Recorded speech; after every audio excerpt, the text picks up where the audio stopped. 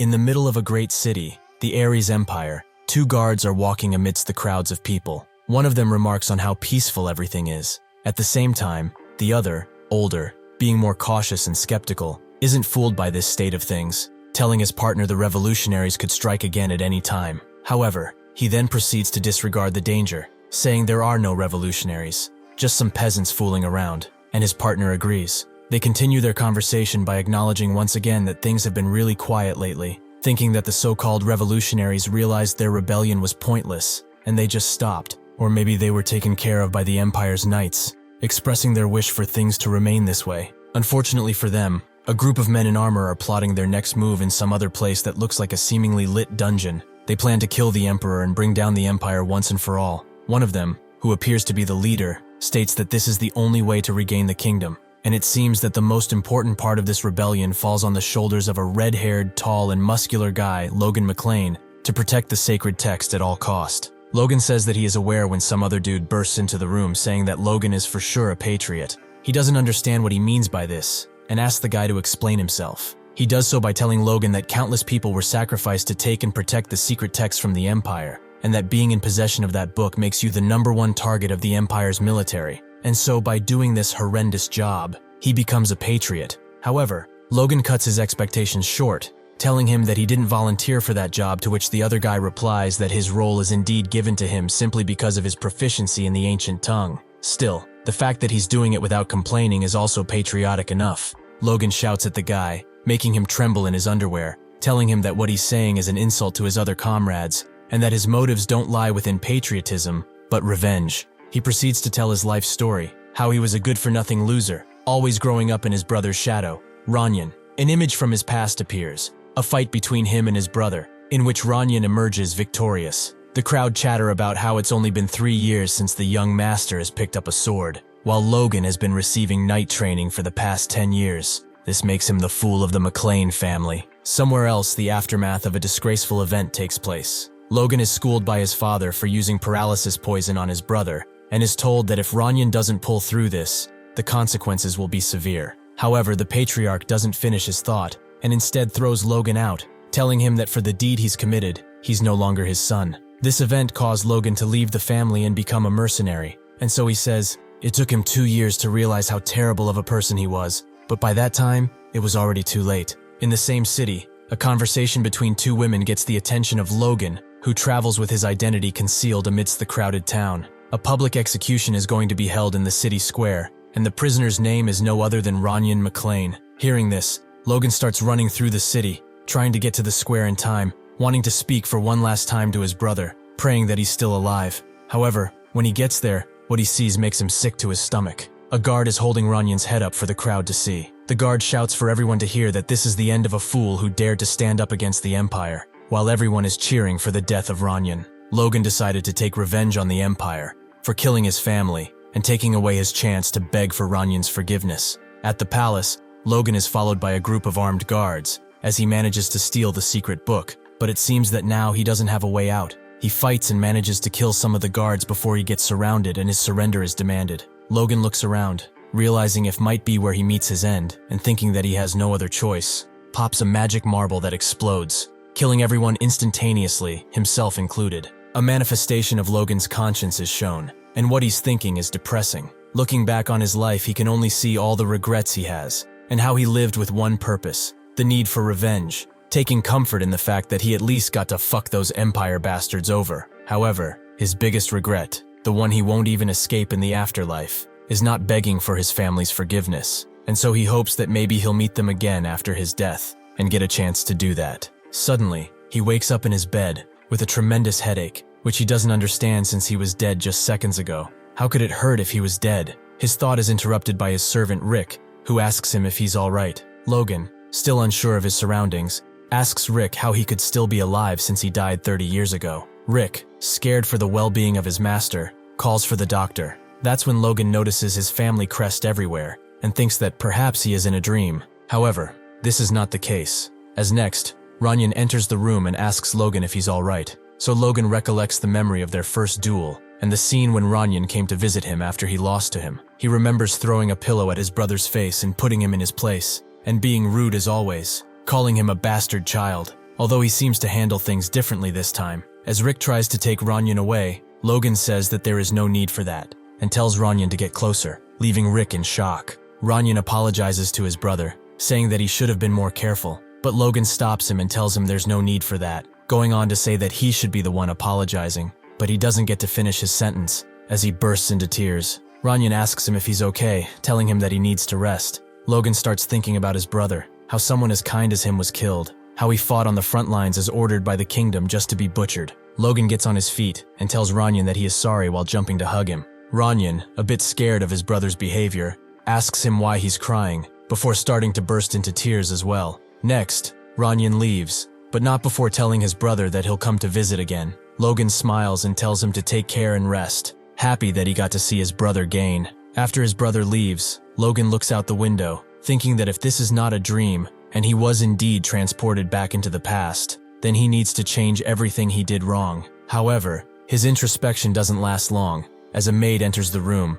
and starts apologizing to Logan, to which Logan replies by asking why is she doing that. Then Rick comes to take Mary away, taking the blame by saying that he forgot to tell her that Logan was resting there, and that he shouldn't bother him. Rick also apologizes, and that's when Logan realizes that he was such a big piece of shit, and that he also used to mistreat his servants as well. Logan proceeds to tell them that everything is alright, as she did nothing wrong, and asks Rick to bring him a pen and a piece of paper. Stunned, Rick asks what he's going to do to Mary with a pen and paper. Logan, annoyed, tells him to send Mary out and just bring him what he asked for. After he does, Logan thanks Rick and tells him that he can leave as he doesn't want to be disturbed. Rick, even more intrigued by the good way Logan is treating him, asks him if he's indeed alright and if his head isn't perhaps hurting. Logan proceeds to shout at Rick that he's fine and to get out. Rick happily obliges after hearing his master scream at him and advises him to rest. Then he proceeds to get out of the room and tell the other servants how he's just been screamed at and that he must be fine, telling everyone to get back to work.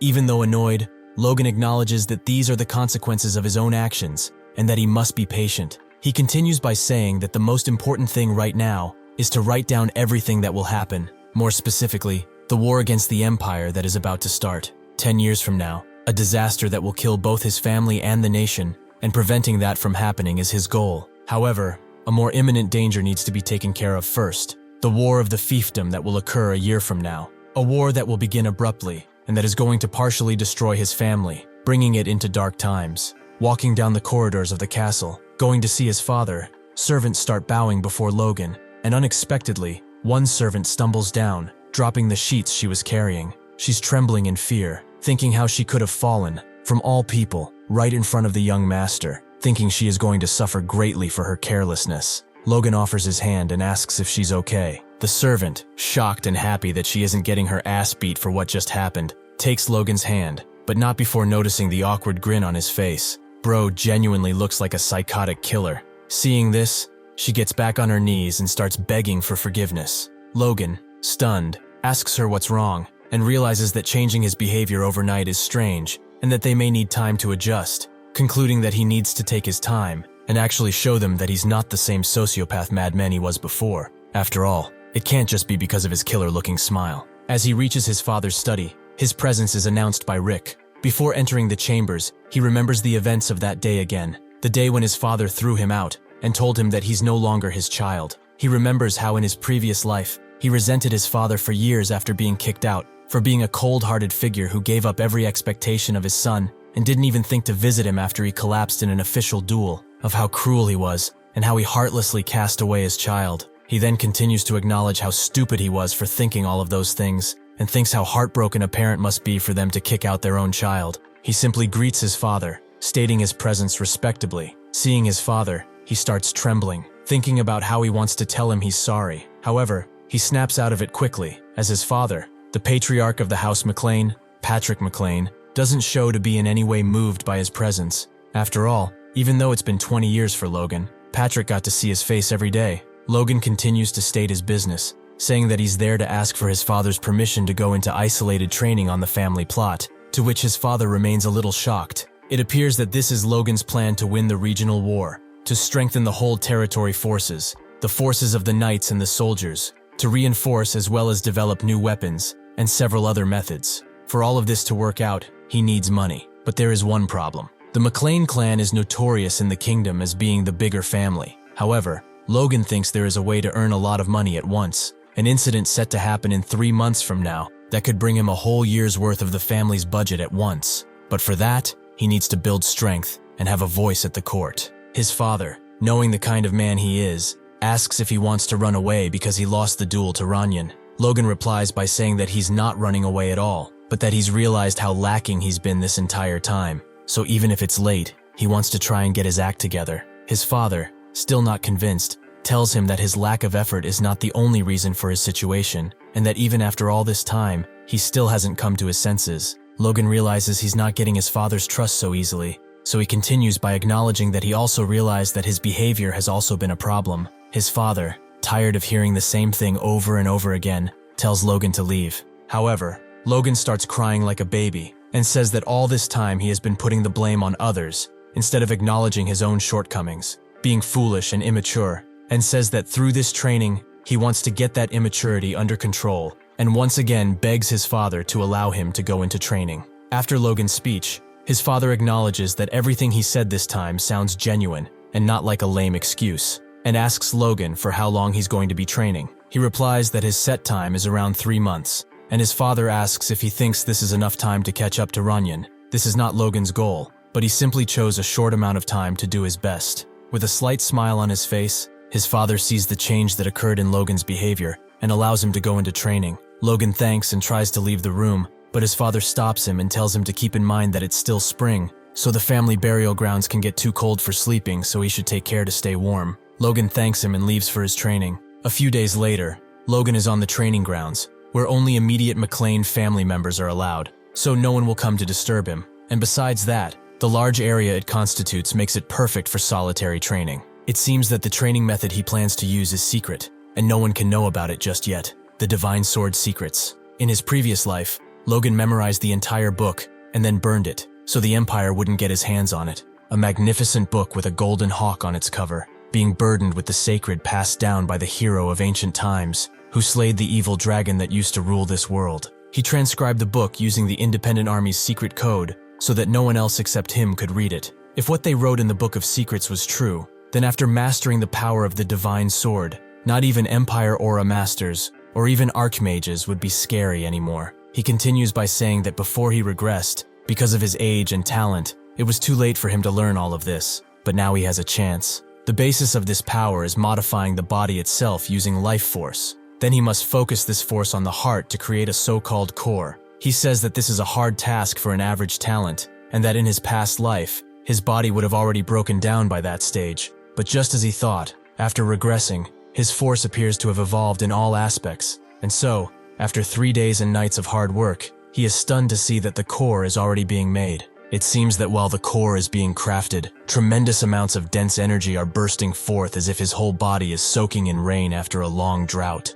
He proceeds to take out his sword as if the contents of the secret book are correct. His constitution and senses have taken a complete turn, and everything changed in a way that's suitable for wielding the sword. He says that even though he doesn't understand how the core of the force has been crafted so quickly, it means that at this rate, after 3 months, he can get even stronger, and so he goes back to his training. Until the last day of his training, it appears that Logan has learned only one of the 10 sword techniques recorded in the Book of Secrets, the sword that cuts through time and space, a technique called time-space slash. And with the single core he has in his possession, which is a 1-star core, this is the only technique he can use, so he swears to succeed at it at all costs. A slashing wave goes down. Logan is sweating like a horse, but he did it. He managed to learn and use his technique to its full potential and cut a big tree in half, and he is very proud of it. Logan says that this power is way beyond his imagination, and that isn't a technique that a newbie force user could pull off, and even though he is worn out after just one strike,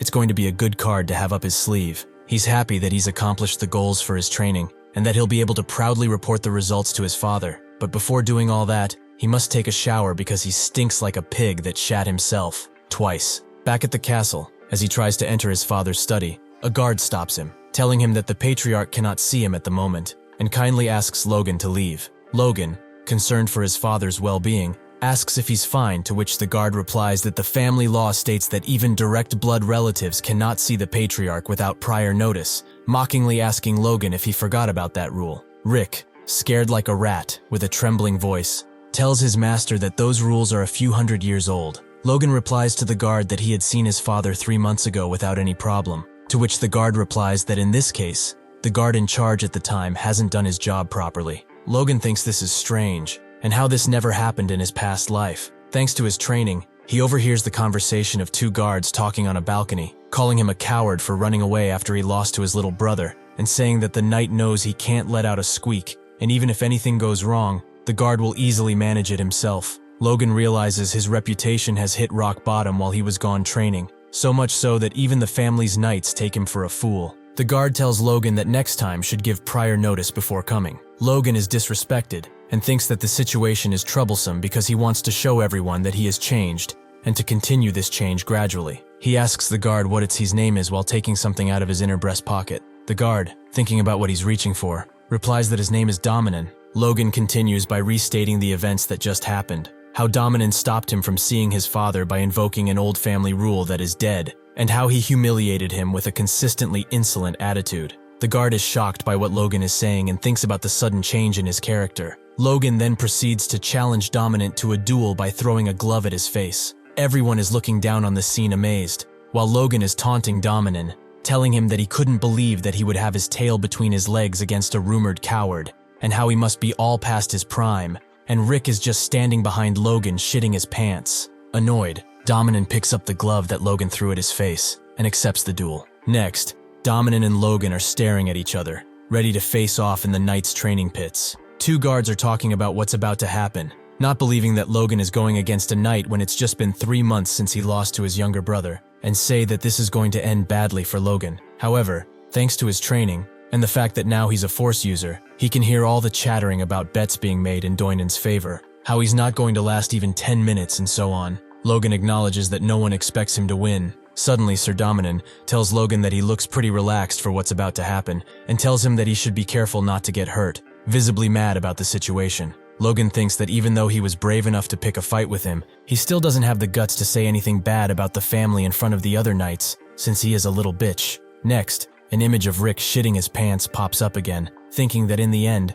the young master has decided to fight with Sir Dominan, and that is probably their last day on Earth because they are screwed if he loses, then proceeds to stop breathing because of how scared he is. The referee appears and declares that the official duel between Logan McLain and Sir Dominan is about to begin, and that for the sake of safety, only wooden weapons will be used. The referee thinks introspects about whether he should be going through with this. However, there's nothing he can do, as Logan is being stubborn and isn't giving him any options, then proceeds to think that even though they are limited to wooden weapons, knights are mainly for users, so they could easily kill someone even with a wooden sword, then proceeds to start the duel, thinking that whatever happens isn't his responsibility anyway, and even though that is the case, he hopes for Sir Dominan to take it easy on Logan. As the duel begins, both fighters distance each other and take on their fighting stance. To the other knight's surprise, Sir Dominan starts charging his aura, and everyone is stunned by this move, using the force against a normal guy, which seems to be a rather brutal move. Rick thinks that this should even be considered cheating,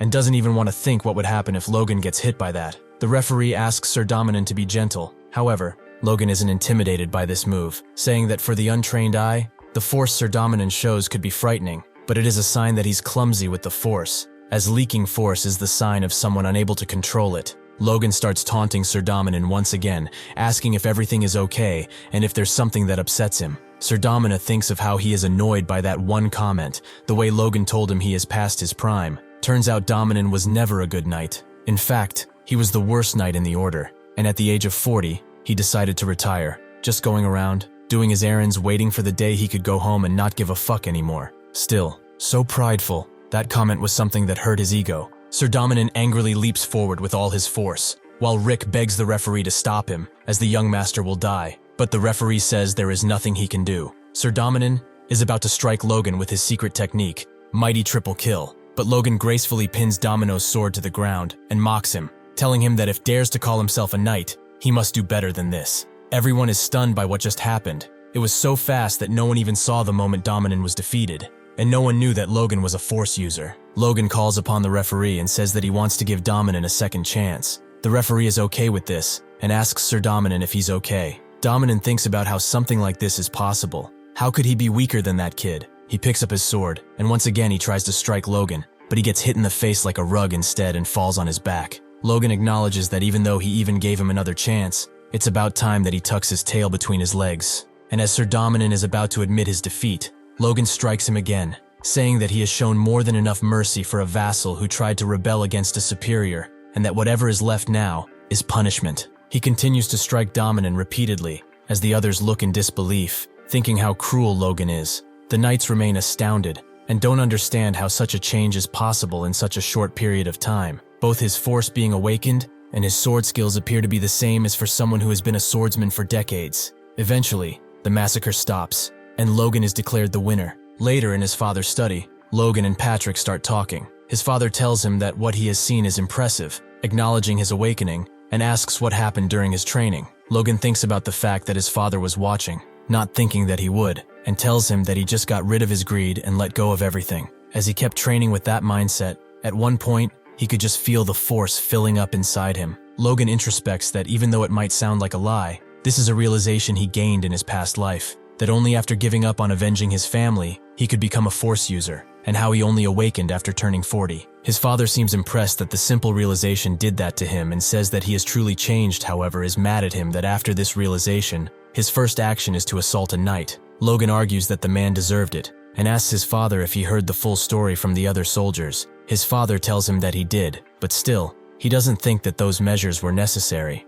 Logan says that it was, leaving his dad stunned, as that man was trying to fool the blood of his lord and make a joke out of him, and if left unchecked, he would have become a poison to the family's discipline. He then proceeds to think about how a hierarchy is the pillar that allows an organization to run, and when the hierarchy is shaken up, the organization itself falters. Besides, the one thing he realized after living as a mercenary for 10 years is that when it comes to a group of men with weapons, if you're reining them in, you have to make sure that you do it in one strike, and that today's event will be a lesson to the other knights. His father goes on to say that Dominan is definitely largely at fault since he forgot his duty in the first place and tried to fool Logan. But what Logan did was too much of a gamble, and that he should restrain himself for the time being. Logan is stunned to see that his father is forgiving him so easily, as this was not the case in his past life, and his father, seeing this, jokingly asks if he wishes a punishment, to which Logan replies that he's good. His father goes on to say that he's not accepting what he did as right, and that he also tells him that he is never to do something like this again without permission, since he hasn't even officially received his rank yet, and Logan respectfully says that he'll keep that in mind. After that, his father proceeds to tell him that his fiancée, Rina, is going to be visiting soon. Logan seems to be taken by surprise by this news. However, this is not the case, since what he's experiencing is not a surprise but actually excitement, as his payday is closer. Soon after, Princess Rina Wolf is presented to us. Every maid looking remains speechless, and all the guards are jealous of Logan. As she approaches, she gracefully greets Lord McLain, saying it has been far too long, and inquiries about his well-being. The patriarch, stunned by Rina's beauty, comments on what a beautiful lady she has become since the last time he had seen her. Rick also looks at her from afar, and is stunned to see her all grown up like this, and yet, he looks at Master Logan, who doesn't seem at all impressed by her presence. Rina says that she has a letter entrusted to her by the Count, her father, and so she begins reading it. The letter is addressed to Baron Patrick McLain, and it appears to be so boring that for the next 30 minutes, even the guards almost fall asleep. However,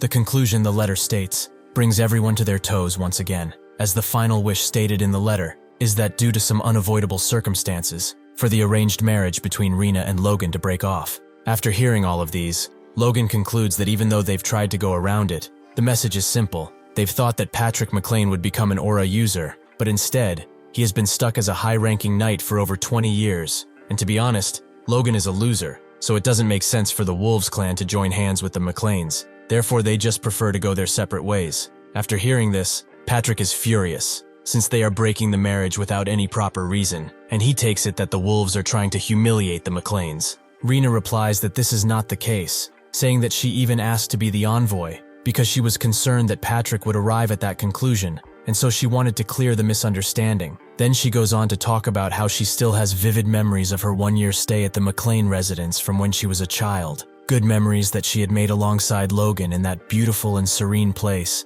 and that she does not wish to abandon those cherished moments that stayed with her for so long and that she considers so precious. However, even though that is the case, there is nothing she can do, as she is bound to her family, and she has no choice but to follow the decisions of the higher-ups. So the next best thing she can do is to come there and apologize to Logan and Patrick in person. Everyone is stunned by her words, saying that her heart is just as beautiful as her face. Everyone except for Logan and his stepmother, Marion Kairos. Marion asks Rina plain and simple what exactly is the reason for this breakup, saying that she would like to hear about those unavoidable circumstances. While this is happening, Logan thinks about his stepmother, how she is the biological mother to Ranyan, and how she has always regarded him as an enemy because of the matter of succession. Therefore, Logan thought she wouldn't involve herself in the matter. However, it seems that the family's honor is a different matter for her. Rina once again apologizes and dodges the question by saying that she is unaware of the reason for which this breakup is happening, and argues that she is only someone who shall marry and become part of another family.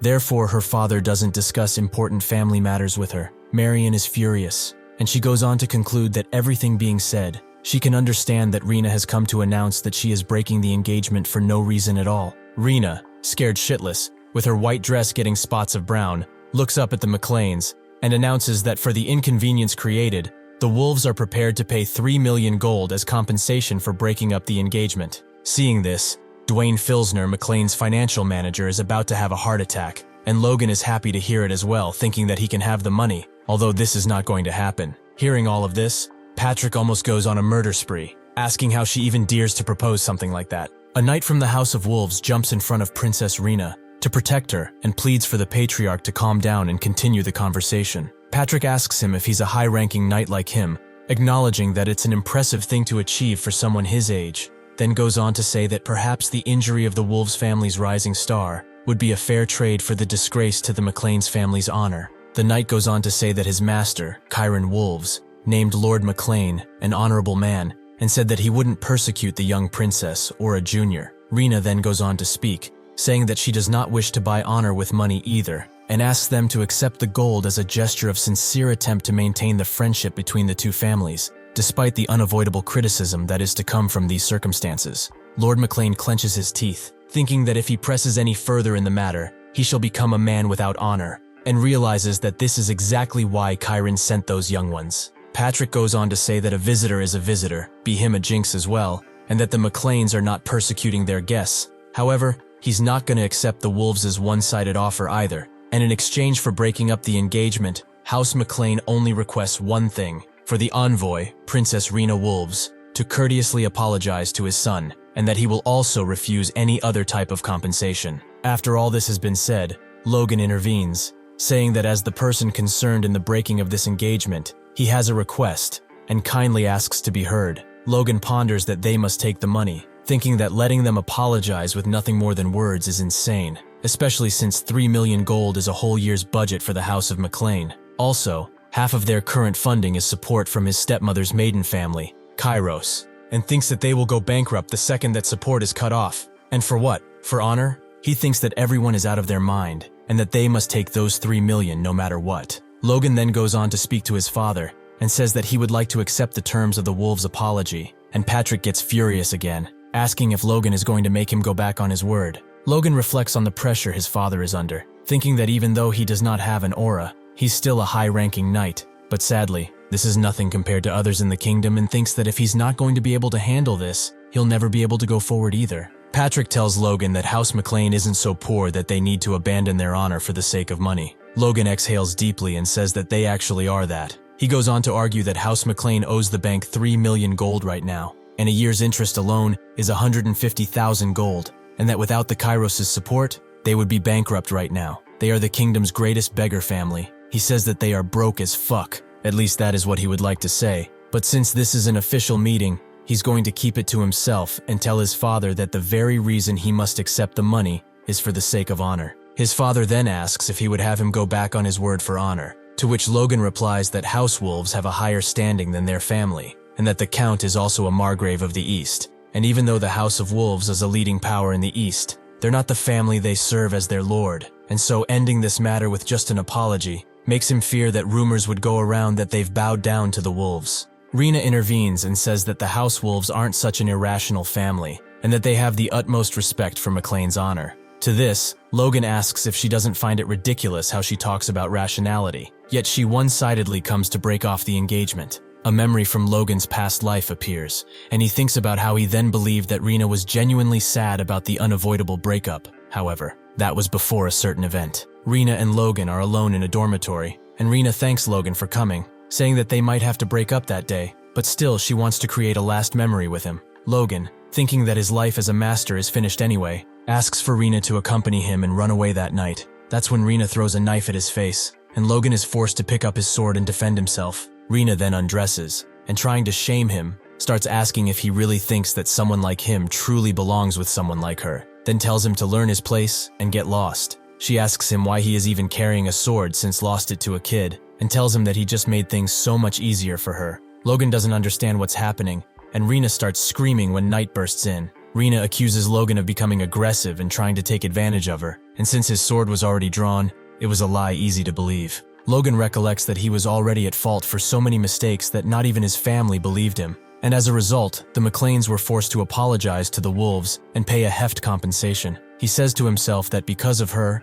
he was never able to trust women, and calls Rina a hoe, and says that she belongs to the streets, but she's not getting away with it this time. After those events, Logan is thinking about his plan and how he was going to change his reputation within the family, figuring that by slowly showing how he's changed and convincing them, then they would also change. But it seems that his fight with Dominan made him come to a realization. The soldiers have turned a blind eye even when someone disrespected him, and the rumors of him losing to his brother have spread while he was away. Therefore, he can't transform the family by gaining acknowledgement from people like them, and there are only 9 months left until the regional war starts, and his reputation isn't important anymore. The only important thing is saving the family. Logan steps on his honor and tells Rina that he'll accept the compensation of the wolves' family, regardless of his family's wishes, to which Rina remains stunned. The patriarch is furious, and asks Logan how he dares to oppose to deny his will, to which Logan replies that he cannot be satisfied with lip service apologies, leaving his father astounded. He continues by saying that if their honor can be compensated for with words that will disappear in thin air, its worth will be just as light as those words. Hearing all this, Rina tries to make the best of the situation and says that the wolves' family wishes to obey the will of the Baron, the patriarch of House McLain, and asks Patrick what he is choosing. Logan sees through this and thinks that everything she's saying is for the sake of saving her father's face, and she's probably shitting herself at the thought of paying 3 million gold. The patriarch, looking down on Rina, says that as a representative of the McLain family, he is satisfied with just a sincere apology. However, he'll leave it to Logan to decide if the apology is sincere or not. Hearing this, Marion is furious. Patrick once again turns towards Logan and tells him to think carefully. As if he accepts money for his dishonor, he is opening the door for his honor to be traded in the future as well. Logan, without giving it a second thought, deliberates that he can't cave into his father on this matter, and says that as the person concerned with the breaking of this engagement, he accepts the compensation offered by the House of Wolves,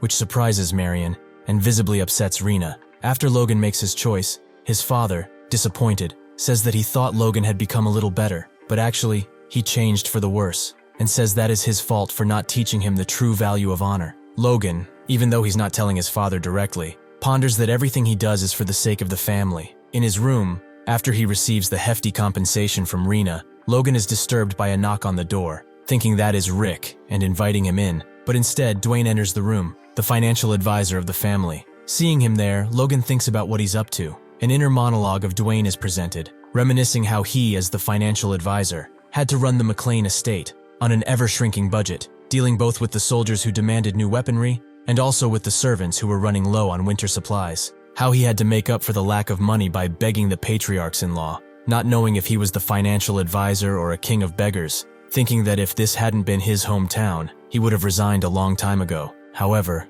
right now, he has the chance to be comfortable for at least a few years, thinking that the only person standing in his way is this clueless, foolish kid, saying to himself that Logan will have to share the 3 million with him. Dwayne tells Logan that he only stopped by to greet him, as he left a great impression on him yesterday through the way he stood up for himself, and how he didn't cave in the slightest bit to unwarranted outside pressure, being quite literally an amazing apprentice, truly fitting to be the heir of the McLain family. As he says all that, he thinks that his flattery must have touched Logan deeply, as he never received it since he only did stupid things before, imagining that it would be so simple to take his money. However, Logan is not at all impressed by whatever he says, so goes on to say that in these times of hardship, 3 million gold is like rain in a drought, and that his wits have allowed his family a huge sigh of relief. And once again, Logan stands unimpressed by Dwayne's words, saying that he doesn't understand why the family would breathe a sigh of relief as these are his money. Hearing this, Dwayne loses hope, thinking that Logan is really going to use all the money for himself but still tries to stay patient,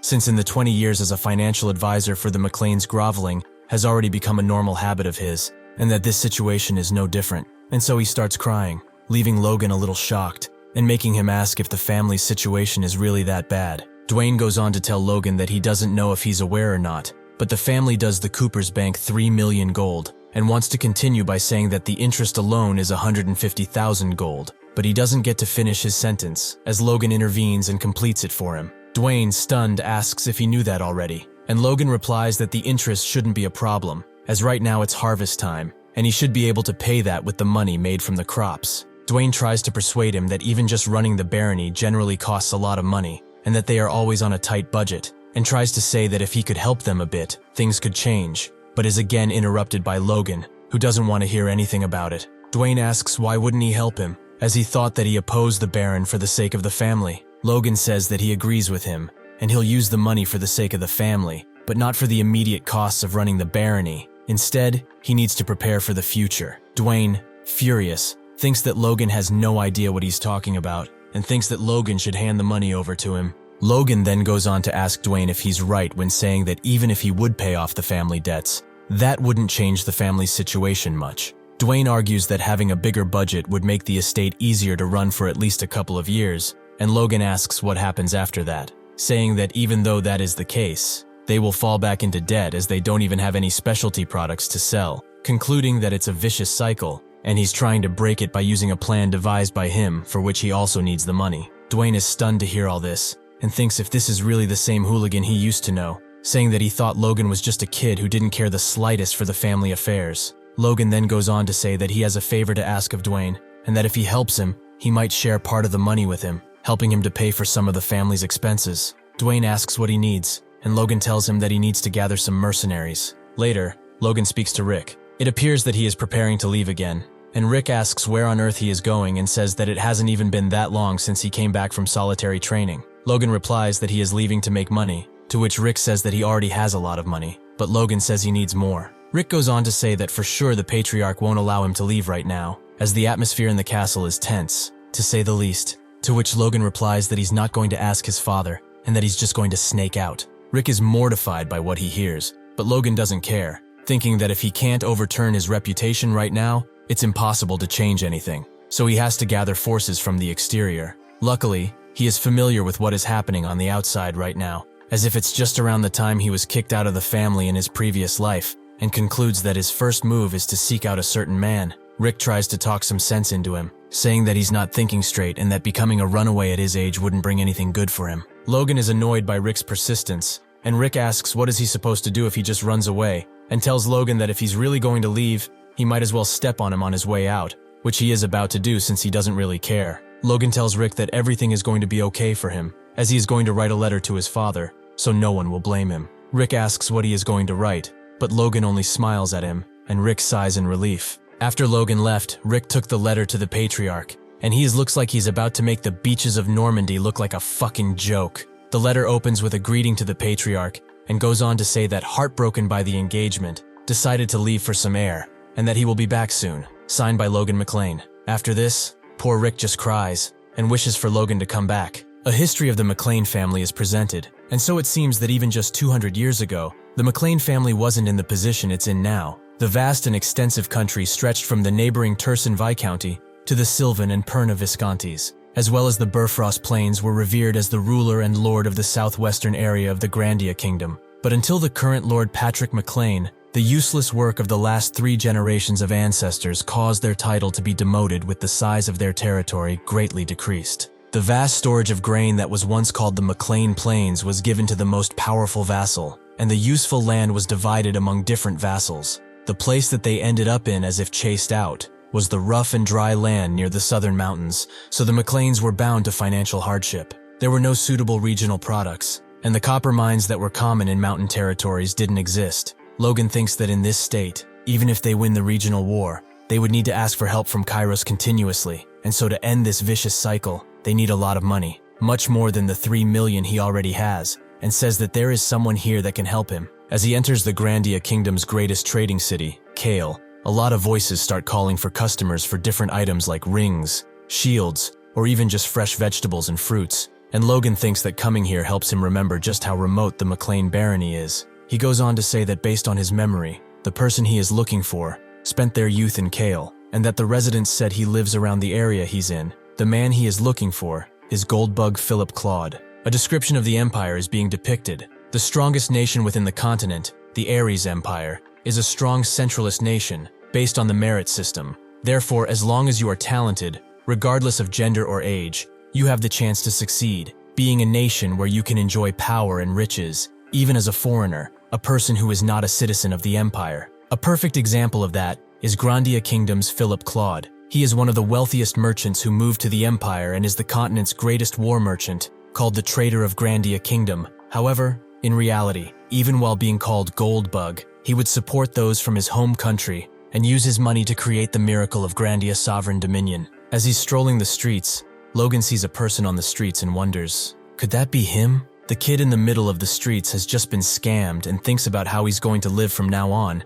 since he doesn't have any money left. Logan watches him thinking how he heard that his business failed because he got scammed, but seeing it himself is more horrible than he ever imagined. While the kid thinks about ending it, Logan approaches him trying to make his acquaintance, asking if he is Philip Claude. Philip replies that he indeed is, and asks who Logan is, thinking that by his future, red eyes, and strong gaze, he might be dangerous. Logan says that he would like to talk to Philip for a minute, but Philip is still skeptical of Logan, wondering how he knows him. At that moment, Philip feels a strong emotion in Logan's eyes, one that the businessman Philip had seen countless times, that being greed. Philip goes on to theorize that by his timing and how he's wearing old armor, he's a mercenary gangster. Logan tries to make his motifs known, but Philip loses it and starts screaming that his payment date is not due yet, and that his commercial property sale will proceed to arrive in 3 days, so he should come back then. Logan assures him that he's not there to receive any of his debts, but Philip barks like a mad dog and tells him once again that his sales haven't processed yet, and tells Logan to go away.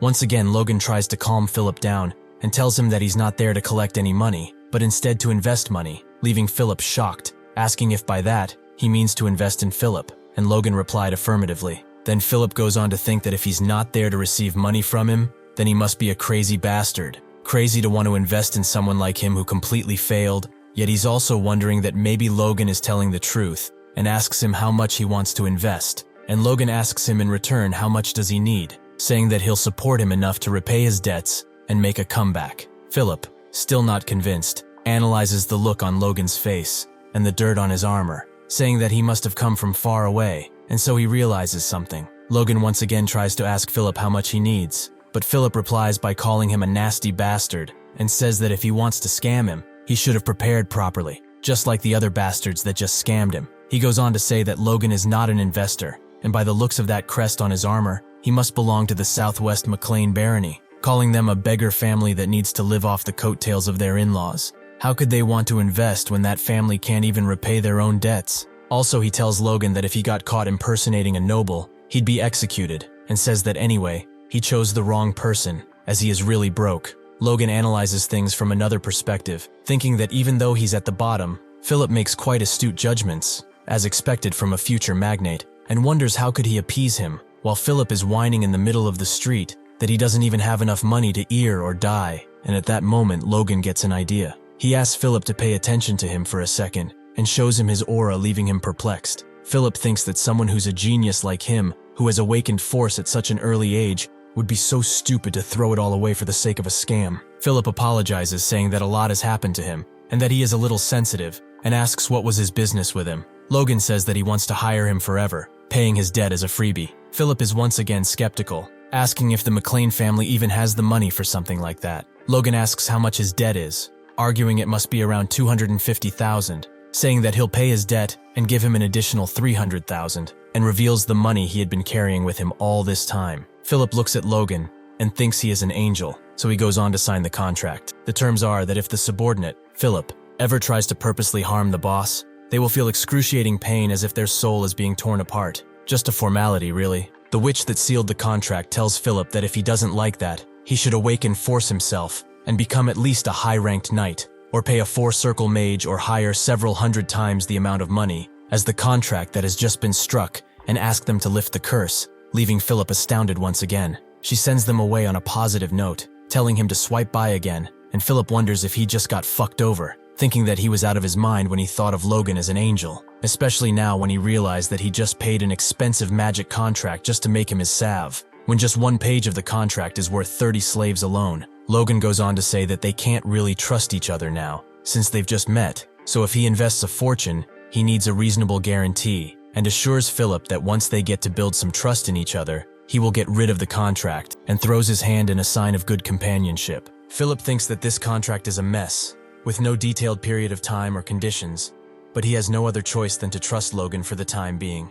So he shakes his hand. Philip asks what Logan needs him to do, to which he replies that first, they need to buy some monster meat. Upon hearing this, Philip calls Logan a psycho. Logan thinks that Philip's reaction is normal, as monster blood and meat contain poison, so burning them would be common sense. However, in a few years, the situation will change drastically, as it becomes known that you can make a monster blood neutralizer with common ingredients, and some areas lacking in food begin consuming monsters. That winter, cases of disabilities were being treated upon consumption of the monster Kalok. Even those that had their private parts injured became physically sterile and saw the effect, and just a year after those events, the Royal Mage Tower validates them. Kalok becomes impossible to find throughout the continent, as once species disappear simply from the research results that they are good for virility, and so Logan thinks that knowing this, he can easily make 3 million, or even more than that. Seeing what he got into, walking around with a madman, Phillips looks at Logan disappointed and wonders if he wouldn't be better off just running away. In a tavern,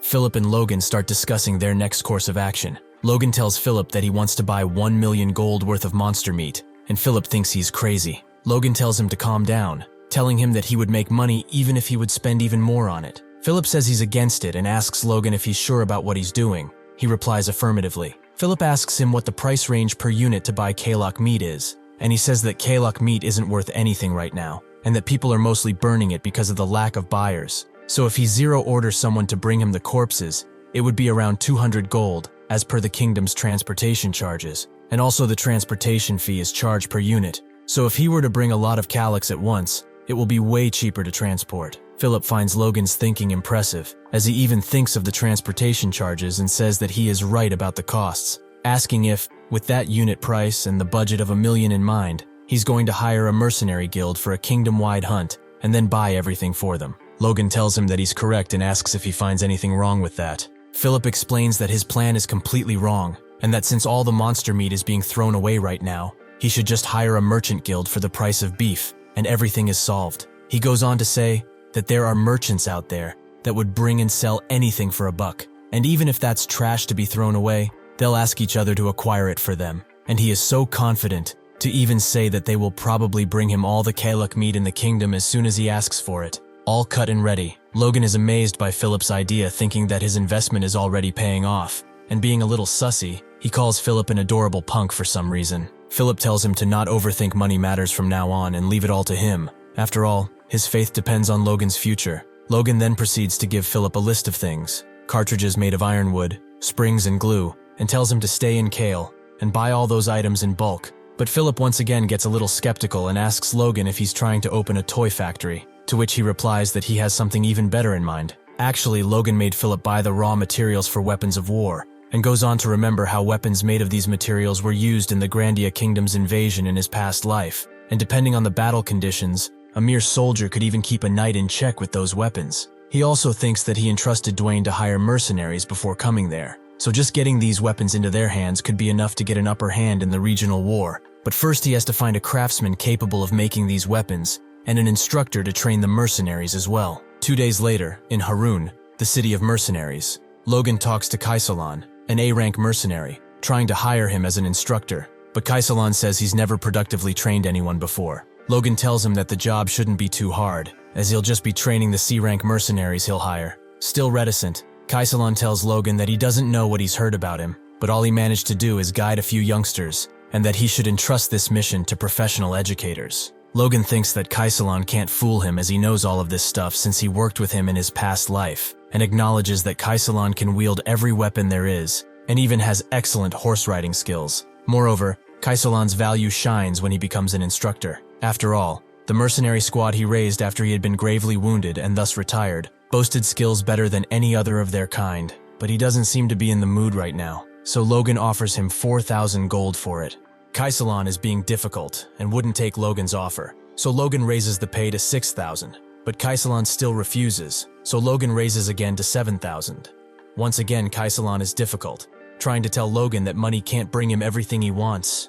But Logan raises the pay again to 8,000, and that is when Kaisalon caves and accepts Logan's offer, even thanking him in advance. They talk, and Logan tells him that he is the first son of the McLain Baron family, and Logan asks him if he's not curious about why he's hiring mercenaries from the countryside, and Kaisalon says he's not interested as long as he's getting paid. While walking the streets, they witness a man whipping a group of men, shouting that if he's going to be late, he's going to kill all of them. Kaisalon goes on to say that, as Logan might already know, the name of the nickname of the city of Harun is the city of mercenaries and slaves, and that they will see a lot more of these things as they go forward, because from there on, the city becomes a slave market, to which Logan replies that he is familiar with the situation, thinking that he's also going to buy a slave at this market. One merchant notices Logan, thinking that he must be a clueless country bumpkin, and calls him to show his goods, saying that he offers slaves at the cheapest price. But once he sees Kaisalon, he gets scared shitless, and seeing this, Logan relaxes, thinking that it was definitely worth it to hire him. At some point, he reaches a shop with more guards than the others, and thinks that he has reached the right place, and the old man greets Logan and tells him that he assumes he knows what he gets himself into, and Logan says that he's there to buy a dwarf. The old merchant tells Logan that he has come to the right place, and says that other world races are rare, so they take special care of them, inviting Logan to step forward. He shows him a pair of elves, and tells him that they were very hard to acquire, and asks him if he has seen elves anywhere before. The old merchant tries to tell Logan about the two elves, but he does not care, and tells the merchant to give him the dwarf chained in the back of the room. The merchant says that he can clearly see he is a dwarf by the way he looks, and that he will find plenty of use for him, as even among dwarves who are well known to be great craftsmen, he's one of the few expert rank craftsmen. Logan remains a little amazed when he hears that, and thinks that dwarfs are innately skilled with their hands, a race that creates and fixes objects and finds meaning in them from their youth until old age. And an expert rank dwarf is even beyond what he was looking and doesn't even need to worry about the job he's going to give him. So Logan inquires about the price, and the merchant tells him that since he is an expert rank, the price starts from at least 200,000 gold. Logan looks down on the man and asks him if he looks like a pushover to him, and the old man almost shits his pants and lowers the price by 50,000 gold. Kaisalon thinks of how fast he made the old man drop the price. The dwarf looks at Logan and says that what he did was unrelenting, but Logan finds it basic. The dwarf goes on to ask where he's going now, to which Logan replies that he'll take him to the McLain estate in the southwest, and that he'll be making the things he requests of him, to which the dwarf replies, that is as he thought. Dwarves are known to be skilled with their hands, but that is not the case for slave dwarves, because despite being the race of craftsmen, without passion they can't create a true work of art. And Logan thinks that he wants to instill passion in this dwarf, and tells him that if he does his best for him for the next 20 years, he'll send him back to the mountains, saying that 20 years is nothing to his kind anyway. The dwarf is happy to hear that, and wants to thank Logan, when suddenly another slave cuts himself loose and starts running away from his master, and Logan sees all this. However, he doesn't get far, as a soldier manages to catch him. It turns out that Logan finds that slave familiar, a blue-haired and blue-odd-eyed slave, and suddenly he remembers and accidentally speaks his thoughts aloud, making Kaisalon wonder what he's saying. Logan is wondering how this could be possible, meeting the noble slayer here, reminiscing how in his past life there was an immensely famous aura user in the kingdom. Once a slave, he ran away after killing his masters, going on a murder spree, killing nobles and knights alike, and finally hiding for the next 10 years. When he reappeared, he used aura, proof that he had ascended past his humanity, making his life mission to kill every noble he could find in his path and earning the title Noble Slayer.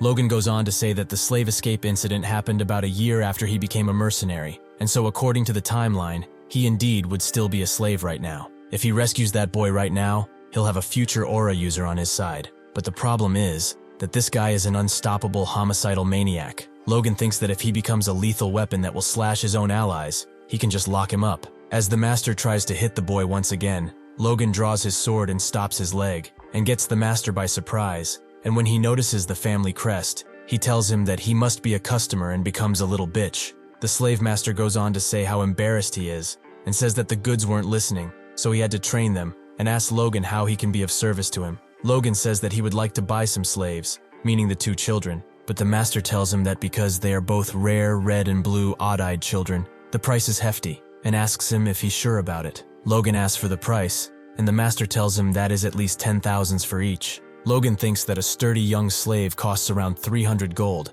and yet he dares to set the price 100 times higher for 2 kids that are barely skin and bone. Logan goes on to say that considering the worth of the noble Salyer, 10,000 gold is cheap, but there is no way this guy knows about that. And besides that, he doesn't want to let this scumbag make money behind his back. And so Logan says that 30 times the asking price for a sturdy slave for 2 kids that are about to collapse soon with one looking like he is on the verge of death is kinda expensive. The master goes on to argue that they are the only ones here, and Logan says that he'll pay 500 gold for each, a price higher than that of a healthy slave, which should be more than enough. The master haggles, saying that at that price, he's not even going to get back the money he has invested. Logan gets annoyed and asks the master if he thinks him that stupid not to know what a slave costs, and the master shits his pants. The master goes on to think that Victor is always causing him trouble, so he's sure he'll also do it in the future, and goes on to accept Logan's offer. Kaisalon carries the injured kid on his back, saying that it's impressive how he got up already since his injury wasn't one to allow such a quick recovery, and Logan goes on to say that he truly got back on his feet in no time. What actually happened is that Logan has been releasing force along the way to heal the kid, which is even better than the magic of most low-level priests. However, he is stunned to see that the other kid might have detected his aura, while even Kaisalon failed to catch it, but he dismisses it as a coincidence. Victor jumps from Kaisalon's back and tries to attack Logan, but he doesn't even manage to get a punch in, as Logan catches him by the neck and tells him that if he doesn't know if he's full of spirit or just plain stupid, he goes on to ask if he understands the situation he is in, and asks Victor if he looks as weak as that petty slave merchant to him. He tells Victor that it's great that he's full of fighting spirit, but he should learn to pick his opponents wisely, and tells him that he hopes this will be the last warning he needs. He goes on to say that if he obeys, he guarantees that he and his little sister will be safe, but if something like this happens ever again, he will get rid of them both. He drops Victor, thinking that should be enough, and tells him that he plans on fostering him as a knight. Victor asks if he refers to him, and Logan says that he does, and tells him that he should also know that knights are honorary nobles, and that naturally he should be able to escape his status of slave, and not just him, but also his sister. Hearing this, Victor looks at his sister and says he'll do whatever it takes. Logan looks at them and realizes that his assumption is correct, that his sister is the way to control the noble slayer's violent nature. He goes on to say that he'll start their training as soon as they get back to the house, and then proceeds to ask Hamar, the dwarf, to come closer for a second. He tells him that he'll start to write down the contract, a magic contract that will state the following. If Hamar works for him for the next 20 years, he'll send him back to the mountains. Hamar is stunned by this, not believing that Logan is actually going to send him back to his people. Logan goes on to say that it's hard to trust a promise that consists only of words in the air, and asks Hammer if there's anything wrong, or if he doesn't want to proceed with this, to which Hamar gratefully replies that he wants it with all his heart, and that he'll make anything he wants him to. He goes on to thank Logan again, saying that he didn't believe he'd do that. Seeing this, Logan thinks that if a contract was all that is needed to get him motivated, then he is the one in profit here, and goes on to acknowledge that he got everything he could possibly want from this outing, and even more, as he even manages to put his hands on the noble slayer, and says that the preparation for the war between the fiefs is going smoothly. However, at this point, Logan didn't know that rumors of his strange behavior had already spread in the entirety of the McLain grounds while he was away, that his reputation has hit rock bottom and was going underground, and that Rick was drowning in the mess trying to make amends, as he thinks what the hell is Logan up to. Next, it appears that Logan has returned home, and there's no one as happy in the world to see him as Rick. Logan looks at Rick, and asks him how he's been, to which Rick replies by asking Logan if he's serious while asking such a question, and almost having a stroke. Rick continues by asking Logan what he has been up to while gone, and if he's heard the rumors that have been circulating about him, that he is a perverted monster file that spends 150,000 gold on monster meat. As it turns out, just a few days earlier, Philip has gathered all the merchants he could find, and told them he wants to buy monster meat in the name of the young master Logan McLain. Turns out that even by then, people have already heard about Logan, and how his engagement was broken, and how he ripped off his fiancée. Philip himself started some strange rumors about monster meat, trying to increase the number of sellers, but he didn't know that his master Logan had such a past, going on by saying that he thought he was just a crazy scumbag. However, Philip saw an opportunity in those rumors, and set the price of monster meat as low as he could while still making the merchants run for it, like they would for hot bread, 1 gold per kilo, saying that no merchant would refuse to sell trash to a scumbag who is willing to pay money for it. Then he went on to say that if they want money, they should bring him all the monster meat they can get. It appears that Philip's aggressive salesmanship thus resulted in merchants gathering monster meat, and rumors about Logan spread all throughout the fiefs near Kale as well. Hearing all this, Logan comments that Philip has done his job perfectly, and Rick is stunned and doesn't understand how Logan can laugh in such a moment, and then goes on to say that he should take a look at the faces of those that came with him and think of how many of the rumors they must have heard for them to look in such a way. To all this, Logan simply replies that he shouldn't worry, as all will be over soon. But Rick tells him that he shouldn't be so calm as next. He has to face the patriarch, and he is furious. In his father's study, Patrick asks Logan if he enjoyed running away from home, to which Logan replies that it was indeed a rewarding trip. Patrick goes on to tell Logan that he has heard rumors going around that he has been doing all sorts of crazy things, but he is glad that it has at least been rewarding. Logan defends by saying that rumors are just what they appear to be, senseless lies, and that he has no shame whatsoever for his actions. His stepmother goes on to speak and tells Patrick that it is just as she has said before. Logan has no awareness about his position and how his actions can dishonor his family name. However, Logan doesn't let her finish, and cuts in by replying that what she says is a bit excessive, as he merely spent the money from his engagement breaking as he saw fit. Marion intervenes again, asking Patrick if he heard what he's saying and if he still sides with him after all that, but Patrick shouts that this is enough, and kindly asks her to leave, as he wants to speak to Logan alone for a moment. Patrick tells Logan that this will be the last warning he's given. Logan looks afraid as he stands before his furious father. Patrick asks Logan what he's thinking, and tells him that they need to have a frank chat about what is going on with him. Logan introspects, and says that his father won't let his actions slide this time, and goes on to tell Patrick that he wouldn't understand even if he'd told him. Patrick replies by asking Logan if by any chance it isn't him who doesn't want to be understood, and if Logan realizes what people around him are saying, that he is violent, cruel, money-obsessed, and even insane. He goes on to ask Logan how much longer he has to cover for him, and if there is such a time in the future, that he begs him to give Patrick a notice. That way he can at least make the excuse that he tried his best for the sake of Logan's dead mother. Logan thinks that he cannot believe Patrick brought up his mother in the conversation, since he never mentioned her in his previous life, not even when he was kicked out, and how maybe Patrick hasn't fully let go of his hopes for him yet. Logan asks his father to give him 1 year, and tells him that in a year, he will prove to Patrick the reasons for his actions, and once again asks him to grant him this last favor. Next, we see Patrick alone in his chamber, thinking about what just happened, acknowledging how strange the world favor sounds between a parent and child, and thinking that if Logan hasn't proven his words after a year, then he'll have to make a decision, as he is the patriarch of McLain before he is a father. A picture of Logan's mother appears, Raina, to which Patrick apologizes, saying that he does not understand what is going on with their son. Patrick monologues that he promised to protect him at all costs, and to raise him well, but in the end, he was too neglectful. As he walks the castle's halls, Logan meets his younger brother, and what he sees leaves him stunned. Ranyan has awakened the Force. Ranyan tells Logan that just as he thought, Logan caught up with him right away. Logan is happy to see that Ranyan has awakened the Force at such a young age, just 14 years old, and thinks that in his previous life, Ranyan's Force hasn't awakened until the war between the fiefs, but it awakened so quickly this time. Ranyan tells Logan that it's all thanks to him, and Logan doesn't understand what he means by that. Then Ranyan goes on to say that the knights were stopping him from meeting Logan when he returned, and that is when he awakened. It appears that he defeated the knights in the process of trying to meet with Logan. Logan starts laughing and tells Ranyan that he did a great job, and thinks that if he teaches Ranyan the divine sword secrets as soon as the Force stabilizes, then he can become much stronger than he was in his past life. At a cottage in the south of the McLain estate, Logan goes to meet Dwayne, and he tells Logan that the 35 C-rank mercenaries he was asked to recruit are all there. It appears that the mercenaries are mad at Logan, asking themselves if this whole thing isn't some kind of scam, since they were called there 10 days ago, and until then they've never met Logan.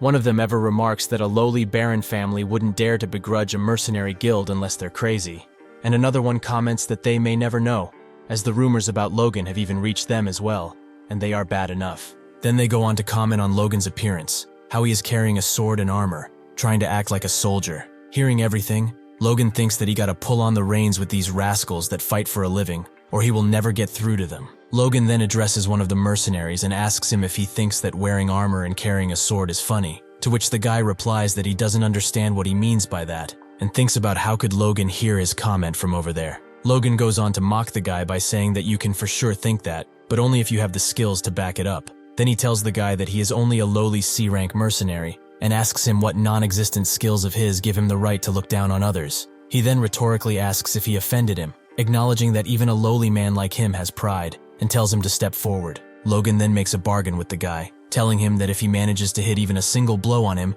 he will let him leave right then, and also pay him an entire year's worth of money, making it a promise with the honor of a noble at stake, and says that everyone there is a witness. The mercenary steps forward and tells him that everything being said is great for him, since now he can't go back on his word, and looks down on Logan, trying to scare him. How could you scare anything with that ape face, though? The crowd starts to comment on the mercenary's size and ask themselves if he might perhaps be a B ranker, to which another guy replies that he isn't yet, but he might get there after this job. Hearing this, Logan huffs and realizes that this must be the reason for which the mercenary is so confident. The mercenary tells Logan to take the first blow, and Logan replies by telling him that he will regret this decision. However, the mercenary disregards the danger, telling Logan that he has been using a sword so much longer than him, so he shouldn't worry about that, and asks Logan if he needs an upper hand by any chance. That is when Logan charges his force and punches the guy in the face. Everyone is stunned to see the sheer force of this blow, and it seems that Logan ended this duel in one blow, leaving the guy dead on the ground with his teeth flying into the sky. The other mercenary looks in disbelief, while Logan simply stretches his shoulder, huffs, and asks if there's anyone else who wants to run their mouth for no good reason. The mercenaries can't believe that Logan is a force user at that age, and think that this is ridiculous. Kaisalan looks at Logan and thinks that he thought him to be out of the ordinary, but he never realized he was this good. And then Logan goes on to say that no one will comment ever again from that point on. After that, he goes on to formally introduce himself as Logan McLain, the one who called upon them, and then says that many of them are probably wondering why is he throwing money around and hiring mercenaries, and tells them that he wants to train them to be crossbow cavalrymen. Dwayne and Kaisalam look surprised, and the mercenaries are not sure what to think of this idea, one of them even saying that they would just spend all their time reloading them. Kaisalan then quietly whispers to Logan that crossbows aren't efficient weapons for cavalrymen to use, but Logan says he already knew that, and Kaisalan asks why he'd want them to use crossbows if he knows. Logan goes on to explain that crossbows are far more destructive than bows,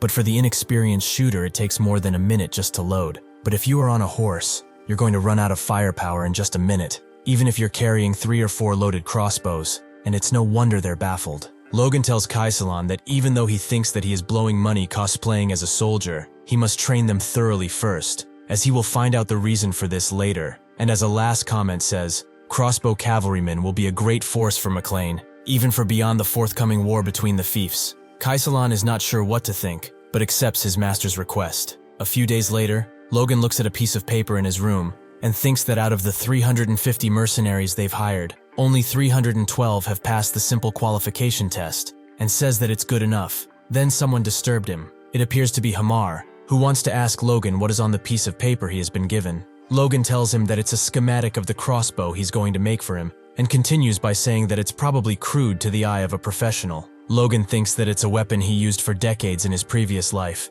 so he has roughly drawn all the structures he can remember, and since Hamar is an expert-ranked dwarf, he should be able to build it. Hamar acknowledges that he has to put a cartridge that holds bolts in the back of a crossbow and make it auto-load, and that it needs to be able to fire 3 shots in a row. Than asks who the hell came up with such a stupid idea, to which Logan replies that he did, and Hamar looks annoyed. After that, Hamar goes on to say that it is a marvelous idea, but with the twisted string in a structure like this, the strings won't hold up and they'll break. Also, if you put a wooden box like this behind it, it's going to be uncomfortable for the shooter as well, and asks Logan what he is going to do about that, to which Logan replies that this is not his problem, and that Hamar needs to solve it, and upon hearing this, the dwarf looks furious. Logan tells him that it was a joke, and goes on to say that he must reduce the size of the bolt to reduce the cartridge itself, and tells Hamar that he's right in saying it's a one and done, and instead, they can make the cartridges prefabricated and have them reload every time you shoot, and that they will call them magazines for convenience. Hearing this, Hamar is stunned, and says that even for a skilled shooter, a crossbow can't fire 2 shots in a minute, and that it would be like a weapon that's beyond our time, and Logan thinks that this is because that is a weapon created in the future. Hamar then tells Logan that to think all it takes to make something like this is a cartridge, spring, some wood, glue, and a bowstring. This is a motivating challenge for him, and he says he will give it a shot. Upon hearing this, Logan asks Hamar when will it be done, to which Hamar asks if Logan is asking him to build something he's never heard of or seen with a deadline. Logan then goes on to say that it's still a weapon humans have made, to which Hamar remains stunned, asking where and who has made it. Logan disregards the matter by telling Hamar that he doesn't need to know that, and challenges him by saying that if doesn't think he can do it, he should give up. Hamar says that all he'll need is 1 month, and that he will build something far superior in that time. Seeing this, Logan is happy to find out what happens when you mess with a dwarf's ego. Later on the training grounds of the castle, Victor is seen running, and Logan tells him that he is once again slowing down and that he can do better. And so Victor tries to pick up speed again. Logan then goes on to think how he's only been feeding and making him sleep for days since Victor arrived. But he can't believe what a difference that little food made. Then he commands Victor to rest, and so his little sister runs up to him. Logan once again thinks about the good investment he's made by purchasing Victor, how a 14-year-old who is much smaller than his peers ran 20 kilometers without rest, saying that he is really talented after all. But what he loves most is his grit and perseverance to the point where he feels no worries about nothing. It's now clear to him that he wasn't the noble slayer by nature, rather that huge change in his life was probably because of his sister. Logan swiftly ends his thought and tells Victor that the rest is over and that it's time for the next training session. He throws a sword in Victor's hands and tells him that from now on, they'll be learning the Grandia Kingdom's sword technique, which every knight trainee in this country learns. Then he proceeds to ask for Victor's attention to demonstrate. Logan grips his sword tight and slashes the air with power. However, Victor seems to be unimpressed by this and thinks that all he wants to do now is pass out and sleep. Still, he bites his lip and thinks that if the price for this good food and a good night's sleep is exhaustion, then he'll do everything he has to. He then picks up his sword, just like Logan did, and cuts through the air flawlessly. Looking at this scene, Logan thinks that what he did was perfect, just the same as his strike. Not just the movement, but every single breath, and he's only shown it to him once. So he is stunned to see how easily he was able to follow it, and says that not even Ranyan was that good, and they are the same age. Seeing this, Logan tells Victor that if he can build up his stamina and perform the sword technique perfectly for more than 1,000 times in a row, by then he could probably call himself a knight as well. Upon hearing this, Victor's eyes light up, thinking of himself in that posture. Logan then asks Victor if he can do it, to which Victor happily replies affirmatively. Logan goes on to tell Victor that if there's anything else he wants for his training, he can ask Rick, and that he can probably take care of most things for him. But Victor says he doesn't need anything. Logan asks Victor if he's sure, and Victor tells him that his only request is for Logan to look after his sister, and that will be enough for him, which Logan finds to be perfect. While training Victor, Logan introspects that Victor might not be able to go to war right away, but he will be a great help to McLain in the future. He also says that both the mercenary corps and the weapon Hamar will craft will be a formidable force, and yet he shouldn't be so hopeful, since Hamar may not be able to make a good crossbow, and even if he does, the mercenaries may not be able to use it properly. Since he's put everything in someone else's hands, he needs to come up with a different plan. Next, Logan goes into his father's study and tells him that he wants to join the Knights training, and it appears that he accepts this request. On the Knights training grounds, Captain Heinkel makes Logan's presences known to the other Knights, telling them that he will be joining the training from now on. It appears that the Knights don't take this news lightly, chattering to each other, thinking that Logan might take the Knights' order as a joke since he won against Dominion. A memory of the captain appears, setting him in the Patriarch's chamber, where they talk about Logan joining the order, and the captain doesn't seem to be happy about it. He indeed tells Patrick that if Logan joins the order, the Knights won't be happy. However, Patrick tells Heinkel that he's not asking for preferential treatment, and actually tells him to grill Logan through and through as he would foe to any rookie knight. In the present, Heinkel thinks that even though Patrick asked him that, he is still the Lord's son, and that it would have been easier if Patrick had asked him to treat Logan nicely. Logan sees the captain worried and tells him not to worry, as if he falls behind on any single training drill of the Knight's order during the next week, then he'll just pretend this never happened and get out of Heinkel's way. Heinkel is shocked by this and agrees with Logan. Upon hearing this, he decides that for the next week, the Knight's order training will be at triple the difficulty level. Next, a knight is seen carrying one of his peers on the back while running and wondering what the hell kind of training is this. Heinkel shouts at his pupils not to die on him and tells them that they are cavalry knights and they cannot be oblivious to what it feels like to be a horse. He tells them to feel what it feels like to be the horse that carries them through the battlefield while he's fully armored. The knights realize that this is the reason for which they have been training in full armor, and also say that all this is happening because of that damn troublemaker. They speculate for how long Logan might last with this training. A day, 2, or maybe 3. However, they all might be wrong as Bro is running at full speed storming through the crowd, leaving everyone astounded, even the captain, and to top it all off, he's also smiling while doing that. Heinkel is furious, thinking that at this rate, it will be the knights that fall behind instead of Logan. That being said, he tells everyone to stop and take a 10-minute break. He then goes on to ask Logan how's doing and asks if he is tired after that run. However, what he is actually thinking is that it's obviously tiring, and that all Logan's gotta do is give him an honest answer and he can ditch this crazy-ass training. but he doesn't get to finish his thought as Logan cuts in and tells him that it's doable, leaving Heinkel stunned. He asks Logan what he means, and Logan replies that it's great training, and if knights go through this every day, there's no way they're not strong. He then tells Heinkel that he looks forward to the next training, while two grounds on the ground look like they're about to give up. Heinkel thinks that this isn't what he was going for, and Logan once again looks unbothered. Late in the night,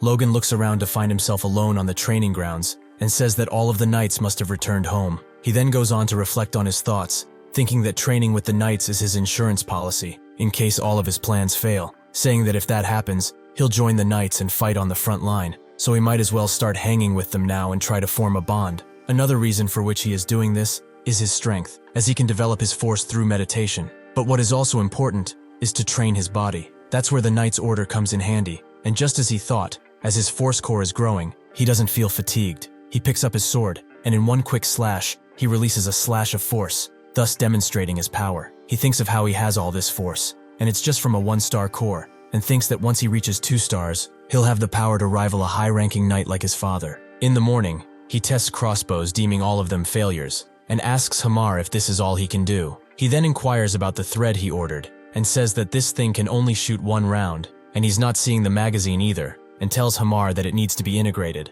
Hamar is furious, and Logan goes on to apologize, saying that he went a bit too far, to which Hamar replies that he is right, and even if Logan is his master, he should never insult a craftsman's pride. However, what Logan actually means is that if this is really Hamar's best, then there is nothing they can do about it, making him Papa vain. Logan goes on to say that maybe he expected too much of him since it's been weeks of work and there's nothing he managed to do right, thus Logan is at fault here. He taunts Hamar even more by telling him that he judged him incorrectly, saying that he was wrong and that he spent all that money on him for nothing. This motivates Hamar and tells Logan that he needs 1 more month and that he will come back in 1 month with something worth Logan's while, and furiously crushes the crossbow in his hand. Logan looks at Hamar as he leaves and thinks of how angry he got and about how that made him start all again from scratch, and then puts on a gruesome smile, wondering if Hamar will come up with something amazing if he grills him more. 1 month later, on one of the training grounds, Hamar demonstrates the power of his new and improved crossbow, which shoots 2 arrows at once. Hamar's invention leaves Logan stunned, and Hamar goes on to say that even though it has 1 less shot than Logan originally asked for, this one is easier to hold in one hand and you can change magazines. Logan, however, is amazed at how it only took him 2 seconds to load and fire, and thinks that it has less effective range than the weapon in his previous life, and it's smaller, but for a mounted soldier this one's much better, or actually it's outperforming, and he can't believe that they've already got so far, and they are still months away from the war between the fiefs. Hamar asks Logan if he is listening to him, and Logan picks Hamar up and tells him what a wonderful job he has done, continuing to boast about the dwarves, and wishing long life to Hamar and the dwarves. Hamar, however, is not as happy as Logan, since he thinks that someone might see them, and tells Logan that he is not a kid wishing to be put down. Logan peacefully looks into Hamar's eyes, prepared to ask him a question, and when Hamar asks what is it, Logan slips back into his psychotic self and tells Hamar that he needs 400 of these in 2 months. Next, Logan has given Kaisalan and the other mercenaries the crossbows, and they're all amazed by how far the dart goes, and by the fact that they shoot consecutive shots as well. Kaisalan looks down at the invention and asks himself, how could this be possible? How could a crossbow even do such a thing? A muzzle-loading crossbow of this range, power, and speed. With this, an army of 300 or more mounted troops could do such things that Kaisalan shudders just at the thought of it. Kaisalan then proceeds to tell Logan that he is truly amazing, and realizes that this was Logan's plan all along, and Logan tells him that he is correct. Logan goes on to think that Hamar went through quite a hard time. Even though Logan had extra craftsmen assist him, he never expected him to complete the order 2 months ahead of schedule and even make 100 extra crossbows, as expected of an expert-ranked dwarf. He is obviously superior. Logan says that he'd also like to share this with the knights and soldiers, but there is the issue of funds and the possible leak of technology, so he should hold off on that for now. Logan tells Kaisalan to equip the mercenaries with crossbows and clear out the monsters from outside the territory, but Kaisalan thinks that is impossible. However, Logan is sure they can do it. Kaisalan tells Logan that it might be possible, but Logan isn't satisfied with this, and tells Kaisalan to make it possible because if he can't do that, everything else is meaningless. Kaisalan thinks that Logan wouldn't have made a weapon like this to subjugate monsters, and realizes that Logan is preparing for war. At the knight's training session, one knight comments on what tremendous stamina Logan has, and someone else asks if that ridiculous physical ability is genetic, to which some other knight says that if Logan is anything like the patriarch, he must be good with a sword. Then they comment about Logan's fight with Dominon, and one of the knights tells the other he shouldn't even dare to compare this kid to the old man, as Logan even lost to his little brother before awakening. However, despite that, it's kinda amazing how he has been consistently enduring the training for over a month. The training that was initially designed to drive Logan away now solidified as the new symbol of the Knight's Order. It is tiring, but it's way more rewarding than just running, and this feels like the right level of training fitting for a Knight's Order. It became an unexpected stimulus for the low-rank knights who had been taking it easy in the training. And also, the knights began to truly understand and empathize with their horses, and the bonds among the knights were strengthened as well. Heinkel thinks that he merely persisted with the training since the first young master wouldn't quit, but he can't believe all these results. His lucky charm walked in on his own 2 feet. At night, in his room, Logan thinks that after pushing his body hard with training, he will stimulate his internal consciousness with meditation. Therefore, the iterations are synergizing with each other, and he's making solid progress. And lately, he's been seeing signs of a shift in the Force. If he can improve his martial powers as per his expectations, he can surpass all the monsters he saw in his previous life. That's when something unexpected happens. Logan's core grows. Logan starts saying some gibberish, and Logan's core becomes a 2-star core. Logan says that now he has the basics to learn the next secret technique of the sword secrets, Iron Slash, Killer Iron Slash. Just considering the power that the first technique gave him, he is sure the second technique will be far more powerful than expected. And if he can just master that technique before the war, even a high-ranking knight wouldn't scare him. Next, Kaisalon and the other mercenaries are hunting a pack of goblins. His troops shoot the goblins, killing them instantaneously, and remarking upon how there's hardly any recoil on those crossbows, and one guy says that his dart went through one guy's head and plunged into the head of another guy behind him. Logan thinks that the swarm of over 100 monsters was wiped out in under 10 seconds, and thinks that the mercenaries' old habits of using basic crossbows have been broken quite a bit, and that they're much faster at changing the magazines, and tells himself that it was worth the effort to come for the hunt so far into the territory. Kaisalon asks Logan if he is satisfied, and Logan tells him that he is somewhat satisfied, and remarks how they were a complete mess during the first monster hunt, but they've gotten so much better. After that, Kaisalon asks Logan why he is doing all of these preparations, saying that he's never heard of a mercenary army with this much firepower, and asks Logan if he is planning on slaying monsters all over the continent. However, Logan does not get to answer Kaisalon as a mounted rider rushes to get a message from Rick through to Logan. It appears that yesterday Viscount Tesseron declared war against the House of McLain. In the McLain war room, Patrick and the other higher-ups of the family are looking through a crystal ball as Viscount Tesseron states that, for the grudge of his ancestor over his wrongful death, he blames the House of McLain, leaving Patrick stunned. Some nobles char, asking themselves if what he's saying makes cause for war. Heinkel and Marion ask Patrick what he's going to do, and Heinkel continues by stating that just the Knight's Order of Viscount Tesserons has numerous more soldiers than they do, and even with Patrick on the battlefield, the chances of winning are slim. That's when one of the other nobles comes up with the idea that they should choose to guard the city and call reinforcements. However, this is a bad idea, as if that happens, the knights who can use force will be pushed, and the inside of the city will be a complete chaos, while some other guy proposes sending an envoy to propose peace. Patrick outbursts into a fit of rage, tells everyone to shut up, and goes on to explain that even if the royal family's authority isn't as strong as it used to be, these people just instantly declared war without even asking for permission, so it's crystal clear that they've planned this out. Therefore, peace is completely out of the question. He tells everyone to prepare for war, and tells his generals to come up with a plan for victory, as he will not tolerate any dissent. After all this, in the tense atmosphere, some noble asks Patrick if the young master Logan will also go to war, to which Patrick replies affirmatively. Marion goes on to say that Ranyan's force has awakened, and Logan is of age as well, so he should do his part as well. Hearing this, Rick realizes Logan is not at the castle, so he rushes to send an envoy to inform him. After being put up to speed, Logan thinks that based on the memories from his past life, the war wasn't supposed to start for another 2 months, and wonders what could possibly had hasted the War of the Fiefs. The envoy rushes Logan to hurry, as apparently the Viscount is breaking very custom and has got on the move right after declaring war, so Logan must hurry to at least make it in the middle of the war. Kaisalon and the others shout that the Logan mercenary troops are ready any time, and seeing this, Logan tells Kaisalon how he doesn't appear to be too surprised about this situation, to which Kaisalon replies that for a mercenary, if there is no war, they want to start one. He continues by saying that they've got their hands on a great weapon, so it's natural that they'd want to use it. Logan looks at his army and says that these guys are much too confident, but doesn't think much about it and says that what they are feeling is valid, as they've trained hard the past months, and overwhelmingly massacred the monster flocks, and goes on to say that it doesn't matter when the war starts, because all they've got to do is win. He thinks that they've got enough combat power right now, so he commands his troops to march for the McLain Plains, certain that this war will conclude in a victory. Back at the barony, the war began sooner than the McLains thought. The day after the declaration of war, Tesran's troops showed up at the McLain estate, and their numbers exceeded the vassals' expectations. Captain Heinkel informs Patrick that the Viscount's army is formed of 100 knights alone, over 1,000 normal troops, and almost 10,000 conscripts, telling the Patriarch that it's an all-out war. Hearing this, Patrick thinks that Tesran has gone mad. He's not just clashing with a main force of knights, who are basically superhuman for the average person in this battle, but he's also using conscripts in a war not even between nations, but in a simple domestic fiefdom war, thus making Patrick ask himself, why is Haman, the Viscount, going so far?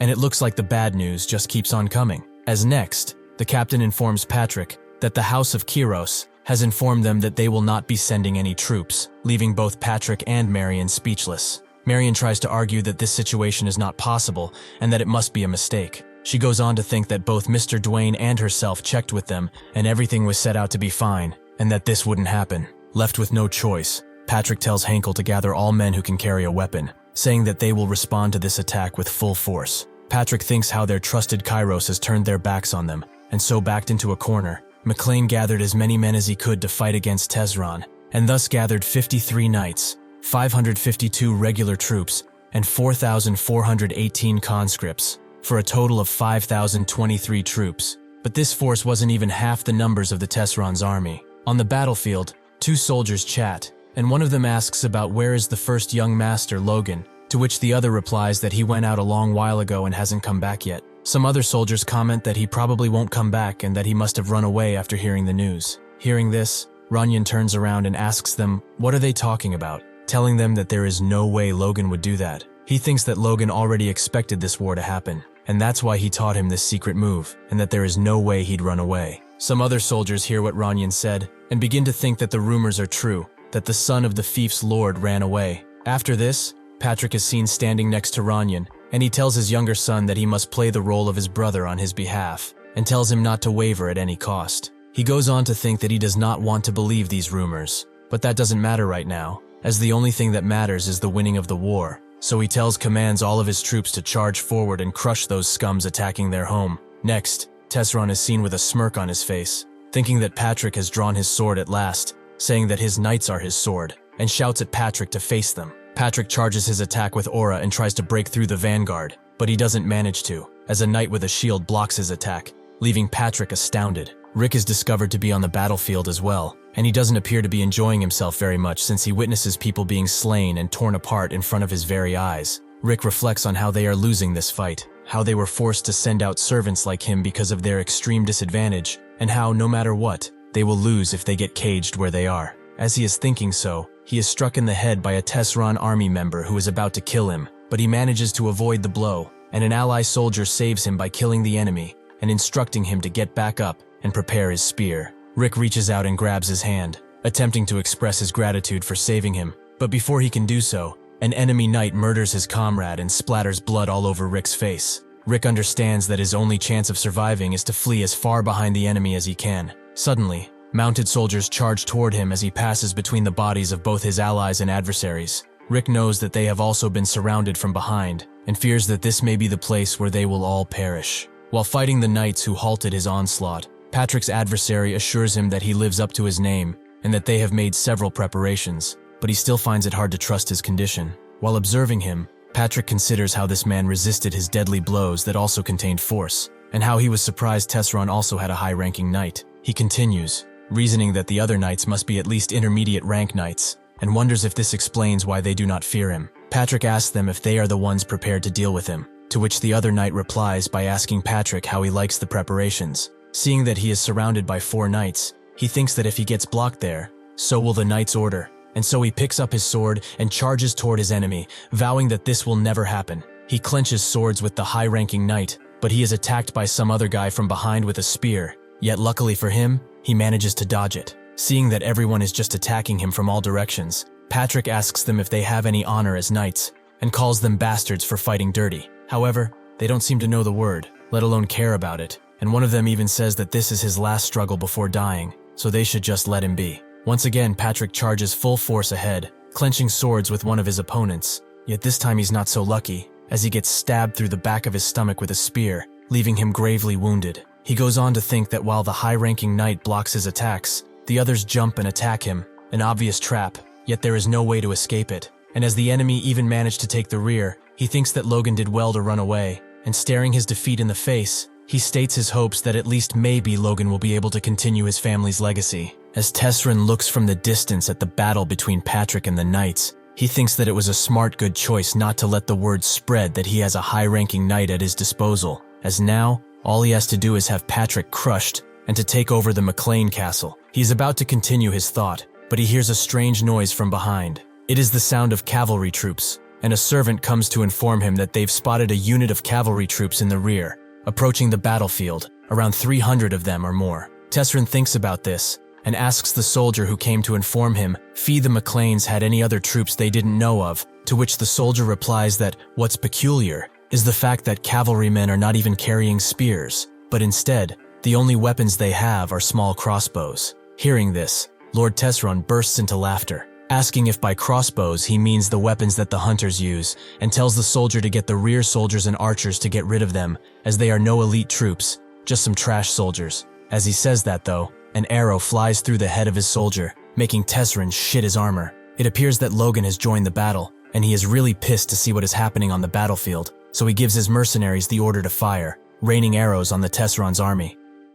The arrows of the mercenaries pierce the Tesron knights, decimating hundreds within seconds, slashing through shields and flesh alike. One soldier thinks of how all those who didn't ready their shields are dead, and how he would have been one of them if he were to be 1 second late. The archers of the Tesron are prepared to fire their arrows toward Logan's troops. However, they don't reach, as their bows are too weak, and so the mercenaries fire once again, killing more and more of the Viscount's soldiers. Seeing this, Tesrin wonders how this could happen, acknowledging that the rear has turned into chaos in seconds, and Logan's mercenaries didn't even use magic, just those damn crossbows, so he asks himself what the hell kind of weapon Patrick has made. He shouts for the cavalrymen, ordering all of them to get to the rear and catch those bastards. The cavalry is rushing towards Logan's troops, and Logan couldn't be more thrilled to see this, as he says they're coming to him on their own. Next, a fight between Ranyan and some other knight seems to be afoot. Ranyan dodges an attack, and his enemy tells him that he did a good job, trying to mock him. Two enemy soldiers start fighting, one of them telling the other to stop toying with this kid, as the battle is taking a strange turn,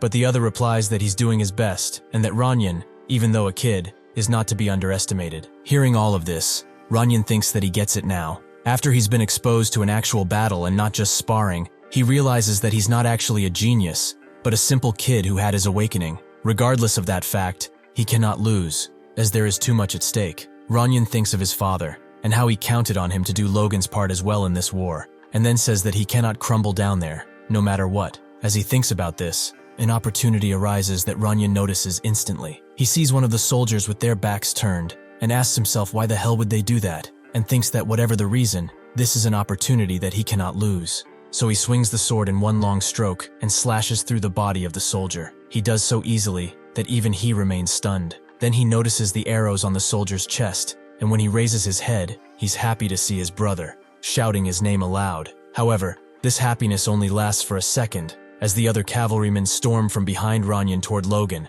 trying to attack them at the Viscount's command. Seeing this, Logan remarks upon the kite shield formation the cavalry have adopted, saying that it's a remarkable defense formation, but that wouldn't stop him, as his evil plan is just now revealed. Logan instructs his soldiers to aim their crossbows diagonally toward the ground, leaving them to question Logan's judgment once again. That is, until Logan once again shows his psychotic smile and tells the mercenaries to aim for the horses. Bro is really playing every dirty trick in the book to win this war. Upon hearing this, the mercenaries are thrilled, sharing the same killer smile as Logan, and so a rain of arrows falls down on the cavalrymen's horses, leaving all the soldiers on the ground. Logan goes on to think that it appears he was there in time to be able to help Ranyan, but there's still the matter of his father. He thinks about how he vowed to save his family in this life, and how there is no point in winning the battle if he loses his family. Thus, he gives Kaisalan the command and rushes for his father. Seeing this, Kaisalan tells Logan that this was not the plan, and worries about what might happen. He thinks that victory is right in front of them, and wonders why would Logan try to get himself killed like that. He goes on to think that even if he's stronger than him, if he runs into an intermediate rank knight, things might not work in his favor anymore. Kaisalon finally takes command and tells everyone to cover Logan as he rushes through the enemy troops. Patrick is still dueling the high-ranking knight, and it looks like he might be losing. The high-ranking knight tells Patrick that he can't believe he ran at him even though he knew he would get stabbed. Patrick manages to dodge his attack in the last second and then jumps back to create some distance. He realizes that something is strange in the way his enemies have started to fight. They are all pushing themselves and basically throwing themselves at him, and Patrick wonders why are they so desperate when they have the upper hand. Once again, he manages to pair the two spears that are coming toward him, and in the next second, Logan jumps in front of his father, defeating two of the intermediate rank soldiers in a split second, leaving Patrick to wonder what has happened. Patrick goes on to think that he saw Logan coming with the mercenary corps from behind the enemy, but he's sure that place is pretty far off from where they are now, and as he's turning his head to look to the back, he wonders how Logan got all the way there through so many enemies. What he sees leaves him in shock, as behind him there's a sea of corpses, and wonders if Logan was the one to take all of them down. Patrick wants to ask his son how he got so strong, but says that this is not important right now, and that he doesn't understand what's going on. Instead, he asks if the fact that Logan is here means that they have the upper hand, to which Logan replies affirmatively. Upon hearing this, Patrick rests his hand on Logan's shoulder and tells him that he did a good job. The high-ranking knight is looking at Logan and wonders if he saw what happened right, how a mere 20-year-old country bumpkin pushed off to intermediate rank knights at the same time. He thinks that he was toiling to death at that age to become a knight, but none of that matters now, as he is going to kill Logan right then and there, and then he commands his fallen comrades to get back into position. Seeing what just happened, Patrick thinks that the attack Logan used was just enough to tell him that Logan might not be a high-ranking knight, but he is strong enough to handle most intermediate rank knights, and thinks that if Logan takes on the intermediate rank knights, and he tails on the high-ranking knight, they might have a chance to win. However, this is not going to happen, as Logan throws his hand in front of his father, and tells him that he will face the high-ranking knight alone. Patrick tells Logan that it's too much for him, and even though he acknowledges his progress, he's still a high-ranking knight. Patrick doesn't get to finish his sentence, as Logan punches him in the guts and makes him fall to the ground. Logan tells Patrick that in this state even he could win against him, and asks his father to have trust and leave this up to him, to which Patrick reluctantly agrees. He tells Logan to be careful, to which he replies that they should be quick and end this. The high-ranking knight is stunned to see Logan come at him instead of Patrick, and gets annoyed thinking how a whelp like him would even dare something like that. Logan storms through the battlefield, charging his force, and clenches swords with his opponent, pushing him a couple of meters behind with just one attack, leaving him stunned. The knight goes on to wonder how could this be possible, since even with his wounds, he doesn't sense any remarkable power from him or a high level. Yet the fact that he's being overpowered could only mean one thing, that Logan is pushing himself way too hard, and as he prepares to rush towards Logan thinks that otherwise, none of it makes sense. He attacks Logan with murderous intent, and they jump a couple of times from one place to another, dodging each other's hits. As their swords are clenched once again, the knight thinks that only if he wasn't injured, he would get the upper hand and kill Logan. But as he's thinking that, Logan sees an opportunity and manages to slash through his opponent, hurting him, and in a second, he jumps back to avoid a counterattack. Looking at this scene, the knight thinks that there isn't even a single opening and that he needs to grab a chance to attack him. He seems to notice something that Logan also acknowledges. The force from Logan's sword is absorbed into his and thinks that this is also an opening, and says that Logan fell for it. He prepares to attack Logan, and it appears that his attack will land this time since Logan has lost his center of gravity. However, this is not the case, as next Logan gets back on his feet, leaving the knight to wonder if he's too slow. Next, Logan is charging his aura again, prepared to use his sacred technique, and seeing this, the knight says that he needs to get away quickly. Logan reveals a slashing wave of force, killing his enemy instantaneously, and leaving everyone around him astounded by what just happened. Then he goes on to shout that he, Logan McLain, has killed the enemy general of the Tesseron army. Hearing this, the Tesseron soldiers get scared shitless, wondering how could the high-ranking knight fall. As they don't even see the Viscount's flag anymore, they start dropping their swords on the ground and ask to be taken as surrendering prisoners. Rick starts chanting Logan's name, wishing good health to his master, and everyone follows his example. The Viscount, however, seems to be fleeing the battlefield, asking himself where did it all go wrong, and saying that he prepared a whole 3 years for this battle, how he even asked for help from other nobles and gathered 100 knights, and that damn Ginger with his cavalrymen and their weapons have ruined everything for him. He thinks that he should get back to his territory first, that way at least he'll make it out alive. As he gets to his castle, he orders the guards to open the gates, and they're stunned to see him there. As this is happening, another guard sees something in the distance and states that they are cavalrymen, with Logan at their command. Seeing this, Tessorn shits himself. Logan gets down from his horse and tells the Viscount that he was pretty quick to run away, and then as he stands before the gates of the Viscount territory, he shouts for everyone to hear that Tesrin lost the war, and then commands the garrison to open the gates and receive the true winner of this war. Looking down on the scene, the soldiers on the walls ask themselves if this is really true, and think that this might be why the Viscount came back in such a rush. However, a general shouts at them, asking if they are cowering after hearing the enemy's words, and they get back to their senses. He goes on to say that there are only a little over 300 enemies, and as Logan is charging his aura once more, he goes on to say that they cannot be defeated by siege by such a small force. The soldiers guarding the gates ask what the hell is Logan doing, and Logan leaps above the tens of meters tall wall and tells the general to open the gates unless they all have a death wish, in which case he'll kill them all and open the gates himself. Inside the palace, Tesron is gathering his most valuable belongings and money, and thinks that he should at least take some gold coins with him. Logan shouts at Teston from behind that he's finally got him. Falling on his back, Tessorn asks Logan how he got in there, to which Logan replies that his servants gave it away even before he had a chance to put his blade to work,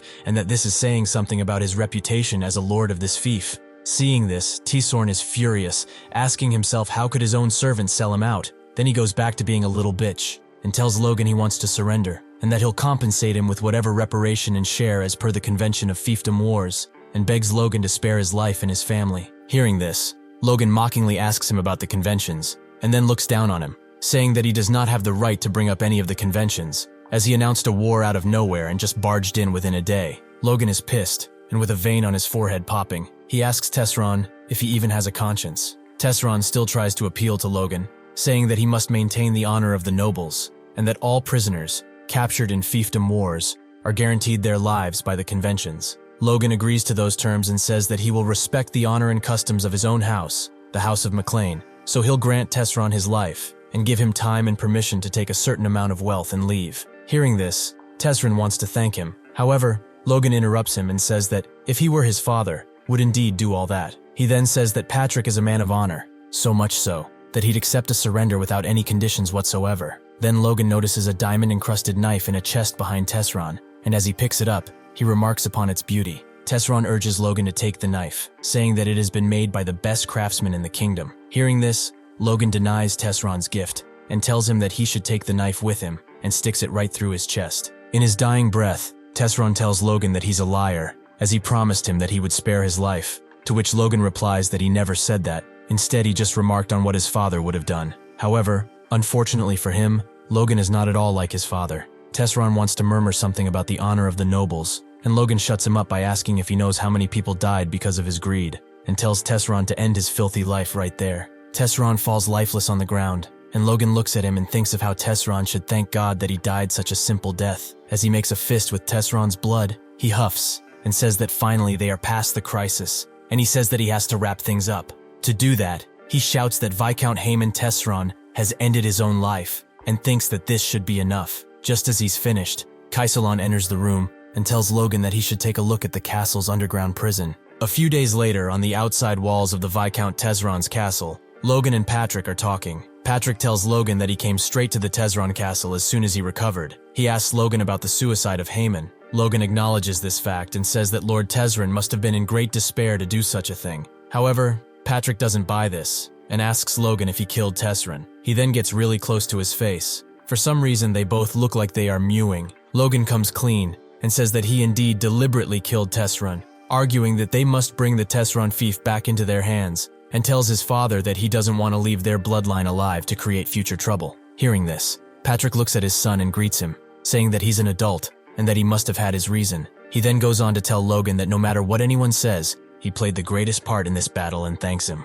Hearing this makes Logan happy, and he looks toward his father with a great old smile. "Good job, big boy." Patrick blushes and tries to clear his throat and give Logan even more good news. Patrick goes on to tell his son that he'll be named the official heir to the House of McLain. Logan is happy to hear this, so he nods, with a smile on his face, and tells his father that he's sorry and that he'll have to refuse. After hearing this, Patrick remains stunned and asks Logan why he'd do such a thing. Is it because he's worried about his reputation? If that is the case, then Patrick reassures Logan that his feats in this battle are enough to turn it around. However, Logan says that this is not the reason, leaving his father to wonder. Logan goes on to say that since the McLains are a family of knights, Ranyan would be far more fit for the position. He then tells his father that Ranyan became a force user at the mere age of 14, which is 4 years faster than him. There's no telling what kind of feats he can achieve when he comes of age. Hearing all of this, Patrick is left speechless. However, he argues that even if what he says is true, your martial ability doesn't make you the lord of a family. Logan goes on to think that this may be the case according to the common knowledge of today.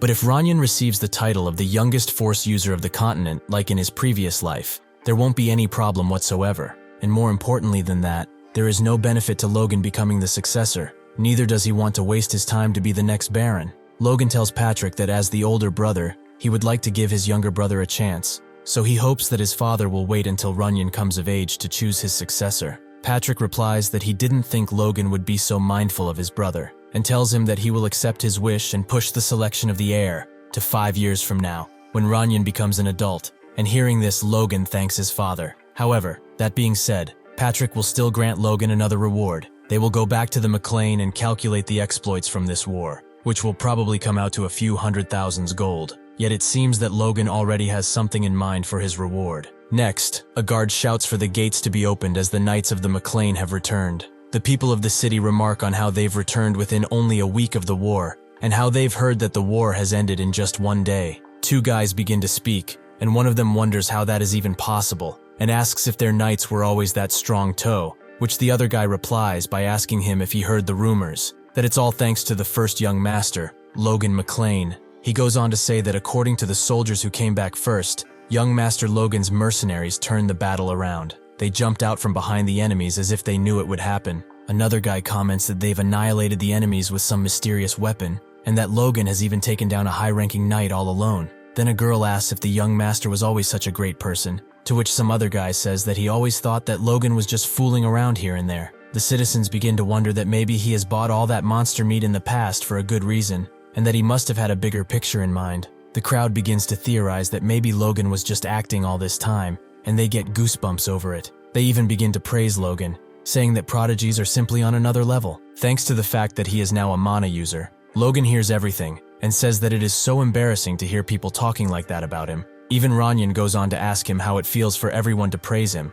and Logan replies that all that is doing is making him red in the face, and tells his brother not to overdo it. But Ranyan tells his brother this is impossible, as everything he says is true, and that Logan should smile at the people, since they are so glad to see him. Logan thinks about it, and seeing all those excited faces, he decides to go for it, and gives them a killer smile. Literally, he looks like he's trying to keep the poop in until he manages to get to the castle. He's quite frankly fancy pants Rich McGee, or maybe Medusa, as they all turn to stone after seeing Logan's smile, making all of them believe that Logan wants to chop their heads off with his thumb. Yet Logan doesn't understand what he's done wrong, and Ranyan just pities him. Patrick turns his head to look at Logan, and he appears to be really proud, as next, he shouts that the next praises should be for the champion of this war, and to begin the grand welcome. Long live McLain! Long live young Master Logan! Next, the grounds of the castle are shown, and Logan strolls through the court, thinking that a welcome ceremony lasting till the morning is impressive, especially for people who just got back from war. However,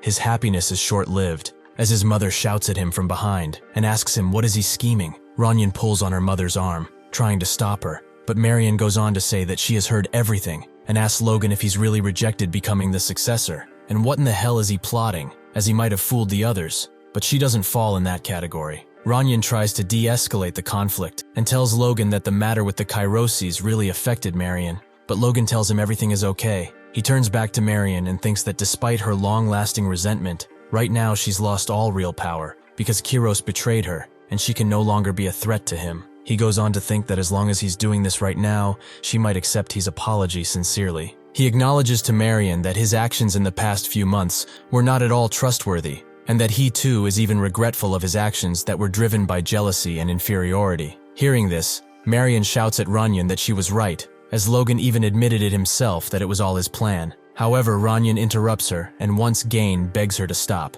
He apologizes to Logan once more and tells him that she's not normal right now. However, Logan doesn't seem to care much about Marion, as next he appeals to Ranyan and tells him to listen carefully, because he's actually the one who deserves an apology. Ranyan is stunned to hear that, and asks Logan what he means by that. Logan goes on to say that he's been apologizing to him ever since he came back, but he could never say exactly what for. It seems that the regrets and cowardly nature he's built up over the years weren't so easy to overcome. Runyon asks his brother what on earth he means, yet Logan implies that Runyon already knows what he's talking about, that for the past years Logan actually detested Runyon. Logan goes on to say that he tried to avoid his own incompetence by hating Runyon, and that right now he genuinely regrets those pathetic years of his existence, and asks Runyon to allow for a formal and genuine apology. Logan bows down his head and tells his brother he is sorry. After all this, Runyon looks at his brother without saying anything, and Logan, still staring down, thinks that ultimately, your wrongdoings can't just be covered up by your good deeds, and says that he is just as naive as ever.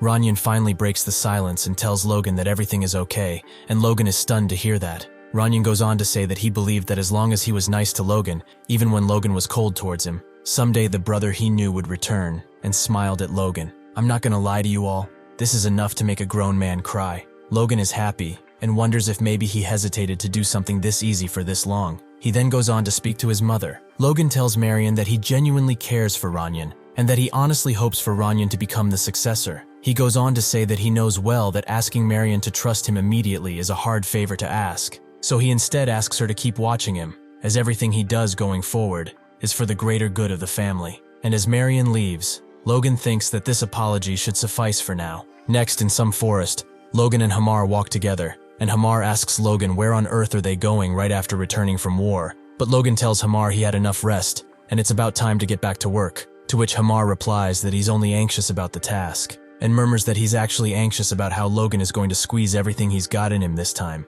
But Logan assures Hamar he will definitely enjoy this task, but Hamar is reluctant, thinking Logan has no idea what he's talking about. They stop in a clearing, both looking in the distance, and Hamar seems to be stunned. It appears that Logan wants to develop a mine. Next, the conversation from Tesron Barony is completed, and Patrick goes on to tell us what Logan wants as his reward. It appears that what he wanted is the chance to develop the hill near Tesron's border. Patrick says that they may call that place a hill, but it's actually a wasteland, as there's nothing there, and he asks Logan why it has to be that place. But Logan just smirks, and says that there might be gold buried underneath that wasteland. It seems that the real reason for which Tesron forcefully started a war came to light a year after the war ended. Tesron had begun exporting gold from a hill in the McLain territory they had taken over. The gold from that mine alone made Tesron far more influential than the average Count family. That was until Logan McLain massacred their family in revenge. In the underground prison of the Tesron Barony, Kaisalon says there are a few peculiar people there, so he thinks Logan should have a look.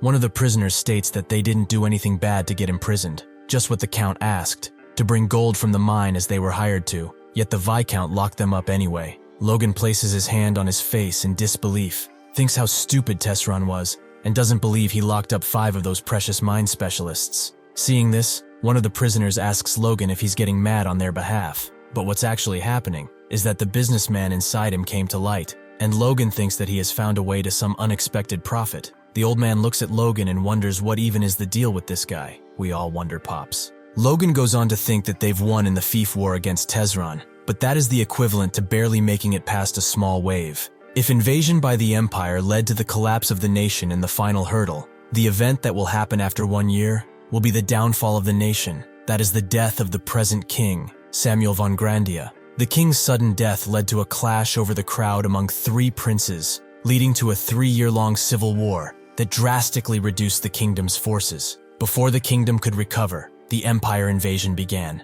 Actually, it was the first cause that led to the downfall of the kingdom. Since McLain isn't part of a specific faction, maintaining neutral stance like this could leave them as a mere spectator. But Logan thinks this is an opportunity as well, and he can't just let it blow. He says that he's going to use that unrest to regain the country's past territories and become the Lord of the Southwest once again, and if possible end the Civil War, and something else. But just when Logan is about to say it, somebody interrupts him. Hamar is asking Logan what is he daydreaming about after calling him there, since he didn't even answer when he called out to him. Logan thinks that he didn't even realize it, and that he has to get his act together, as he barely got through a crisis just now. With the future in mind, he's got to build up forces as quickly as possible, but right now that's just going to sound like he's crazy. So no matter what, he's got to do it with his own money. That hill will become the cash cow to fund his endeavors. Logan tells his servants that there's gold in the middle of this hill, and he wants to dig it up to develop a mine, and asks them what is the estimated cost. His servants look mesmerized, and Hamar thinks that this is another ridiculous request. The old man thinks that Tesron was paying them a lot, so he agreed instantly, but a gold mine might be too much, and asks Logan if he's sure there's gold in there, to which Logan says that he is sure, and tells them he saw the gold, and the old man asks how that is possible. Logan tells them that this is a secret operation, so only the 6 people that are there will do the drilling. And hearing this, the old man thinks that Logan might want to kill them. The old man asks Logan how can just the 6 of them do the drilling, and tells him that he is being excessive. He wants to say that even with a dwarf this is just too much, but he doesn't finish the sentence and prays for Hamar to do it instead. But Hamar looks him in the eyes and says that he might as well be prepared to die, to sleep a little less and give up on living like a normal human. And seeing that look, the old man thinks he is screwed. Logan thinks that as expected of Hamar, he's got the mindset of a slave, or better said, of a worker. Logan says that now Hamar and the old man are ready to work, and once again asks to hear for the estimate. The old man tells Logan that they need to drill to get an estimate of the gold deposits inside the hill, but only the initial investment will have to be 5 million gold.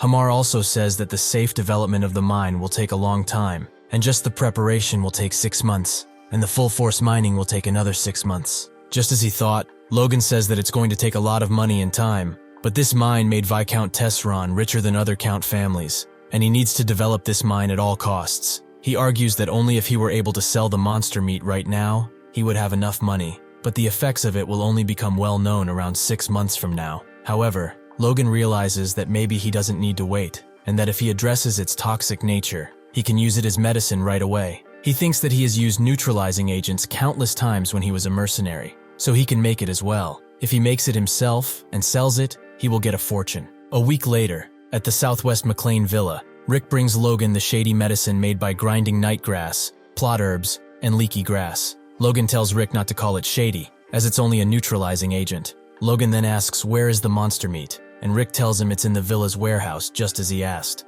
Logan tells Rick that this is great, and that they're going to put the medicine in the monster meat. Hearing this, Rick goes crazy, and asks Logan if he has to go with him, and Logan tells him that of course he has, but it seems Rick is not so excited, and tells Logan that he's never been there, so he doesn't know what he's up against. Logan is annoyed and wonders why is this brat fussing so much all of a sudden, but then he suddenly understands. The smell is so bad it could even make a sewer look more favorable. Logan says that he knew it smelled bad, but this is making him want to throw up, and it seems that Rick is already at it. However, Logan finds a solution. He uses his aura to block the smell of the monster meat. After that, he's prepared to go in, and he tells Rick that they need to get started, but Rick is stunned to see Logan is okay, while he's still about to barf, and when he asks Logan about it, Logan tells him that he paralyzed his sense of smell using force. Rick calls Logan selfish, and Logan tells him that if it bothers him so much, he should awaken the force himself, and do whatever he pleases. Logan gives Rick a white powder that is the neutralizer, and tells him to sprinkle it on the meat. He tells him that he should sprinkle enough to make the outer layer look white, and the black part that's left is the poison, so he should be careful. After that, he needs to mince it finely, and make it into small balls. After he prepares a sample, he asks Rick if it looks like medicine, and he replies affirmatively. Logan goes on to say that they're going to sell this as medicine. Rick is going to be the one making it, so he needs to pay attention so he can remember it. Rick protests, and tells Logan he won't do that at any cost. Logan tells Rick that he's going to pay him 100 gold for each pill made, and that makes him change his mind. However, Logan is sad, because he thought he could get it done for free. Logan tells Rick that he needs to test how effective it is, and Rick asks what it's used for, and Logan tells him that it's a medicine that's good for men, but Rick doesn't understand what Logan means by that. Logan tells him that he's so frustrating, and that he'll explain it only once, so he should listen carefully. A picture of 2 rabbits appears, a male and a female. The male seems unhappy because he is weak and can't stir his little stick inside the pot, so the woman taps him on the shoulder and gives him a chill pill. The chill pill turns him into a super rabbit and makes his stick 4 times the size it was before, so he can better use it to stir the pot. After hearing this, Logan asks Rick if he understands, and he says that he's got it, and tells Logan that there's a perfect person for him to test that. Logan asks who that is, to which Rick replies that it's Mr. Dwayne. Next, Dwayne is seen knocking on the door of Logan's study, and he tells him to come in. Dwayne tells him that he's sorry to bother him, and that he heard Logan called for him. As he enters the study, Dwayne can't see where Logan went. That's until he appears like a Dracula behind Dwayne and scared the shit out of him, as he tells him he was waiting for him. Dwayne jumps back like a professional basketball player almost having a heart attack, and tells Logan that he can't just pop behind people out of nowhere. Logan gets close to Dwayne and tells him that he was just going to massage his shoulders, as he has been so tired these days from cleaning up matters after the war. But Dwayne says he is fine, and that Lord McLain is having a much harder time. Logan remarks on how he even collapsed because he is so low on energy, but Dwayne says this happened because Logan surprised him. Logan tells Dwayne that he knows he has been having a hard time. He then proceeds to shout at him that they are broke since they dug up every last penny they had for the war, and the servants and knights don't even know that, yet they keep pestering him asking for money. Thus, the administration is having the hardest time ever. Dwayne says that he must have misunderstood Logan all this time, and that he didn't expect him to be so deeply considerate to even think about the administrators. However, Dwayne doesn't finish his sentence, because Logan intervenes and asks if this might be the reason for which he has trouble in bed, and upon hearing this, the poor man remains still as a statue. He charges for the door and wants to leave, but Logan asks him to at least listen to all he has to say, and then proceeds to give him the medicine made in the backyard of his villa. Logan tells Dwayne that it's a patented product from the Philip merchantry in Kale, and that it has guaranteed results even from just one pill. He then goes on to think that he never even tried the pill himself. Dwayne takes the pill reluctantly, and looks at it while Logan goes on to ask him what he thinks about this deal, as he is giving Dwayne the pill as a present, before giving it to anyone else. After some time, Dwayne is seen running the castle corridors towards Logan and Rick. They both turn when Rick hears Dwayne shouting after them, and Logan already thinks that his plan works, as Dwayne came back for more medicine. Rick starts to school Dwayne for running the corridors, but Dwayne doesn't care one bit about it, and jumps right to asking Logan how much he wants for the pills. Poor guy looks like he could murder for those pills. Seeing this, Logan puts on a killer smile, and says that the medicine is a hit. Rick looks annoyed at the scene because no one is giving him any attention, while Logan tells Rick to give him his hand. Dwayne huffs and sweats intensely, and kneels before Logan. Blood looks like he's about to propose, and Logan looks like he might accept, while Rick is just amazed by whatever is happening. Logan hands Dwayne a wooden box of pills, and Dwayne accepts them, as if he was just given the biggest honor there is. Turns out that after the first successful trial, men bowed their heads in front of Logan, and the experiments continued a few more times. Sometime later, in Logan's study, Logan talks to Heinkel, telling him that he had heard the rumors that he and his wife had been fighting every night. Yet Heinkel doesn't admit to these rumors, and asks Logan who dares spread lies like that. He doesn't get to say another word, as Logan tells him to stop the yapping, and shoves a pill in his mouth. He turns out to be Logan's second experiment subject. Heinkel swallows the pill, and instantly feels the effects. He turns his leg towards the door, and wants to tell Logan something, but he cuts him out, telling him to go to his wife, as he will straighten things out with his father for him. Upon hearing this, Heinkel thanks him with a smile on his face, and as the force of nature he is, leaves the room for what we can assume will be one good tumble. Later we see Patrick in his study. He was the third person he experimented on, and Patrick also seems to be satisfied with the results of the medicine. As Logan turns around to look at his father's room, he introspects that he feels bad for Ranyan, as they might get another baby brother soon, and he won't be the smallest anymore. Upon seeing everything that has happened, Rick is pissed, and asks Logan why he never asked him to try the pill. After all, he went through the most hard work. Logan stares him blankly in the eyes, and then reverts his gaze to his crouch, after which he just turns around and leaves, while Rick shouts after him, what was the meaning of that look he just gave him? Logan stops in his tracks, with his back turned to Rick, and tells him that he wouldn't get any opportunity to use the pill anyway, so it would just be a waste of product on him. He then tells him not to follow him, as he stinks. At this point, I truly believe Logan enjoys torturing this poor bastard. Logan is then seen talking to Philip through a magic globe, and Philip acknowledges the fact that if the medicine is as effective as Logan says, it will definitely be in demand. He asks Logan how much he thinks about pricing it, and Logan says that it will be 100 gold for one pill, and 10,000 for a set of 10 pills. Phillips looks reluctant to Logan's price point, and asks if he's not taking the nobles in the capital to be pushovers, and says that he will get in trouble at this rate. Logan tells Philip that he's not, saying that he's only confident in what he is selling. That is because in his past life too,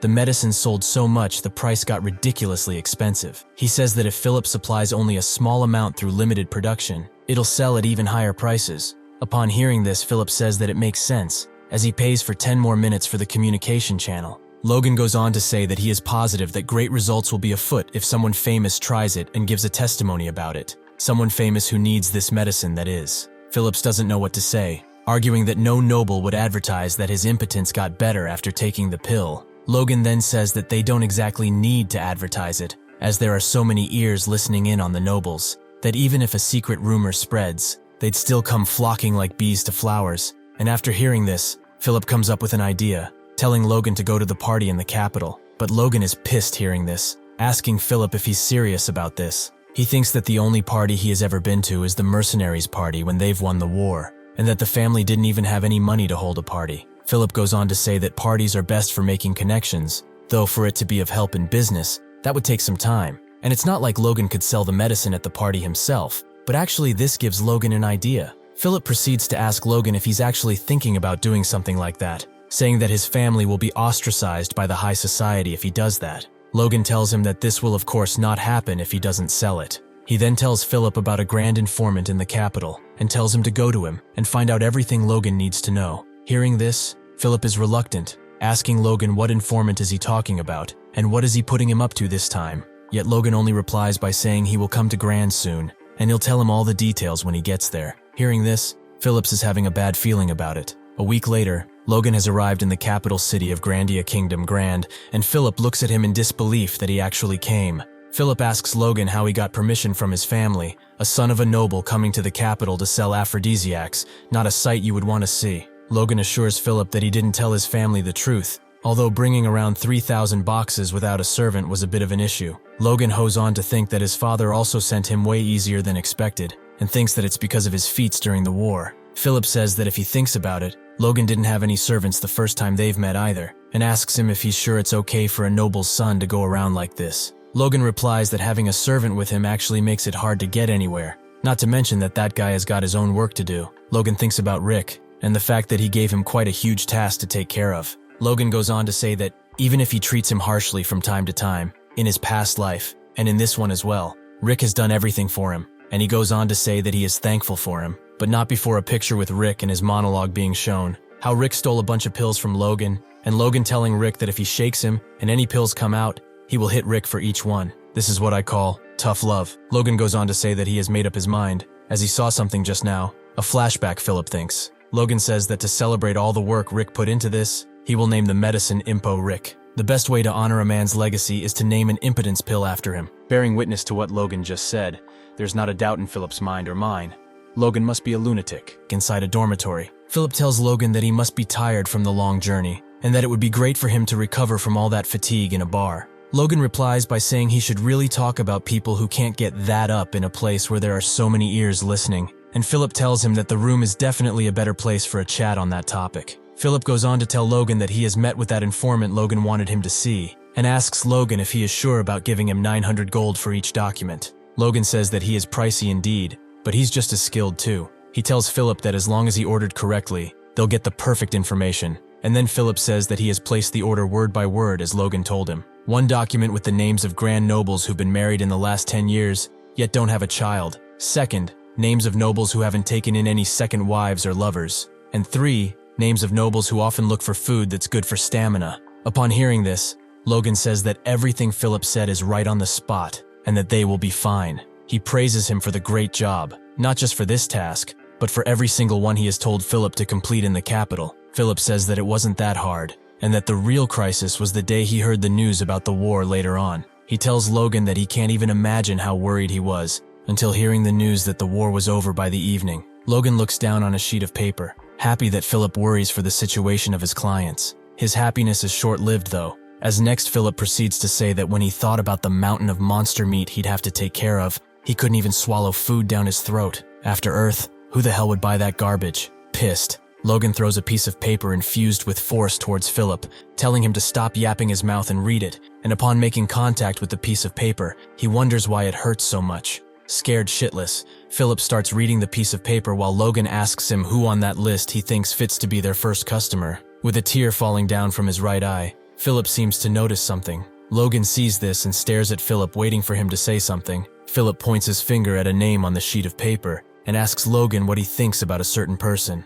Logan takes a look at the name Philip is pointing, and suddenly his face expression changes to wonder. He recognizes that name. Later, inside a ballroom with an amazing chandelier, people are drinking Dom Perignon, and the figure of a rather large man, with a red blazer and black suit pants, is shown talking to some beautiful women. This man is Count Davis, and his name has just been reverberated by Logan to acquire his attention. The Count looks back in disbelief, with a rather disgusted or frightened look on his face. Logan goes on to make his acquaintance, stating his name, Logan McLain, and his title, the eldest son of the southwestern region of House McLain. Count Davis tries to keep his manners and suppresses his laughter, acknowledging his new guest and welcoming Logan to the party. Looking at Logan's outfit, he thinks that it's really tacky and wonders what farm he came from, saying that it looks like those are the trendy clothes of the Southwest. Bro looks like a buffoon ready to do the most degrading things in existence just to be left alive. Logan goes on to think that he wore the clothes Philip recommended, and just as he thought, no one likes them, and says that these clothes were a good choice.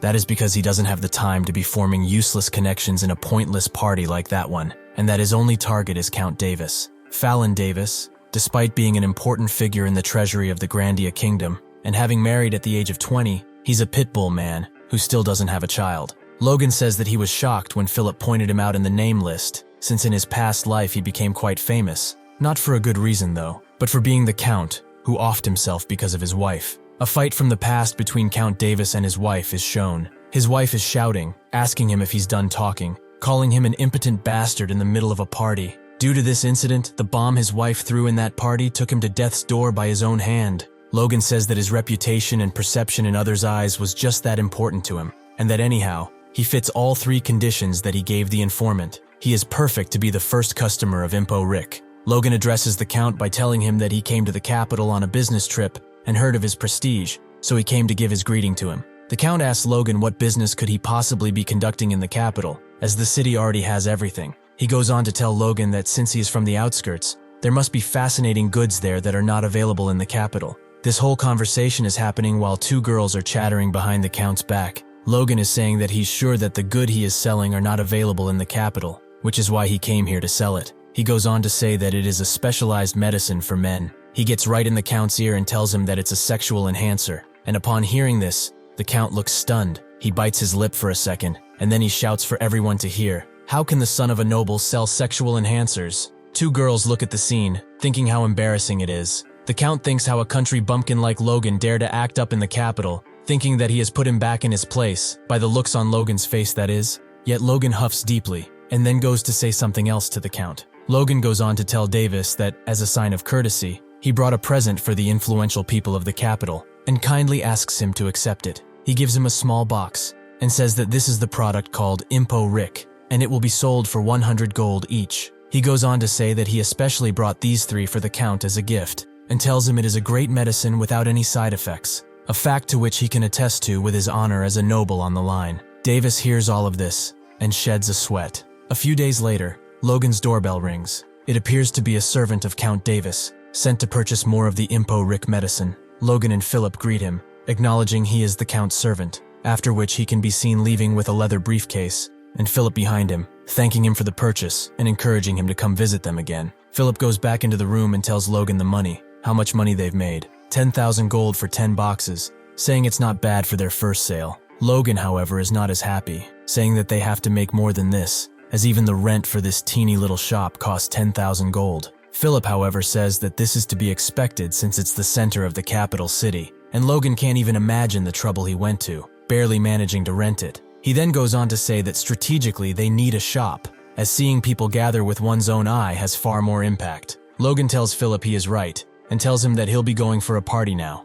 Philip doesn't seem to be happy that Logan leaves again, saying that he has been going to parties almost every day ever since he came to Grand, and that sometimes he even goes to 2 parties a day. Logan tells Philip that having Count Davis as their first customer isn't enough, and says that he should go and promote it to as many people on that list as possible. 1 week later, Count Davis' servant is walking down the street. He doesn't believe the fact that the Count asked him to purchase that medicine again, and that in the past, no healthy food had any effect on him. As he gets to the shop, he seems to be shocked. That is because there's a long ass line in front of Logan's shop of men wanting to buy the medicine. Looking at the people in line, the servant wonders why the queue is so long, and then the realization hits him. He recognizes every single one of them. One of the men in the line is the Chamberlain at the Viscount Talon, and the man in front of Jim is Count Hamill's butler. He adjusts his hat to cover as much of his face as possible, saying that this is going to create useless rumors and that he should quickly buy the medicine and leave. Just as he does that, Philip comes out of the shop to inform people waiting in line. He says he is very sorry, but unfortunately they are all out of stock prepared for today. Upon hearing this, the servants waiting to buy the medicine for their masters are shocked to the core. One guy comes to talk to Philip about the matter and asks him what is this nonsense about being all out, as there was no mention of this before. Philip replies by saying he's sorry again and starts explaining that Impo Rick is highly popular, but the supply isn't enough, so the sale is restricted to 50 boxes a day. 2 guys are stressed after hearing this, begging Philip to sell them some medicine, as if they return empty-handed, their lords might not be so merciful. While this is happening, Another lord with his servant is walking down the street. Seeing all the fuss, the lord sends his own servant to check what is happening, and Logan is watching happily from behind a building's corner. He thinks that by limiting the supply, the customers are stimulated to buy, and seeing people gathered makes the other nobles curious. It's all going according to his plan. Regardless of the request, Philip shouts for everyone to hear that their stock for the day is all gone, and urges them to come back again tomorrow. The next day, Philip is sold out again, and the situation also continues for the third day, leaving the nobles to ask how many days in a row can he be sold out. Philip goes on to say that this is amazing, as the daily sales have been all full for over a month, and that they've even sold out today as soon as they've opened up. He goes on to say that at this rate 4.5 million gold in 1 month might not be that far-fetched. Hearing this, Logan ironically asks who knew that the capital city grand had so many impotent nobles. He says that they've increased the price by 3 times since the middle, yet there are people who would even pay extra to buy it, and that makes him worry about the future of his kingdom. After saying this, he looks up at Philip with a serious look on his face. He then smirks like a serial killer that has just found his next victim and starts laughing so loud, his voice is heard from the outside of the shop, making people turn their heads on the street. Turns out he is just really happy. He takes Philip by the neck and starts playing with his hair, telling him he's an admirable brat and that he did a really good job. As Philip starts to turn blue from the loss of air, he bows and tells Logan is all thanks to his efforts as well. Logan looks down on Philip and tells him that it's great he acknowledged Logan's efforts,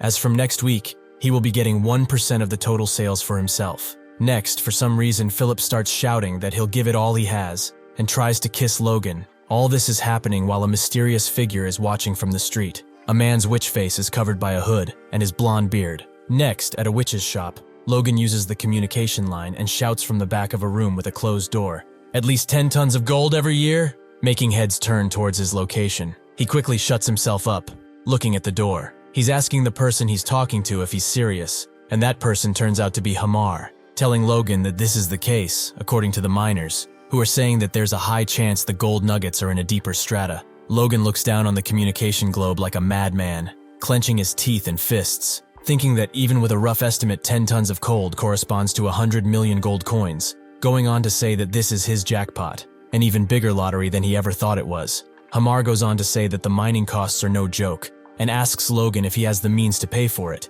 as it will cost a whopping 5 million gold to get started, and Logan assures Hamar that he has everything he needs. He tells Hamar to wait, saying that he will get all the money and workers needed in no time. However, Hamar doesn't really seem to care about us, and tells Logan that he'd just rather him be easy on them. Later that night, in the middle of the city, Logan is walking the streets, thinking that the initial investment costs for the mine are around 5 million gold, and if Impo Rick keeps selling as it is now, he can make around 4.5 million gold a month. He goes on to think that even if he only sells for 2 months, he'll still have plenty of money left, saying that he's got around 700 boxes of medicine left. He wants to continue his thought by saying something about going home to bring back more goods and starting the mine development, but something catches his eye, disturbing his thought. He looks towards the shop and senses someone is in there, and in an instant rushes towards his shop, thinking there might be thieves. He pushes the door violently against the wall and starts looking around, but it seems like the room is empty. Logan takes his sword in hand and thinks if the perpetrators might have disappeared, but he reminds himself there is only one door, therefore he must still be inside. Just as he thinks that, a cloak is passing behind him, which Logan notices a second too late, and swings his sword in the direction of the cloaked figure, but misses, while he shouts, asking for their identity. When turning around, there is no one in sight, and Logan remains still with his sword pointed towards nothing. He goes on to think this is impossible, as he definitely senses someone there. Once again he gets that feeling. He turns his head up, and asks himself if the thief is on the roof. He takes a leap, jumping towards the roof, aiming for the cloaked figure. He readies his sword, and is prepared to pierce the thief, but he moves at the last second. Logan is staring at the thief on the roof, with his sword in one hand, prepared to strike once again. Bro looks like a dementor. I wouldn't fight that guy for any pill. Logan once again asks for the man's identity, but he doesn't get a reply. Instead, the man just disappears instantly, without leaving even a trace behind. Logan is stunned to see what just happened. He goes on to think that there is no sign of any presence at all, yet he was right in front of him just now. He looks down at his hand, realizing he got a piece of the man's cloak, and asks himself what the hell just happened. Next morning, it appears that Logan has told Philip what happened, and it appears that they have come to the conclusion that it was an aura user thief that snuck into their shop. Logan says that he is just speculating, but he was at least an advanced force user. a term meant to describe those even more powerful than high-ranking knights. Logan goes on to say that it wasn't simply a feeling that he was a high-ranking knight, but he was on a completely different level. Philip is stunned to hear someone that can use aura is doing petty theft, saying that aura is enough to turn even a slave into a noble, and asks why would a person like that go around doing petty thievery. Philip asks what the men stole, and Logan says it's precisely what Philip thinks the men stole. Just 2 pills of the Impo-Rick medicine, that is all. After hearing this, Philip concludes that if he only stole 2 of the pills, it must have been that he wasn't after any money. Instead, he stole the pills just so he could use it for himself. Philip then asks if there are impotent people among aura users as well, and that is when realization strikes Logan. He tells Philip that he's right, and asks him if there was any name of an aura user on the list from the informer, but Philip tells him there wasn't any name, as the informant asked for extra charges for the information as it was top secret, so Philip declined the offer. But thinking about it, there might be one person that comes to his mind, an aura user in the capital who doesn't have a descendant. A noble, muscular, well-dressed man with blonde hair and beard is walking the streets with his wife, looking at some kids playing. His face is kind, and his pale blue eyes appear to be filled with desire for a child. Yet he is startled when his wife asks him what he's looking at.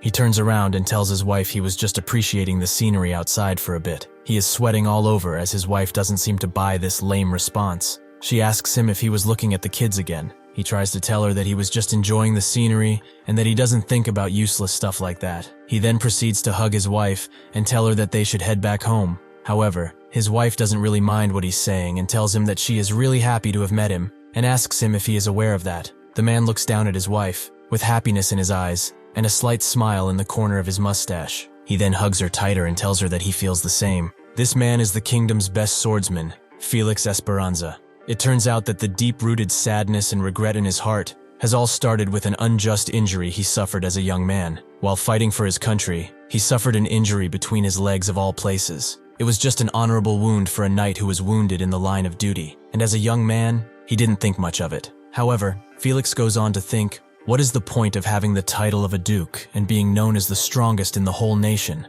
without having a child to take over after him? For him, it appears to all be in vain. A scene from the past is shown. Felix is explaining the situation to his wife that is much more appreciative and sympathetic to the situation than Felix probably anticipated, as he looks shocked. His wife acknowledges the fact that he must have been in agony, and asks Felix that if he is okay with this, she would want to serve by his side, all of this while crying crocodile tears. Seeing this, Felix thinks if there is any way for him to repay the overwhelming love that he's received. Next, Felix and one of the servants are walking down a path on what we can assume are the castle's grounds. The servant is telling him that the time of the family meeting is just around the corner and asks him if he is sure it's okay not to rush, to which Felix replies that there is no point in being early, as all that is going to happen is him being pressured to have an heir. His servant reluctantly looks towards Felix, not sure about what he is going to say. He then goes on to tell Felix that he is being very careful while saying this. But recently, a very effective medicine has been circulating in the capital. Hearing this, Felix ironically asks about that being the case, and his servant continues to say that apparently it even heals physical wounds as well. Once again, Felix doesn't pay much attention to it, and the servant goes on to say that he knows he doesn't believe in this, but there's a lot of word of its users having had great effects. Hearing this, Felix puts his head down, ashamed to admit to himself that he has already tried the medicine, and by stealing it at that. Even if his wife's tears bothered him, he can't believe he went around committing thievery, an embarrassment to all the discipline he has maintained. Not to mention that after taking that medicine, nothing happened anyway. Felix tells Luis, his servant, that he should take rumors with a grain of salt. He then goes on to think that what he said is completely right, that medicine working is a simple fake rumor, and there is no way that medicine can fix something that even Aura couldn't, and thinks that he should give up by now. At the gates of the estate, Logan is talking to a guard, which tells him that he cannot let him meet with Felix without an appointment. Logan only asks for the guard to tell Felix his name, as he is sure he will definitely meet with him after hearing who is looking for him. Before this event though, it seems that Logan and Philip talked it out, and Philip was amazed, asking if Logan was really going to personally visit the Duke. Logan replies affirmatively, and Philip is mocking Logan, asking if he will be going to the strongest man in the kingdom, and ask him if he stole from him, or if he is impotent. Philip shits his pants and asks if this is Logan's plan, yet Logan calmly asks Philip if he's mimicking him. Philip tells Logan that he should just act like nothing happened, otherwise he is just asking for trouble, saying that if things go wrong, they are screwed. In a hallway, seated on a chair, Logan is thinking that Philip is not wrong, but if the person yesterday really was the Sword Duke, he can't let this opportunity go to waste. A butler comes out of a room, opening the beautiful massive wooden door. He then tells Logan to proceed inside the room, where Felix is waiting near the window, behind his desk. As he's approaching the Sword Duke, Logan thinks this is the opportunity to form a positive connection with one of the strongest people of the kingdom. Logan gracefully greets the Duke, stating his name, and saying that he is the oldest son of the House of McLain. Logan looks up at the Duke and realizes something. Even though his age is around 70, he looks so much younger, and thinks that he must be repressing his aging using his strong aura. The Duke acknowledges that the House of McLain is in the southwest region, and asks why Logan has come so far from home. Logan thinks there's no need to bring up the reason right away, and instead he says that he has recently started a business in the capital, and so he brought the goods here as a present. Logan slides a small box across the table to the Duke, and says that it's an excellent medicine for men, and it has proven effective for countless nobles. The Duke is looking down to the box, asking if this is really the case, without giving any hint that he knows about it, or that he is impressed. Logan keeps his head down and thinks that this is confusing him, not knowing for sure if he was actually the thief from yesterday, and so he decides to proceed to the next level. He goes on to say that a superhuman like Felix wouldn't need stuff like this, and that is why he has brought something more special, making Felix draw a small gesture on his face. Logan is happy to see this, as the reason he was disinterested at first is because he didn't see any effect after using Impo-Rick. As in the current Impo-Rick, the poison in the monster meat is neutralized, for consumption as an aphrodisiac and treatment for dysfunction, but that trivial poison has no effect on the body of a superhuman like Felix, so he concentrated that poison over and over, creating a potent concentrate. He tells Felix that it's a limited edition Impo-Rick, and that seems to stir the interest in Felix. Logan goes on to think that he is calling it a limited edition, but in reality, it's just 50 Impo-Rick pills concentrated into one. After experiencing the power himself, Logan says that he can guarantee its effect, since that gut-wrenching pain alone could kill a regular human without a force core, but if an aura user takes it, the situation is really different. Logan tells Felix that if the pill is up to his satisfaction after using it, he will please to hear from him, and he'll ready another supply of however many pills Felix wants, and that he will of course be meticulous with the confidentiality measures. The next day, Felix is extremely happy, sign that the pill has properly worked, and he tells Logan that he will grant him any favor in his power. Seeing this, Logan is exploding with happiness inside, yet he manages to keep respectable and say that he doesn't understand what the Duke means by that. Logan Than goes on to explain that an aura user is the master of martial arts that moves the body, and the faster of force, the life energy. So Felix could know it with certainty. The medicine worked perfectly, not just as a one-time thing, but after 30 uses, the medicine's effect will accumulate and he can completely recover. His longest yearning and the pain in his chest may now be eased. Felix looks at Logan and says that he can't believe he was so considerate that he brought him a gift and didn't even mention his mistake, and also says that his sword skills that day were unbelievable for someone of his age, and therefore he is definitely someone you'd expect to be the owner of this miracle drug. He genuinely thinks this psycho-killer mastermind is impressive. Poor Felix has gone so long without getting any that he has lost his mind. Felix tells Logan that he might have been in a rush when talking, and says that he sees the possibility of being cured of a chronic illness thanks to Logan's gift, so he'd like to repay him for that,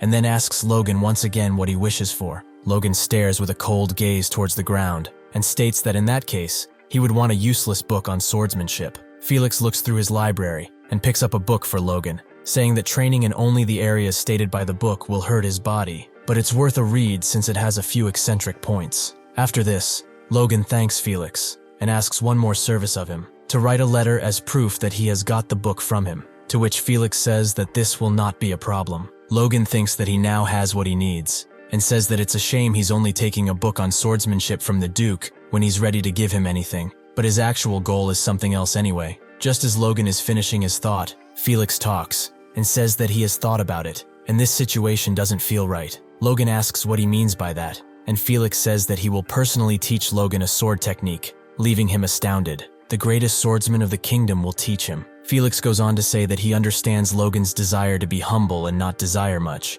but giving him just a low-grade swordsmanship book won't put him at ease. Logan thinks that even if he has the divine sword secrets, he doesn't need to refuse when the kingdom's strongest man is offering such, and so he ecstatically thanks Felix for the opportunity, thinking that he has hit the jackpot once again. On the Duke's training grounds, Felix and Logan are staying face to face, and Felix says that judging the talent of remarkable young talents is one of the pleasures of an old man. He then tells Logan to focus, as he won't be nice while teaching this, and upon hearing this, Logan readies his stance. Felix tells Logan to draw his sword, but he is overwhelmed by Felix's aura. A huge force is pressing down on his body, to the point where he can't even grab his sword. This is what a true aura user looks like. Logan asks himself if all aura users can do this, the skill to restrain the whole body using force like magic. If that was true, all battles would end with aura users fighting each other. Logan says that is not simply force, but rather, this has to be a special skill, he thinks, as he finally manages to draw his sword a little. Logan says he has to use the force to boost the senses and not the body, and then analyze this force that's restraining him. Every time he tries moving the Duke's force stimulating its starting point, therefore he is scattering the strength he puts into the move. Logan thinks that he doesn't understand how such a thing is possible, but he knows how to deal with it, thinking that when Felix is about to scatter his strength, he has to move half a beat faster, thinks Logan, just as he gets into a proper fighting stance with his sword fully drawn. Felix is looking at Logan and says that just as he taught, he is talented. Logan is sweating like a pig, barely standing up, and Felix is telling him to look carefully at what he is doing. He appears to be concentrating his aura at the tip of his blade, preparing an aura blade attack. As Logan tries to withstand overwhelming presence, Logan is scared shitless. As looking up, he realizes what he is up against: Felix Esperanza's force blade. Logan is looking forward, acknowledging the force blade is coming towards him. However, he seems to have one very serious problem. Felix's aura is too strong for him to withstand. He thinks that the Duke's force is forcing itself onto his body, therefore disturbing his senses, and that red blade's force is becoming even stronger. He looks forward in despair, wondering if there's anything he can even do about it. Suddenly, he realizes something. Logan's force is neutralizing the Duke's force on its own. He introspects how his intuition is telling him that he cannot dodge this attack, but there might be another way. Logan conjures the force inside his body, shaping it into the form of a protection circle around him. Seeing this, Felix remains stunned, wondering if Logan is really going to use force in the face of Felix's attack. He goes on to take an aggressive stance, with the sword behind his back, charged with force, prepared to strike Logan down. He takes one step forward, and leaps towards Logan with a killer sight in his eyes. Logan, holding his defensive stance with his blade forward and surrounded by his protective aura, feels a surge of fear as he faces the imminent assault. Just as expected, Felix's attack connects, and sends Logan back flying. Logan hits the wall behind him, and even his sword appears to have taken some damage. Felix, however, doesn't seem to even break a sweat. He is calm and composed, looking towards Logan with a cold gaze. Using his sword as a cane, Logan tries to push himself up, but he is still trembling due to Felix's powerful attack. His sword is shattered, and he can only think about what happened, about Felix's aura blade. Felix turns to Logan and asks if he really thought he'd teach him something he couldn't figure out on his own. He then reveals that he saw everything, and points out that without even realizing it, Logan got serious toward the end. With a proud look, Felix praises Logan, marveling at how he faced the attack head-on, thinking that some are just destined to excel. As Logan faints, Felix remarks that it's going to be fun watching him grow even stronger. Sometime later, Felix's butler asks Logan if he's already leaving. He goes on to say that the Duke said he is welcome to stay until he is fully recovered, so there is no rush in him leaving. To which Logan replies that he is okay, and that thanks to the potion the Duke gave him, he is completely fine. Hearing this, the butler tells Logan that he will be escorting him to the door. Outside, the butler wishes Logan a safe journey, and Logan thanks him for showing him out. After that, he quickly leaves, rushing away from the butler's sight. Seeing this, the butler wonders where Logan disappeared so quickly. It turns out that Logan turned a corner and is still hurting after Felix's attack, saying that the pain is killing him. He says that however much it hurts, he couldn't just use an expensive potion for a facile wound like that, and that he can't believe he would hand over a superior grade potion that is basically unfindable, like it's nothing. Logan goes on to say that his force evolved all this time so he can heal the internal wounds himself, but the wounds that the Duke inflicted on him are going to be hard to deal with after all. He then looks at the potion and says that whatever the case may be, he still gained more than he lost. Logan then proceeds to take out a note from Felix, stating the coordinates of the communication channel of his mansion, and that if Logan ever faces any trouble while learning the skill of the Force Blade, he can get in touch with him. Logan is happy, wondering who would have thought that Felix would think so positively of him. Logan thinks that Felix is practically treating him like a disciple, so this relationship is going to prove greatly beneficial later on. Just as he says that, Philip appears from behind, taking Logan completely by surprise. Logan turns his head around, asking Philip what he's doing there, to which Philip replies that he was at a distance, waiting for Logan to come out. Then he goes on to ask Logan why he looks so pale. Philip, concerned, yells at Logan, asking if he didn't by any chance do something rude in order to infuriate the Duke, to which Logan replies that it's quite the opposite, as he just got a little swordsmanship lesson from the Duke. Logan then cuffs, and blood comes out of his mouth, which scares Philip shitless. Seeing this, Philip says that he will make preparations for them to run away, and that he will get the fastest horses. Logan tries to tell Philip that he misunderstands the situation, but Philip just keeps on mumbling. A week later, at Logan and Philip's store, a sign on the door reads that Impo Rick is currently out of stock, asking customers to check back later. Inside, Logan appears with a majestic gaze, announcing that the total profits from selling Impo Rick have reached a staggering 4.1 million gold. Philip, impressed, responds that if sales continue at this rate, surpassing 4.5 million gold in a month won't be hard either. They exchange confident glances, fully aware of their success, and share a joyful cheer that echoes outside the shop. However, the celebration is short-lived, as Logan, ever serious, asks Philip if he's so pleased that he won't need a bonus this month. Philip, quickly snapping back to reality, pleads with Logan not to ruin his daydreams. Philip then mentions that he ensured the monster meat he purchased in Kale would be handled smoothly, and Logan commends him for a job well done. Philip then suggests that Logan consider buying a house in the capital to offset the costs of lodging, noting the savings it could bring. Logan, however, dismisses the idea, explaining that they'll only be staying in the capital for another year and a half, so there's no point in making such a commitment. He advises Philip to focus on Impo Rick for now, adding that they'll have to move elsewhere eventually, even if they don't want to. When Philip asks what Logan means by that, Logan simply replies that it's something Philip doesn't need to worry about. Lastly, Philip asks Logan to take care of his health for the smooth running of the business,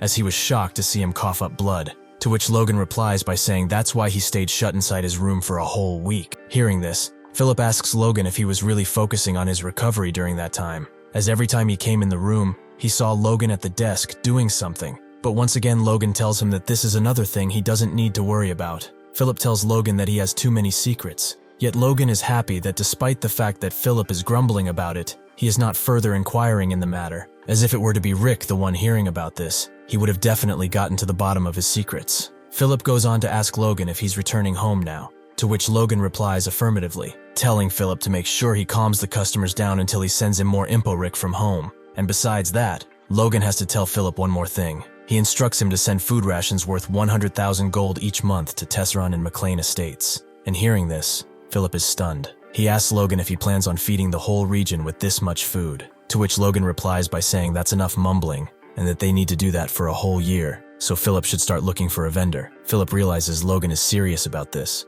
and says that he didn't realize Logan cherishes his people so much. However, this doesn't seem to be the case. As Logan is about to leave the room, he thinks that he doesn't cherish his people, but this is just what he needs to do. This is because it's going to take at least a year for McLain's chronic food shortage to be solved. Even with the Tesseron plains in his hands, with McLain's infertile land, it's going to be a minus as always. He says that people's labor is a huge part of his plan, so he can't have them starving. Logan prepares to leave the room and casually tells Philip that he has work to attend to, so he'll be heading out. Philip, however, doesn't bother asking for details, knowing all too well that it's just another one of Logan's secrets. Elsewhere, a group of impoverished people huddle on the cold concrete floor of what appears to be a storage room, using whatever scraps they can find to keep warm. One man, bleeding from his cheek, stares down at the floor with a sorrowful expression. Meanwhile, Logan stands inside a magic shop, handing a piece of paper to a sorcerer. The sorcerer, glancing at the paper, asks if Logan truly intends to find the people listed. He hesitates, explaining that with only names, a few distinct features,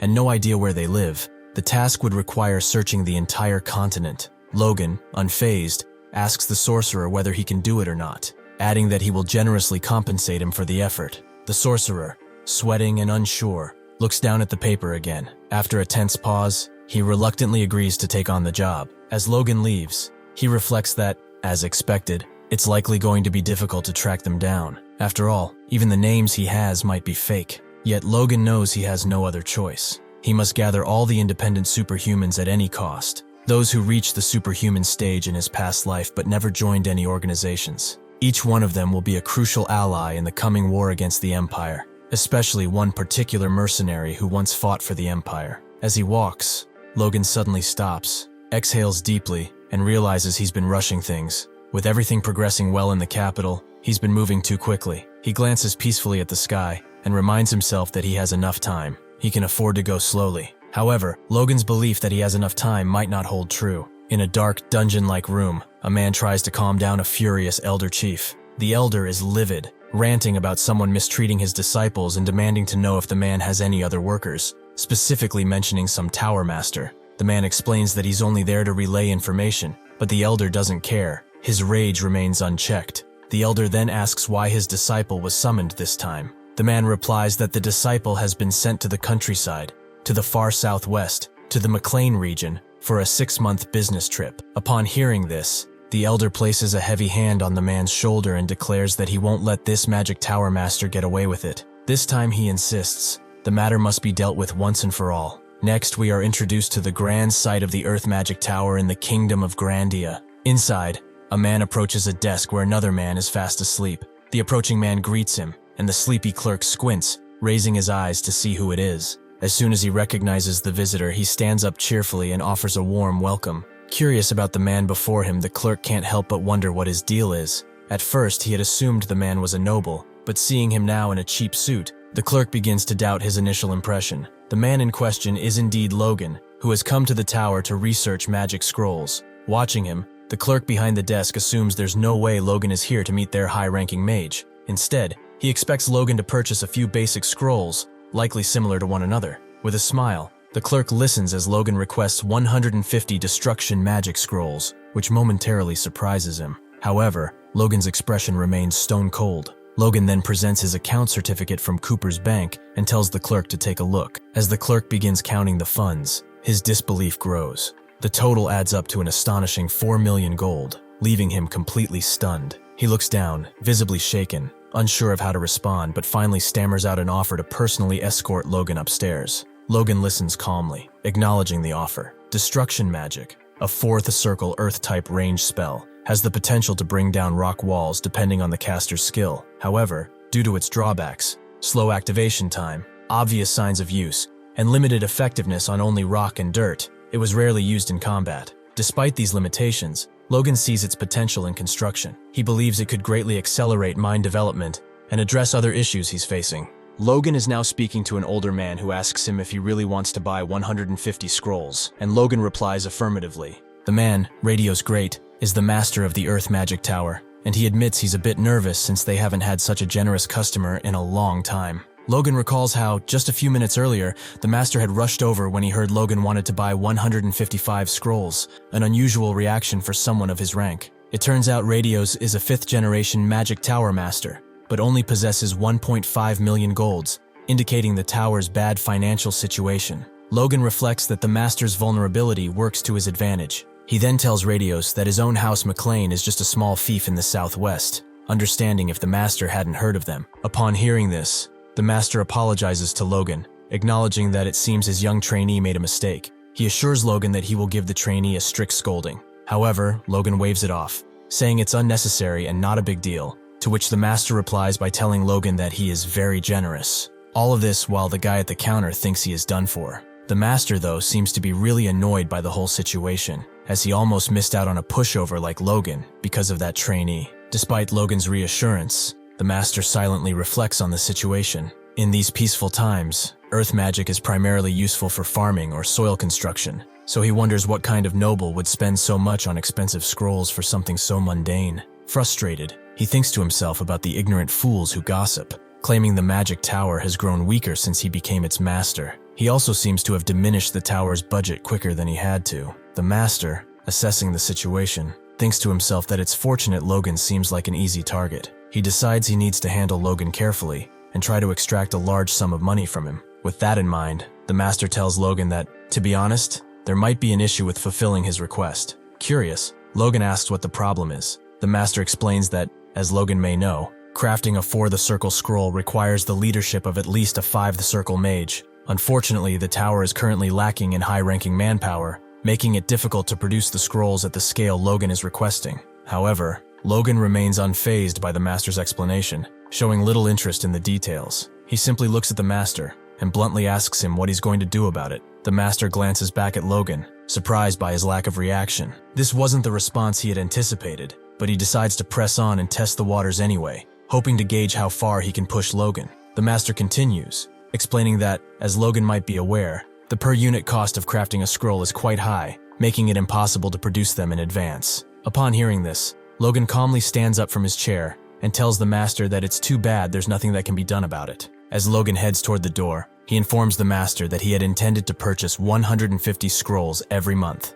However, if the tower cannot even produce that many in an indefinite time frame, he will take his business to the royal family's magic tower. Hearing this, the master panics and leaps in front of Logan to block his path. Desperate to retain Logan's business, the master asks if Logan really plans to buy 150 scrolls every month. Logan confirms this and adds that over the next 6 months, he will need a total of 900 scrolls. Upon hearing this, the master looks as though he has been transported to the 9th circle of heaven. He gazes at Logan with awe, as if he has seen an angel. Logan then remarks that if producing 150 scrolls at once is too much for them, handling an order for 6 months' worth would be an even greater challenge. Just as Logan is about to leave through the door, the master makes a dramatic move, throwing himself onto the floor and grabbing onto Logan's boot. He desperately shouts that they will take care of the order. As this happens, Logan asks the master if he thinks his order is possible, to which he replies that it's 100% doable, all while dusting off Logan's shoes with his robe. The master continues,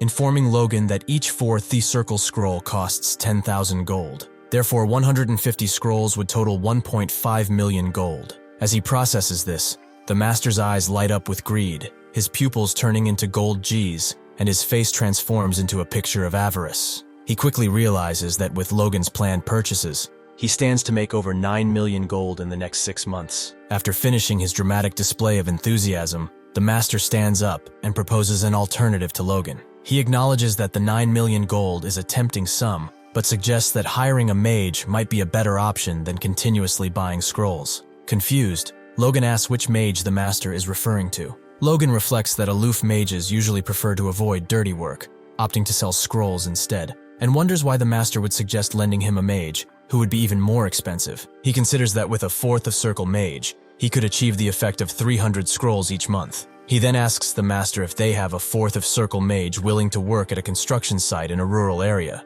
The master responds, clarifying that there may have been a misunderstanding. He explains that not even he has the authority to command a 4th circle mage as he pleases, which Logan had anticipated. Instead, the master offers to deploy 9 2N circle mages and 1 3 RD circle mage. He explains that these mages are disciples who have extensive experience working in teams at various construction sites. In return, the master requests that Logan reduce the number of scrolls. Logan considers this offer and thinks it might be a good deal. Given the long-term nature of the construction work, deploying a team of mages could be more beneficial than hiring a single 4th circle mage. However, Logan is reluctant in hiring mages specialized in construction, wondering what kind of people they are. Suddenly, a group of worn-out and battered men appears before Logan, led by the 3 RD circle mage named Grick. These guys look like they've just came back from war. Stunned by the condition of the men, Logan struggles to find his words. Just then, the master interrupts, telling the group that now that the formalities are over, they can return to their quarters. The men quickly flee, visibly frightened, leaving Logan bewildered and wondering what just transpired. Infuriated, Logan turns towards the master and tells him that they look like they are about to pass out. The master responds, acknowledging their disheveled appearance but assuring Logan that they are young personnel with the most construction experience in the magic tower. They are specialists in their field. Logan reflects on the master's words and thinks that, despite their appearance, the mages seemed quite capable when he roughly assessed them with his senses. With a 3 RD circle master and several 2 N circle experts among them, and all in their 20s, they represent promising talent regardless of their condition. Despite the success, Logan remains suspicious. He doesn't fully trust that the master will actually send his disciples to the countryside as promised, and wonders if he should somehow test the master. Logan confronts the master, saying that even if he follows through on his promises, the scrolls are of a higher grade, which reduces the overall count. He adds that swapping out 2nd circle mages in exchange doesn't seem like a fair deal, and the master responds, assuring Logan that the team of 10 mages should be sufficient, especially with a 3rd circle mage leading them. He insists that their combined abilities will more than make up for any reduction in the scroll count. Upon hearing the master's response, Logan once again flashes his signature killer smile. Every time he puts on that expression, it sends a chill through my spine, and I remember the guy is still a psycho. Logan, still smiling, begins to negotiate with the master. He proposes that for 120 destruction magic scrolls and the deployment of 10 mages, the price should be set at 1.2 million gold per month. The master tries to keep his calm upon hearing Logan's decision, but he is visibly struck by what he just said. Logan then goes on to think that this is a dirt price considering the talent of those mages, and that he wouldn't send any normal mages at that price. Not that Logan would mind if it works. However, he is still stunned to hear the master agreeing to the price Logan set. The master then pulls out a contract and urges Logan to sign it right away, so as not to lose the opportunity. Logan looks down at the piece of paper and wonders how could someone actually agree to those terms, and in such a rush nonetheless, as not even the ink had time to dry on the page. Just as Logan thinks that something is off, the Elder Chief comes bursting through the door behind Logan, while two of the disciples hold on to him. The Elder Chief tells the master that he has heard everything he has been doing with his disciples, and that they will have a chat right there and then. While the disciples try to stop the Elder Chief, begging him not to do whatever he is about to, Clayton just rushes forward, like an unstoppable force of nature. Logan turns his head around to see what the whole fuss is about, and he is amazed by his sight. The Elder Chief, a 5 the Circle mage, is visibly furious and confronts the master, demanding to know if he's sending his disciple off again. The master responds, asserting that everything he does is for the benefit of the tower, and that his disciples are the most talented available. The Elder Chief then questions why only his disciples seem to be assigned to the tough tasks. The Elder Chief, still fuming, points out that the master is not just sending any disciples, but rather young ones who have just returned from previous assignments. The master responds by reiterating that the young are capable of enduring hardships and emphasizes that all his decisions are made with the well-being of the tower in mind.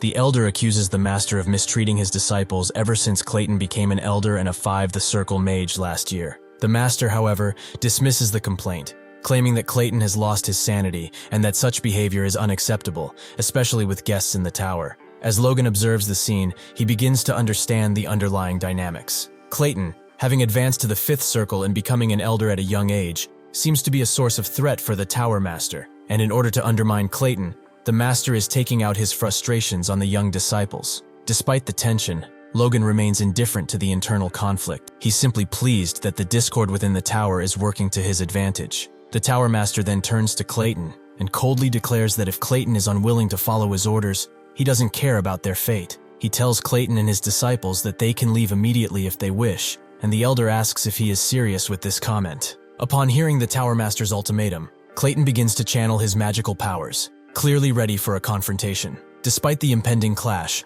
the old man remains unfazed and calmly asks Clayton if he truly wants to go through with a fight, while at the same time also charging his own magic. The earth around them starts to shake, and objects are almost falling apart in the room. One of the disciples acknowledges the danger of the situation and says that they need to stop those two. Clayton then shouts at the Tower Master, telling him that he'd better be ready for what's coming, while the Tower Master just looks at Clayton, taking his fight stance. Out of nowhere, Logan a hand bangs the table with a stamp. Their attention is drawn towards Logan, who doesn't seem to care even the slightest about their confrontation. The two remain stunned at what Logan is doing, and the young disciples are also amazed by what just happened. Logan shows the other man the piece of paper he just stamped. It's the contract he was going to sign with the Tower Master, now completed. He then simply tells the 10 people waiting in the room to follow him, and also addresses Clayton and the Tower Master. He tells them to sort it out themselves, and that the contract is still valid even if the Magic Tower Master changes, so there will be no issue with the business. The Tower Master acknowledges how they have shown a pathetic side of themselves in front of their guest, and tells Logan that he will send the scrolls his way as soon as they are done. Yet Clayton tells him that he isn't done talking to him yet. The Master asks Clayton if he's saying that he will force the official contract of the Earth Magic Tower right now, and scolds him, telling him to know his place. Clayton then proceeds to tell the Master that if he's going to ask this way, then his decision is final. Clayton will follow his disciples as well. Both Logan and the Tower Master look amazed at Clayton. The Master then says Clayton must be mad. An elder following his disciples to a construction site is unheard of to this day, and Logan shouts that he has never hired a 5th Circle mage. To this, Clayton replies by saying he doesn't want Logan to pay him separately. He only plans to cooperate with him to help his disciples and get the work done sooner. And upon hearing this, Logan bows before the elder and says that he shall serve him devotedly. All Clayton asks is that Logan will postpone his disciples' dispatch by a day, for they need to recover before they leave again, and Logan gracefully agrees to the request and tells Clayton to meet him tomorrow at noon at the west gate. The next day, a carriage is seen leaving through the tower's gate. Logan stands outside, leaning against a wall with a backpack slung over his shoulder, waiting for Clayton and the others. As he waits, he reflects on how yesterday's contract turned into an unexpected jackpot. Hiring a 5 the Circle mage through a standard contract would have cost him 1 million gold alone, yet he secured much more for far less. Logan thinks about how he wants to return to his home territory as soon as possible. He needs to send more Impo Rick to the capital and take care of some other matters. However, his thoughts are interrupted when someone calls out his name. The person calling Logan's name turns out to be Rena, who acknowledges that quite some time has passed since they last saw each other. As Logan greets her casually by name, Rena points out that they weren't close enough for such familiarity, calling the situation a bit embarrassing. Logan, understanding what she means, quickly corrects himself and addresses her more formally as Princess Wolves, adding that indeed, it's been far too long since they've met, also saying that she's simply being rude as always. Rena looks down at Logan from her luxurious carriage, while holding a fan to cover half of her ugly ass face. She says that there have been rumors circulating in the capital, and that she's heard Logan was getting into some quite an embarrassing business these days, and asks if the House of McLain is facing troubles by any chance. What she actually means, though, is to ask if his family finally went under, and if Logan isn't embarrassed to walk around looking like a poor person. Logan, keeping his cool, replies graciously that, as Rena might be aware, he is quite ambitious when it comes to making money, and that his family's situation is nothing for her to worry about. Of course, what he really means by this nicely arranged words is that his family situation is none of her fucking business, and she should just stop bothering him and go her way. Once again, Rena steps on Logan's nerves and says that she knows the amount of money she gave him when they broke off the engagement wasn't that small, yet this is probably normal for a barren fief like Logan's. I swear I would slap her just for fun. Logan, eager to get rid of Rena as quickly as possible, agrees with her comment and attempts to walk in the other direction, making a dismissive remark about her being so filthy that he'd rather avoid her. However, just as he's about to leave, Rena stops him by mentioning that she's heard about his impressive feat in the feudal war, where he used a special weapon. She then asks how he would feel about selling it to her. Trying to remain polite but wanting to escape the conversation, Logan downplays the weapon's significance, saying it's not that great, and though he's embarrassed to refuse her offer, he will have to decline. Logan then basically runs away from Rena's carriage, which seems like the best he could do in this situation, and Rena looks at him disgusted from the window of her carriage. As he walks away from the gate, Logan thinks how even after he got famous in the capital for selling the Impo-Rick medicine, not a single noble showed any interest in the feudal war in the countryside. But Rena, no, rather the wolves, are too invested in, and says that this is quick, even for a relation with history. He thinks that the structure of the crossbow that he's made is quite simple, so can only hope to use it a couple more times before the blueprints get out in the open, and it's going to be built by everyone. This is when a voice interrupts Logan's thoughts. This is Clayton and his disciples, which tells Logan that he thought they would meet at the western gate, and asks Logan what is he doing coming their way. Logan starts pushing Clayton and the others the way he wants to go, and tells Clayton that he ran into someone annoying earlier, that being the reason for which he was walking towards them. 3 carriages are then seen making their way through the woods. Of course, Logan is riding with Clayton and one of his disciples, and Clayton seems to be mad about something. Clayton turns his head around to look at Logan, and says that this carriage is big enough to carry at least 5 or 6 people, and that the coachmen seem pretty experienced as well. Therefore, Logan must have spent quite a lot for their comfort. Clayton then gets grumpy, telling Logan that he didn't have to bother with all his doing, and that he spent all this money for nothing, while his disciple tries to keep him in check. Hearing this, Logan looks at Clayton, and thinks that this wouldn't be the first time a mage has a high sense of pride. He then tells Clayton that he is honored to attend to such great mages, so everything he does is just basic, while thinking that he's hired a 5th circle mage for free, so buttering him up is no big deal. However, Clayton doesn't reply to this. Instead, he just looks out the window and keeps acting grumpy. After the night has fallen, Logan and the others seem to have set camp in a clearing in the woods, and Logan says that it's pretty late to travel now, so they will rest there for the night and continue towards their destination tomorrow. After this, Logan sets up a campfire and starts to meditate. Out of nowhere, a man holding a knife appears, and he seems prepared to strike. He throws his knife at Logan, but he senses it and lowers his head in order to dodge it. And then,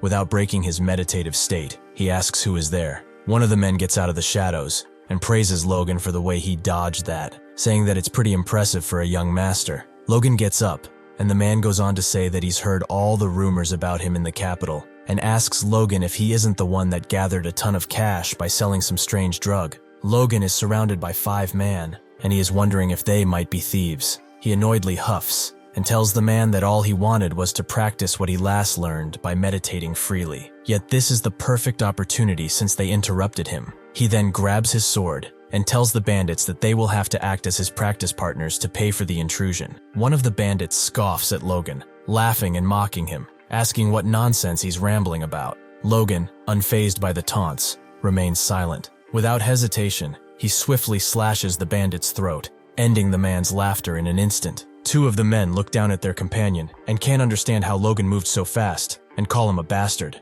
One of them then jumps to attack Logan. Seeing this, Logan takes an aggressive stance and prepares to strike. Just as the bandit gets close to Logan, prepared to drive his knife through him, Logan dodges and slashes his gut in one swift motion, and also sends him flying through the air. Seeing this, the other bandits lose their composure and are amazed by his strength. The guy landed with his back hitting a 3, and he appears to have lost his consciousness. 2 of the men are down, and 3 remain. One of the bandits realizes there is no way they can take down Logan, so he urges the others to flee as fast as possible. But that's when the staggering realization hits him. He cannot move his legs. Logan then appears to charge his aura, and the way he holds the sword and how he looks at his enemies seems familiar. He mimics Felix's movement from their training. Logan manages to charge his sword with enough mana in order to replicate the attack Felix taught him, the aura blade, and it seems like a whole ass execution is going to take place. Logan places his foot forward for a more sturdy grip, and then slashes through the air with tremendous force. He manages to hit 2 of his opponents,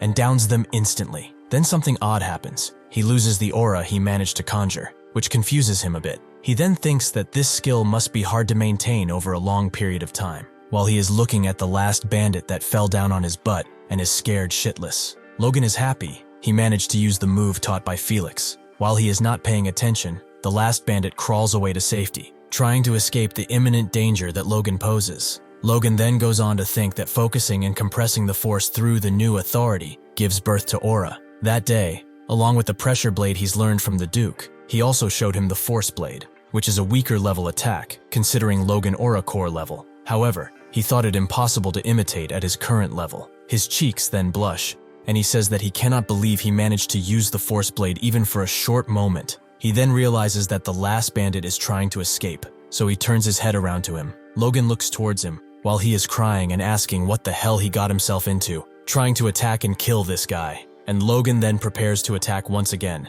which seems to terrify the poor bastard. While walking towards him, Logan explains to himself that using the force exuding from the sword to forcefully disperse and overpower the opponent's enemy creates the skill known as the pressure blade. And just as he's about to stab and kill the last bandit, Logan puts on his killer smile again and says that this skill should be good enough for him to use in a fight. He then looks around at the bodies surrounding him and asks himself if he might have gone a bit overboard. A voice is then heard from behind, which really takes Logan by surprise, telling him that he has witnessed everything that has happened. The person that spoke these words is Clayton, and he seems extremely furious and prepared to take Logan down.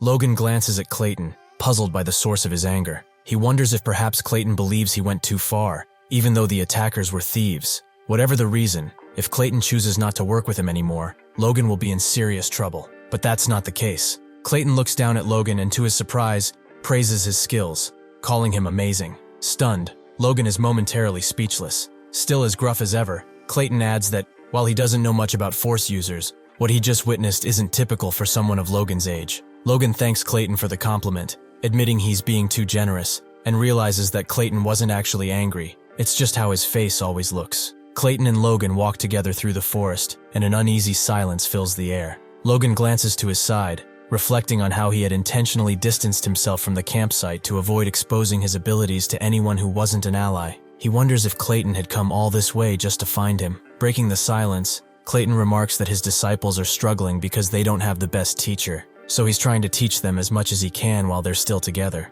Logan responds, reassuring him that he's already doing a good job, then asks why Clayton felt the need to share this with him. Hearing this, Clayton then stops in his tracks. He turns his head towards Logan, telling him that even after they get to Logan's territory, he wants his disciples to take breaks and shifts, and also have a chance to train with him. Clayton then tells Logan that he will work as much as it's needed for them to have this chance, and asks Logan if they can have an understanding, to which Logan immediately agrees. Then Logan looks down and realizes something strange. He looks behind Clayton and sees mana flowing out from the ground, and asks himself where it is going. It turns out that the mana goes towards the tent where the mages are sleeping. Once again, Clayton is looking at Logan, asking him if they have an agreement, all while Logan is left to ask himself, why would he go so far to share his mana with his disciples? Logan acknowledges that Clayton is cherishing his disciples greatly, and Clayton replies that, as their teacher, he at least has to do the minimum. Logan then asks Clayton if fighting with the Tower Master for their sake wasn't doing the bare minimum, but Clayton says that the Tower Master was the one asking for it.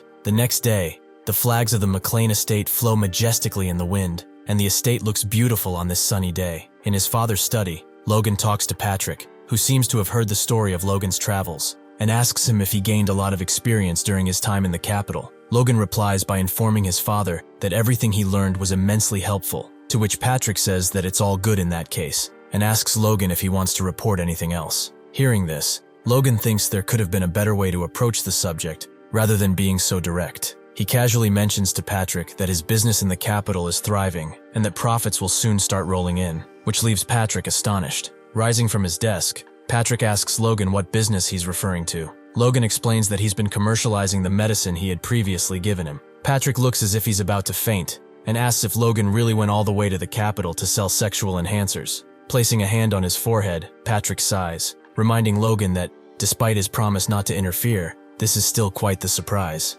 Patrick then asks Logan to be more mindful of the family's reputation and dignity the next time he takes action like this. Logan quickly promises his father that he will, feeling relieved that Patrick is handling the situation better than he had expected. Patrick, however, raises an eyebrow and asks if Logan answered his question without giving it much thought. Once again, Logan gives the same swift affirmative response. Logan then informs his father that he's also made the acquaintance of the Sword Duke and has established a strong connection with him. Upon hearing this, Patrick, stunned about the information, immediately asks if he's referring to Felix Esperanza. Patrick, fuming, then asks Logan if he also sold the medicine to Felix. With a grin, Logan replies that he did exactly that. Furious, Patrick shouts at Logan, demanding to know how far he plans to drag the family's reputation down. Unfazed, Logan calmly pulls out a book Felix gave him and says that in return, he received a valuable intermediate sword technique. Patrick, now calmer, takes the book from Logan's hands and reads the title aloud, The Iron Blood Sword. He remarks that it's a genuine intermediate sword skill, guaranteed by the Sword Duke himself. However, Logan knows this isn't entirely true, as he had written that comment during his stay at the Sword Duke's mansion. Logan then reflects on how an imperial merchant had unearthed the Iron Blood Sword from ancient ruins. It was considered one of the top intermediate sword techniques of the time. Initially, the merchant had copied and sold the book to only a select few, but eventually, it was leaked, and copies of the entire technique began circulating throughout the market. Over time, it became so widespread that knights across the continent, and even common folk, could learn it. However, he also thinks that this event is only bound to happen 10 years from now, so having the knights of the family learn this skill right now will greatly help their forces advance. Logan goes on to think that if they also add in the mixture the sword chi, and even the divine sword secrets, his father and Ranyan could use those as their trump cards. Yet all that being said, the Iron Blood Sword technique moves force to an extreme, so it could inflict internal damage during training, and there is no way Patrick would allow for something like that to happen. But adding the Sword Duke's name to the book will definitely make Patrick accept it. Patrick reads the contents of the book and says that this is on a completely different level from the worn-out records the family has passed down, and that this book is of a far superior quality. As his hands tremble on the book, Patrick thinks that in reality, gaining proper intermediate sword skills for a noble is hard, and that he even considers this the reason for which he was stuck in level for the past 10 years. Patrick then goes on to tell Logan that properly mastering this technique will raise their Knight's Order's overall strength by at least 30%, and wonders how they could ever repay the Duke's kindness. Hearing this, Logan thinks that it's great he thinks that, as he has a proposal for his father. Logan should also properly master the technique in order to show it to Felix and repay him. However, Patrick suddenly rushes out of the room, cutting Logan off before he can say anything. He tosses a stamp at Logan and tells him that mastering the Iron Blood Sword technique is now his top priority, leaving Logan in charge of everything until he succeeds. It's at that moment Logan realizes the gravity of the situation. Patrick has just thrown him the family sigil, symbolizing his temporary authority over the family's affairs. Patrick bolts through the door, calling back to Logan to assist Dwayne with the family matters in his absence, promising to return once he has mastered the Iron Blood Sword technique to perfection. He hastily thanks Logan and departs, not giving him a chance to bring up the matters he wanted to discuss. Logan is left standing alone in his father's study, holding the family sigil, completely at a loss for what to do next. Logan stares at the family seal, realizing that having it in his possession means he can now act freely without needing anyone's permission. As this thought sinks in, Dwayne bursts into the room, exclaiming that he's heard all about Logan's accomplishments in the capital. Logan, now determined, silently vows to accomplish everything he desires before Patrick returns from his training. Dwayne quickly begins pleading with Logan for money to help with the family's financial situation. Logan, skeptical, asks if Dwayne didn't already receive funds from the battle with Tessrin. Dwayne shouts in frustration, explaining that those funds are nowhere near enough to maintain both fortresses. The battle caused a severe labor shortage, and because of this, production will drop significantly this year. To make matters worse, the Kairos have also cut off all aid, leaving the family in an even more precarious position. Dwayne, desperate, drops to his knees and begs Logan for money, pleading since he's heard about the fortune Logan made in the capital. But Logan simply smiles and says that he is sorry, but he's already spent all the money. Hearing this, Dwayne can't believe what Logan is saying, so he replies by telling him that he heard Logan has made at least a couple of million, and asks him where on earth could he be able to spend all of that money in so little time. However, Logan just looks down on Dwayne, smiling, without saying a word. Dwayne looks up at Logan and tells him to stop these shenanigans, as it's not funny. Yet Logan just keeps his composure, maintaining the same exact look, looking down on Dwayne. And seeing this, Dwayne starts sweating bullets. He then asks Logan if he is serious about all this, and Logan nods affirmatively. He then bows back down in despair and asks Logan where on earth he managed to spend all of that money, to which Logan replies that he has spent 1.2 million gold on magic scrolls and images. Plus, he also bought construction materials and food to support the people of their regions, so there's nothing left. Dwayne looks at Logan, reiterating what he just said. He said that buying a little food and giving it to the people is not going to make a difference, but that's when Logan tells him that he spent 1 million gold on food alone. Dwayne isn't sure he heard that right, and asks Logan to tell him once again, and Logan obliges, by telling him that he will distribute food worth 1 million gold every month for a year among the people. Hearing this, Dwayne starts shouting, asking Logan if he ate something to make him crazy, and Logan thinks that this is a normal reaction, as him becoming a bit of a war hero isn't going to change Dwayne's view about him. Logan then tells Dwayne that he is completely in his right mind, and asks him if the food he has bought is enough to feed the people. Dwayne tells him that it is indeed, and asks him what he plans to do with the construction materials and the scrolls, and then proceeds to ask him if he is starting some construction, and Logan tells him that they will be constructing a dam. 2 weeks later, a note starts circulating the city, and it reads the following. The feudal lord calls upon everyone eligible for statutory labor, for those in the McLain Fortress and the West Gate in their city, to those in the Storm Fortress and those in the East Gate in the outer city. Seeing this, a man from the Tesran Fortress declares that they've finally reached this point. The nobles are exploiting them without restraint. One commoner from the McLain Fortress adds that forcing them into statutory labor during the peak farming season is madness, as it will leave their children starving. Another voice chimes in, lamenting that they barely survived the battle, only to find the feudal lord now trying to crush them. They furiously question whether the message they received leaves them with a choice, to die fleeing, to toil in labor, or simply to starve. They realize that in the end, all paths lead to the same result. With determination, they grab their pitchforks and any tools they can find, seemingly ready to rise up against the feudal lord in rebellion. Everyone has gathered in front of the McLain estate, and Logan asks if everyone is present. A young man turns to an elder and asks if they are really going to go through with this. The elder replies firmly that the lords are treating them like dogs, while they barely scrape by, living off grass just to survive.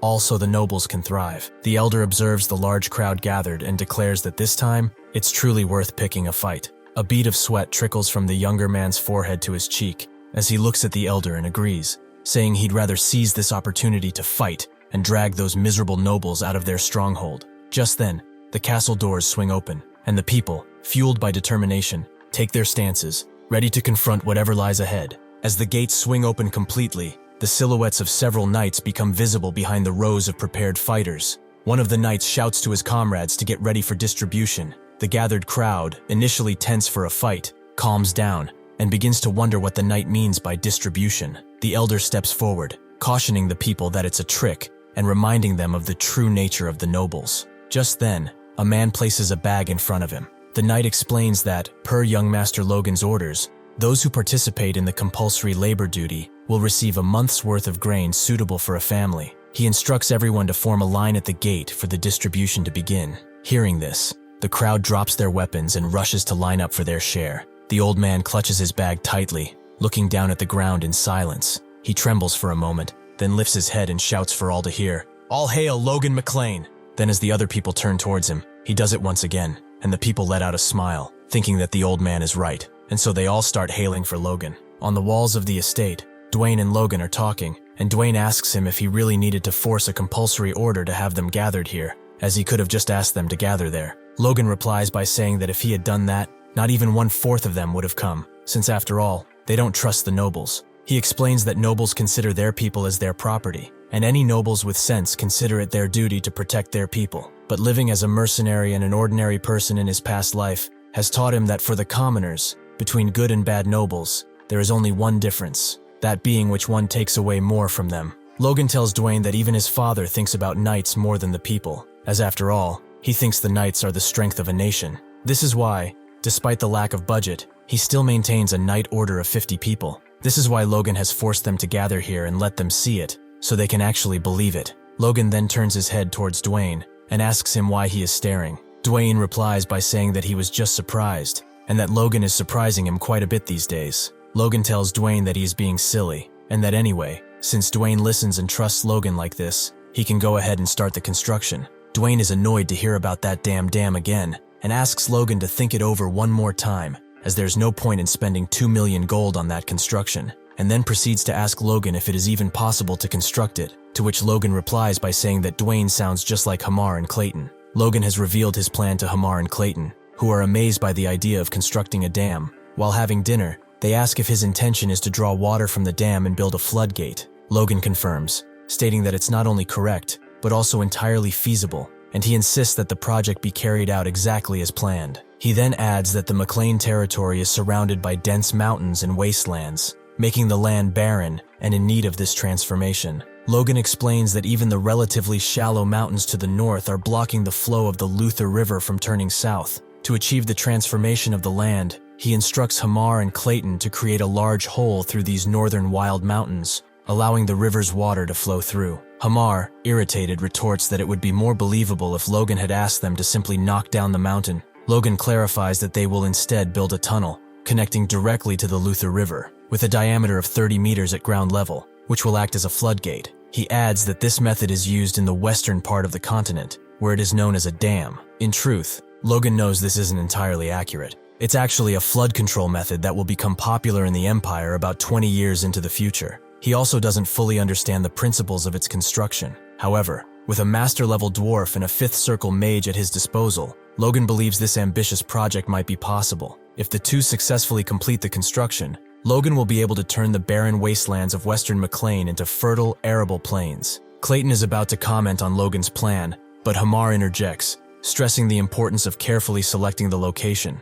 He explains that the ground composition is critical, and they must also consider the water levels and channels. To prevent the tunnel from collapsing, they'll need to construct an arch structure and enlist the help of mages. After hearing all this, Clayton turns to Hamar and asks if Logan's idea is truly feasible. Hamar, surprised at himself for having said all that out loud, can hardly believe it either. Hearing all of this, Logan, holding his glass of wine with a glimmer in his eye, confidently acknowledges that the plan is indeed possible. This makes both Clayton and Hamar break into a nervous sweat. Hamar, trying to explain, begins to tell Logan that he's already busy with other tasks, including the newly started mining operation. But before he can finish, Logan cuts him off, saying that this is exactly why he has prepared magic scrolls and mages to assist in the project. Logan then tells Hamar that he will leave finding the right mountain up to him, and hearing this, Hamar reluctantly says that he knew there was something off when Logan decided to treat him to some delicious meal out of nowhere. And seeing all this, Clayton just asks himself if everything that's happening is really okay. At the construction site,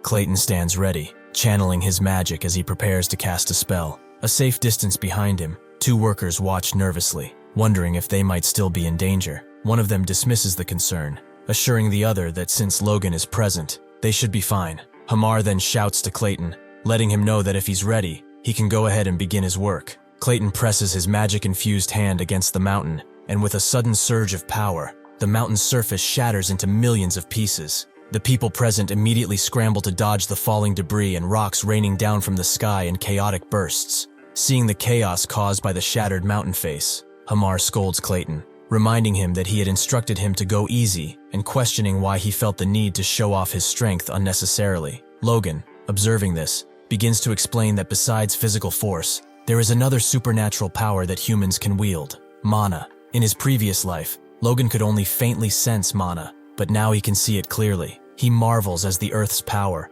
originating from the mana circle within Clayton's heart, intricately weaves constant patterns to stimulate and break the rock wall. Astonished by what he's witnessing, Logan realizes that the development of his force core has enhanced his senses to a transcendent level. Clayton turns to Logan with a smirk and tells him to watch closely for his next spell, insisting that what Logan saw was just the beginning. Logan, unimpressed at first, observes as Clayton raises his hand and suddenly clenches his fist. In an instant, All the rocks from the earlier explosion pile up and begin to float in front of him. Logan quickly realizes what's happening. The debris from the shattered cliff is gathering into a massive shape. The sheer size of the newly formed structure makes Logan look up in awe, while Hamar, overwhelmed, hides behind Logan's leg like a frightened child. Clayton has transformed the scattered rocks into a towering rock golem. Logan, astonished that Clayton could create such a colossal figure without any tools, begins to contemplate the possibilities. He mutters to himself that if they could make a few more of these golems, not only would the construction be completed much faster than anticipated,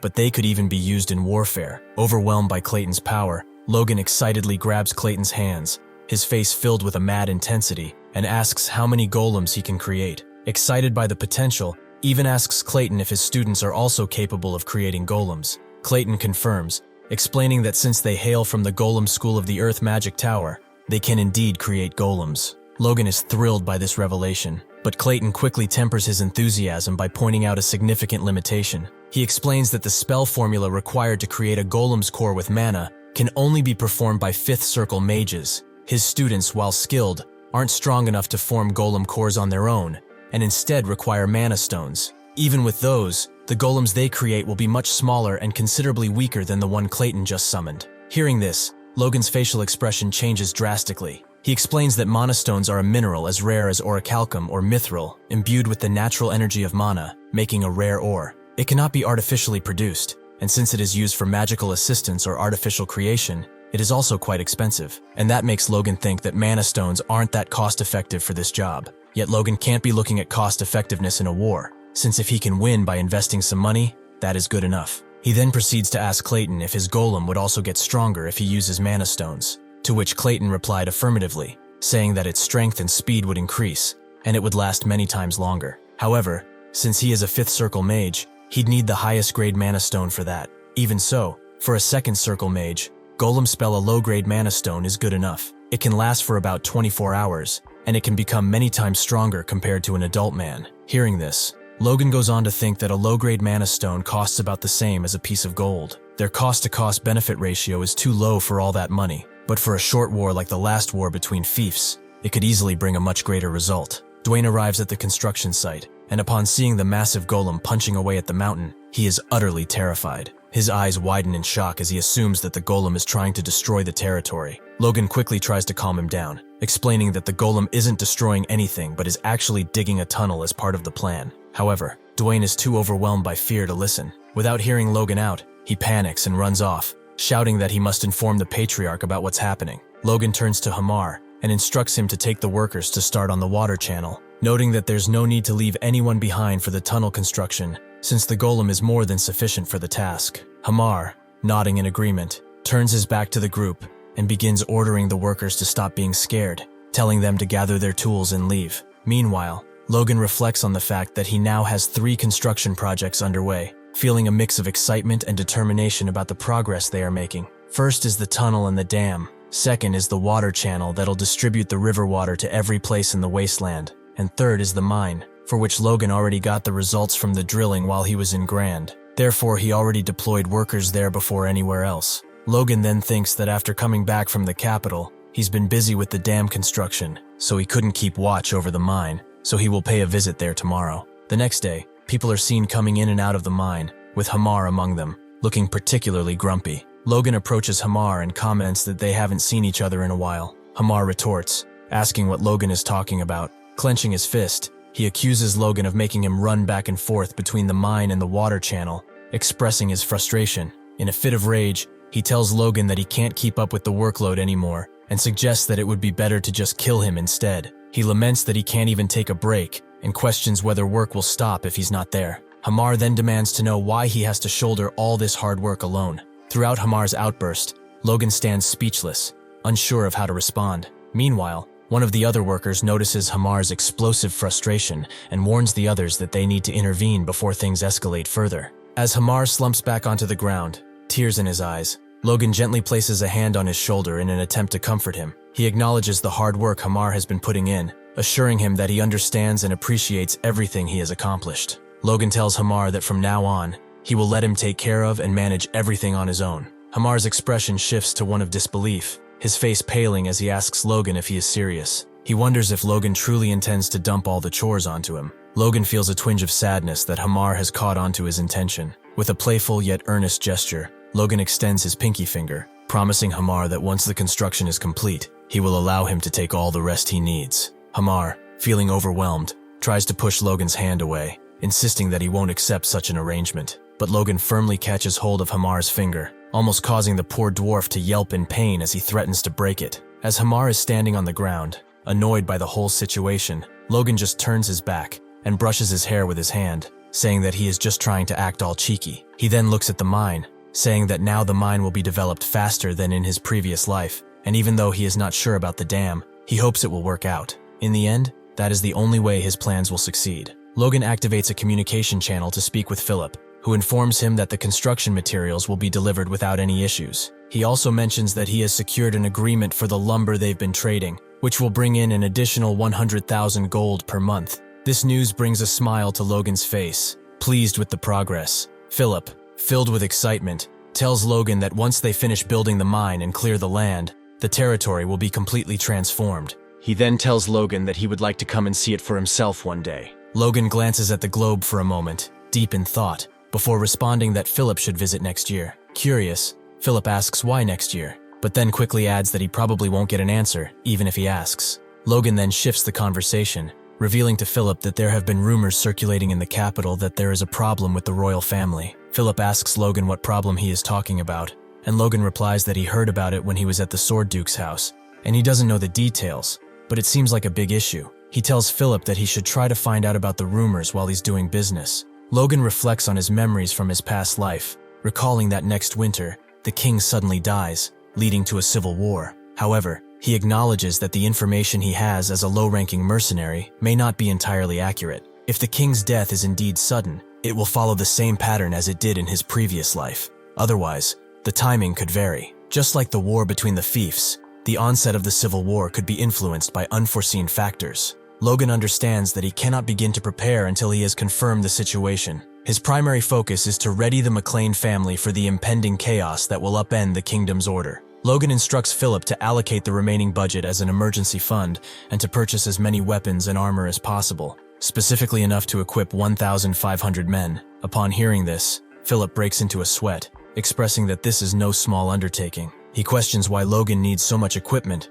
when the McLains only have around 100 knights. Logan clarifies that the equipment is not intended for the knights, but for the soldiers. This revelation sends Philip into a frenzy, incredulously asking Logan if he has truly lost his mind. He argues that no one fully arms their soldiers in war, deeming it a waste of money. However, Logan refuses to entertain the objections. Internally, Logan reflects that while his actions may seem unusual, they are driven by necessity. The last war resulted in significant casualties among his territory's people, drastically reducing the expected output. To counter this, he needs to minimize conscription while maximizing the strength of his knights and regular soldiers. Arming the most vulnerable regular soldiers is a crucial part of that strategy. Logan then asks Philip if his judgment was ever wrong, to which Philip reluctantly says no. Then he puts a smirk on his face and tells Philip that this being the case, they should proceed as discussed. Philip says that he understands and that he will discreetly find out more about the rumor. With this, Logan says that from securing funds through the mine,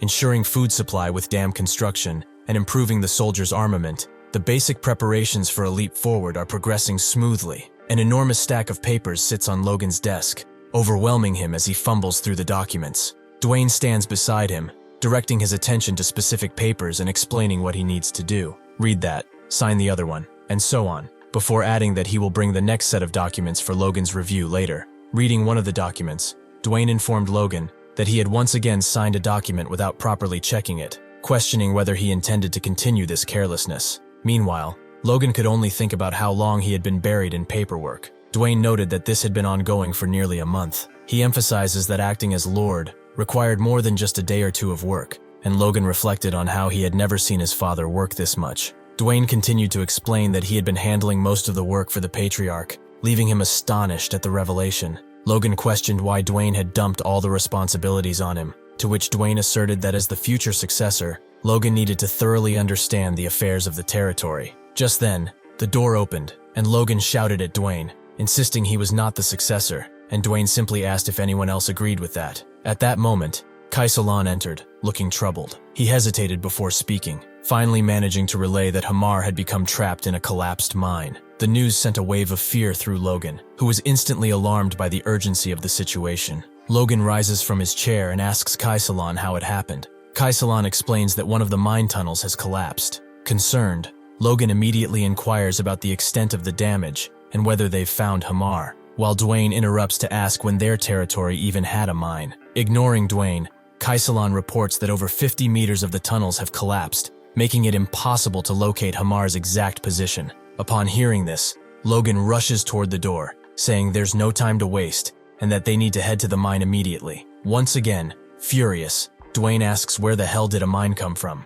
Logan arrives at the mine on horseback and quickly asks the workers which tunnel collapsed. One of the men points to the middle of the 3 paths, explaining that it's the deepest one. He tries to warn Logan about how dark it is inside, but Logan doesn't care. He storms past him and heads straight into the tunnel. Inside, Logan channels his aura into his eyes, giving himself night vision. What he sees unsettles him. Massive boulders are blocking the tunnel, and a few people are struggling to move them. The elderly foreman overseeing the mine notices Logan and Logan instructs the workers to step aside. Logan places his hand on one of the boulders and infuses it with mana, sensing the presence of 10 people trapped beneath. One of them matches Hamar's size and shape.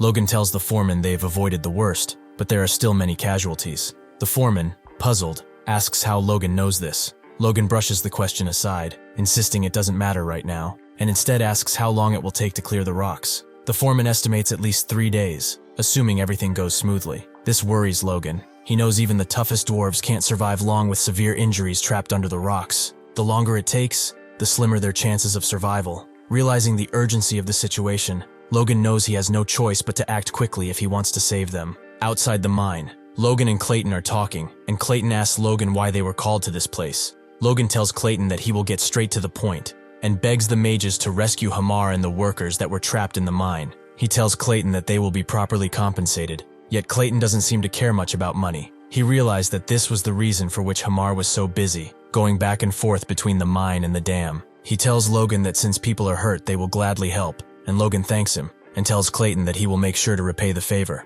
Clayton thinks that he was curious why Logan bought a destructive magic scroll and never used it, and realizes the mine was the reason. As Logan points them into the direction of the mine, he thinks that since he has been so secretive about it, it must be really valuable, and yet Logan told him about it. All in order to save a slave and some workers. Inside the mine, Clayton uses his magic to hold up the tunnel, and tells his disciples to use the golems to clear up the rocks, and they seem to be using mana stones for this to work.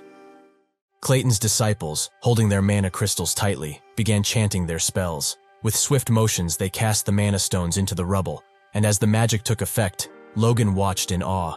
The collapsed rocks stirred and transformed into towering stone golems, each lumbering into motion to clear the debris. The sight terrified the mine workers, who were not accustomed to witnessing such raw displays of magical power. Logan, observing the efficiency of the mages, marveled at how they had managed to clear several meters of rubble in mere moments by creating the golems. Clayton, however, remained focused, urging his disciples to hurry. The urgency in his voice reminded them all that there was no telling the condition of Hamar and the trapped workers deeper inside the collapsed mine. The golems, controlled by Clayton's disciples, methodically cleared the rubble, effortlessly carrying massive chunks of rock from the mine entrance. Logan, however, didn't just stand back to supervise. He joined in, hauling rocks alongside the mages and workers. Clayton, noticing Logan's involvement, was momentarily stunned. It was an unusual sight, a noble, engaging in manual labor to save commoners, and a dwarf. It was unheard of for someone of Logan's rank to do such work, especially when most nobles wouldn't think twice about the lives of those beneath them. Watching Logan's determined efforts, Clayton couldn't help but feel a flicker of hope.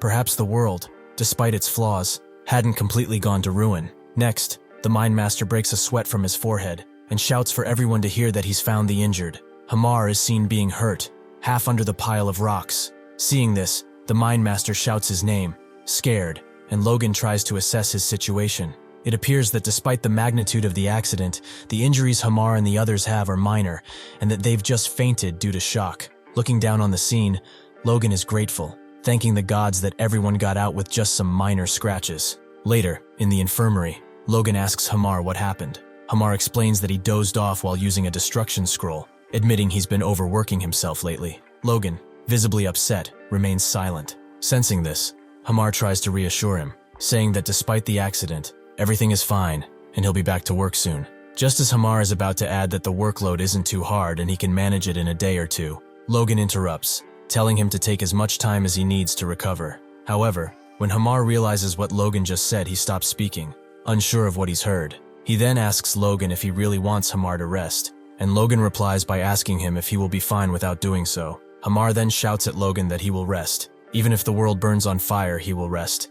Even if the aliens come, he will rest. Whatever happens, his rest won't be interrupted. As Logan leaves Hamar's room, he marvels at the power of magic, impressed that the rescue operation was completed and everyone saved within just 2 hours. He begins to consider something he desires, but his thoughts are interrupted by Clayton, who appears beside him like a ghost from Christmas past. Clayton startles Logan by shouting, "You have a truly wonderful mind," leaving Logan speechless. Clayton nods knowingly, and Logan wonders if he has discovered that the mine is filled with gold. He realizes this could be troublesome, as he's unsure if Clayton would keep it a secret. Clayton then asks Logan why he went so far as to reveal the mine and ask for his help.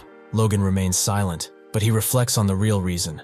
There's no one else skilled enough to replace Hamar at the moment. He thinks saving Hamar was worth the risk, as the mine's development would have been delayed without him, which would disrupt Logan's future plans. However, there's a deeper reason, which Logan voices to Clayton. If he can't protect his people, there would be no one left around him. This response piques Clayton's interest. Clayton then asks if Logan would like a magic tower in his territory. Logan is stunned. Clayton explains that it's time for Logan to part ways with that awful tower master, and that his territory seems capable of supporting a small magic tower. He asks Logan what he thinks of the idea, and Logan can see that Clayton is serious. Overjoyed, Logan tells him he would be honored to have a magic tower in his territory, his eyes lighting up and his cheeks flushing like a child seeing candy for the first time. Logan then asks if Clayton's disciples would join him there and what kind of support he would need. Clayton tells Logan that his disciples coming along is a given, and that when it comes to financial support, his demands are low. Clayton would only ask Logan for what's necessary,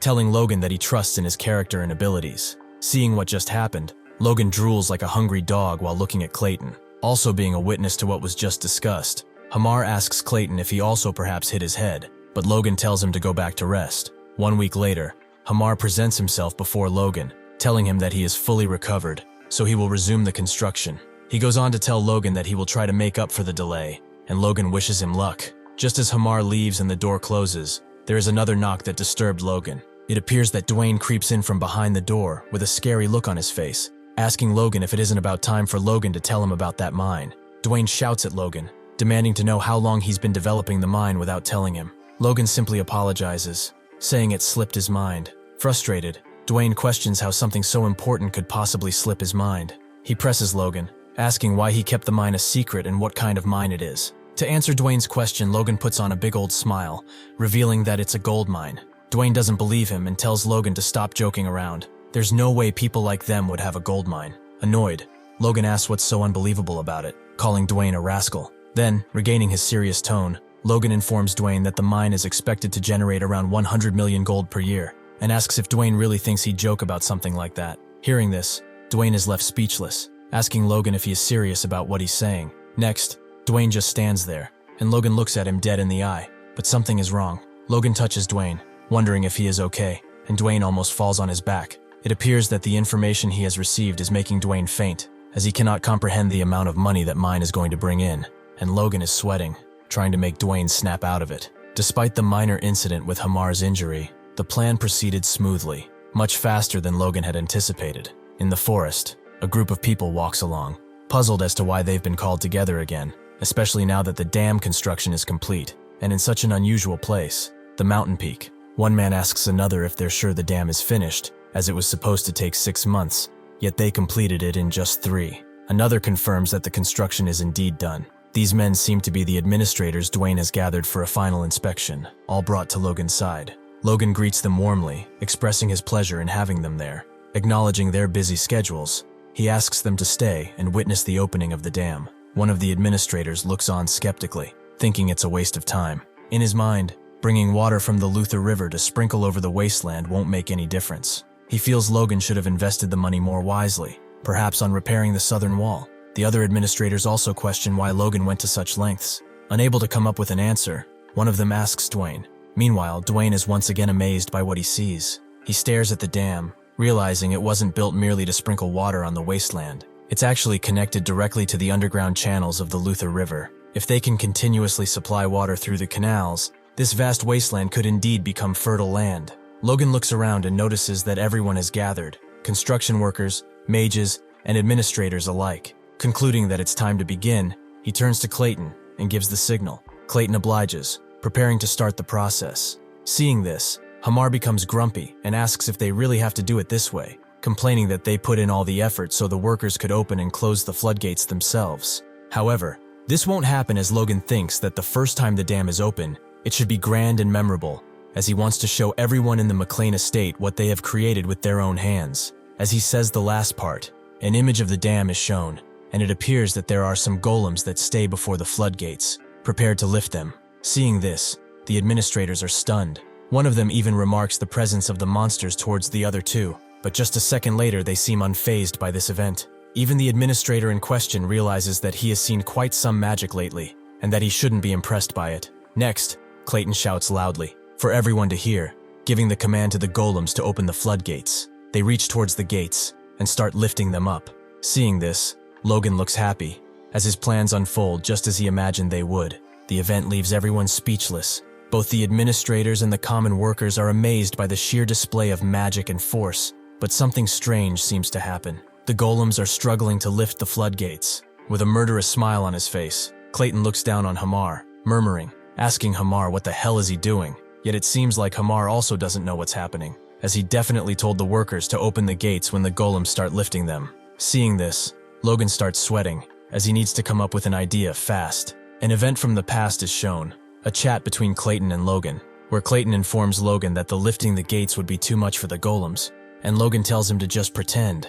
It looks like the golem's strength was purely meant for show, and that in reality, it takes about 100 workers turning the pulleys to open the floodgates. Logan thinks that this wasn't a part of his plan, and wonders what he could do. Clayton shouts at Hamar that if his golem's reputation for strength gets tarnished, he will be holding him responsible, and Hamar replies by saying that it's just a fact that the golems are not strong enough. While all of this is happening, it seems that Logan has got an idea. He suddenly tells Clayton to command the golems to break down the gates. This leaves both Hamar and Clayton speechless, making Clayton ask if Logan is really serious about this. Logan tells Clayton to do as he says, as they can just rebuild the gates later. And even though hesitant for a couple of seconds, Clayton does as Logan wishes, and the golems start punching through the gates. Seeing this, the workers are wondering if they are really going to break them down. After all, their hard work was just done.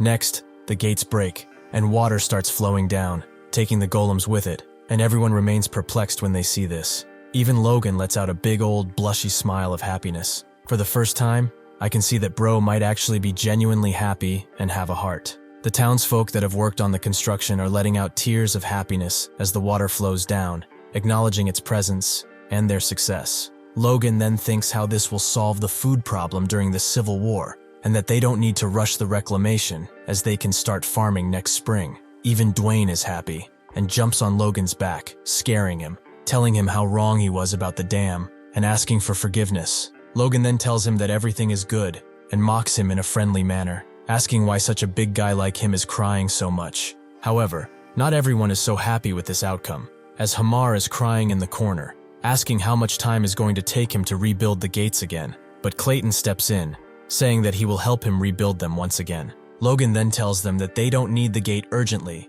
so they can just take a week off, and that they will finish the mine construction after that, telling Hamar that they will once again get a long vacation once that project has also been completed. This once again brings joy to Hamar's eyes, asking Logan if he really means what he's saying. Logan replies by reassuring Hamar, but what Hamar doesn't know is the reason behind Logan's thought, that being that they are going to be busy again soon. Many farmers will come to reclaim the now fertile land, but it will be hard for them to travel from the city to the plains every day, so they will build a totally new village for them to live in. Logan turns to Hamar, preparing to tell him how great he is at construction, but realizes that this isn't the proper way to do it. He utters Hamar's name, making him turn around in order to inquire. He then tells Hamar that construction must be difficult even for him, as after all, he's never even heard of dwarves being good at construction. This makes Hamar go crazy, asking Logan what in the hell is he even talking about. He tells Logan that after weapon making, construction is what dwarves are best at. Hearing this, Logan realizes that he has Hamar right where he wants him. Logan tells Hamar that this is really impressive and that it's great to hear that. Hamar replies by telling Logan that even if he praises him, he's not getting anything from him, and proceeds to ask Logan why he's even interested in construction all of a sudden. However, Logan just dismisses the question, telling Hamar that he was just curious. But as Hamar turns away, Logan thinks that after he has his 1 week rest, the thrilling experience of house construction will start, and he won't be laughing then. He once again shows his true psychotic and sadistic nature. I would honestly be scared to see his face at night. After his discussion with Hamar is ended, Logan addresses the people that came to the inauguration, telling everyone to listen up.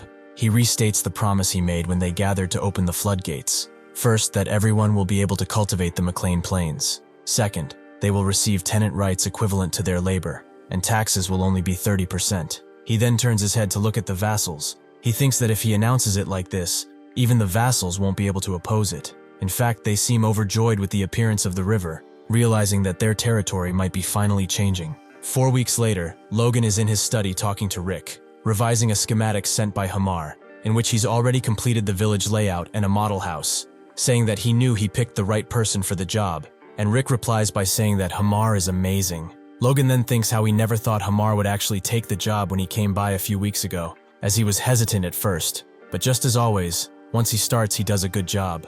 In the background, the events from 4 weeks ago are shown, in which Hamar asks Logan if he is crazy, wanting to build a village, and Logan mocking him, saying how he taught dwarves were supposed to be good at construction. It seems that Hamar has laid out the roads in a cross pattern, and placed houses of the same size at regular intervals, created communal wells and toilets in each section, and built sewers to dispose of waste outside the village. Watching the piece of paper, Logan thinks that he's also put down the planned city he saw in his previous life as best as he could remember, and that with this, they can successfully establish the large settlement McLain Town. Logan thinks about what he wants to have half of the population doing, but suddenly a smell strikes him. He turns towards Rick, where the smell is coming from, and asks him why he smells so bad, to which Rick replies that it's all Logan's fault. He asks Logan why in the hell is that drug selling so well, saying that if it weren't for that, he wouldn't be suffering like this. All of this while Dwayne just burst into the room shouting for Logan. Logan asks Dwayne if he isn't even going to knock from now on, and if he thinks this is his room now.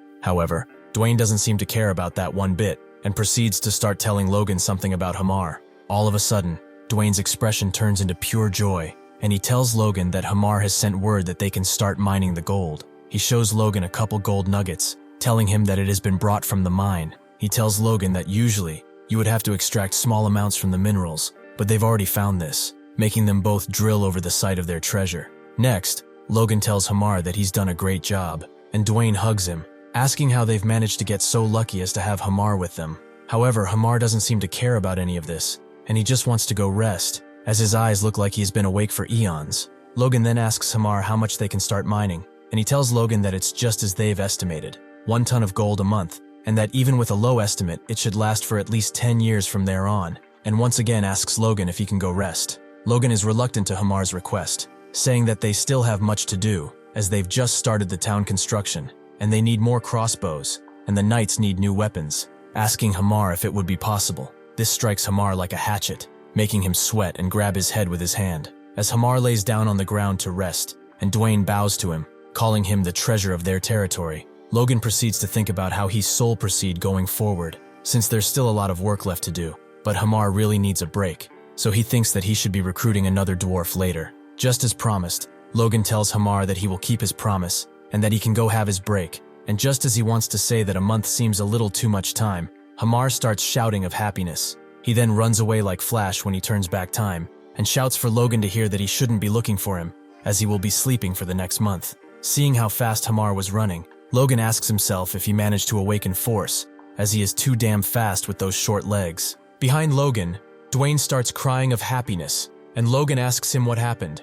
It appears that the reason behind his happiness cry is the amount of money that the mine is going to bring them, as 1 ton of gold per month adds up to a staggering 100 million gold per year. Dwayne tells Logan that the Kairosis can screw themselves, and that our territory is saved, as they don't have to worry about anything anymore. And seeing this, Logan mocks him, saying that he cries even more than when the dam was complete. Logan then calmly looks down on Dwayne and states one crucial fact, the only one he should be afraid of. Logan tells Dwayne that he should be aware of the fact that this mine is his as well. Hearing this, Dwayne's gaze turns into one of terror, as Logan continues to say that of course he will pay 30% taxes to the family, but that will be it. Understanding what's happening, Dwayne doesn't see anything, and just raises from the ground. He then gracefully kneels before Logan and tells him that he trusts in his judgment to handle the money well, as after all, the dam project went well, and he hasn't made any mistakes so far. He then tells Logan that he trusts him, making him wonder if Dwayne really just accepted this so readily.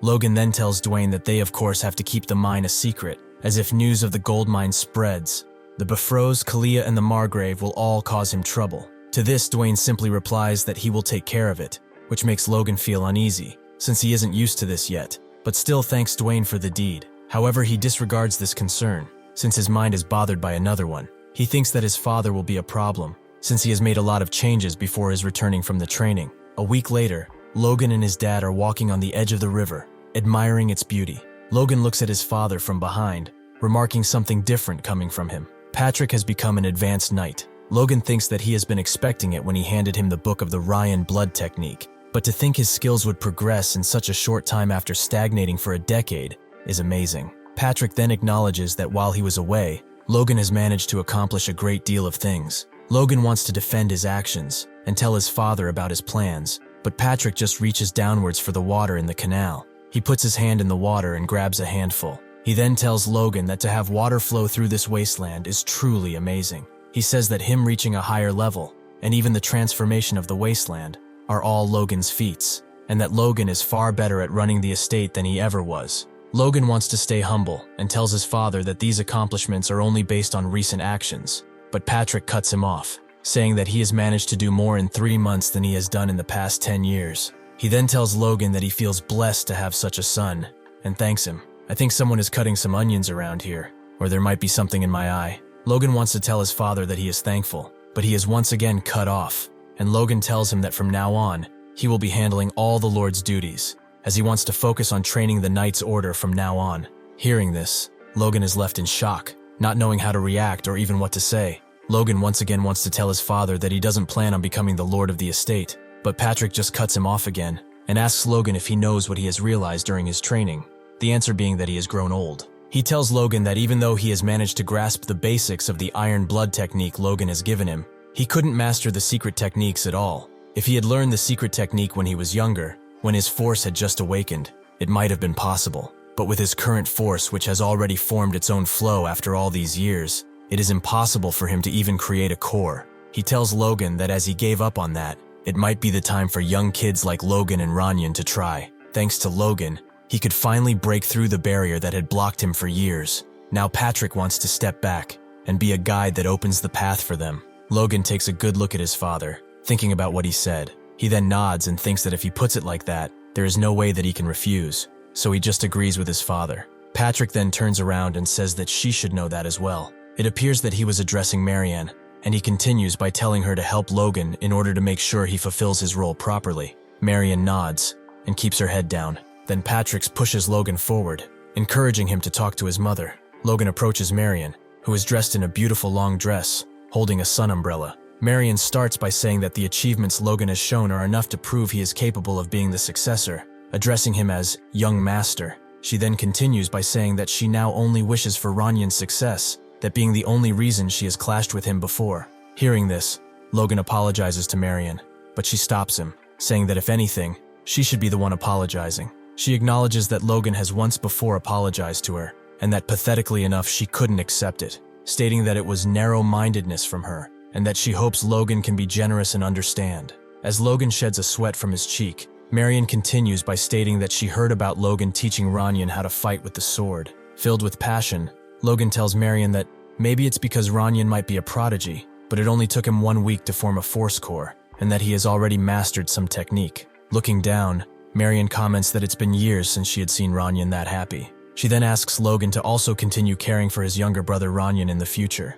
She then turns her back and says goodbye to Logan. However, Logan seems to be displeased with the direction in which things were going, so he feels the need to shout that parents shouldn't use honorifics when talking to their children. From now on, Logan wishes for Marianne to comfortably speak to him as she did when he was young. He then proceeds to call Marianne mother as well, which makes her stop in her tracks and even shed a tear. Logan's mother then continues her walk back towards Patrick, who is looking at Logan from a distance. Patrick nods at Logan as a sign that he did well, and Logan nods back as well, acknowledging his father's thought. Yes, man can communicate telepathically. Logan then watches as his parents walk away from him and towards the castle's grounds. Next, at what seems to be the Tesseron estate, Logan and Patrick are talking. Logan tells his father that once the town is completed, they will start clearing the weeds and reclaim the land for farming before spring comes next year. He tells his father that they are hoping for a much greater yield than the McLain plains that their ancestors lost, and Patrick is concerned, asking if the residents will readily move their homes.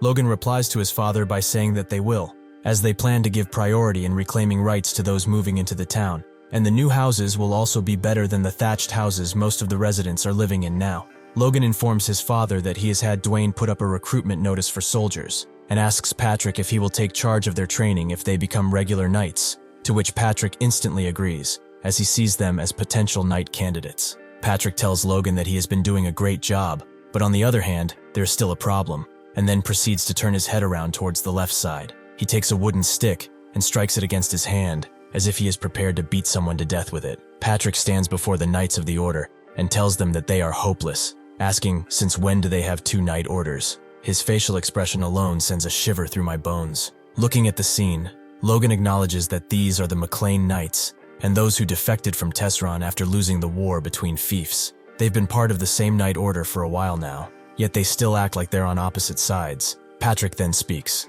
telling the knights that he knows it is hard to get close with someone you once fought to the death, but he thought that they'd find a way to realize what the duty of a knight is. However, that didn't happen because they have no hunger at all. Patrick states how he has been training to death in order to become stronger, and how Logan has been running around tirelessly for their territory, all while the so-called knights are fighting over their pride like children. He says that he has been far too neglectful of them all, and that he is entirely to blame. He is at fault. As the captain of the order looks at them, they shout in unison that this is not true, and wish for Captain Heinkel to somehow get them out of this shithole they are about to be thrown in. Heinkel turns his head to the right and shouts Patrick's title, and seems prepared to confront him. In reality, he tells Patrick that he looks much more spirited, and asks him if he has become an advanced knight. Patrick replies by saying that he will straighten out the attitudes of the knights for him, while charging his wooden blade with so much aura that it shatters. He then screams at the knights to feel and learn swordsmanship firsthand as he chases them. He tells the knights that when they are being grilled like dogs, they won't have time for silly thoughts. While doing this, Patrick thinks that he will make sure to discipline them and hand over a proper knight's order to Logan. In his study, Dwayne is signing documents as happily as ever, thinking that 20 years in administration, he has never known signing documents without worrying about the budget could make him this happy. Behind Dwayne, 2 vassals are speaking, one of them asking what is wrong with Logan. Ash A has been monopolizing the budget for the past couple of days, and in just a split of a second, Dwayne jumps in the discussion in order to protect his master, saying that there is a good reason behind whatever Logan decides to do. He then asks the vassals why they are questioning Logan, mocking them, asking if the increased budget blinded them. He then proceeds to answer his own question with another question, rhetorically asking where they think the budget has come from in the first place. He tells the vassals to just do as the master says as he skims over a paper. All of a sudden he drops his pen and starts sweating as he reads the contents. Just minutes later he is in Logan's study, asking what he's going to do with 10 million gold worth of gold bars. To this, Logan replies that he is going to buy mithril, 100 kilograms of it to be more specific, a statement which leaves Dwayne astounded. He then pushes Dwayne into a wall towards the back, in a sussy position, telling him to just sign the damn document, asking him if he doesn't trust him anymore. Dwayne replies that he cannot sign that, and asks Logan what he's going to do by buying something 1,000 times more expensive than gold. A chat between him and Philip is then shown, and it appears that Logan wants to buy mithril for the knight's war equipment, which leaves Philip stunned, saying that what Logan wants to do is impossible. Hearing this, Logan goes into shock, looking at Philip with a lost gaze. Annoyed, he asks Philip why it is impossible, and Philip replies that mithril isn't something you can buy just because you have money. It's a metal that contains mana, has 10 times the strength of steel, and only 1/3 of the weight, often called the silver of the gods. You can't just buy something like that even if you are rich, as even the wealthy can't obtain it. Philip goes on to say that not to mention 100 kilograms is a huge amount, and for such a large purchase, you would need not only money, but also power, which gives Logan an idea. If it's power Philip needs to do the deed, he might have a way. Inside a castle, a guy looking through a communication channel seems a bit disturbed by what he sees. Another servant asks him what seems to be the matter, and he replies by saying that he received a message from some countryside region, the McLain estate, and asks where that is. The servant that seems to be in charge tells the lower grade that for now he should pass it on to the Duke, even though he might be too busy for that kind of message right now. It appears that this was Felix's house, and 30 minutes later, he has come straight to the communication channel, asking his servants if they really got a message from McLain. Seeing this, one of the servants remarks on how fast the Duke came, and wonders if there might be someone important in that boonies. Sitting on his chair, Felix greets Logan, saying that it's been far too long. Logan asks Felix if he's been doing well, and Felix replies that he has been indeed doing good. Except for the lack of news from someone he has taught personally, he has been doing fine. Logan remains humble, and tells the Duke that he could have never sent a personal message to him, as he knows his place, and Felix replies that he is still a smooth talker, and tells him that regardless, Logan has called at perfect timing, as he was thinking about expressing his thanks anyway. Hearing this, Logan doesn't understand what the Duke means by this, and wonders if he did something for him unknowingly, or if this might be a threat disguised as a thanks. However, this is not the case, as Felix blushes, smiles, and informs Logan that his wife is pregnant. Logan shares the joy, and congratulates Felix on his success of becoming a father. Felix once again thanks Logan, telling him that is all thanks to him, and Logan asks how could that be, as Felix did it himself. Logan goes on to say that it must be a blessing from the heavens. Felix tells Logan that he is still as cheeky as ever, and acknowledges that it is indeed a blessing from heaven, and also thanks to his efforts. But before all that, it is thanks to Logan, and he is truly grateful. Felix tells Logan that when the child is born, he would like him to come to the capital again, as his wife also wants to thank Logan personally. He then tells Logan that while he is there, he will also teach him his next technique as well, which leaves Logan amazed, as he wasn't expecting an honor like this. He bows to the Duke and thanks him. After that, Felix acknowledges that not refusing is more like Logan, and tells him that this was all the business he had planned to tell him, and asks Logan what was the reason for which he contacted him. Logan then directly asks Felix if he could get him the 100 kilograms of mithril he needs. Hearing this, he is amazed, asking Logan if he really said 100 kilograms and not 100 grams. He states that Logan needs someone with power. Felix then asks Logan if he really made that much money, and says that his medicine must really be something. Felix then goes on to say that even he doesn't invest that much in his own knights, and that he has underestimated his generosity. Hearing this, Logan thinks how he feels that the misunderstanding is getting bigger. Felix tells Logan that he will be taking care of everything for him, and Logan gracefully thanks him. Felix goes on to say that it's not a difficult task, but Logan should make sure to attend the party when the child is born, and also has one more request. When that happens, he would like for Logan to call him teacher instead of all those distant-feeling titles. He tells Logan to let him know when things are organized on his side, and then promptly proceeds to hang up the communication channel, leaving Logan to look into an empty ball. Just seconds later, he starts shivering, and then he lets out a scream that scares even the main at the other end of the hallway. Logan is really happy, as to be the disciple of the Sword Duke must be the most awesome thing that has happened to him so far. He was only going to ask for a small favor, but Felix has handed him the golden rope. He then says that he should go to Hamar now and talk about the mithril equipment. However, he then reconsiders the idea, saying that he should let Hamar have his vacation first, as not everyone can keep going just looking at the future like him, and thinks that Hamar will be more efficient after a short rest. Logan then boasts himself, stating what a benevolent employer he is, and how blessed Hamar must be. In reality, Hamar had nightmares of Logan for weeks after he received his vacation. Next, on the McLain Castle outskirts, we can see a gathering of men. These are the men under 20 who came for the soldier recruitment process, and passed a simple test. Dwayne asks Logan if he really needs to recruit this many people, as traditionally, the lord of the estate would only need to recruit about 10 times the number of knights. But Logan tells Dwayne that he is going to handle this himself, and so Dwayne shuts his mouth. Logan thinks that no matter what anyone says, expanding their forces is a crucial endeavor, and that he will personally select them, even if they suffer from some drawbacks. A territory's power is symbolized by their knight's order, and supporting them from behind is an elite force. These elite forces are often amended regular soldiers, or knight trainees. Most fiefs test the physical abilities of boys just before they become of age, and they accept and train only those that surpass a certain physical standard. Those with talent among the selected soldiers undergo rigorous training that tests the limits of human capability, resulting in the awakening of their force and then becoming knights. But the Empire had a new theory and tried something different. An elder says that physical capabilities and force awakenings are two separate matters, and what really counts are senses. With this theory, the Empire used an overwhelming force of 50,000 knights in the war, to crush its neighboring countries 9 years later. Logan thinks that they gather all existing soldiers and select from them again to form a trainee knight unit. By doing this, the Grandia Civil War, which is about a year away, might be tough to handle, but they will have a strong force against the Empire's invasion in 9 years. Logan thinks how he would wish he could gather people over the age of 20 as well, but then there wouldn't be enough manpower for the upcoming town construction. One of the vassals screams at the boys to be quiet, as they are in the presence of the young Master Logan.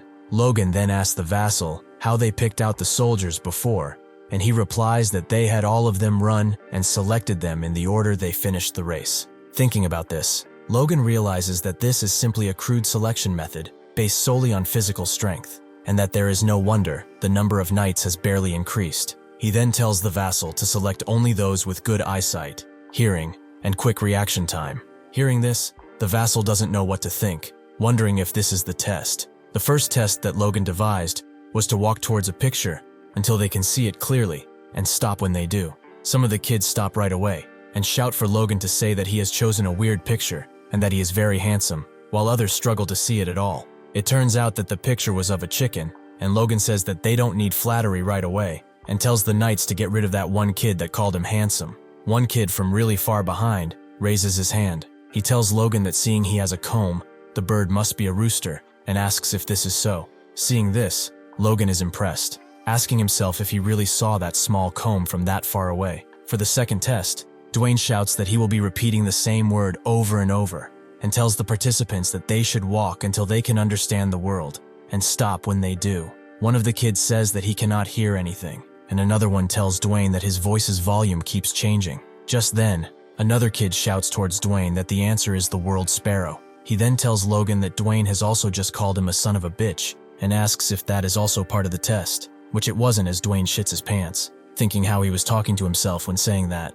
Logan tells Dwayne to select the kid that just spoke, and tells Dwayne that he needs a beating. Looking over some documents, Logan can't believe that 250 people have passed with flying colors just by testing their eyesight and hearing, and thinks that they should generously select about 500 to make up a force of 1,000, including the ones from the Tesron territory. However, Logan thinks of how there were a lot of notably small and thin kids, which probably happened because they grew up malnourished. Making them like Victor might be a stretch, but they can feed and train them well until they become sturdy enough. Come to think of it, Logan says that he should check on Victor, and as this happens, Dwayne and the vassal inform Logan that they are leaving. On the castle's training grounds, Victor can be seen practicing his swordsmanship, forcefully swinging his sword from left to right, even catching the attention of some knights. One of them acknowledges Victor's diligence, while the other asks if his swordsmanship isn't perhaps a bit aggressive.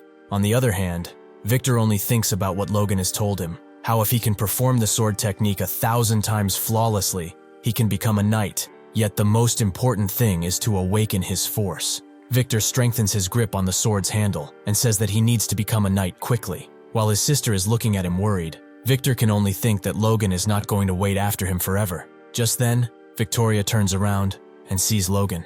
He gestures to her not to say anything, as he wants to check on Victor. Looking at him, Logan thinks that Victor has definitely got great talent. A 16-year-old boy who's only been learning swordsmanship for a year is maintaining proper basic stance, even while swinging the sword wildly. Moreover, the momentum of the sword when he swings wildly is actually higher than when he's using standard sword technique. Logan goes on to wonder if his martial arts skills still resemble his nickname Noble Slayer, even though his personality doesn't. Anyhow, Victor can't go much longer perfecting that style of swordsmanship by practicing alone, so he will be in need of a partner soon.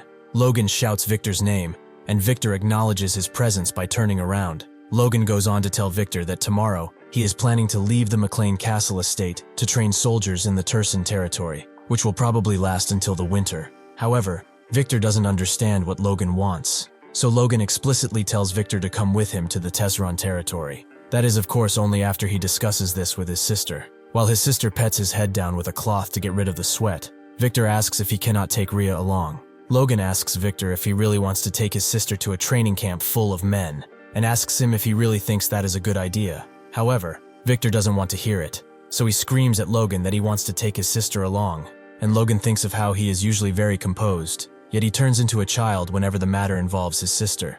Logan huffs and tells Victor that Rhea can tag along, and Victor thanks him. Anyhow, he then points his finger at Victor in a menacing manner and tells him that if any problems arise, he is the one responsible to take care of them. To this, Victor instantly replies that he is aware and that he will be taking good care of his sister. Logan then goes on to ask Victor if his sister is really that precious to him, and he replies that Victoria is his only family, but Logan isn't convinced, asking if this is the only reason. Hearing this, Victor bites his lip, hesitates, but in the end gets it out of his system. He tells Logan that their parents are dead because of him. He tells Logan that Rhea has no parents because of him, so he needs to protect her, his only remaining family. Logan looks down on Victor without saying anything. He is left speechless. He then regains his composure and places his hand on Victor's shoulder, telling him that it's all right and to keep up the good work he has been doing. A few days later, we are at the Tesron castle, and it seems that Kaisalon is grilling the kids selected by Logan. He tells them to take 5 laps around the inner castle wall, and as a punishment, the last 100 to finish will do 2 more laps. Hearing this, the kids are frightened and don't know what to reply to Kaisalon. However, Kaisalon isn't at all touched by this, and shouts again, this time louder, to stop playing with him and start running. In just a split of a second, they do as they are told and run away as quickly as they can. Seeing that just happened, Logan praises Kaisalon, telling him that having experienced people around him is great and that he suits the role of being a drill sergeant. Kaisalon replies that since he is treating him like a knight, he accepted the offer to renew his contract. So yeah, the job does seem to suit him well. Kaisalon goes on to tell Logan that he was surprised when Logan offered to renew the contracts of the mercenaries as well though, and Logan says that he cannot have the crossbow's information leaking out. Hearing this, Kaisalon gets close to Logan's ear and whispers, asking him if he plans to start some kind of war in the next 2 years. But Logan remains silent, looking towards the ground.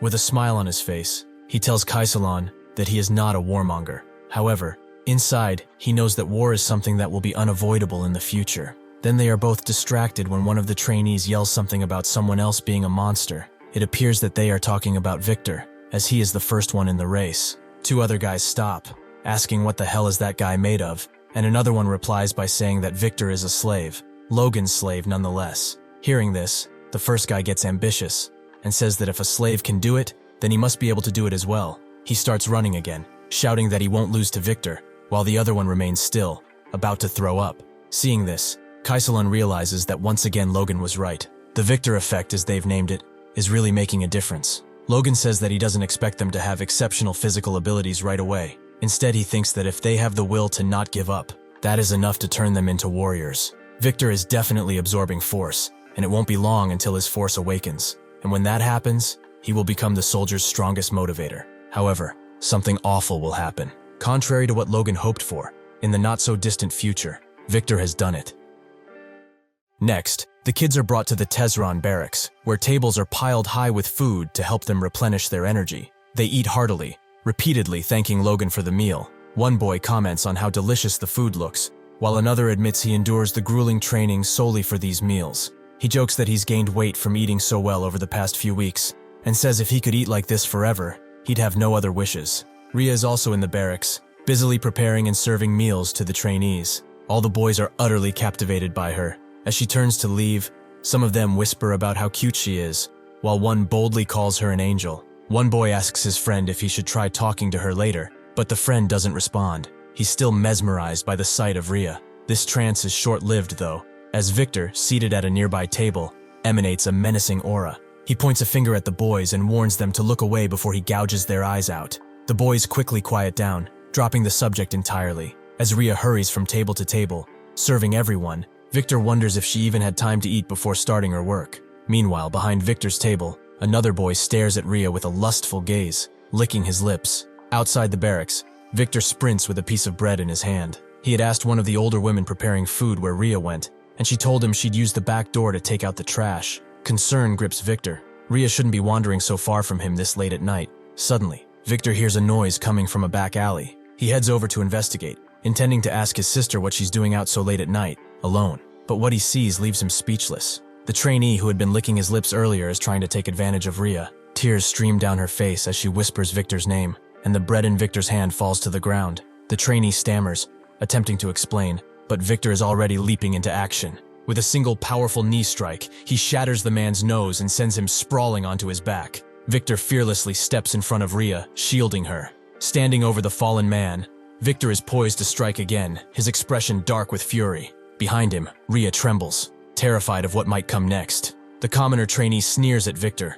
calling him a bastard and demanding to know how a mere slave dares to lay hands on him. He tells Victor to know his place, but the words barely leave his mouth before Victor lands another blow, nearly knocking him unconscious. Rhea gasps in fear, frozen and unsure how to respond. Victor grabs the man by the hair and begins punching him relentlessly, snarling for him to die already. From behind a nearby corner, another trainee witnesses the scene, his face pale with shock. Panicked, he runs to get help, muttering that this is really bad. Victor, meanwhile, sees nothing but red. Each punch brings flashes of his past, fragmented memories of the night he and Rhea lost their parents. He remembers his father's desperate command, "Run away, protect your sister, no matter what, take care of Rhea." Suddenly, a voice shouts from behind, breaking Victor out of his rage. He turns and sees Logan standing there, his expression calm but commanding. Logan tells Victor to regain his composure and take in his surroundings. A maid steps in, gently guiding Rhea away, her face pale and her movements shaky. Kaisalon remains rooted in place, struggling to process the chaos unfolding before him. Logan gestures toward the lifeless body and instructs Kaisalon to deal with it. He adds that Rhea should be allowed to rest, as the ordeal has clearly left her in shock. Victor stands before Logan with his head bowed, waiting silently for his punishment. He apologizes, admitting that he is sorry. Logan looks at him and asks if he regrets what he has done. Victor, keeping his head low, says he doesn't regret his actions. Logan, raising an eyebrow, questions what Victor is apologizing for, prompting Victor to explain that he is sorry for killing one of Logan's soldiers without permission. Logan acknowledges that Victor isn't entirely wrong, but points out there's more he should regret. He reminds Victor that bringing his sister to the camp was a mistake. Logan explains that Victor's stubbornness nearly led to Rhea being hurt, and that blindly dragging her around under the guise of protecting her isn't always the right choice. He asks Victor if he plans to take her onto the battlefield too, leaving Victor silent, unable to respond. Logan continues, explaining that it's better to leave Rhea in a safe place rather than bringing her into danger and trying to shield her. Despite knowing this, Logan allowed Victor to bring Rhea because he wanted him to learn the consequences of his actions. Logan reflects on how he hadn't wanted the situation to escalate so far and feels deeply sorry for what Rhea had to endure. Once again, Logan asks if Victor understands the lesson, but Victor only nods quietly. Logan hopes this will teach Victor to temper his overprotective nature. Victor eventually speaks, asking what his punishment will be. Logan counters by asking if he's scared. Victor replies firmly that he isn't, and will accept whatever punishment Logan decides. After a brief pause, Logan tells Victor that while killing someone is undoubtedly a crime, Rhea was an innocent victim in all of this. He acknowledges that Victor acted well in protecting her, but warns him that next time, he must seek permission before taking such drastic action. Victor, puzzled by this, asks what Logan means. Logan clarifies, saying he doesn't want his future nights to be delayed or compromised because of some worthless pervert. Hearing this, Victor nods and promises to keep it in mind. Inside the castle, Kaisalon and Logan are deep in conversation. Kaisalon questions whether Logan should really decide this matter alone, especially since it involves his own slave killing a commoner. Logan calmly replies that Victor is his property, and thus the responsibility lies entirely with him. He adds that he has heard troubling stories about the deceased trainee, how he was notorious in the village for his perverse behavior, even before joining the camp, and how he had made inappropriate remarks about Rhea. Kaisalon listens but remains confused about Logan's point. Logan explains further, framing the incident differently. He states that he merely used his property to rid the world of a heinous criminal. Logan then asks how this version of events sounds. Kaisalon hesitates before asking if Victor killed the trainee under Logan's orders. Logan nods, affirming the interpretation with a subtle smirk. Logan proceeds to outline his plan, saying the trainee's crimes will be exposed publicly, and his body will be hung on the castle gates as a warning. He instructs Kaisalon to inform the soldiers of this decision, ensuring the narrative is clear. Kaisalon shifts the topic, noticing Logan marking something on a map.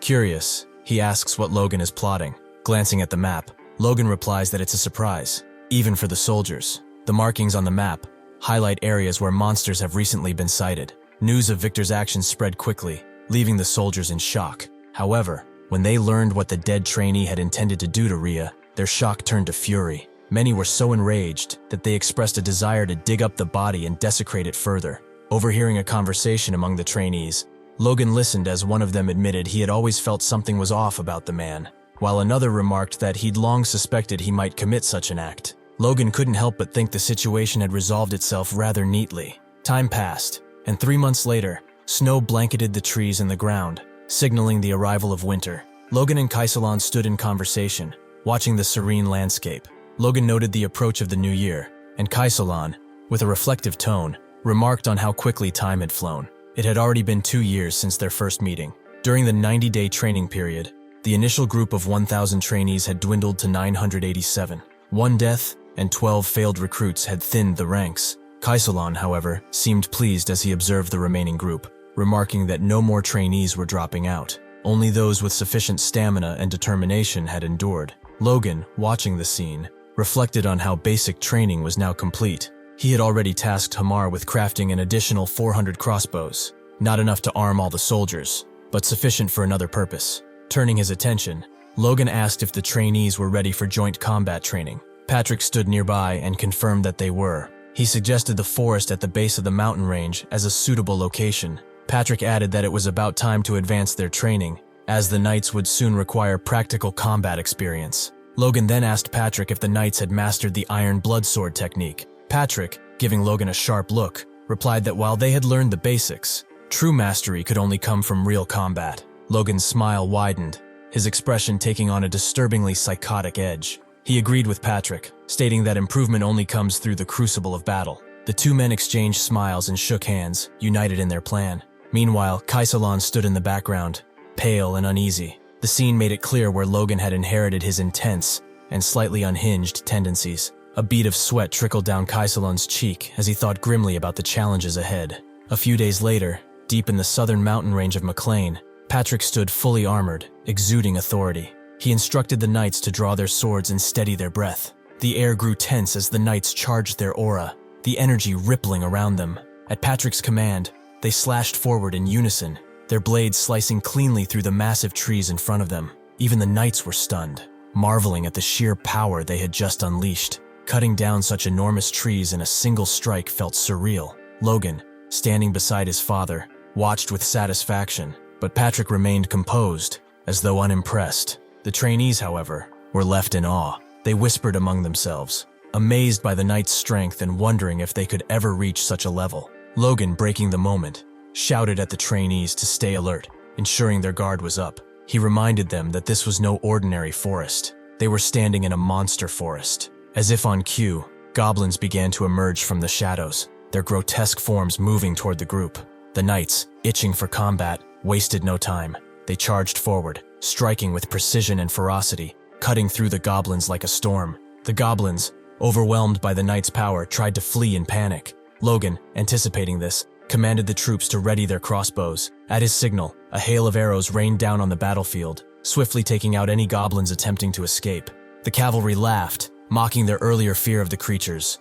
In the face of their newfound strength and coordination, the goblins seemed pathetic, a reminder of how far they had come. However, their happiness might be short-lived, as their expressions change in an instant. A massive, terrifying paw appears before them. The knights take their stance, ready to attack. A pack of wolves charges toward them, poised to strike. But these are no ordinary wolves. They are horned wolves. The knights quickly form a defensive line, bracing themselves against the horned beasts. In an instant, one of the wolves clamps its jaws onto a knight's sword with murderous intent. Swords slash through the air, flying left and right, but the situation grows dire for the knights. Suddenly, Kaisalan orders the cavalry to deploy their crossbows. Arrows streak through the sky, striking the wolves. The creatures let out horrific cries of pain, but the arrows seem ineffective, breaking upon impact. One soldier, trembling in fear, exclaims that the arrows have no effect on the beasts. Logan shouts for the knights to hold formation. Their task is clear. Not a single wolf must break through.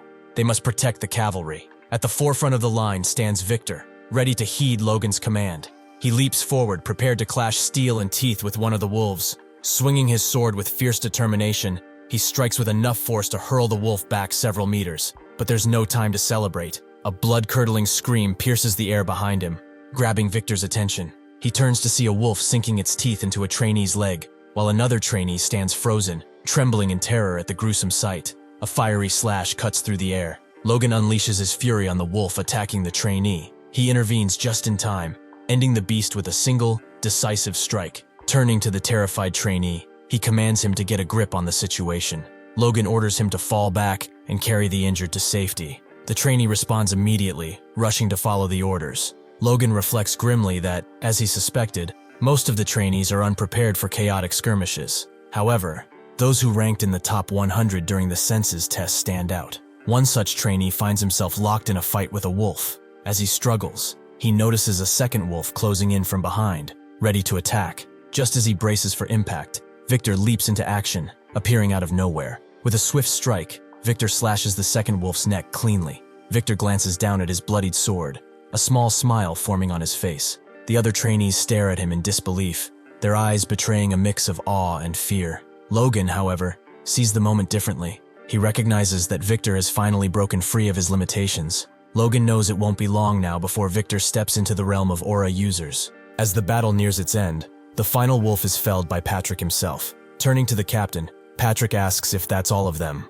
The captain confirms with a nod. Patrick remarks that it's been a month and a half since the combat training began, and clearing out all these places has taken far longer than expected. The captain agrees, explaining that discovering 3 towns infested with thousands of monsters was a monumental task. Patrick shudders at the thought of all those monsters swarming the castle at once. The mere idea sends chills down his spine, and he silently thanks God they found the threats in time. He wonders briefly if Logan had somehow foreseen this danger, or if something else is at play. Logan is seen directing the knights and soldiers, urging them to hold on just a bit longer. He points to a group handling a massive tree trunk, instructing them to finish cutting it down and carefully transport the felled trees to the town construction site without damaging them. The knights, however, are far from pleased. They grumble about how they've been chopping down monsters and trees non-stop without a break, complaining that this endless labor is far removed from what they trained in the Iron Bloodsword technique for. Logan, unfazed by their protests, brushes off their complaints entirely. He remarks that it's absurd how such valuable trees were left unused simply because monsters were nearby, calling it a waste of resources. With his signature killer smile, Logan adds that this situation is perfect. He's managing to train the soldiers and gather timber for the town at the same time, a classic case of hitting 2 birds with 1 stone. Patrick, observing this, can't help but think that Logan seems more interested in acquiring timber than in training the troops. Logan reflects that while there were more monsters than anticipated, which delayed their efforts, they managed to gather plenty of useful information. During the census test, he recalls, some cadets ranked between 200 and 500 were weakly absorbing force. Others swung their swords with desperation to survive, revealing raw determination, while a few displayed exceptionally strong survival instincts. He ponders whether Force Awakening might require a 6th sense, survival instinct, or perhaps sheer fighting spirit. Logan muses further that if they achieve the expected outcomes during the Grandia Civil War this winter, they could rapidly bolster their forces for the inevitable conflict with the Empire. His thoughts are interrupted when Hamar notices the faint smile on Logan's face and asks why he's laughing. Logan, as usual, dismisses the question, saying it's nothing of concern to Hamar. Shifting topics, Logan tells Hamar that with enough timber now secured, they can proceed with the construction of McLain Town. With only 1 month left before spring, he asks if Hamar can complete the project in time for the cultivation season. Hamar nods confidently and replies that he can. Logan, visibly pleased, presses him again, asking if he's truly certain, as he initially assumed it might be a stretch to finish everything on time. Hamar explains that with the support of the mages, the workers' high motivation following the dam construction, and their current food supplies, the task should be manageable. He adds that building similar houses repeatedly will only improve their efficiency. Logan listens, a rare look of appreciation crossing his face. He wonders to himself if Hamar has always been this dependable, then silently credits the vacation for this newfound reliability. But just as Hamar's confidence seems to reach its peak, Logan throws in a curveball, reminding him of another task, the magic tower that also needs to be built in the center of town. Clayton casts a spell, summoning an impressive earth wall that rises steadily from the ground. The workers beside him watch in astonishment, momentarily frozen by the display of magic. Noticing their reaction, Clayton urges them to stop gawking and start gathering the soil as planned. The workers quickly snap out of it and get to work. As they continue, Logan approaches Clayton, thanking him once again for accommodating his seemingly unreasonable requests. Logan acknowledges that building a magic tower in a new town, rather than an established city, couldn't have been ideal. However, Clayton dismisses the concern, saying Logan is merely flattering him. He points out that with Logan's promise of an annual support fund of 10 million gold, it hardly matters whether the site is in a city or a town. Clayton adds that, considering the size of McLain, it's even larger than many cities in the kingdom, and this fact excites him. His enthusiasm brings a rare smile to Logan's face. Clayton goes on to explain that if everything proceeds as planned, this town will become the central hub of the entire territory. surpassing even the McLain estate and the Tesron estate in importance. He begins to suggest that building a castle in the middle of so much open plain might not be the best idea, but Logan cuts him off. Logan questions the necessity of a castle, stating that his only goal is to make the town a convenient place for people to farm and live in peace. That, to him, is good enough. Clayton considers mentioning that a large town like this could attract many people, potentially increasing the risk of rebellion. But before he can, Logan dismisses the idea, saying rebellion won't be an issue as long as the people are not exploited. Hearing this, Clayton is momentarily stunned. He marvels at Logan's perspective, exclaiming that McLain truly is a territory for the people, ruled by a noble who refuses to exploit his workers. Grinning, Clayton shouts dramatically, "Vote for candidate number 0, Sir Logan McLain!" He laughs, declaring that no matter what, Logan has his vote. Logan, confused by Clayton's sudden outburst, dismisses the comment, not understanding what he meant. Clayton then asks if Logan is sure these earthen walls are good enough, and what will happen if this place gets invaded. Logan replies that they are good enough, as this place will never become a battlefield, because he's never going to allow that to happen. After all, he plans to invade someone else before that happens. Looking up to Logan, Clayton says that he really cares for his people, and Logan replies that this is nothing compared to Clayton's care for his disciples. In the stillness of the night, Logan stands in the woods, gripping his sword in an unusual stance. His right hand firmly holds the handle, while the blade rests upright, aligned with his chin, and his left hand supports the underside of the blade. Suddenly, with a burst of energy, he thrusts forward with immense force.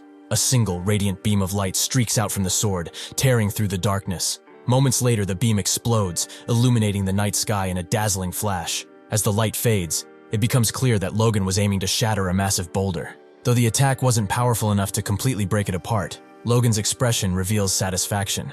He inspects the results, and notices the beam didn't just pierce the boulder, it continued through the trees behind it. Looking down at his sword, Logan mutters to himself about the technique he just executed. This was the second form of the divine sword secrets, the killer iron slash, a small but devastating strike capable of penetrating even steel. With his sword still in hand, and the echoes of his strike fading into the night, Logan's focus sharpens. The territory is developing steadily, the progress undeniable. But for him, one objective remains paramount. He needs to grow stronger. 2 months later, the village construction is finally complete. Families begin moving in, and the houses, crafted with care and precision, look remarkable. Soon after, early summer arrives, bringing a sense of vibrancy to the newly built settlement. In his study, Logan sits with Dwayne, discussing the town's progress. Dwayne reports that the town reclamation is proceeding smoothly, but notes a shortage of manpower due to the vast size of the land. Logan reassures him, mentioning that refugees have been arriving steadily after hearing rumors about the flourishing town. He instructs Dwayne to accept all newcomers to address the labor shortage. Logan then inquires about Hamar, and Dwayne informs him that there's no news since Hamar is still on vacation. He adds that this vacation is unusually long, implying it will be some time before Hamar returns. Logan briefly wonders if he gave Hamar too much time off, but quickly dismisses the thought. With the town construction and crossbow production complete, he figures things should run smoothly in Hamar's absence. Dwayne hesitates before asking about a rumor he heard, that Hamar received a large quantity of mithril before leaving. Logan confirms it, explaining that he gave the mithril to Hamar so the dwarf could experiment with it during his vacation and create new weapons for the knights. Dwayne raises an eyebrow and remarks that this doesn't sound much like a vacation. Logan responds with an awkward smile, arguing that handling rare metals is a dream for dwarves, and that Hamar should be thrilled with the opportunity. Dwayne, unconvinced, remains skeptical, but doesn't press the matter. With a satisfied nod, Logan concludes that the town settlement is complete, the land reclamation is under control, and there's only one remaining concern to address. Elsewhere, Viscount Max Peretta is seething with anger, slamming his hand on the table. The cause of his fury? The McLains have successfully reclaimed the wasteland. He scoffs at the notion, declaring that barren land like that couldn't possibly be cultivated. The vassal explains that rumors are circulating about the source of their wealth. Some say the McLain's first young master made a fortune through business. Others claim he discovered a gold mine, and there's even talk of money raining from the sky. The Viscount dismisses the gossip, instructing his vassal to focus on verifiable facts. He then inquires about the potential yield from the reclaimed land. The vassal estimates conservatively that it will produce at least double what their own territory yields. This news only fuels the Viscount's frustration, as he realizes they can't afford to sit idly by while a neighboring territory grows wealthy and powerful. The Viscount bluntly asks his vassal if they can fabricate an excuse to invade. The vassal hesitates, then suggests there might be no need to fabricate anything. He reveals that some people from their territory have fled to the McLain town, and they could use this as a pretext to infiltrate. He proposes they claim either the reclaimed land or the neighboring Tesseron plains as compensation. However, the vassal admits a potential issue, which the Viscount immediately identifies. It would be too risky to act alone. The primary obstacle is a man named Soto Silvan. Recognizing this, the Viscount devises a plan. He instructs his vassal to contact the Silvan Viscounty, noting that their people might also have fled due to similarly high taxes. By uniting their forces, the two Viscounties could overpower the McLains. The vassal, impressed, kneels before the Viscount and praises his wisdom, declaring it a sound and strategic choice. Inside Logan's study, the atmosphere is tense as Patrick, Logan, Dwayne, and Heinkel discuss matters of training and military expansion. Logan states that they've selected about 300 particularly talented recruits, and they are training them separately without any immediate assignments. Patrick, raising an eyebrow, questions whether Logan truly believes that 300 recruits are worthy of becoming knights. Logan nods affirmatively, without hesitation. Dwayne, surprised by the number, remarks that it seems quite a lot, while Heinkel goes further, calling it an absurd number. Heinkel argues that even if soldiers were trained intensively for 10 years, only 1 in 100 would awaken their force.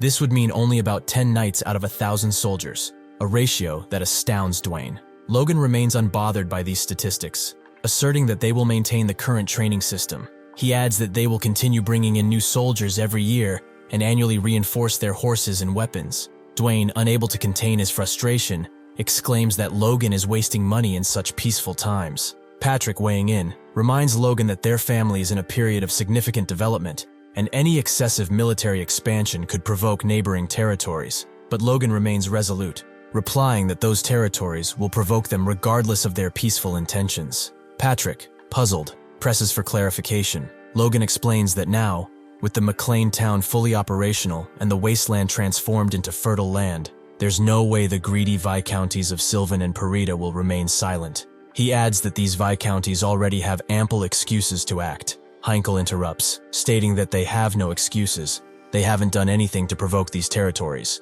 However, Dwayne suddenly shouts, cutting off Heinkel. He insists the real issue is the influx of refugees. Logan calmly urges his father to consider the unusually high number of refugees they've received recently, and to ask himself how many of them might have come from Parita or Sylvan. He suggests that if he were in their place, he would use this as the perfect excuse to act. Dwayne, now furious, shouts at Logan, demanding to know why he didn't prevent the situation if he was aware of it. Patrick, however, seems to piece it together, his expression darkening. He asks Logan directly if he was aiming to start a war from the very beginning. Logan's answer is blunt. They are enemies they will need to deal with eventually. So why wait? The room falls silent. Everyone, from Heinkel to Dwayne, is disappointed in Logan's cold pragmatism. They ask how he could even entertain such thoughts. Patrick, with his hand on his head, quietly wonders if he gave away his authority too hastily. Suddenly, Rick bursts into the room, looking for Logan. Logan turns his head, and Rick states the first part of his urgent message. Sylvan and Parita. They have sent envoys,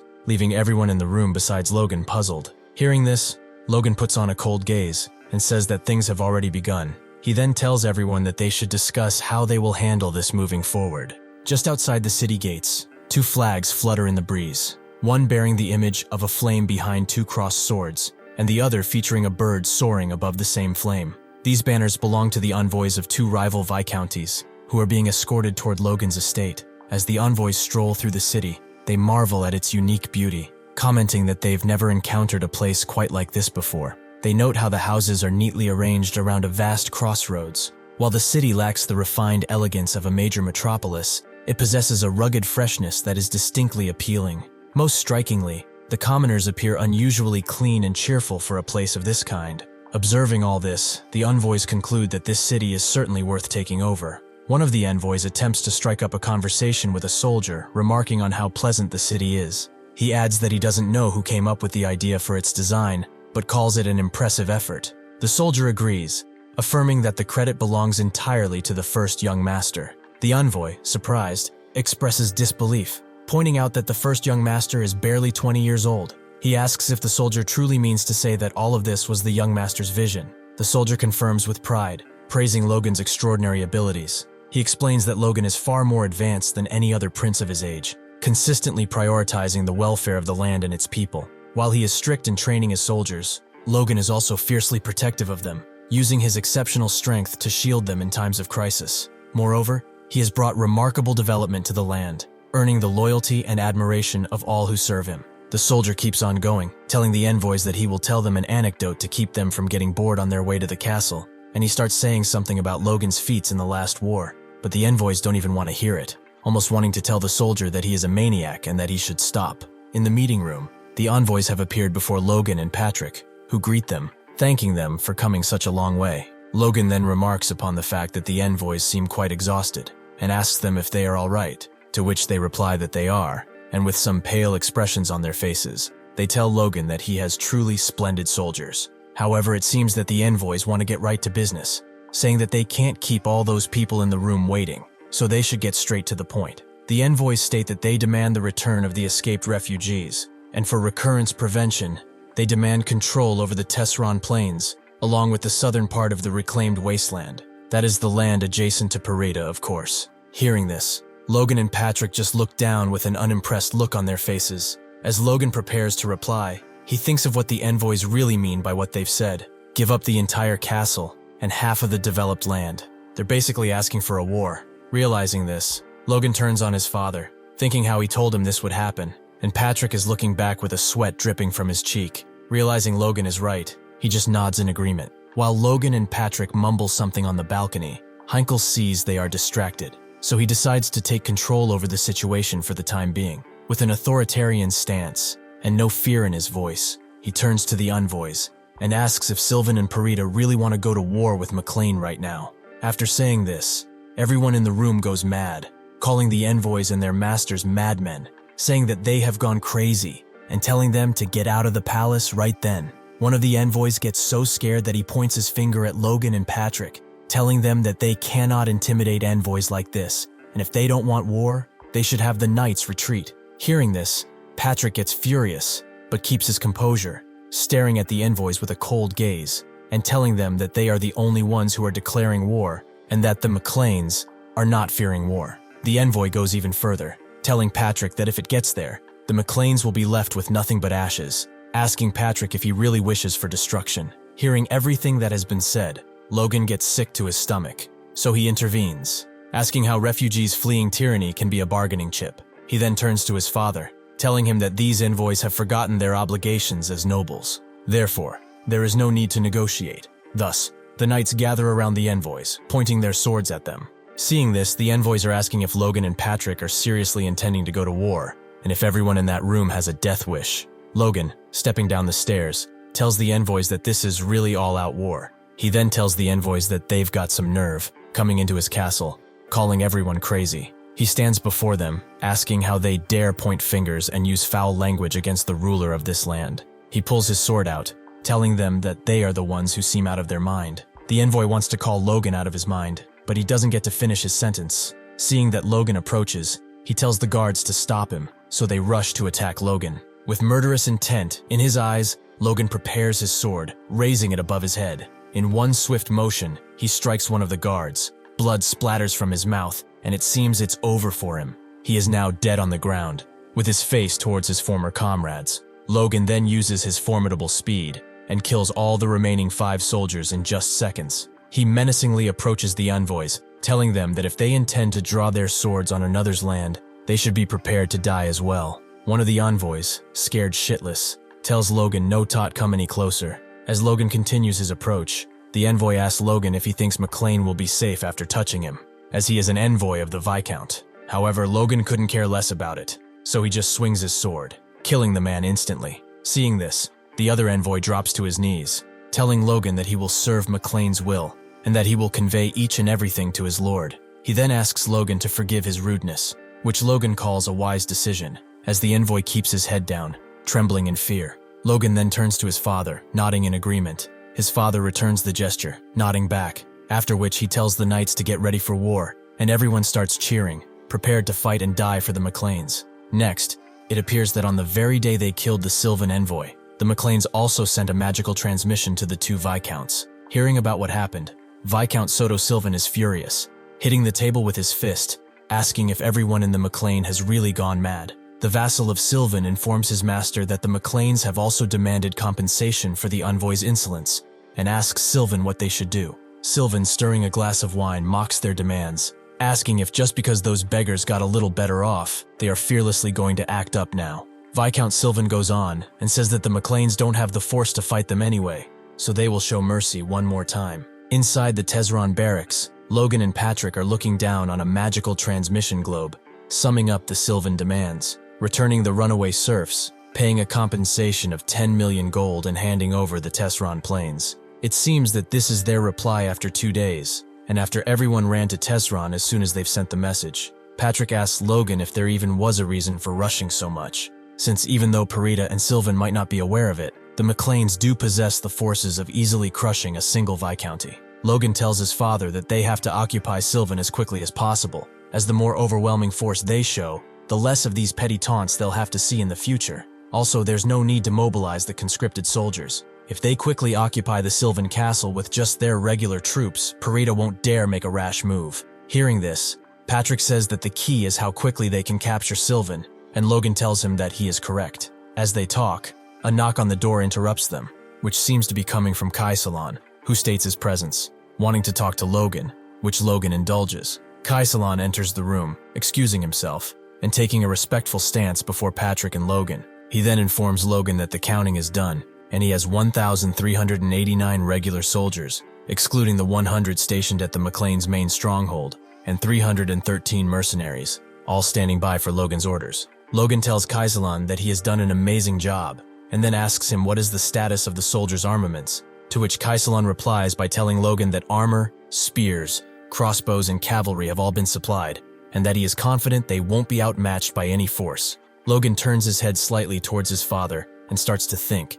He has 5 times the crossbowmen compared to the war with Tesron, and his father and the knight's levels have improved by mastering the iron bloodsword. He thinks to himself that they will not lose to Sylvan and Parita even if they attack together, but they mustn't engage both of them right now. If they merge both those territories, his family will give 5 fortresses. That will give them territory comparable to the Margrave. If that happens, both the first and second princes, vying for the throne, will become desperate to draw McLain into their ranks, so he mustn't attract the attention of those factions now. That is because the person he intends to make king is the third prince. The Force Prince became king in his previous life, but threw away the McLain after using it, with his purges during his reign also significantly weakening the kingdom's power. The second prince isn't much different either. Therefore, the only reasonable choice left is the third prince. Despite being the third prince, he's the son of the current queen. Even though young, the king considered him for succession of the crown due to his outstanding talent. Unfortunately for him, he was a prince of misfortune,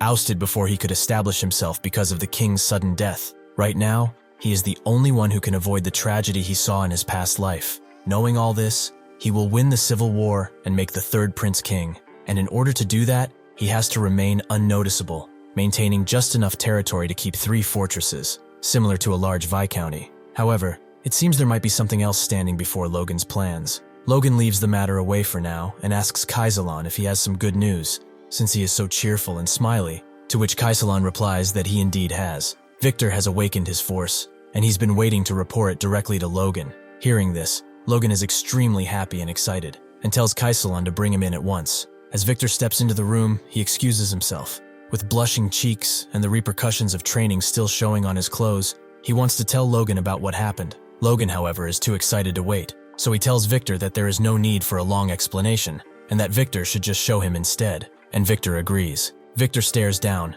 concentrating, and what seems to be gray smoke appears around him. Suddenly, his force shows at full power, and it seems magnificent. However, when they see it, Logan and Patrick remain astounded, as they've never seen a gray aura before. Logan is happy to see it whatsoever, saying that in 2 years, Victor has done something that others need decades to do. It seems his talent as an aura user is just the same as in his past life. He tells Victor that he has done a great job, which lights up his face. Logan then gives Victor his slave document, telling him that he will become a knight now, so he won't be needing that anymore. Victor asks Logan if he has been carrying that around all the time, and Logan tells him that he had a feeling Victor was going to awaken soon, so he kept it with him just in case. Logan then tells Victor that, however, his promotion to a knight will be postponed until after the war, which seems to strike Victor unpleasantly. Victor asks Logan why, and Logan tells him that he cannot have someone that just escaped his slave status clashing with other knights. He then tells Victor that he will burn his slave document immediately,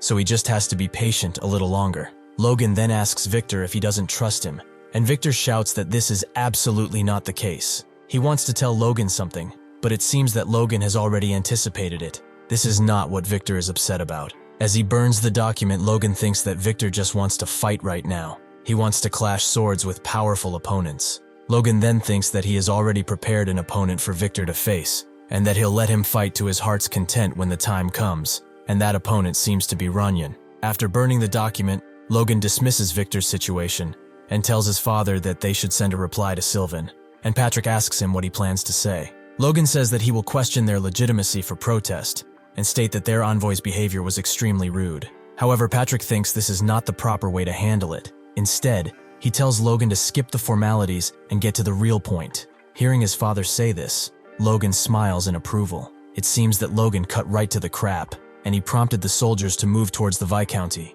In front of the Sylvan Viscounty, Logan's banners stay tall, and he shouts for Soto Sylvan to come and face his sword. The soldiers on the wall shout for someone to inform the Lord that someone with a burning banner has come to occupy the castle. At once, Soto Sylvan comes to see what the fuss is about, recognizing McLain's banner and asking if these lunatics dare mock him. Sylvan's captain asks Soto Sylvan for permission to lead the charge, stating that he will stop Patrick McLain and that all 120 knights of the Sylvan Order are ready. The captain tells Soto Sylvan that the 2,512 soldiers have also been on standby ever since they heard of McLain's outrageous demands. Hearing this, Soto Sylvan feels relieved, as even though the headcount of McLain's forces is higher than he taught, they still have the advantage. Besides that, the captain of the Sylvan Knights Order, Callian, has also become a high-ranking knight, so Patrick McLain isn't the only high-ranking knight in the region anymore. Sylvan stays quiet for a couple of seconds, then asks his knights if they have any information from Parita.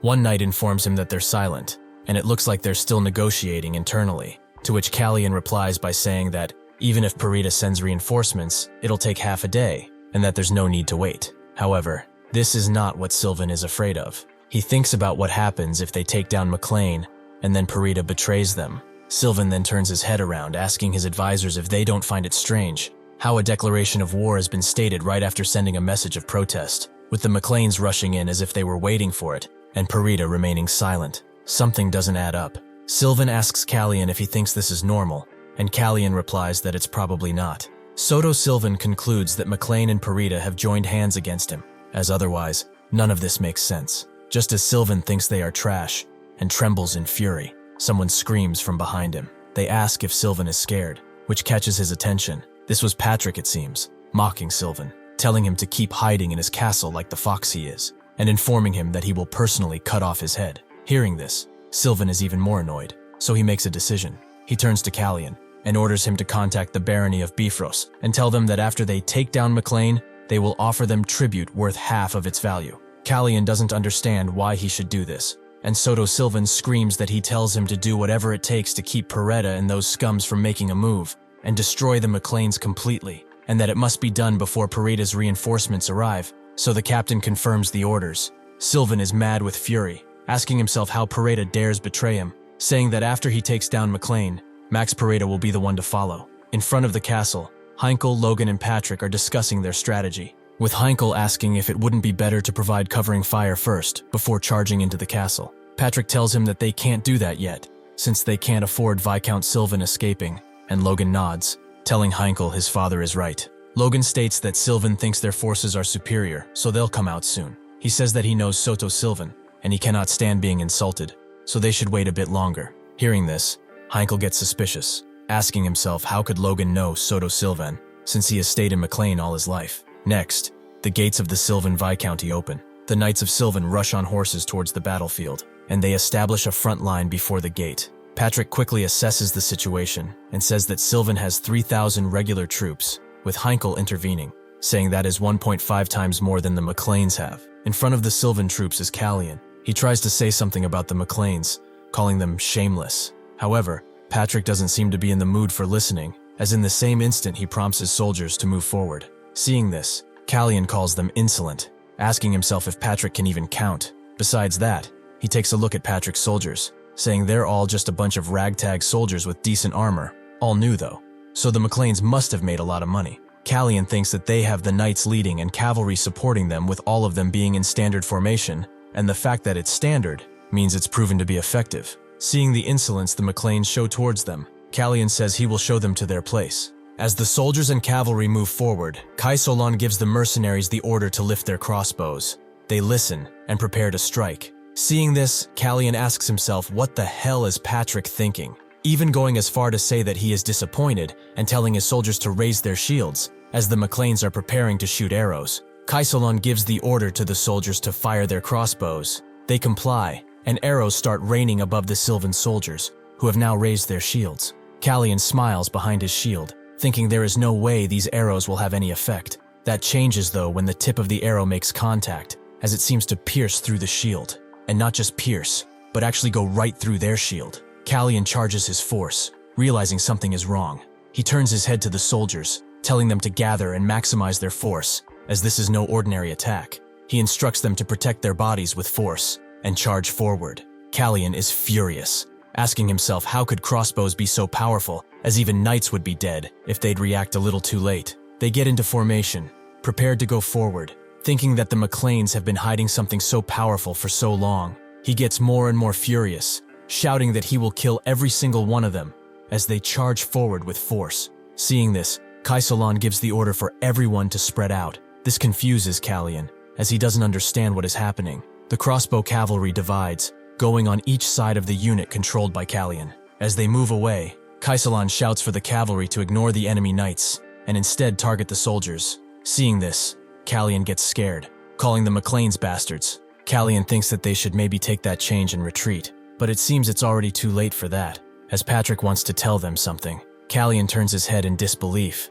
not sure of what he sees. It seems that Patrick has charged his force blade and tells the Knights of Sylvan to face him if they dare. When Callian realizes what happens, he remains stunned by what Patrick can wield. Just as Patrick is prepared to strike, Callian realizes the danger he is in. He jumps away from his force just in time to avoid Patrick's attack, an attack so brutal that he has managed to down 4 knights in one go. Only now Callian realizes what he is really against. Patrick has reached the advanced rank. He even goes as far as to ask Patrick when he managed to reach advanced rank. Just after breaking their ranks, Patrick gives the order for the brave soldiers of McLain to annihilate the enemy, and the McLain knights start charging forward. The McLain soldiers clench swords with the Sylvan ones, and they clearly have the advantage, as you can see the desperation and struggle on the enemy's faces. Callian looks around, trembling, asking himself how could that happen. The McLain soldiers are slaying the Sylvan enemy left and right, with no intent of leaving anyone alive. On the battlefield, even Heinkel acknowledges that just a couple of months ago,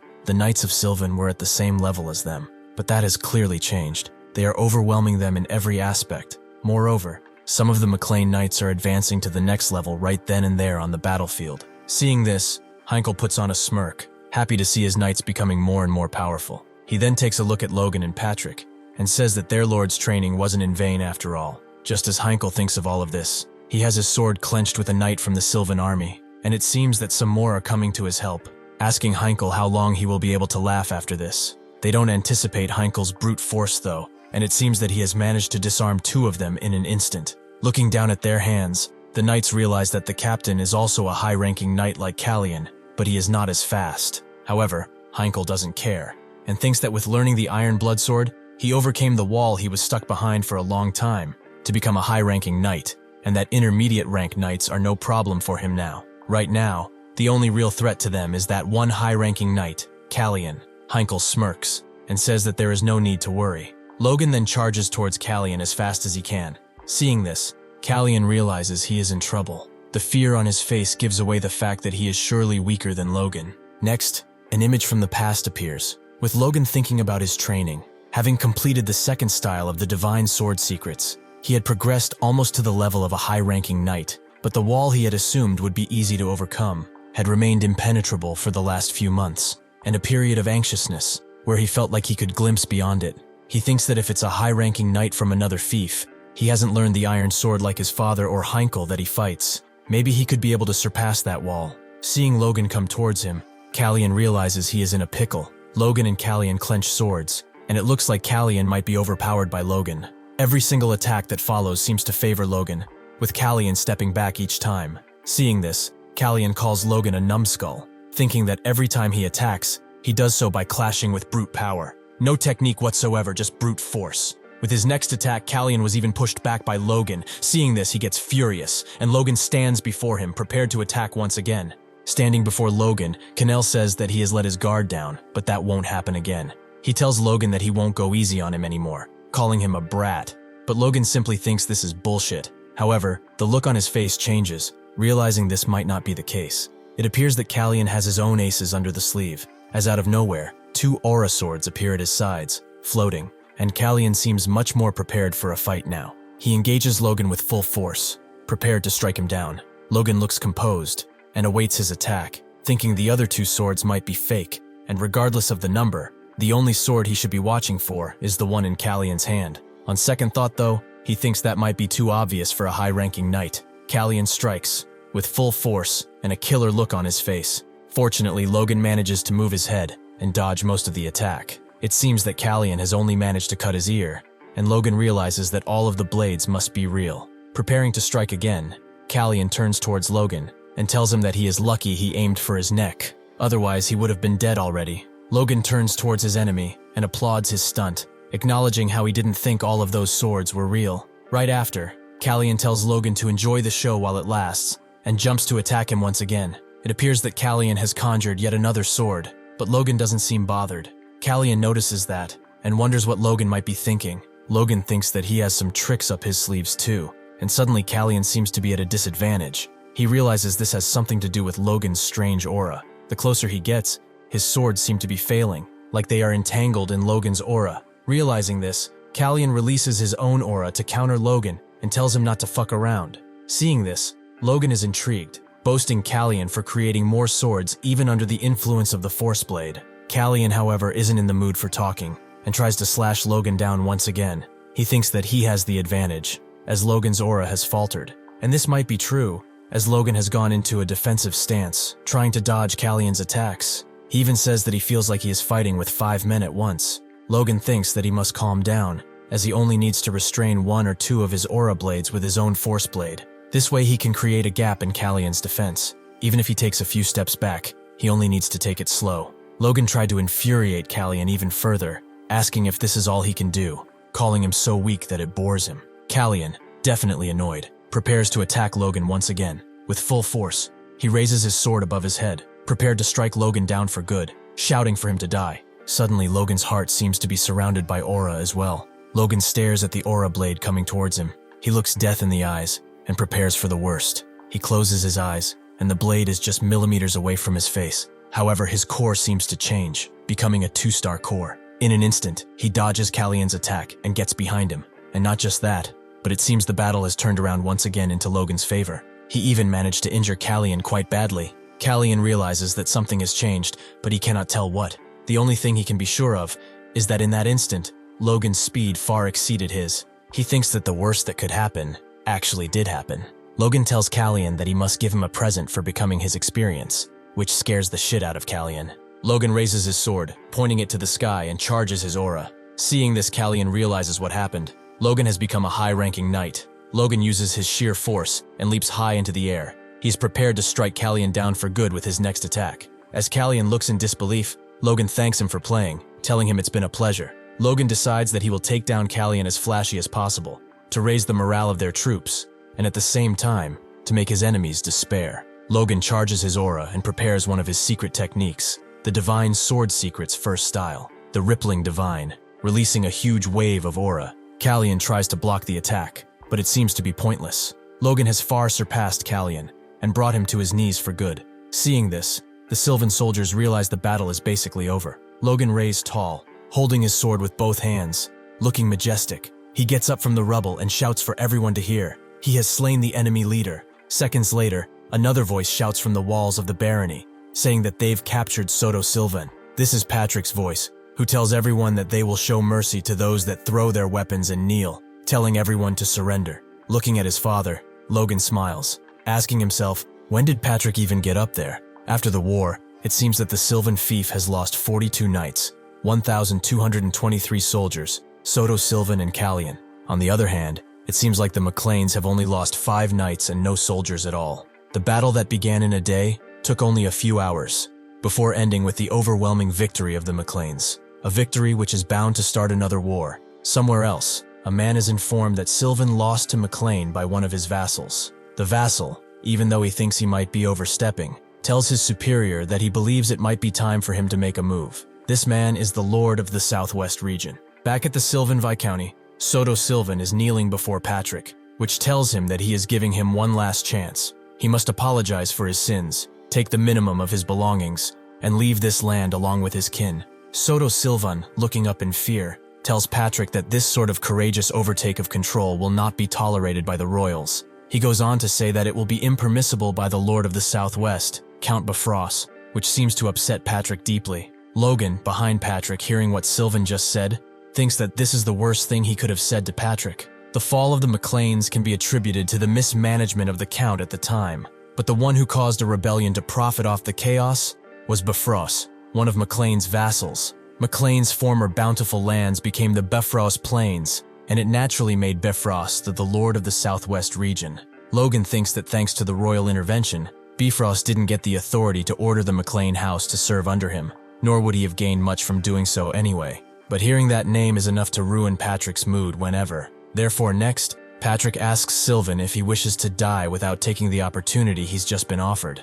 With a tear in his eye, Soto wants to say something, but he doesn't get to finish the sentence. Logan slashes his throat and leaves him to bleed. With his sword full of Sylvan's blood, he turns to his father, prepared to hear anything he might have to say. Logan tells Patrick that he respected his wishes for an honorable death and finished him off painlessly. Patrick nods with a smile on his face and tells Logan that he's done a good job. Seeing what just happened, Logan thinks that they've at least tried to give him a choice, so hopefully other nobles won't use this as a means to attack them, especially Bifrost, as they need to be careful, since he is an enemy they cannot handle just yet. A few weeks later, at the Sylvan Castle, Patrick and Logan are talking in what seems to be Soto Sylvan's old study. Logan tells Patrick that they are keeping watch, yet it seems that Parita hasn't made any moves yet, and Patrick asks if there are any reasons for him to do so. Logan asks what would happen if Parita decides to attack the Tesseron Castle, but Patrick dismisses it, saying that Clayton is there, so he should be able to hold them off, even if something happens. While Logan replies to his father that he is right, he also thinks that brute force wasn't the only thing that caused their victory against Sylvan.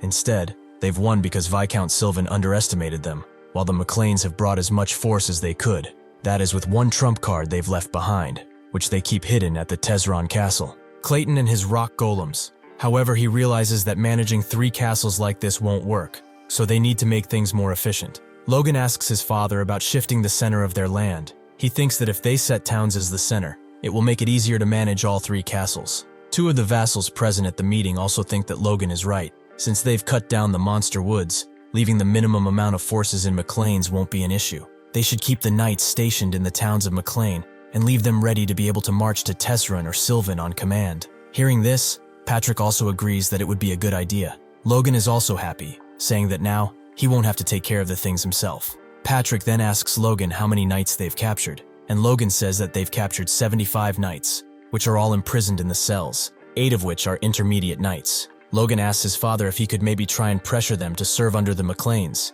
as no man would have sworn absolute loyalty to Soto Sylvan, so it shouldn't be a problem. Logan even goes as far as thinking that a single battle brought them so many knights, it might be more efficient than picking out young talents. However, he also thinks about the other side of the story, how if Sylvan had moved even a little more cautiously, they would have had quite more casualties, and they'd only have been able to capture a quarter of the knights. He thinks that this is most likely not going to happen again in the future, so they shouldn't dwell on this victory, and that he should warn his father to remain vigilant. Patrick, however, is happy, telling Logan that with this forces, even Parita doesn't seem fearsome, saying that it's all thanks to Logan, and smiling like the proudest father in the entire world. Seeing his father's reaction, Logan blushes and stays quiet. He turns around and says that he should let him enjoy it at least for today. Unfortunately, their happiness is about to be over, since a vassal comes in with news from no other than Bifrost, which leaves both Logan and Patrick stunned. The vassal looks at the piece of paper and informs everyone that he will read it aloud.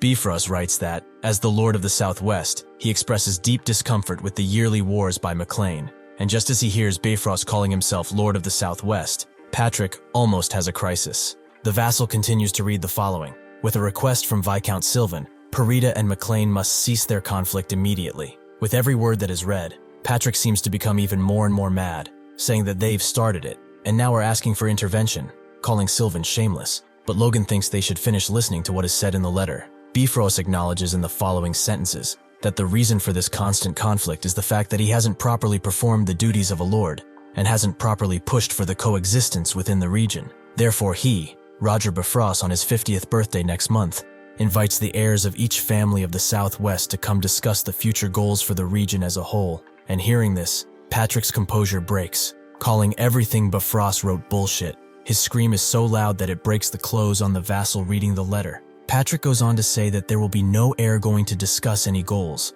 as the McLains do not serve under him. Finally, Bifrost says that not participating will signal an inability to discuss together, which Patrick interprets as a seemingly polite way of making a threat. Patrick says that no matter what, the McLains will not bow to threats, but Logan goes against his father this time, and says that the invitation sounds interesting. Hearing this, Patrick asks Logan what he means by that, to which Logan replies that it might be good to visit. Patrick looks at Logan with a face I've never seen before. He seems prepared to disown him or something. He then says that he respects his son's will. However, he starts screaming again, this time even tearing the last piece of paper covering the vassal. No matter what happens, they can't let themselves kneel to Bifrost, as he won't allow for that to happen if he dies. Hearing this, Logan takes a plant from somewhere and asks his father if he wants a burial now, but one knight stops him, saying there won't be any patricide now. Patrick then calms down and huffs. He tells Logan that he will hear him out and asks him what he's thinking, while the knight behind is happy there's no murdering. Logan tells Patrick that no matter what they do,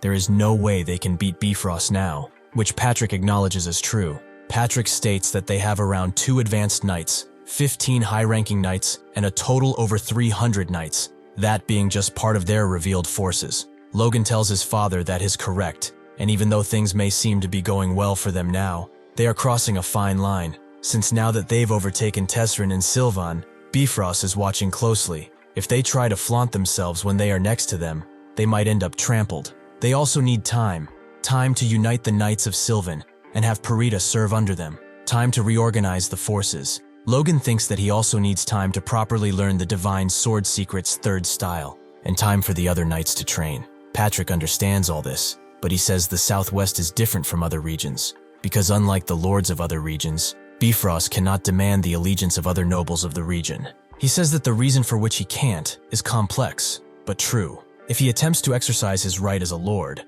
other nobles will undoubtedly express discontent. However, Logan says that this is not true, because when he went to the capital, Percival and Roofman to the north of Bifrost have done something unexpected. They had long sworn loyalty to Bifrost, information which leaves Patrick in shock. Logan thinks that he in fact saw this in his previous life, but Patrick doesn't know about the information he has received. He looks down in disbelief, sweating. He then tells Logan that he has to face shame because their family lacks power, and says he is sorry. Yet Logan is smiling, unbothered about this, happy that he has got permission to go. Logan tells his father that he shouldn't be worried, since he knows the skills Logan has, so there shouldn't be any issue. He tells Patrick that they should see this as a chance to see how the lands of their ancestors have changed. Next morning, as Logan gets back into the McLain town, a voice calls him from behind. This is Hamar, asking Logan if the rumors he has heard are true, that he's being sold off to the enemies. Logan, however, doesn't know anything about these rumors, and asks Hanar what he's talking about. Hamar wants to say something about Logan's death, and hearing this, Logan interprets it as Hamar thinking they are close enough to be worried for each other. But actually, Hamar just wants to know what will happen to him and the promise Logan has made towards him, and asks him if he'll ensure it's kept. Realizing what really happened, Logan punches Hamar's face in, and tells him that he is not going to die or be sold off, and that he should learn to ignore stupid rumors like that. To this, Hamar replies that most of the rumors about him are true, so it's not his fault, and Logan doesn't know what to say anymore. Hamar then takes off the thing he has been carrying around on his back, and tells Logan to take it with him wherever he goes. He unwraps it, and tells Logan that he didn't have time to decorate it properly, but it's a gift for him, and also that he assures him of its quality. It appears that Hamar has made Logan a sword of pure mithril, leaving Logan astounded. At the Bifrost estate, a guard informs a man in a carriage that they've arrived at their destination. He is telling the young man in the carriage that they've been told to wait there until someone comes to receive the men. This man is Plone Parita, the heir of the Parita estate. As he stands in the carriage, Plone notices something strange. He sees a man in armor, traveling alone, with a cloak covering his appearance. However, he realizes that this is Logan McLain. Seeing this, He thinks of how he cannot believe that the McLains have managed to occupy the Sylvan barony and wonders why he came all alone, with no guards. He then concludes that they must have taken quite a bit of losses in the war with the Sylvans, and that must be the reason for which he is all alone. Looking at Logan, he even thinks that if it weren't for Bifrost, they, the barony of Paredes, would have easily taken their heads. Trying to start a conflict, Plone gets down from his carriage and asks why he gets the same treatment as someone that looks like he is a nobody. A guard tries to intervene, trying to quiet Plone up, but he doesn't care, saying it's not like Logan is going to hear him. He says that if it weren't for the Count, then they'd be on their knees, begging for him to save their lives. Plone goes to Logan, introducing himself, stating that he is Plone Parida, and saying that he has heard everything about him from Rehalt, especially how Logan managed to kill 6 knights in an instant. Plone then looks down and notices something strange. Logan is wearing armor under his clothes, but the hilt of his sword is clean. Logan greets him, shaking hands and stating his name, and Plone thinks that maybe what he has heard might be just rumors. Trying to shame him, Plone tightens his grip and says that he looks much younger than he imagined, and that he is starting to think that what he has heard are just exaggerated rumors. Hearing this, Logan looks down without saying anything, and an instant later, he let out a smirk. He clenches Plone's hand so hard he almost breaks it. That is when Plone realizes that Logan is actually much stronger than he thought. They release each other's hands, and Logan apologizes, with Plone's hand trembling and looking like it was just crushed by a rock. Logan says that he misunderstood Plone's intentions and that he thought Plone was trying to initiate a contest of strength. Hearing this, Plone tries not to cry and calls Logan an asshole. He then goes to take his sword out, calling Logan an insolent bastard. Standing before Logan with his sword pointing at him, Plone tells Logan that he will teach him the despicable McLain family a lesson on manners. The guard behind Logan tries to tell him that personal fights are forbidden in the Bifrost territory, yet Logan just takes down his cloak and tells Plone that he keeps spouting out bullshit he can't take responsibility for. He then tells Plone that since he is an heir of a territory, he should know his place and not start fights like a little entitled kid. Hearing this, Plone gets mad, prepared to attack Logan. He then gives the order to his knights to attack Logan, telling Logan he shouldn't dare insult him like this. Seeing this, Logan prepares himself. He charges his aura and navigates through each of Plone's guards in an instant, ending up behind them without a scratch. It appears that he has managed to break all their swords with his bare hands. Logan is holding his sword to Plone's neck, while Plone thinks that he didn't feel any force coming from Logan, which means that he has managed to do that with just the power of his sword.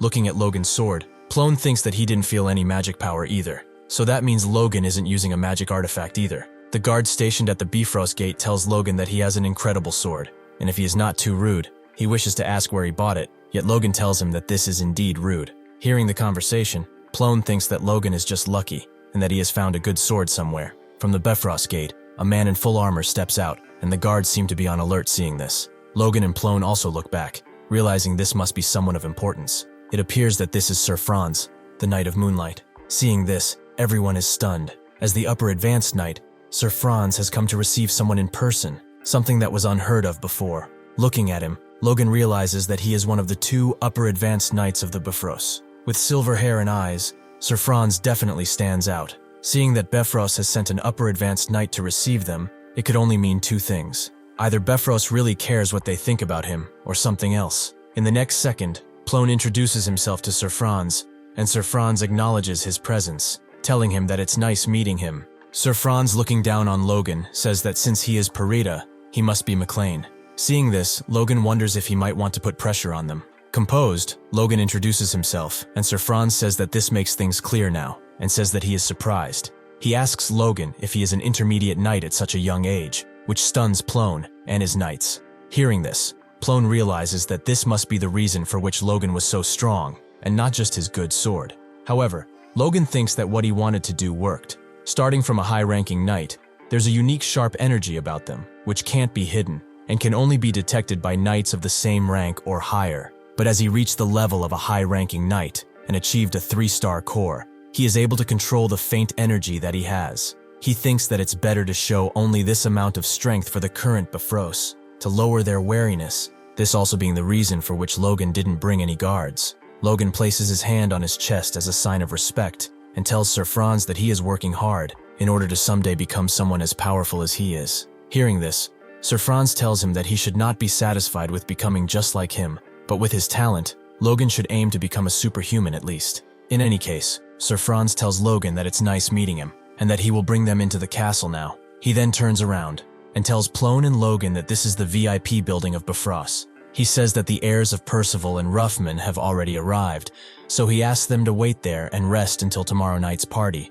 to which Plone and Logan agree. After Sir Franz leaves, Plone once again tries to mock Logan, saying that there is no way someone who came without any servants would have clothes for a party, and asks him if Logan wants to borrow some pajamas from him. Logan, however, doesn't mind Plone, and just asks a servant where his room is, and the servant tells him that he will show him. Seeing what just happened, Logan thinks that he already guessed it when he led his knights to fight despite being warned not to, but Plone really doesn't understand his situation, and if that's the level of Parita's heir and knights, then occupying them won't be difficult. While this is happening, Plone is just getting angrier and angrier. Logan looks up at the building and thinks back to what Plone said about the party clothes, thinking that he doesn't intend to take off his armor in this place anyway. He looks up and thinks that this is the land his ancestors lost. Therefore, he must not let his guard down, since he doesn't know what could happen. Next, Logan is staying before Lord Bifrost, which tells Logan to unsheath his sword immediately. Logan, once again placing his head on his chest,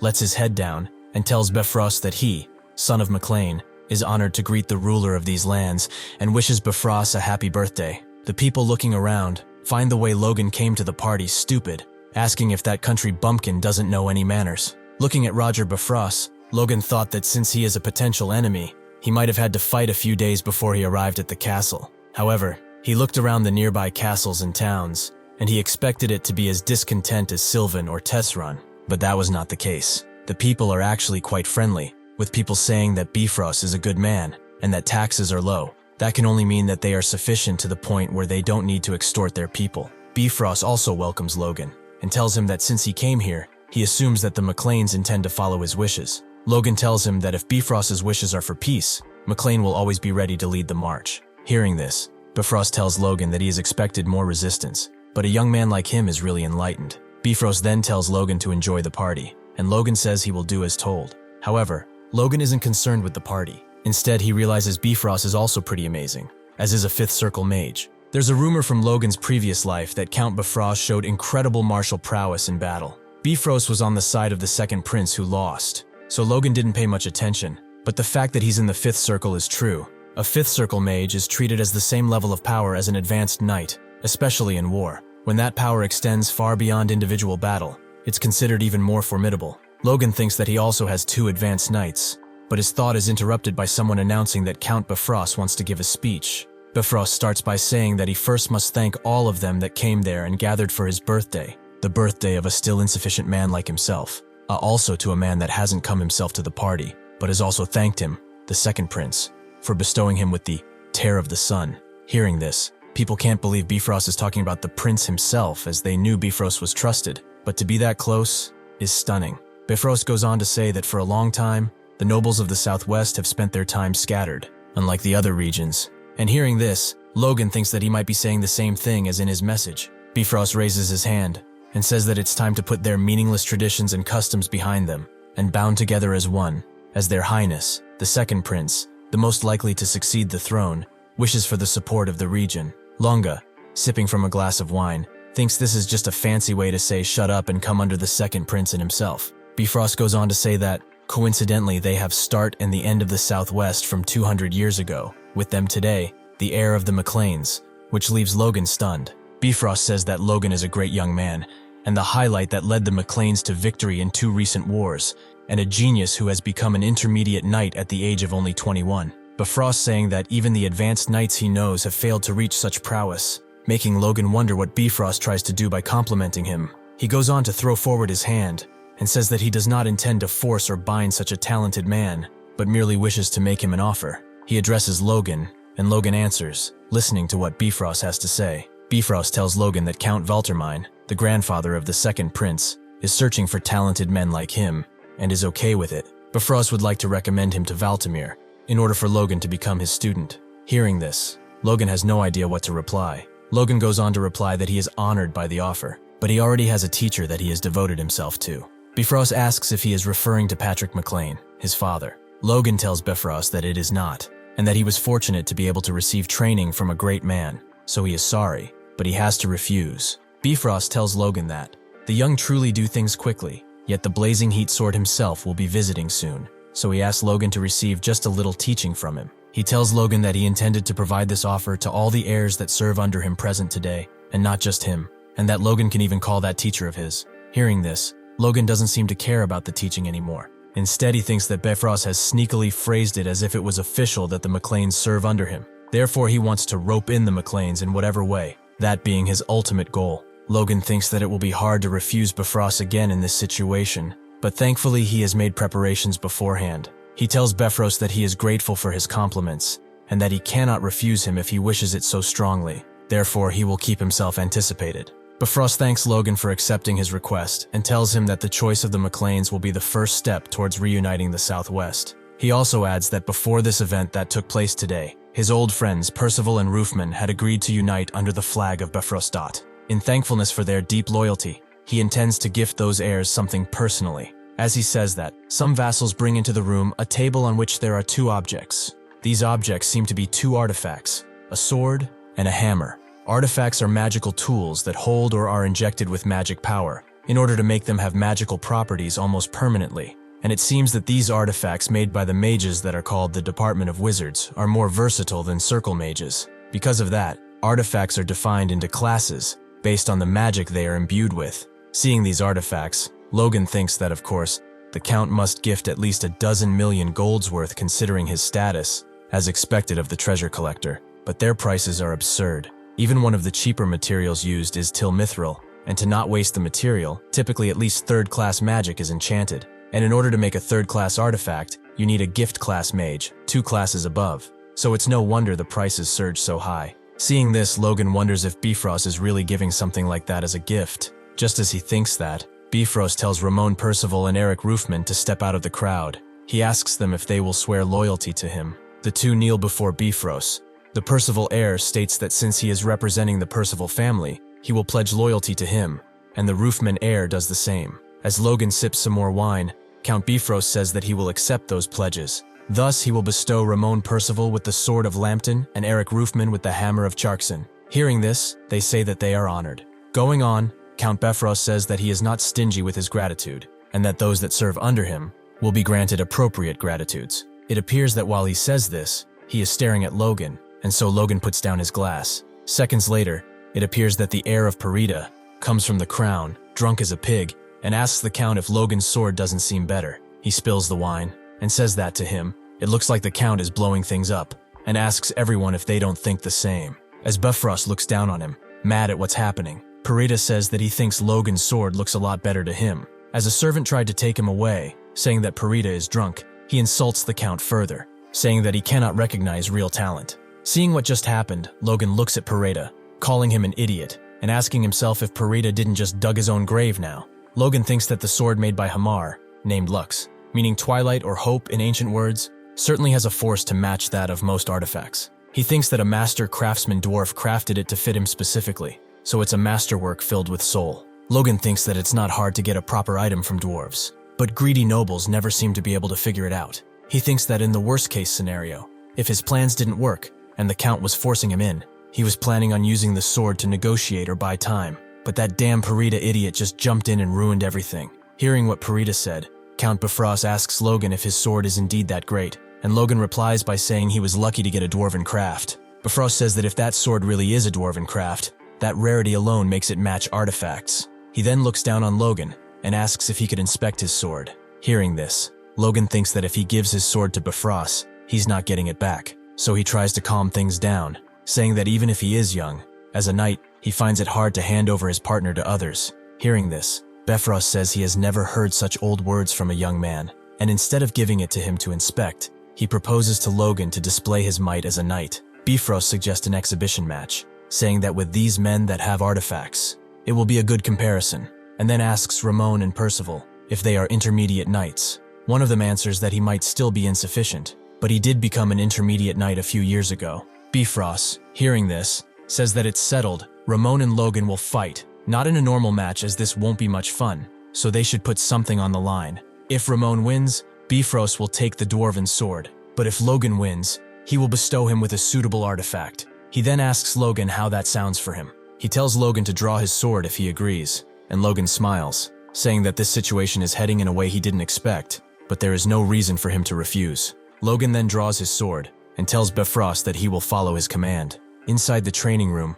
Ramon and Logan are facing each other, prepared to fight. Ramon tells Logan that since he is older, he offers Logan the first strike. Logan refuses, saying that there is no need for that, as he doesn't want to hear later that he had an advantage in this fight, thinking that he will be the victor either way. Hearing this, Ramon tells Logan that being called a genius has made him arrogant, saying that he will show Logan that there are skies above the heavens for his own benefit. Ramon then starts charging his aura. Seeing this, the women in the room say that Ramon's sword looks exquisite and ask if all artifacts let off such a beautiful glow. Seeing this, Logan asks himself if he is trying to attract more attention or something, which would make him perfect for being targeted and dying. Logan thinks that this might have been exactly what Bifrost wanted, giving him an artifact more focused on flashiness than actual use. In contrast to that, Hamar's Lux is rather plain, but has perfect balance, sharpness, and durability. A sword only needs to serve its purpose well to be called beautiful. Ramon goes on to ask Logan if his pretty sword can handle an artifact, and Logan thinks that it doesn't seem like that dolt has the brains to know that,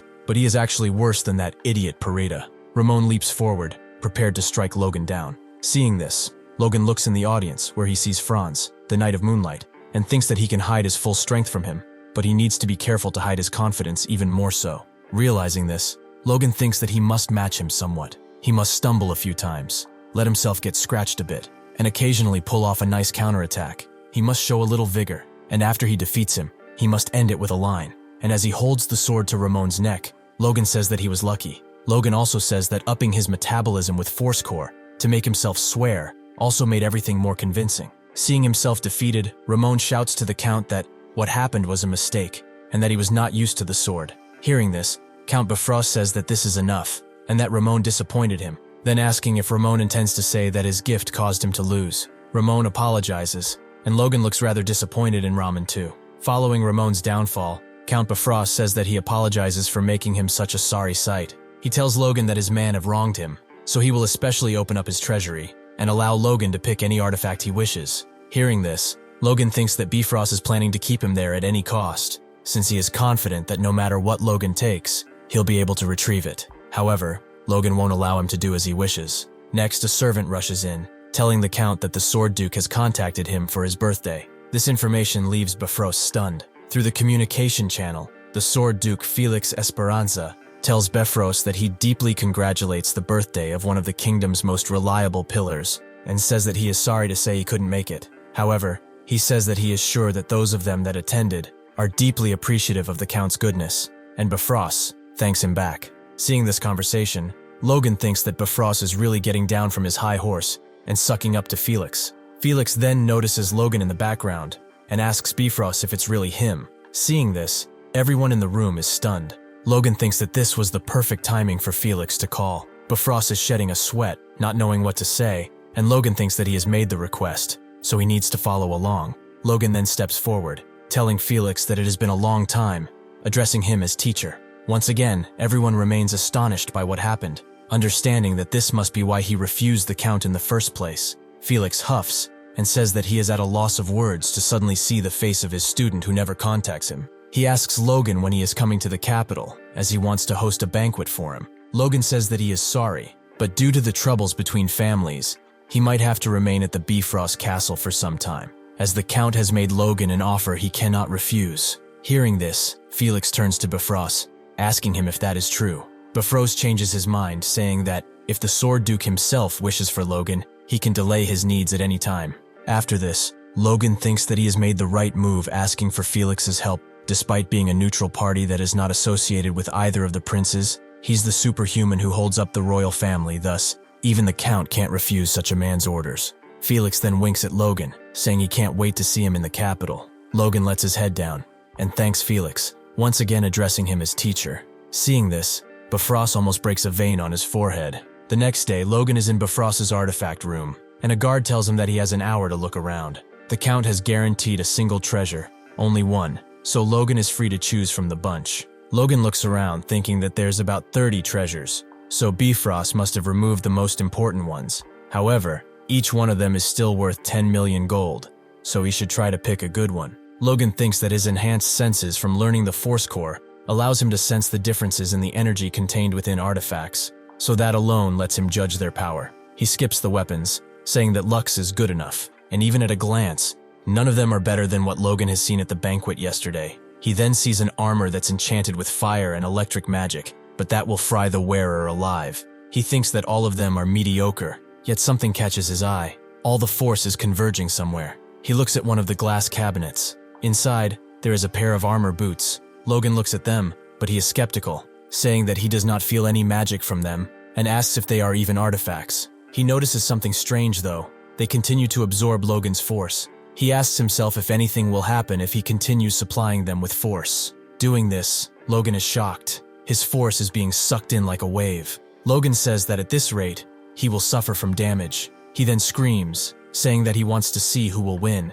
He continues giving more and more force. Suddenly, a wave of force unleashes from the boots, and Logan is being pushed back. It turns out that his force has returned to him. That is when he realizes something. In the evening, Bifrost asks if Logan McLain has already left, with 3 days left until the party. He concludes that Logan really wanted to screw him over. Mad, he tells his knights to follow him and retrieve the artifact, and that sword of his, telling his knights that they can do whatever they want as long as he survives. In the forest, Logan chills next to a fire. Suddenly, he senses something, a killing intent which makes him stand up. Looking at the trees, he realizes it has to be a pursuer sent by Bifrost. A man steps from the bushes, telling Logan that he has got keen senses. He is using a distorted voice, which makes Logan think that he has to be trying to hide his identity. It appears that Bifrost has sent a group of 4 people. Logan asks the man if it isn't stuffy going around like that, and that it must have been tough to get there from Bifrost. The man in front tells his accomplices that they can do anything they want,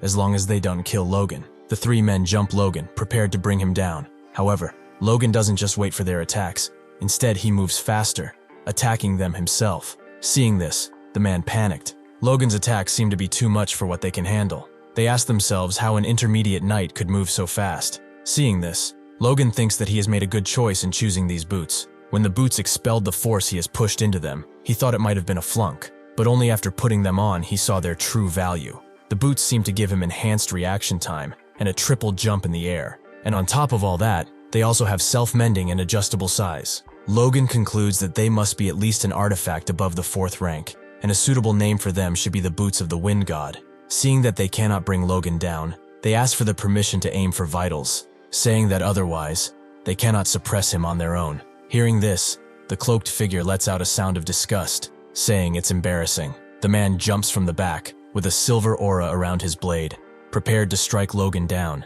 Seeing this, Logan remains astounded. The cloaked figure lets out a wave of aura. Logan manages to block it, but you can see him struggling. He is pushed back, and he charges his own aura, prepared for what seems to be a brutal fight. He then tells the man that he never knew that the title of Moonlight was earned through sneak tactics. He then acknowledges his true identity, calling him Sir Franz. Uncloaking himself, Sir Franz says that Logan has not only hidden his true strength, but he has also exceeded it, telling him that he has an extraordinary artifact. It appears that this was indeed Sir Franz. Seeing this, Logan thinks that in the end he really chose to reveal his sense, and presumes that there was no point in hiding his identity now that he has shown his iconic force blade. Sir Franz tells Logan that he will be taking those artifacts as payment for the lesson he is about to give him, and Logan asks him what lesson he refers to, since he should be ashamed of his title, the Moonlight Knight. Hearing this, Sir Franz says that this is why he intends to make this a harsh lesson, and that he is grateful Logan came so far. Logan looks at Sir Franz,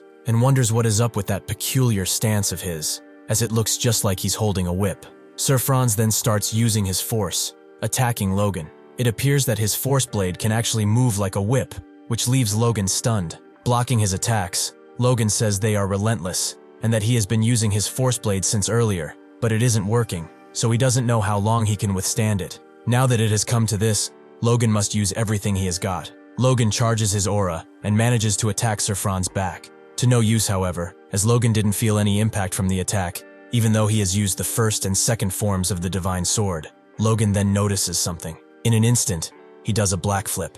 Thanks to that, he manages to dodge one of Sir Franz's attacks. And as Sir Franz rises from the ground, Logan says that this attack was pretty close, and that he would have died if he wore it to let his guard down. Seeing Logan's dexterity, Sir Franz asks Logan how he manages to dodge his attacks, as it can't all be the artifact's doing, and asks if those were the secret arts of the Sword Duke. Logan, however, doesn't seem to be interested in what Franz says, and thinks that he is still standing. so his attack wasn't good enough. He thinks that if he wouldn't have had those amplified abilities thanks to the boots of the Wind God, he would have taken that attack just head on. Therefore, he is just not strong enough to take on someone like Sir Franz yet. But doing this well against an advanced knight is decent.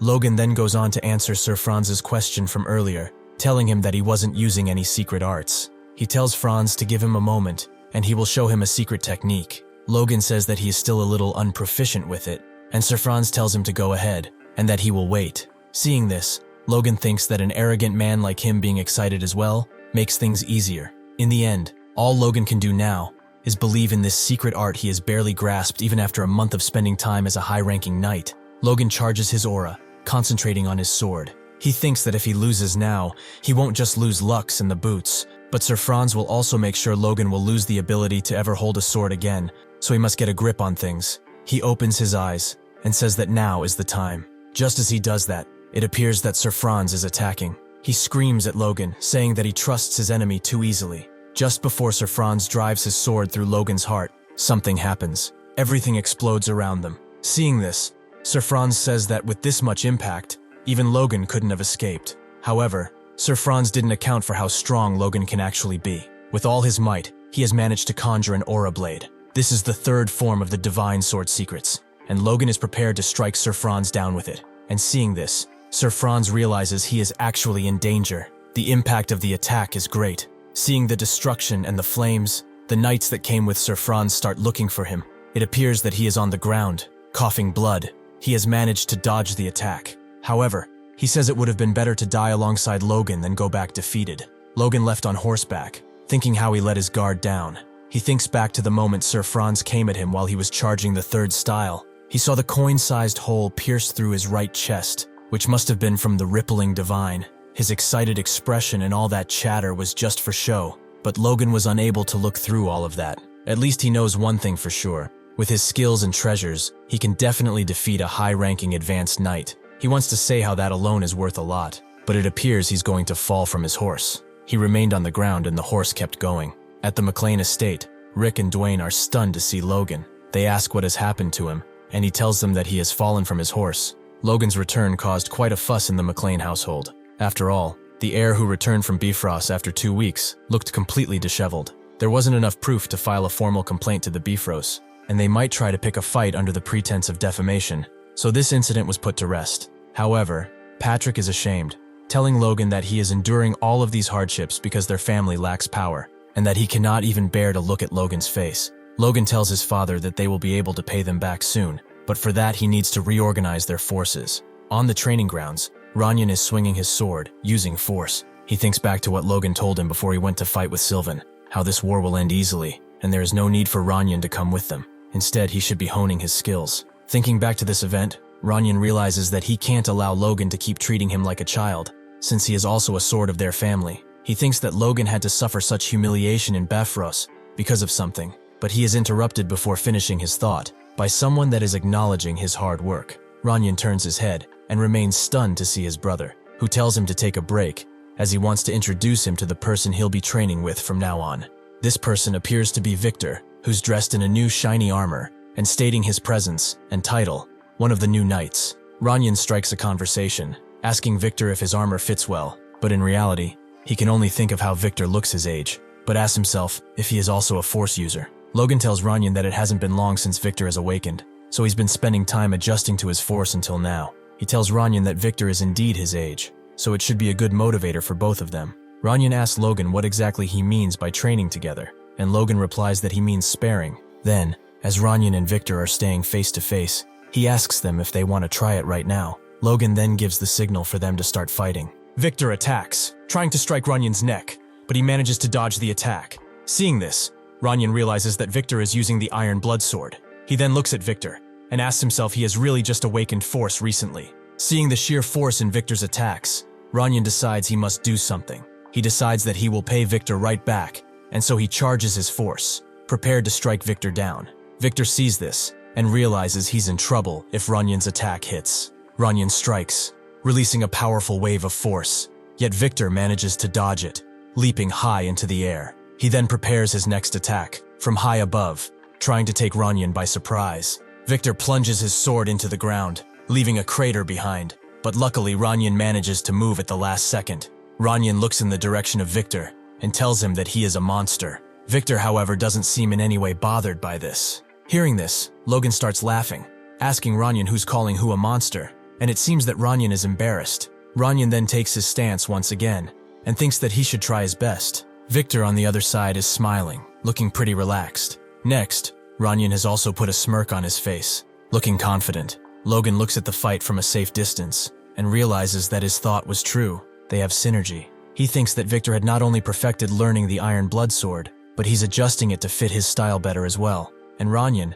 who could outclass intermediate knights with his limited knowledge of sword styles, is moving freely, unbound by forms. Logan thinks that the Violet, Free Blade, and the Pure Precise Blade should reflect qualities they mutually impart to each other as they fight. Just as he thinks that, Ranyan shouts that Victor can't use his punches, and Victor states that everything goes in a fight, which makes Logan laugh once again, telling them not to fight too hard. Logan goes back to thinking that there are 7 more years before the War of the Empire begins, and those two, meaning Ranyan and Victor, might be completed in 5 or 6, and that it would be good if Victor could also learn the divine sword secrets right about now. The question is, however, if Logan can really trust Victor that much. He then thinks that some sort of catalyst that will bind him there would be nice. In Logan's study, it appears that Logan has informed Clayton of something that leaves him and his disciples stunned. He told everyone that Victoria can see the band of mana. It appears that Logan has tried to make Victoria learn something that she likes in order to keep her at the castle. And when Victoria told Logan what she wants to learn, he remained stunned. She asked Logan if she could learn things like how to move clay dolls with that yellow string. Logan thinks how he had his suspicions when he first met her, but thinks she can actually see the band of mana. Clayton then jumps in, telling Rhea that he is sending his mana in a certain direction right now, and asks her if she could tell her where it's connected to. Rhea looks at Clayton's palm, and then she speaks. He points to one of the disciples, calling him an old man, and tells Clayton that this is the place where he's sending his mana. They try once again, and this time Rhea tells Clayton that he is sending his mana to the water bottle, and to another disciple. He then takes Rhea by the shoulders and tells Logan that she is the real deal. He starts shouting that not even the grand mages of legends could see mana with their eyes, and hearing this, Logan wonders if seeing mana is really that impressive, and thinks that it might cause a fuss if he admits he can see it too. Logan asks Rhea if she is sure she wants to learn magic, and Rhea says that if this is how she can control the giant doll, she does. Logan then asks why she wants to control the doll, and Rhea tells him that if she could control the doll, she would be able to do more things. Hearing this, Logan tells Rhea that this is a good goal. Logan then wants to tell Clayton that he will entrust Rhea to him, but he is already gone, telling Rhea that they don't have a robe meant for kids, and that he will need to have one tailored for her, and then shouts for someone to bring him a tape measure. While Clayton is measuring Rhea, Logan thinks that she has the talent of becoming a grand mage, and that both the siblings are geniuses, which raises even more questions about their parents. Logan then thinks that their forces are getting stronger at a good pace, so it might be the time for him to head to Grand, since he's made a promise to this master. He thinks that he's going to leave alone, as bringing an aid would only slow him down. However, not everything goes according to Logan's plans, as next, a few days later, a man shouts that it's his honor to serve him. It appears that 7 knights are surrounding Logan, prepared to defend him, while shouting that they will serve him with all their hearts. Logan, though, only seems annoyed by this, and tells them to get lost. This man is Captain Henderson of the 18th Squad of the McLain Knights, reporting for duty at Logan's command, stating that it's an honor to serve Logan. Just after saying that, Henderson thinks that being able to accompany the young master to the capital means that he is serving a future legend, therefore is his chance to claim his place as one of his trusty hands. Logan then looks in Henderson's direction and tells him to go gather some firewood. Instantly, Henderson does as he is told, and Logan can be seen huffing in the background. Logan thinks how he wanted to go by himself, but Patrick told him it would be impolite to the Sword Duke, and that Logan will take at least the minimum number of aides. Logan thinks that a few knights are fine, but then asks Rick why he is there, and he shouts at Logan, asking him what he means by that, asking what would people think if the heir of a noble family would walk around without a personal servant. Logan, however, doesn't fall for this, and asks Rick if he came because he wanted to visit Grand, but he doesn't reply, and a sweat is falling from his cheek. He then turns around and tells Logan that this is indeed the reason. He says that nobody in their fief will talk to him now, because they think he stinks, and that he also needs to get married, and prompts Logan to take some responsibility, as this is part of his doing. Hearing Rick yapping, Logan puts his finger in his ears, and says that they will only drag him down, as he is not only visiting his teacher in the capital, he has 2 goals for this journey. The first is to identify potential changes to the future, and the second is to meet the third prince to form a connection with the hill. Next, a history of the royal family is shown. It appears that the current king, Samuel von Grandia, had no heir until the age of 40, so he called forth 2 women to be his concubines from 2 dukes and had 2 sons. But after 10 years, the queen gave birth to the third prince over the age of 40. The third prince, with his innate talent for swordsmanship and a good attitude, surpassed his troublemaker brothers to become the next king. The king also held him in high regard, but the families of the 2 princes did everything they could to stop the expansion of their prince's influence. From here, what Logan is about to say are the events of the future. This winter, just before the third prince becomes an adult, the civil war begins with the sudden death of the king. The first prince, Juan Douglas, a 6th circle mage, receives the support of his grandfather, as well as the second prince, Jordan Valtermine, the young superhuman. And just as the third prince, who is unable to match the political power if either faction is about to be executed, someone steps in. This is Felix, saying that is the will of the king for the third prince to live, and if the second prince will spare his life, Felix shall be the newfound king's blade. The most prominent of neutral nobles gave a statement that has managed to save the prince's life. Logan thinks that after that, the third prince gained the upper hand, but drove the country to ruin over the next 5 years, until the Empire attacked. That king used Ranyan as bait during the war with the Empire. Therefore, Logan's goal is to never allow that man to become king. He thinks that the second prince is cut from the same cloth as his brother, and he needs to see with his own eyes if the third prince is worthy of becoming the king. While he thinks that, a man states that his identity has been verified, and that he can access the castle now. Inside the castle's grounds, Logan's servants are stunned to see the grandeur of the place. Rick, on the other hand, seems to be more preoccupied with one of the maids passing through. He then goes to Logan and asks if he doesn't think that him getting things going with the Duke's maid would benefit his family, and then asks Logan if he could help him to get closer to that maid. But Logan looks annoyed by this request. He bumps Rick in the head, leaving him dead on the ground, and steps away. A man comes to greet Logan, and Logan seems intrigued by his presence. The man tells Logan to follow him, while the other can follow Sir Ermin, and that's when Logan realizes who that is. Logan asks for the man's name, and the man iterates that he must have forgotten to introduce himself. The man introduces himself as Luis Hayan, the Duke's overseer. This is when Logan realizes he is exactly who he taught, Captain Luis of the Grandia Liberation Front. Unlike Logan, who was burning with vengeance, he was a man with ideals. Logan thinks about how he still remembers the last time they met. It was when Captain Luis gave Logan the divine sword secrets and asked him to interpret it. He's told Logan to memorize everything, and even if he must burn the book, Logan must remember everything and pass it down to someone with talent. There was something else that the captain had given him along with the secret text, but Logan cannot remember what. As he cannot remember, Logan wonders why, as it should be an important memory. Seeing his struggle, Sir Luis asks Logan if he is alright. Logan almost calls Lucy captain, but fastly corrects himself, calling him overseer, and thanks him for the concern, saying he must have not rested well last night. Luis tells Logan that he must take good care of his body while he's still young, as even if it feels alright now, when he ages, it will all come back to Logan, and so he must take care. Hearing this, Logan remembers that Luis used to say that a lot in his past life as well, so it must be his saying. Thankfully, Logan has got a grip on things now, and regardless of what that memory was, it's now in the past, so he just needs to ensure it doesn't happen in this life. Inside the manor, Luis brings Logan in front of Felix's study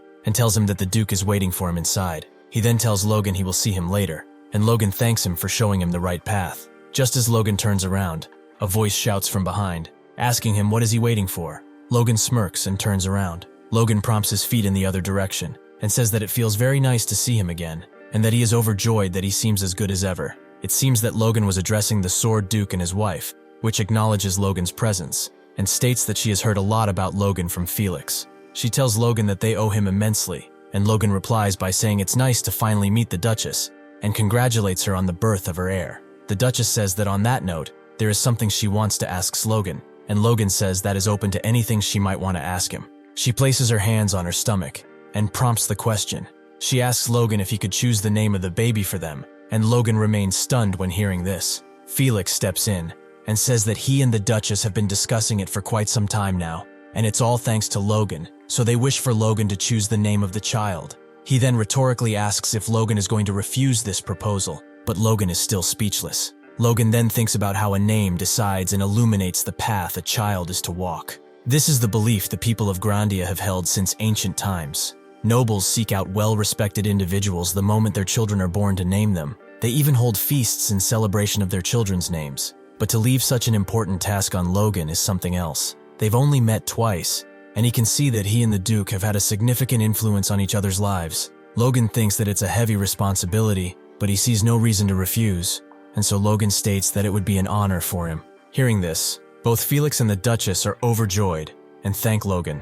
Felix then tells the Duchess to go get some rest, as he has told her already that there is no need for her to strain herself since she is with child. But the Duchess says there are still manners to be had, and that this is a request. Looking back, Felix says that this is still beneficial for Logan, thinking that the one who named the Sword Duke's child would be a good title for Logan. Felix then manages to get his wife out of the room, and as he leans on the closed wooden door, he says that he is not that good with words. He then tells Logan that they should talk about their bodies, but Logan doesn't understand what he means by that.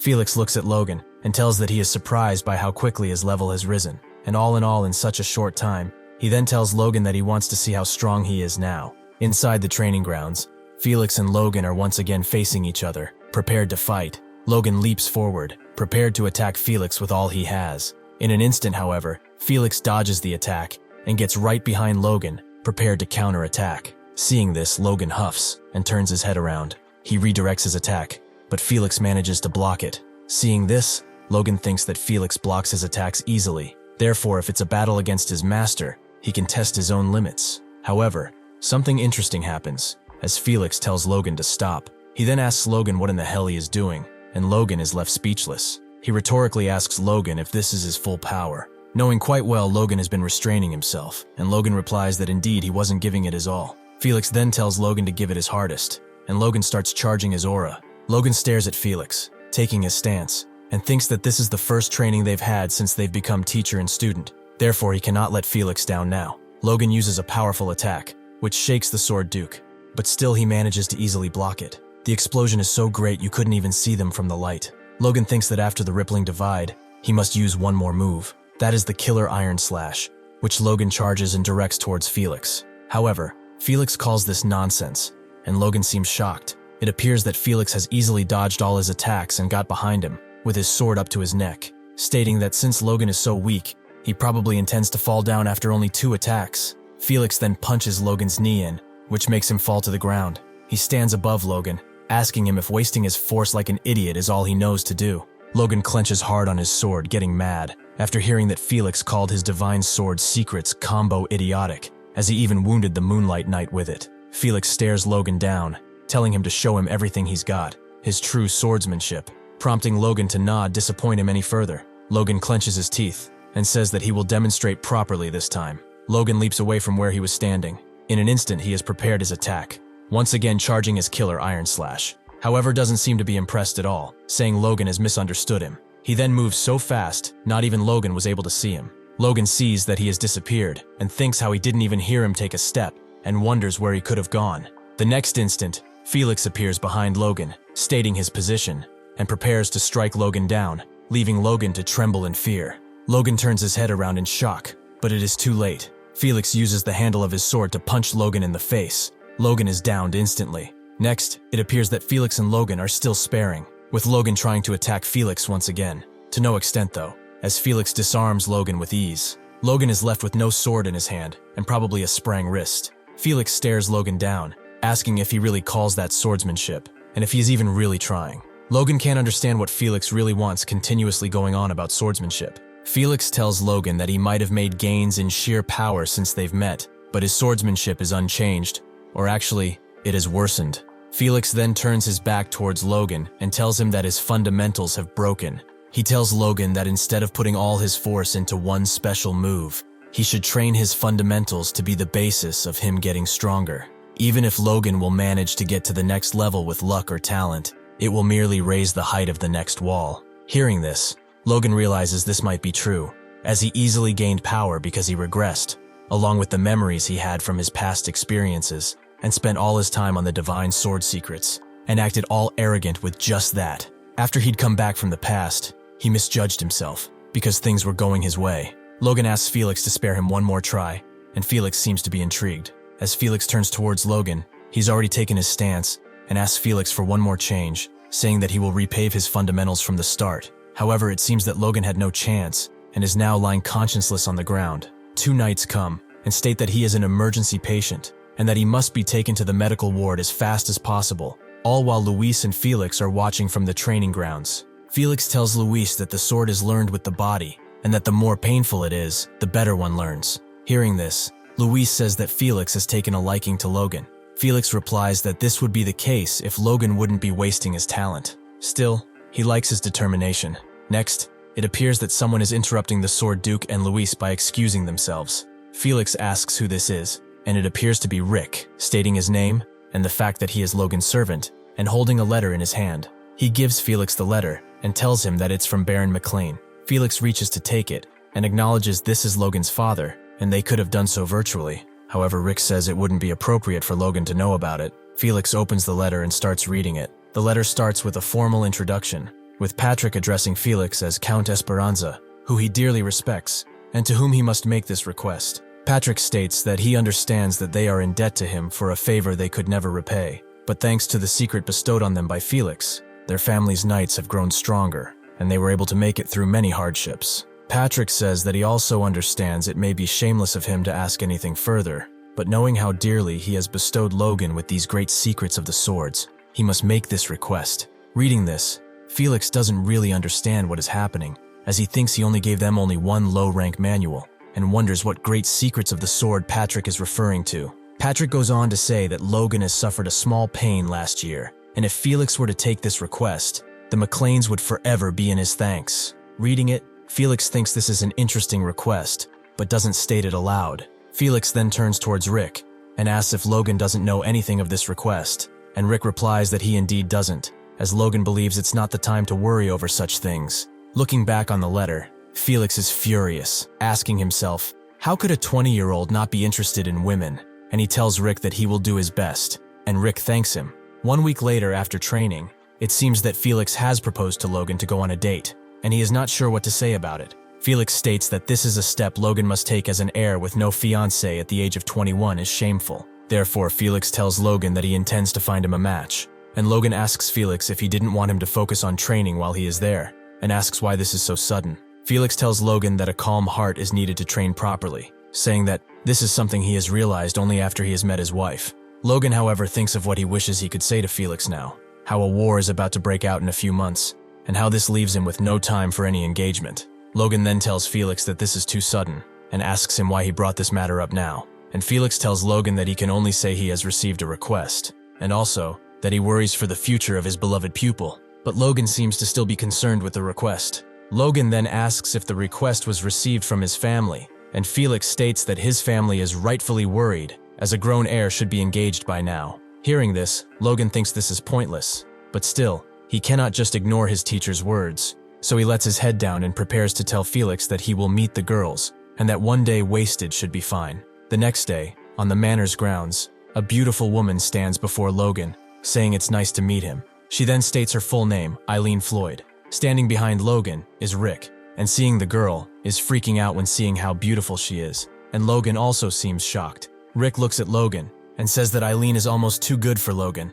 and that even he, who typically would show no interest, seems surprised. Logan looks at Eileen and wonders how this could be. To think that his potential fiancé is a force user, and a pretty one at that. He looks at Eileen and thinks that it's incredible to see the pinnacle of a low rank, almost intermediate, and that at the age of 18, which is unbelievable. Logan then recognizes her name, Floyd, from his past life, the talents of Grandia that died so easily in the 3 years of war, and one man who stands out from the rest, the one who guarded the doors to the inner castle and cut down 100 knights, the rose of steel who bloomed from a fallen family. That is Eileen Floyd. Realizing this, Logan thinks that this is an unexpected meeting, and that it would be nice to get her into their family before the war breaks out. Logan thinks that if it was a proper marriage instead of just engagement, he could bring her to the McLain using that. However, he's never heard of a noble who actually married their fiancée within a few months of meeting her, and wonders what he should do. Eileen is looking at Logan, with a sweat breaking from her cheek, with the intention to speak. After Rick and her own servant have left,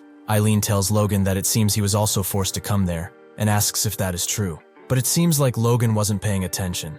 Eileen tells Logan that he feels the shame, and that she would like not to waste any time. Logan apologizes to Eileen, saying that he was caught up thinking about something else, but she doesn't seem to care about it. She then gets close to Logan and tells him that they should go and spend some meaningful time together, at a place that seems to be the Floyd training grounds. Eileen is talking to her father and asks him if he hadn't yet given up on the thought of her getting a fiancé while she has taken a break from her sword training. Count Robert Floyd states that Eileen's beauty still calls for popularity, and that this time it's a recommendation from Felix Esperanza himself. Hearing this, Eileen asks if her father means the Sword Duke, and thinks that this is interesting, as Robert states this possible match is actually Felix's pupil. Robert tells Eileen that not many people know that yet, but he's heard he is soon to become renowned, although he thinks not as much as Eileen, who attained force at only 12 years old. It appears that Eileen's first fiancé has broken up the marriage after being beaten up by her. After that, Eileen was banned from training, but only for 2 years. Soon after, she beat up her new fiancé, who was qualified to become a knight, and proved her superiority to most knights. She became known as the maiden who beats up knights. Robert thinks that with a name like that, coupled with her will to be a knight, word about marriage soon disappeared, so they need to seize this opportunity, especially with a man that the Duke himself has proclaimed to be talented, since that means he could be a man who could handle his daughter. Once again, she asks Logan to spend some time doing something meaningful, and Logan is left speechless. As Eileen is bringing her hands together, Logan asks what she means by something meaningful, and Eileen continues, saying she has heard Logan was the Sword Duke's pupil. She then scays Logan if he would cross blades with her. Later, on the Knights' training grounds, it appears that both their servants have heard the news and wonder what the heck is going on, begging them to stop this nonsense. Eileen's servant asks if she is going to beat up her potential fiancé again, as the Count has begged her not to, but Eileen says that it's different this time. Those two looked down on her and were acting rude, saying that she has force, so she'll be great at laying healthy babies, or that they could take her down with their bare hands. So Eileen decided to teach them a lesson, saying she wished she could have beaten them up even more. However, she turns his head towards Logan and once again says that this time it's different. Across the grounds, Rick is begging Logan to listen to him, asking why he is warming up so seriously, as if the word spread that he has hit a woman. The Lord will have Rick flogged. Logan tells Rick not to worry, as this won't happen, as he has requested for the training area to be sealed off. Logan thinks that he has been wondering about Eileen's power ever since he has heard about her, asking if it was really true that she had slain 100 knights by herself. Logan says he will check it out, and Eileen's servant shouts at her, saying that since this is inevitable, she should make sure to win. As Eileen takes a breath and prepares for the fight, Rick and her servant can be seen fighting in the background, with Rick asking her if she knows how skilled his master is, and Eileen's servant replying that he has no idea how skilled her miss is. As Eileen approaches Logan, she tells him that she has been training alone for 10 years.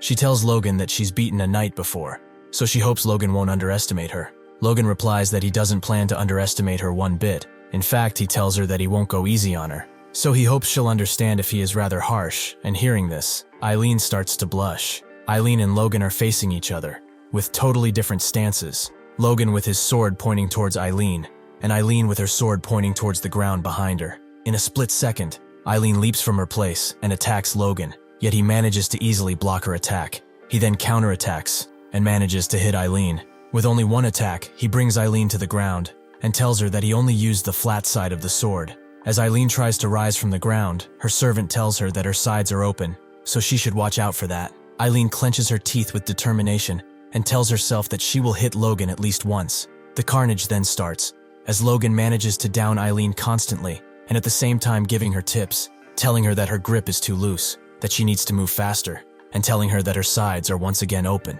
Eileen stands defeated before Logan, and Logan looks down on her. Seeing this, Rick is stunned, and Eileen's servant is crying for her lady. Logan tells Eileen that she seems tired, so maybe they should take a break. However, Eileen doesn't share his thoughts, and instead attacks Logan once again, this time almost hitting him, as Logan tells her that she should wipe off her sweat. Just as Logan stops her attack, Eileen realizes that not even her sneak attack will work on Logan. Logan, however, praises her for trying, and hearing this, Eileen remains stunned. Eileen looks at Logan and asks herself how come he is not mad, and Logan prepares to say something. Logan tells Eileen that she needs to move more concisely, and then smacks her in the head. No wonder lad has no cheeks. Eileen looks up and starts crying, and says that Logan is not to be played with. Looking down on Eileen, Logan thinks that seeing her bad habits, it looks like her learning swordsmanship alone is true, yet she has managed to improve with just a few pointers.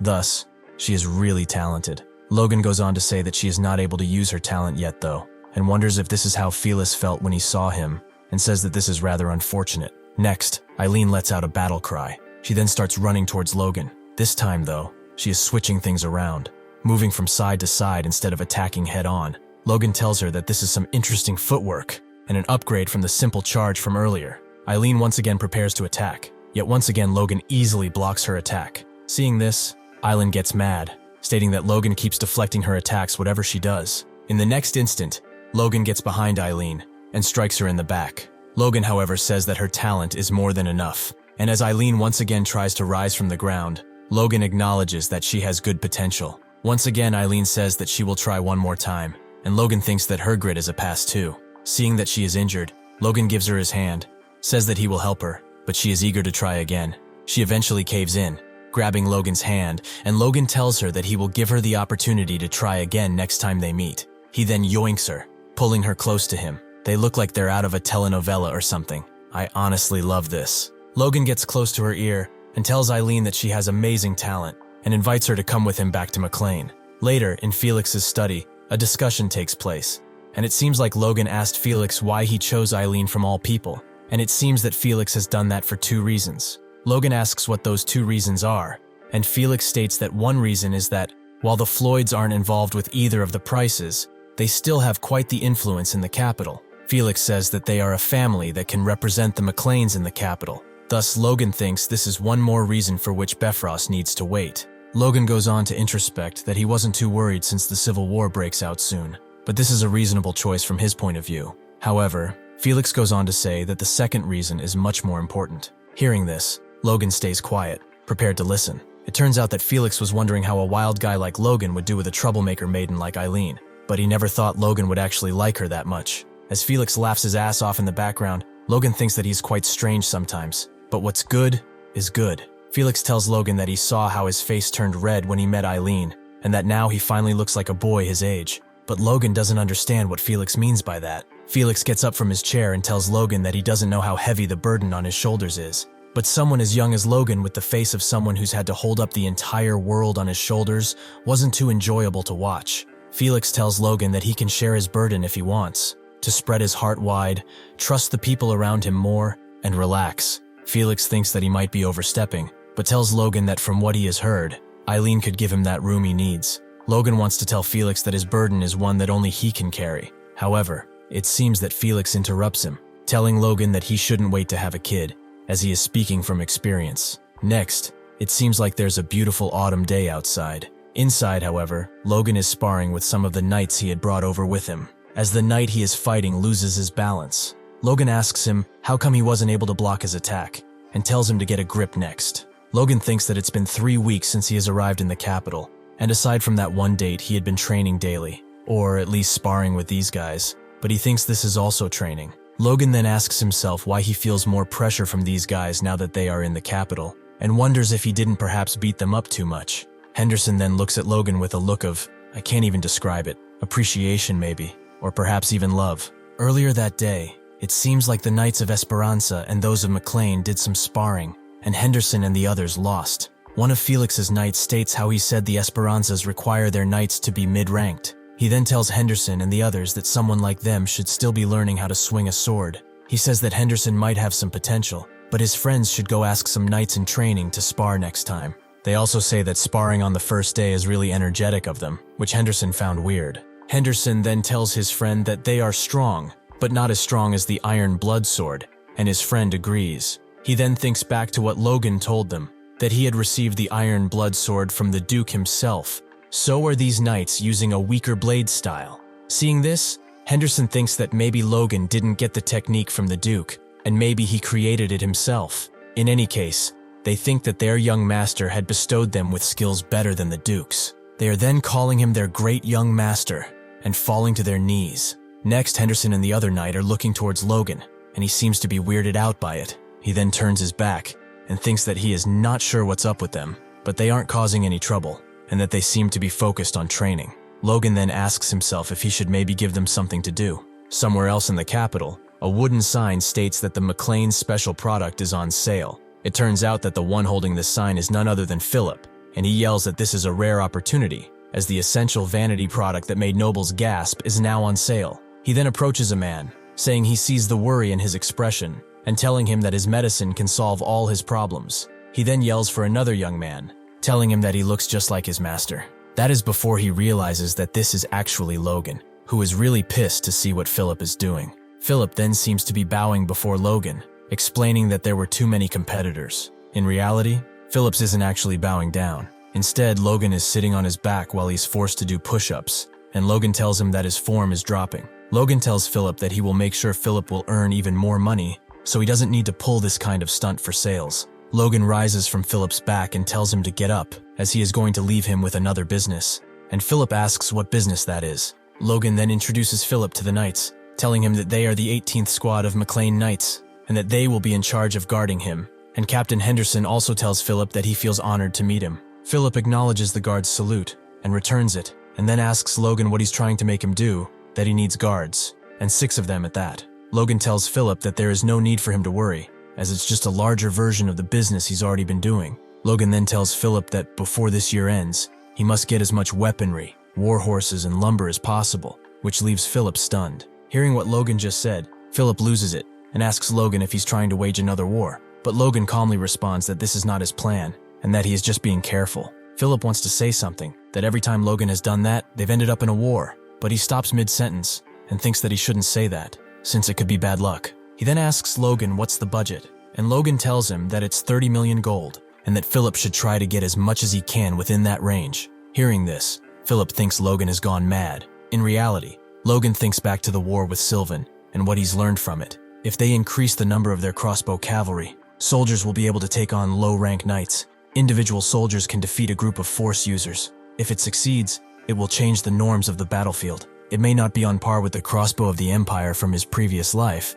but it should come close. Philip then tells Logan that he doesn't think Logan quite understands how this works, and that he won't be able to get half of the supplies he wants, and Logan asks why that is. Philip tells Logan that if the demand suddenly goes up, then the prices will also skyrocket, especially for horses. Philip tells Logan that more money doesn't mean horses suddenly birth triplets or ponies grow up faster, and Logan now wonders if he's made the request too late and thought it'd be fine before the war. Hearing this, Philip asks Logan if he really spoke before the war, and then accuses him of planning to wage another war, but Logan denies it. Philip then shoves 3 fingers in Logan's face and tells him that he will break it down for him. He says that the price will likely triple. Philip thinks that he must stop this crazy act. Logan says that he guesses it can't be helped, and Philip wonders if this worked. Logan then tells Philip that it should be fine for him to go up to double the current market price. Hearing this, Philip realizes that Logan is not giving up, and like he said, the price will most likely triple. Once again, Philip prepares to tell Logan something, but Logan interrupts him. He tells Philip that if he successfully buys them cheaper than double the current market price, he will get an equivalent bonus. Hearing this, Philip asks how much money they are talking about. Logan states that his bonus will be equivalent to 3% of the price difference, which leaves Philip stunned. Philip tells Logan that he will do his best, while Henderson wonders if 3% is a lot, as he was never good with numbers. Philip, overjoyed, jumps on Logan's back, and Logan thinks that money really solves everything. He then thinks that he has got a tip for how he should train better from his teacher, and also that he has gained Eileen, a talent he had never expected. Things are going well, he says, but there are a few things he's still stuck on, that being the matter of King Samuel. He still doesn't hear any bad news about the king, nor does he see signs of internal conflict. Thus, Logan can only wonder if the king's death was truly a sudden death that no one expected. As Philip places his hands on Logan's shoulders, thinks that this is fine. His next course of action is to get his teacher's trust. He thinks it would be better if he would have had the chance of meeting the third prince, but forcing it would make him look suspicious. He thinks that Felix's child will be born soon, so after he names him, he'll return with Eileen to the McLain estate. However, Logan's course of actions might suffer some altering, as next, Felix tells Logan that His Majesty called for Logan, and that Logan needs to come with him. Hearing this, Logan is left speechless, not knowing what to expect. At the royal's palace gates, a guard says that Duke Esperanza's identity has been verified, so he can follow the guard to the throne room. Felix and Logan are strolling through the court, following the guard towards the throne room. While they walk, Logan wonders why would the king want to meet him, as he is only the son of a countryside baron, and that typically he would have no chance to meet the king. Seeing Logan's face, Felix asks him if he is worried, which catches Logan's attention. Felix tells him that there is no need for him to be worried, as His Majesty only wishes to see the face of Felix's pupil. He tells Logan that His Majesty places high value on talent, so this will benefit Logan and won't hurt him in any way. Looking up,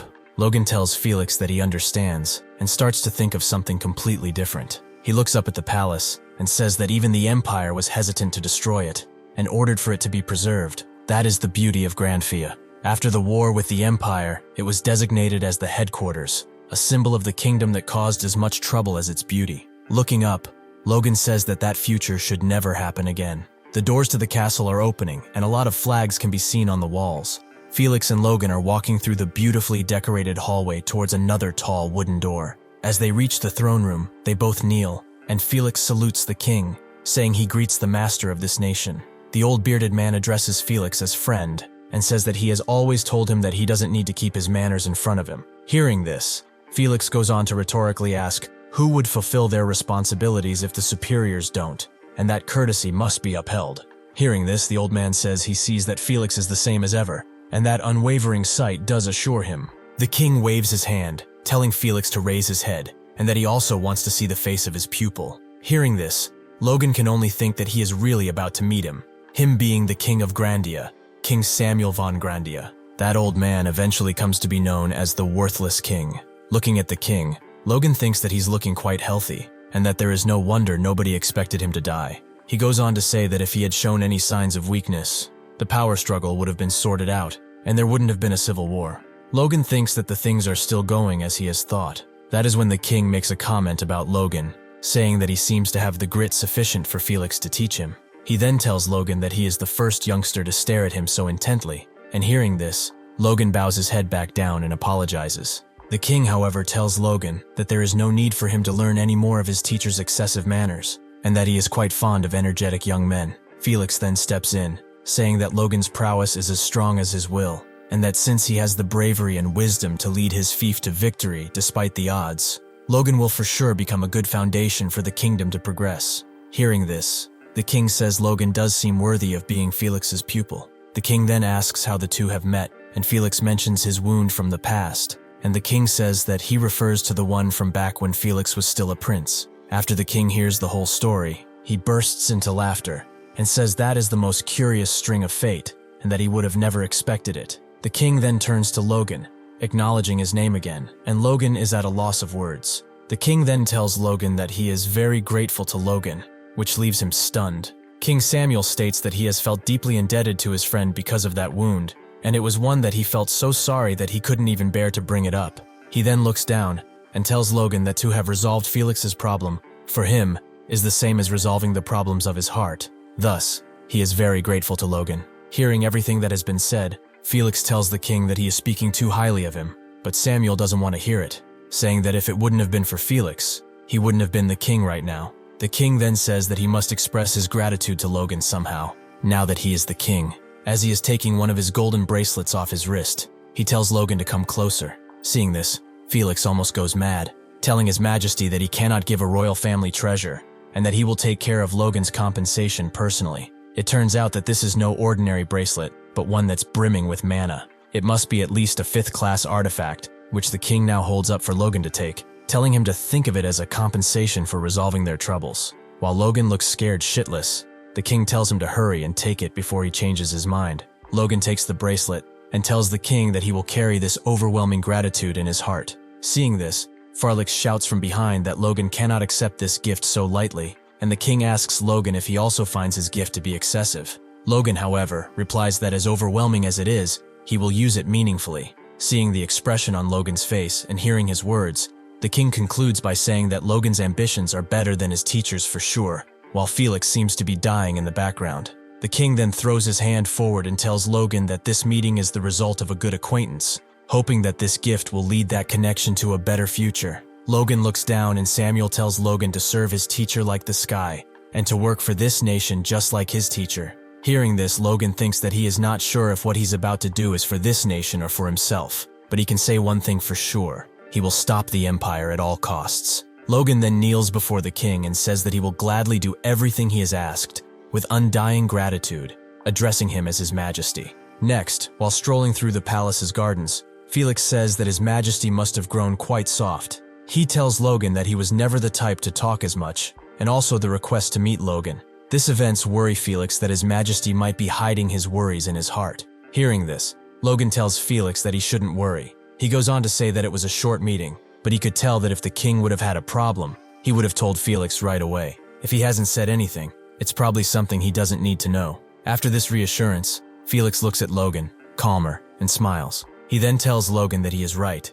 and that he must have gained more worries with age. His heart wavered just because his pupil took a royal treasure so lightly. And hearing this, Logan is sweating, not knowing what to reply. Felix then tells Logan that the name of the bracelet he was gifted is the Bracelet of Regeneration. It's an artifact imbued with the 5th class magic of rapid healing. Since it only has a single magic imbued, it's quite powerful, so it should have the strength of a high-ranked priest's holy spell. Hearing this, Logan can only think of the potential it has, as a spell of this level has the power to change critical wounds into scratches. That bracelet has as much regeneration as you could get from a spell. Felix then tells Logan that he feels reassured he got that kind of magical object, and Logan tells him that it's all thanks to him. However, Felix interrupts him, saying that now he can push Logan to the brink of death and that bracelet can just repair him, so Logan should brace himself. Until I saw this face of Felix, I thought Logan was the only man this mad in Grandia, but it seems like Felix might be surpassing him. Hearing this, Logan looks like he might have shitted his pants.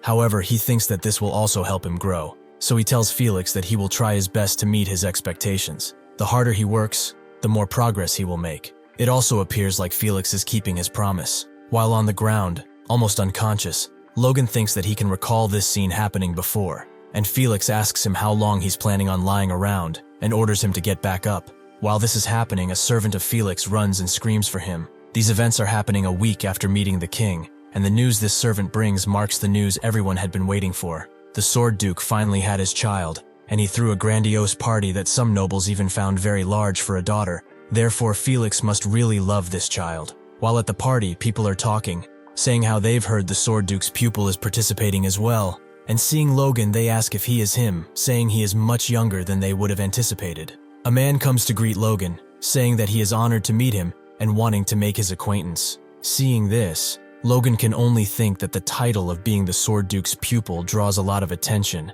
and that his days of selling Impo Rick at parties feel like ages ago. Logan then turns around and sees Felix. He is holding his Abby in his arms next to his Duchess, and he looks like the happiest man in the whole world. Next, a servant announces the presence of an important quest, the Bishop of Grandia's United Holy Order. This man is Crimson Matthew. The bishop goes to congratulate Felix on the birth of his descendant, and Felix thanks him, saying that he is honored he's come all the way there himself. The bishop says there is no way he would have sent a servant in his stead when the foundation of this country, the Sword Duke, had his first child, and it seems that the bishop's presence leaves the people around astounded. Logan then thinks that most nobles receive a holy blessing at birth, among which is the blessing of the 5th god of the 9, Agna, goddess of trees and life, a blessing that all parents wish for the sake of their child's health. On top of that, a blessing from the bishop himself. Leaves no wonder why Felix is so happy right now. Everyone gathers around the steps where the bishop, Felix, his duchess, and the baby are. The bishop takes the baby in his hands. He raises him high above his head and says that this mere servant requests the great 9 gods that oversee this world to bless this child. Looking at this scene, Logan realizes now the difference between holy power and mana. It's closer to the root than force and less visible than mana. That's why other people can't feel it at all and only see a bright light. The bishop goes on to say that in the name of the goddess of life, Agna, he blesses this newly birthed Esperanza. As he does so, tens of thousands of powerful streams of blue light shoot from towards the bishop and the child. Those who see this are astounded. Everyone then congratulates the Duke and tells Felix that, with such a powerful light, she is bound to grow up well. But this is not what actually happened, and the only people that seem to realize it are Logan and the bishop. The holy power was deflected off the baby's body. Seeing the bishop's face, Felix worries and asks the bishop what's wrong, to which he replies that nothing is wrong, and that it seems he is quite tired from giving a blessing after so long, so he apologizes, but now has to make his return. As the bishop descends the stairs, the Duke and his Duchess are looking towards him, and their expressions seem to say that this event is quite unusual. Looking at the scene, Logan thinks that given the nature of holy power as one of many powers, it's possible that the baby has a peculiar constitution that resists it. However, Logan still has an uncomfortable feeling, and it seems that this feeling comes from Lord Bifrost, that was staying before Logan, and that is now saluting Logan. Bifrost is then telling Logan that it's a shame that he appears to be rather unwell. Logan responds to Bifrost's greeting and tells him that he has been quite well, thanking him for the concern.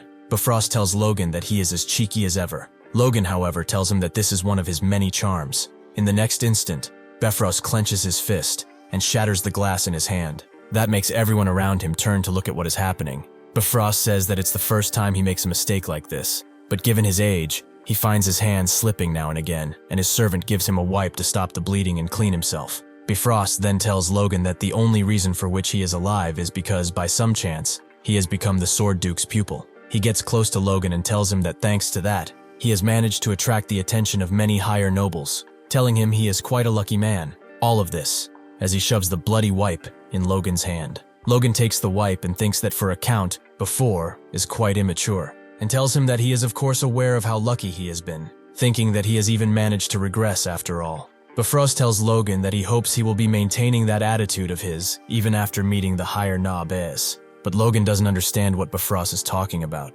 Bifrost tells Logan that Romain von Grandia, His Highness, the second prince, wishes to meet with him, which of course Bifrost hopes Logan won't accept, which Logan interprets as Bifrost saying that he will kick his ass if he doesn't take the second prince's side. Logan tells Bifrost that it would be an honor for him to be introduced to His Highness, the second prince by Bifrost, and that he will carefully deliberate on this suggestion. Hearing this, Bifrost finds Logan's words arrogant, saying that he cannot take the prince's orders as mere suggestions. Logan gets close to Bifrost and tells him that he believes it is just a suggestion, and that Bifrost doesn't perhaps wish for him and his teacher to do something foolish, something like joining the other side, saying this while putting the bloody wipe in Bifrost's breast pocket. Bifrost clenches his fist and tells Logan that he will soon notify him of the date. He then tells Logan that if this is another deception of his, then he will be paying a debt far greater than he could ever imagine. Logan just smiles from the crowd and tells Bifrost that he will be waiting for his message. As Bifrost is leaving, Logan thinks that he can run his mouth all he wants now, since once the Civil War begins, Bifrost won't have the time to even think about Logan. There are only a few months left, so he just has to push off meeting him until then. Logan thinks that, anyway, despite having power equal to that of a Margrave, he's acting as a messenger for the second prince. Therefore, Count Bifrost has become quite the laughingstock. No, more accurately, that would be Bifrost's destiny. It then seems that Bifrost is talking to Jordan Valtermine, the Blazing Heat Sword, one of the 5 dukes of the kingdom, a superhuman aura user, and also the second prince's maternal grandfather, which seems to notice Logan. However, only a couple of seconds later, he turns his head around. Logan thinks that he is openly ignoring him, and that he probably thinks nothing of someone like Logan.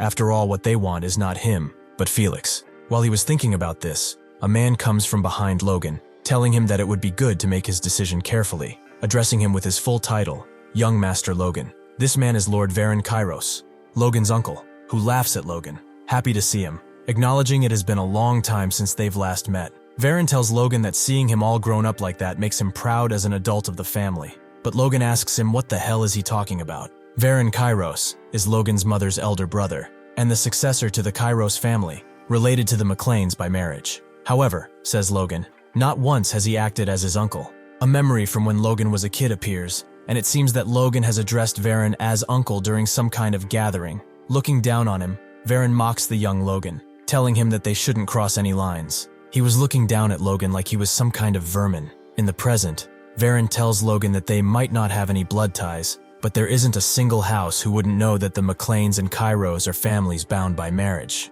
Hearing this, Logan asks Varon if their ties aren't already severed. Varon laughs, telling Logan that he shouldn't use such hard words and say something so sad, as mistakes may have been made in the past, but kin is kin, and that Logan should think of the support they, the Kairos family, has provided to the McLains over the past decade. He then asks Logan if he couldn't turn a blind eye to a single mistake. Remembering his mother's face when the Tezzeret attacked and the Kairos abandoned them, Logan says that it's a shame. He tells Varon that if that mistake weren't closing his eyes to his kin as they fell off the edge of a cliff, then perhaps he may have been able to forget it, but not under these circumstances. Hearing what Logan said, Varon finds it impudent, thinking that Logan has grown so audacious after gaining only a bit of fame. He then thinks that Logan hasn't grown out of his recklessness, acting without thought, but coaxing a fool like him shouldn't be a difficult task at all. Varon then tells Logan that what his family has done was indeed an atrocious mistake, and even though it's long overdue, he would like to formally apologize on behalf of his family.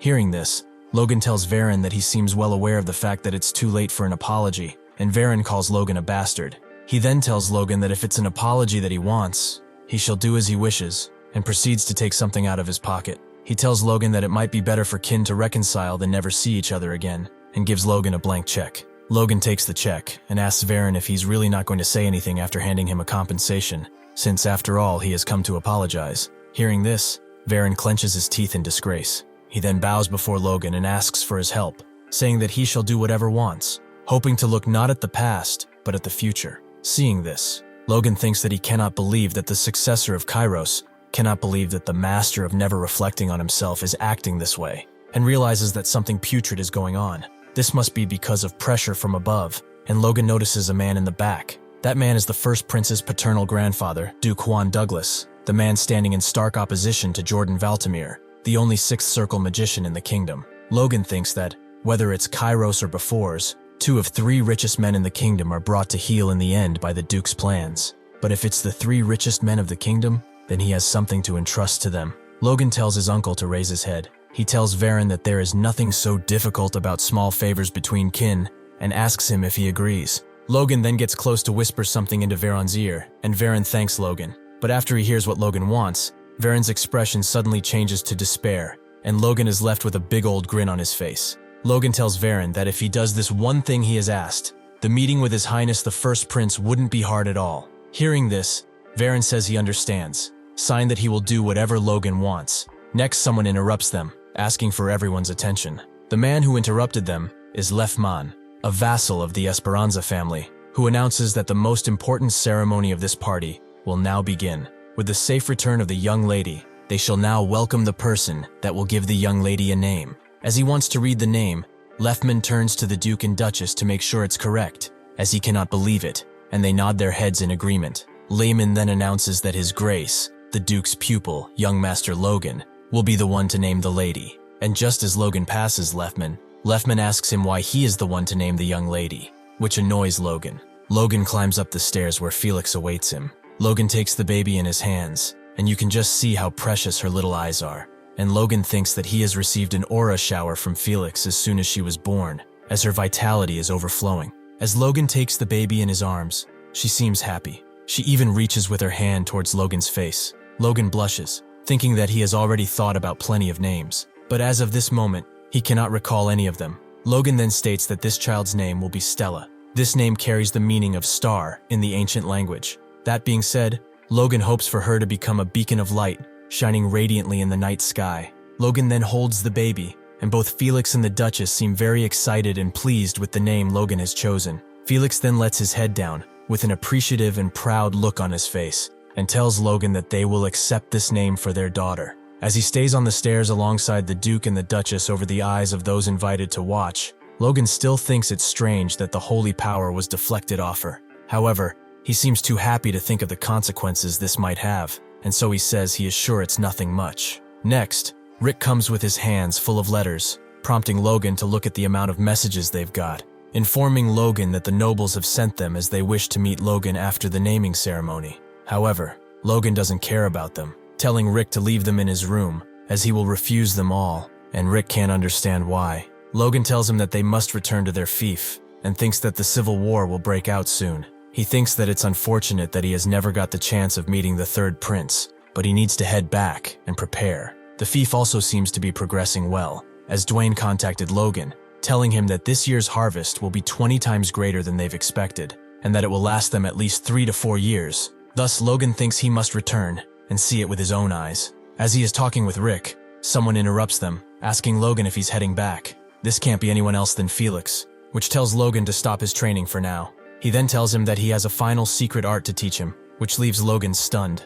As they stand before each other, Logan tells Felix that he is surprised, as he is teaching him a secret art out of nowhere. Felix tells him that he knows Logan possesses something even greater, which leaves Logan speechless. It seems that Felix is talking about the ancient secret art. He acknowledges that he has spoken badly about it once, but when used right, it would be even better than Felix's. However, Felix tells Logan to not forget one thing, and then asks him what's more important than that. And Logan replies, saying it's the fundamentals. Felix tells him that he is correct, and that he will now pass on to him the art that can amplify his fundamentals. Hearing this, Logan is not sure what to think about it. Felix goes on to explain that the basis of the martial art style that he's built restricts the movement of the opponent and maximizes his own, leading him to ultimately control the area of battle. Felix clenches his fist and tells Logan that the heavy sword is the first proper manifestation of that thought. He then says that what he's about to teach Logan is the purification of his martial arts, which led him to become an aura user. He tells Logan to watch closely as he disappears like a shadow. Seeing this, Logan is astounded. He thinks that he didn't even see Felix take a step, and it seems like Felix is not approaching Logan from the back. He manages to grab Logan by the neck without him even noticing his presence beforehand. Logan says that this strange movement Felix is using, that he cannot chase with his eyes, he has seen this movement in their previous sparring matches. Felix then asks Logan what he thinks about it. Logan, however, is still speechless. He thinks that it's quite impressive, but wonders if this alone can make someone an aura user. Of course, a superhuman like the Sword Duke would be impossible to track, but what about the normal people? Felix, however, tells Logan that he can see what he's thinking. Felix asks Logan what is the basis for all martial arts, and Logan states that it's the legs and steps you take. Felix says that it's correct, but only applies to non-force users, or that is what it seems like Logan wants to say. However, Felix tells Logan that the reason for which he is considered higher than other aura users of the kingdom is because of the technique he's just used, the Spirit Shadow. Hearing this, Logan thinks that this is a pretty creepy name, but since Felix is so proud about it, it's probably worth learning.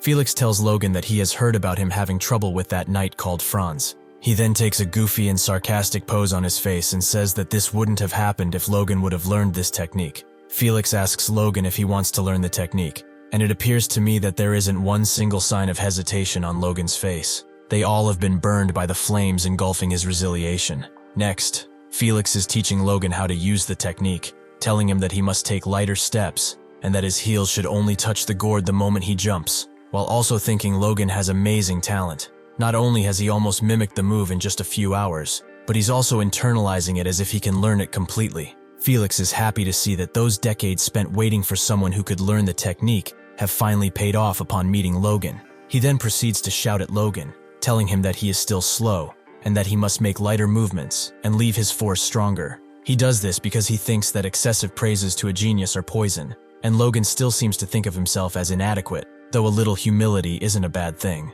After some time training, Felix tells Logan that he should stop. He tells him that he has done a good job, and that he must practice it more to internalize the move. He then sees the expression on Logan's face, and asks him what's up with it. Logan says that this is for sure an amazing movement, and that he feels like he is already moving twice as fast than he was moving before. But this doesn't feel like a method that a knight could have created, but almost like something else. Felix completes Logan's thought, and tells him that it's perhaps an assassin's technique. Logan doesn't want to say anything, but it's clear for Felix that this is what he was thinking. Felix then tells Logan that he is not completely wrong. He tells Logan that when the king was still a prince, he had made Felix a fresh knight and his personal guard. His Majesty had always had plenty of enemies. Even before his rise to the throne, he has experienced many horrors that are hard to speak of. The young man, excited to have been appointed as a royal knight, faced more bloodshed than even the knights on the front lines. That was in order to protect a person against a horde rushing towards them. That young man continued to imagine, more so than other assassins,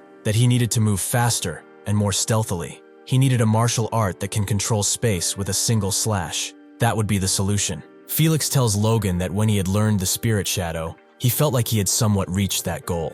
That is when he was finally able to awaken his aura. He then tells Logan not to get cocky simply for having understood the theory, and train his whole life with the sword. Logan says that he understands, and then bows his head before his master. He thinks that this is the path the greatest swordsman in the kingdom took to become a superhuman. Felix goes on to say that there is one more reason for which he has called Logan there before he left. He then tells Logan that the third prince wishes to meet with him. In the night, Felix and Logan seem to use the newly learned technique to move quickly and freely through the town and towards the palace. Logan asks Felix if traveling in this manner is why he has taught him the Spirit Shadow, and Felix replies that this is indeed part of it. Then they step down to the ground, and Felix states that they've arrived. It seems like their destination was an abandoned house in the woods. As they enter the place, Logan looks around, asking himself if the third prince would really live in an abandoned house on the outskirts of the outer castle. Felix then knocks onto the floor. Suddenly, some hidden underground stairs appear from the floor.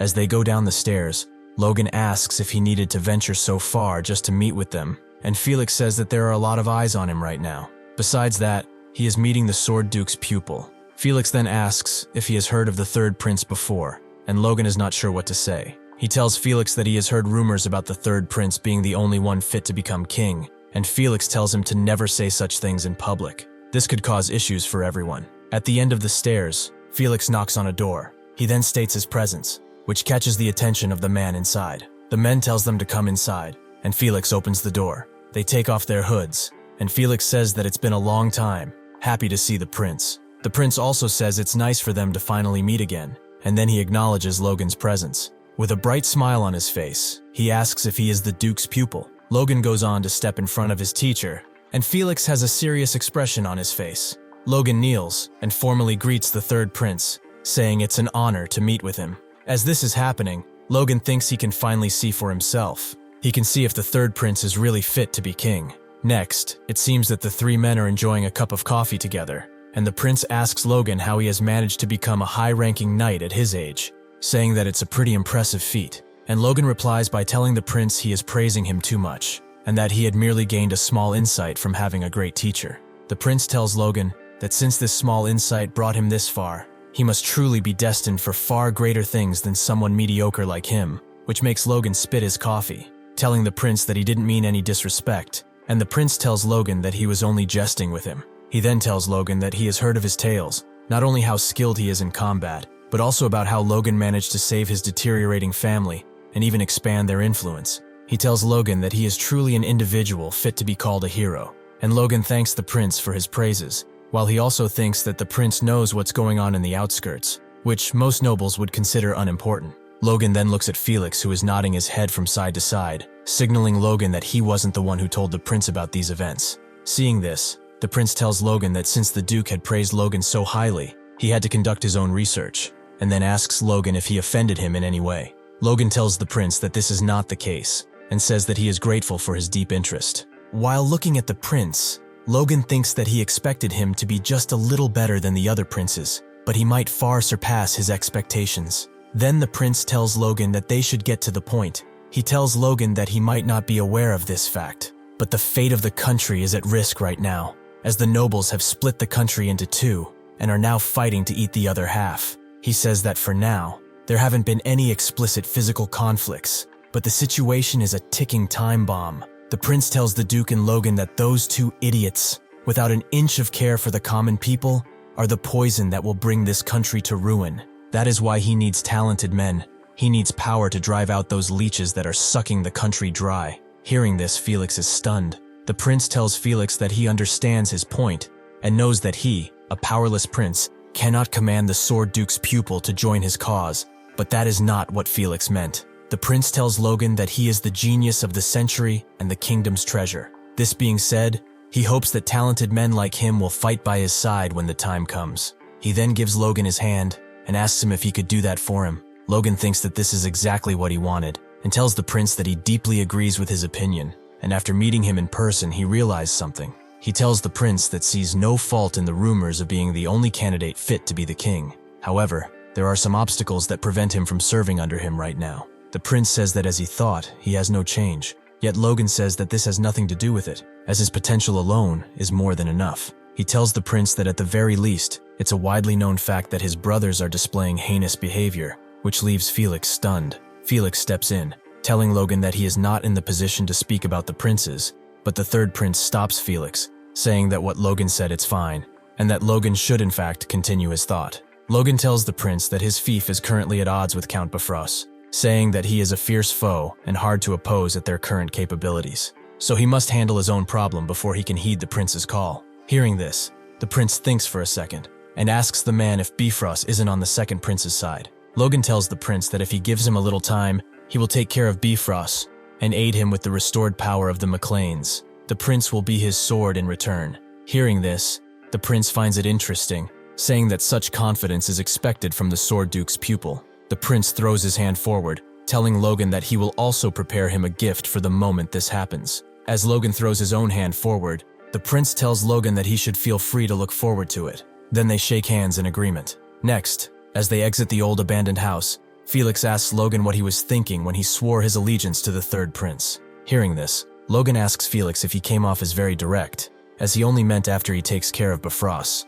But Felix isn't fooled, calling Logan a tricky brat and saying that he knows exactly what he meant. Logan then laughs and tells Felix that he did it because he trusted him, and Felix replies by telling Logan that he warned him he cannot guarantee anything. He then tells Logan that he knows this is not all of it, and that Logan can spill his worries to him if he wishes to, who knows. Maybe Felix will be able to help him. Hearing this, Logan looks up, without saying a single word. He then asks Felix who he believes should be king out of the three princes. Felix dodges the question, saying that it's not his place to decide, as this is his Majesty's choice. Logan then tells Felix that he's heard a saying that went something like this: the first prince will become a tyrant who will ruin the royal family, and the second prince will become a terrible king who will ruin the nation. Hearing this, Felix asks who dares say such things, but it turns out he's the one who said it in Logan's previous life. But he doubts that Felix's thoughts are very different from that, even now. Logan goes on to tell Felix that he believes in those words, and that he thinks the third prince will be better than the other two.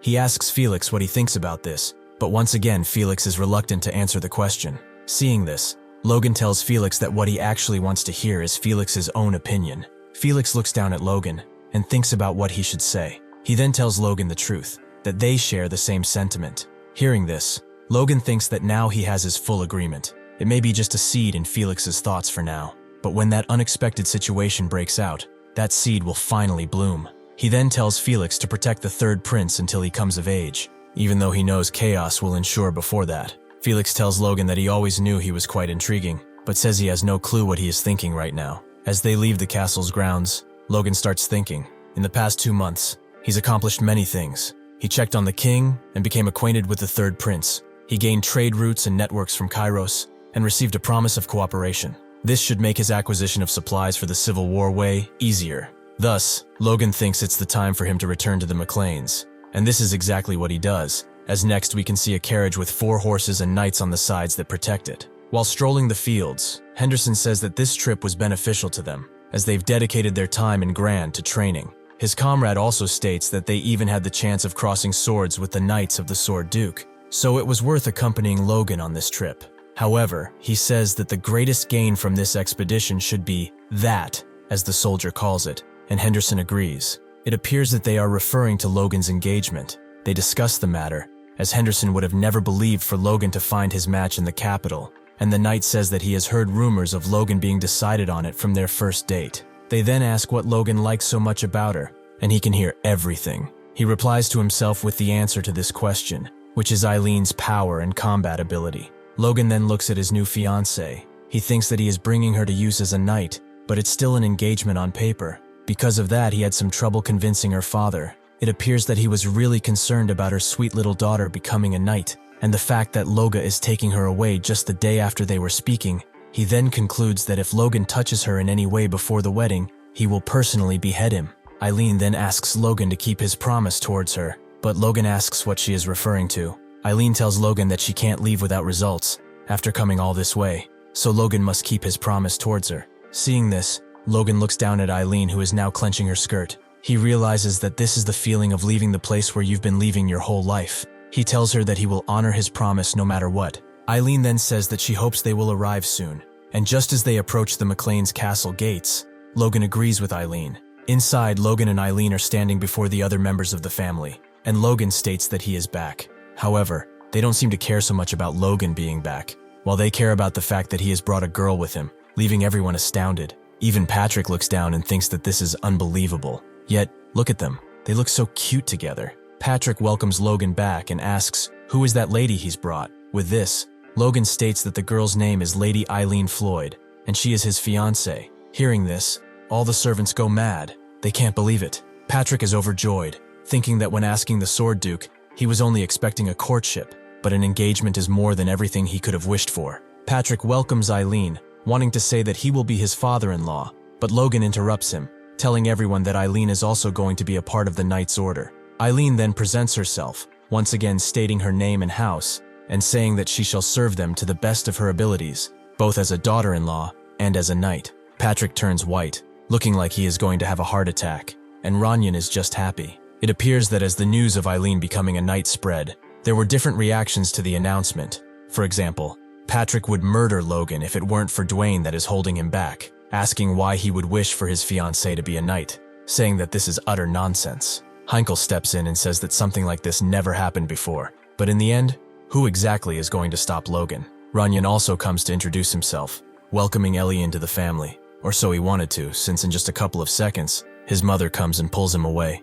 leaving both Eileen and Logan stunned. Someone else then comes and tells Eileen to run, and that catches her attention. This is Hamar, and he tells Eileen that he doesn't know what's going on here, but Logan is for sure fooling her. With the coming of Eileen, this whole court of nobles has turned into a bunch of crazy people. Even the commoners of the land have heard, with one person telling another that the young master is doing something weird again. Hearing this, the man asks what's happening now, and his friend tells him that Logan has brought home a woman to become a knight, and his fiancée at that. After finding out this news, the man calms down, saying that he thought his friend was about to tell him that they were going to flatten another mountain or something, and that this is not even surprising.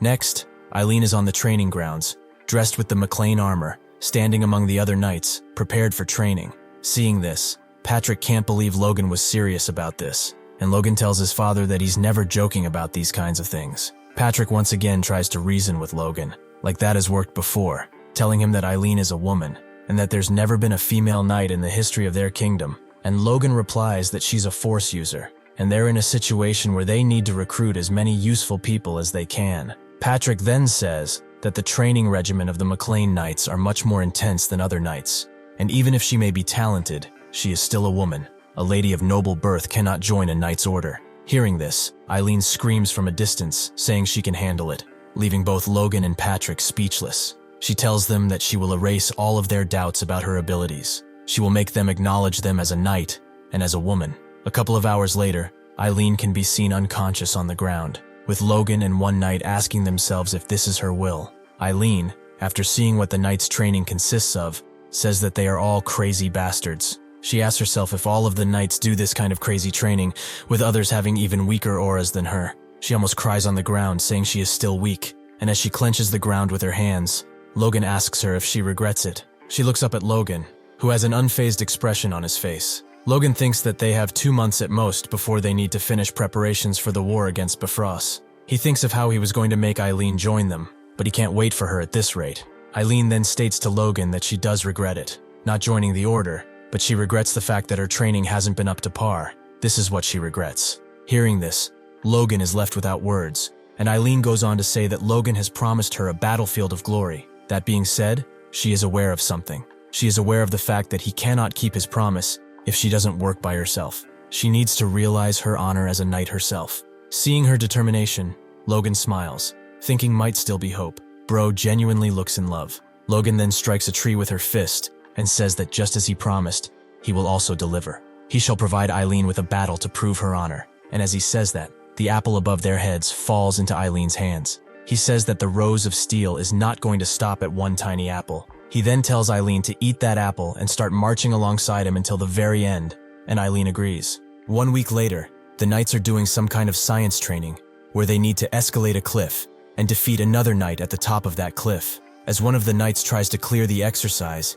he is hit in the head with a wooden sword, and then falls violently to the ground. However, he is saved by Patrick, who catches him just in time. He then shouts that Karen, the knight that just fell, is excluded, and that guy looks like a little princess in Patrick's arms. Some other knights discuss the situation, saying that they are known for brutal training, but this is really insane. He then asks who even thinks of this kind of exercise, and the other replies by rhetorically asking who else, as of course this Logan's doing, who is now shouting that whoever is next should prepare. Patrick tells Logan that this is good siege training, and it also serves as good defense training, with its only downside being that it's a little dangerous. It appears that the next person who must attempt to clear the exercise is Eileen, as Logan calls for her. He tells her to start, and Eileen prepares to head towards the cliff. In only 2 jumps, she almost reached the end of the cliff. Seeing this, one of the knights comments on how fast she is, while the other says that while her speed is good, it's not going to cut it. He then says this exercise is heavily favoring the defender. As Eileen prepares to strike, he goes on to say that the striker needs to be much stronger, or have more of something else. Just as he wants to finish the sentence, Eileen spits the defender in the eyes, blinding him. This is how she managed to safely land at the edge of the cliff. With her formidable speed, she then approaches the knight defending. In just a split of a second, everything is over, as Eileen has her blade at the knight's neck. Seeing this, Logan shouts that Eileen Floyd is successful, and Patrick is stunned by what he has seen. and Eileen is cheering for her success. Patrick then asks Logan if he didn't say Eileen was of noble birth, and Logan says that she probably is, but she is quite something. Logan then asks Patrick if he acknowledges her, and Patrick replies to Logan by saying that she has been trying her best to keep up with the training, and that her swordsmanship is excellent. Therefore, how could he not acknowledge her? However, seeing what just happened, the other knights start screaming, asking how this could be allowed, and saying that they will play dirty then. And hearing this, Logan asks if they should talk about that spit with her, as she is not a good example for the knights. And Patrick doesn't say anything. Logan looks at his father and says that the knights are getting used to the training, and their logistics are being handled by Philip. So there's just one more thing to take care of. Logan then puts on a serious face and tells his father that they need to talk about something. At the McLain estate, Philip is stopping people left and right, starting with Administrator Lugal. He tells him that he has just checked the storage, and it seems like they have a lot of wasted space. With this, they can reduce costs and increase the shelf life of their production. And hearing this, Lugal thanks Philip. He then turns to Dwayne, telling him that there's something about the upkeep of the town and the payroll that he wants to discuss, as there is an error there. So he prompts Dwayne to take a look, and Dwayne says he will do it. He then turns to Mr. Ferran and tells him that while the armaments are in very good shape, cleaning oil from Kalia is only half the price of Kale's, and Ferran tells him that a merchant really does know the prices. Seeing everything that is happening, Lugal asks Dwayne if Philip didn't arrive at the fief only yesterday, and Dwayne tells him that he knows the young master ordered Philip to assist in running the fief, but he certainly works differently than everyone else. He then says that he heard about Philip also being the one that procured all the weapons and the lumber that's been arriving at their fief, and Lugal asks, what is the young master planning to do with it? Hearing this, Dwayne breaks a sweat, and that no matter how you look at this, there is but one reasonable explanation. Back on the training grounds, Patrick is furious, since Logan just broke him the news that they are preparing for war. Patrick tells Logan that he cannot believe this is the thing Logan wanted to discuss with him in private. Seeing Patrick's reaction, Logan keeps his mouth shut for a second. Patrick then asks if Bifrost will be invading soon, but Logan says that is not it. He then tells Patrick that they will be the ones to instigate it. Patrick is once again getting mad. He clenches his fist and tells Logan to tell him what is the reasoning behind his actions. Logan starts to say that, just as Patrick knows, the reason Bifrost hasn't invaded them yet is because of Logan's teacher, and then asks Patrick how long he thinks that will last. Patrick tells Logan that they can keep growing their forces until then, as they still lack in many ways compared to Bifrost. Yet Logan intervenes and says that if he were in Bifrost's shoes, he would make sure that day would never come.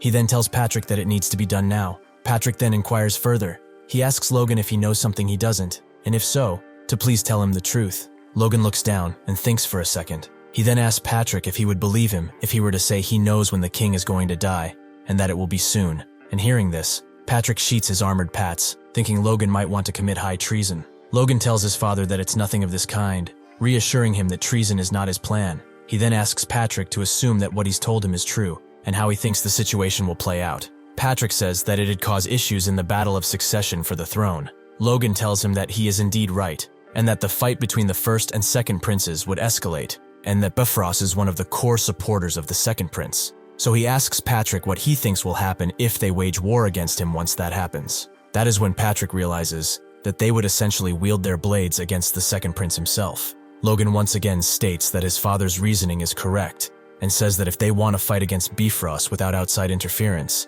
now is their only chance before the king dies. Logan goes on to think that once Bifrost is out of the picture, the flow of battle will begin swinging towards one side. This is when he will place the third prince in the war. Patrick tells Logan that he understands his point of view, but then asks if they cannot wait until one succeeds the crown, as this way they can bide their time until then. Logan thinks that after the Civil War, the Empire will take over immediately, but it's not like he can say that, so instead he simply tells his father that by then, it will be too late. He goes on to explain that if the second prince is victorious, Bifrost would become one of his most trusted aides. If the first prince wins, the territory that Bifrost has will no longer belong to them. Bifrost will become a region that they will never be able to touch either way, and they will never be able to recover their rightful land. Patrick says that he understands what Logan means, and that there are still a lot of questions that he has, like how Logan knows the king will be passing away soon, and hearing this, Logan wants to say something in order to explain himself, but Patrick cuts him off. He then tells Logan that whatever will happen, he trusts him.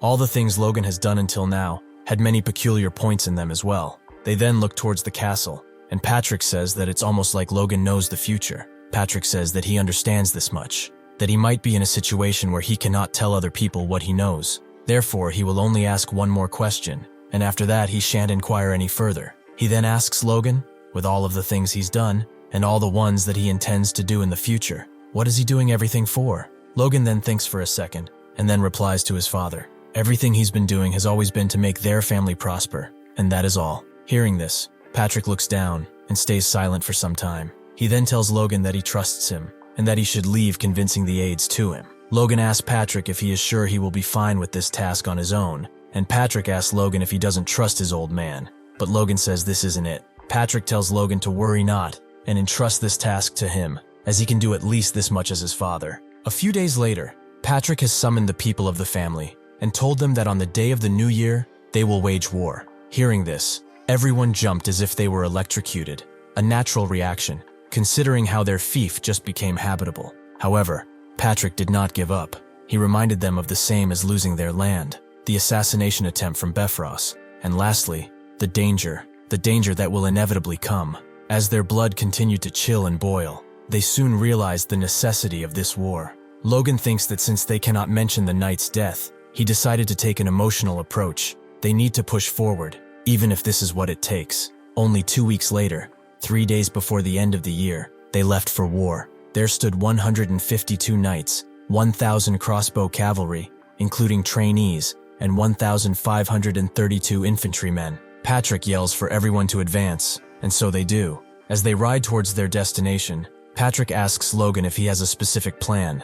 A conversation from the past appears, and Patrick says that Logan must have thought about some basic strategies before suggesting a war, and Logan says that he indeed has. As for now, they have no chance at a full frontal assault against Bifrost, so instead they will not declare war against them. And hearing this, Patrick gets lost, not sure what Logan means by that. Logan raises his finger, suggesting he has a brilliant idea. Somewhere else, a servant, scared shitless, goes to inform his lord of something. He tells his lord that the McLains have declared war, as they wish to seek revenge for the shame of 6 months ago. This lord is no other than Max Peretta, the one Logan is going to wage war upon. And hearing the latest news, his face turns into the one of a ghost, and it looks like his soul left his body. At the Bifrost estate, Bifrost has been told of the McLains declaring war against the Peritas, and he doesn't seem happy about it. A servant tells Bifrost that the Peritas have requested aid, and asks Lord Befors what they should do. Hearing this, Bifrost calls the McLains fools, saying he was barely able to hold back because of his sword duke, but it seems they've gone and made a pretense for them. He thinks that their military strength is roughly double that of theirs, although it all depends on the rumored crossbows. He then turns back and asks Aslan and Franz if the preparations are complete, and they reply that everything is in order. Bifrost rises from his chair and tells them to prepare for war. He states that they will crush the Peritas when they're drunk of their victory, and drop them from heaven to hell. On the battlefield, Patrick is riding his horse as fast as he can. Heinkel shouts at him, saying that at this rate, they will reach Peritas Castle within a day. Patrick says that this is good, and then gives the order for everyone to change directions. At the Perita estate, Max Peretta is shitting himself, asking why the McLains are not coming yet. A knight comes to tell Max Peretta something about the McLain army, and Pereira asks what it is. He then informs Peretta that the McLains have disappeared. As Bifrost is riding towards Peretta, a knight also informs him of the same thing, that the McLains have disappeared from Peretta and instead appeared at Bifrost, their territory. That is when Bifrost realizes what the McLains' plan is. They are not where they are, at the first castle. Therefore, they must be at the second one, Castle Tomoto. Heinkel and Logan are talking, with Logan saying that this is it, and Heinkel agreeing. They have arrived at Bifrost's second castle and its massive granary, Castle Tomoto. Heinkel tells Logan that this is Bifrost's lifeline, where they store the majority of their provisions, and if they were to occupy it, the Bifrosts would suffer long-term consequences. However, he then asks Logan if they will really be able to win just by occupying this castle. Another conversation from the past appears, with Logan telling his father that they will declare war on Perita, but his true target is Castle Tomoto. Once again, Patrick doesn't understand Logan's plan. Patrick asks Logan if he is planning to lure out Bifrost using Perita, and Logan says that this is exactly what he's going to do, saying that they will do their utmost to avoid clashing with Bifrost's forces, and in the meantime, they will occupy Castle Tomoto. Patrick says that even if that happens, eventually they won't even have 2 days before meeting them. But Logan says that this is fine, as they only need to hold out until His Majesty passes away. And hearing this, Patrick is stunned. Logan explains that once that happens, all nobility in the kingdom will be forced to drop what they're doing and attend the national funeral. It would be a direct decree from the royal family, which holds immense authority. Enough authority to stop a war. Patrick realizes that Logan is once again right, as if Bifrost transgresses against the royal family,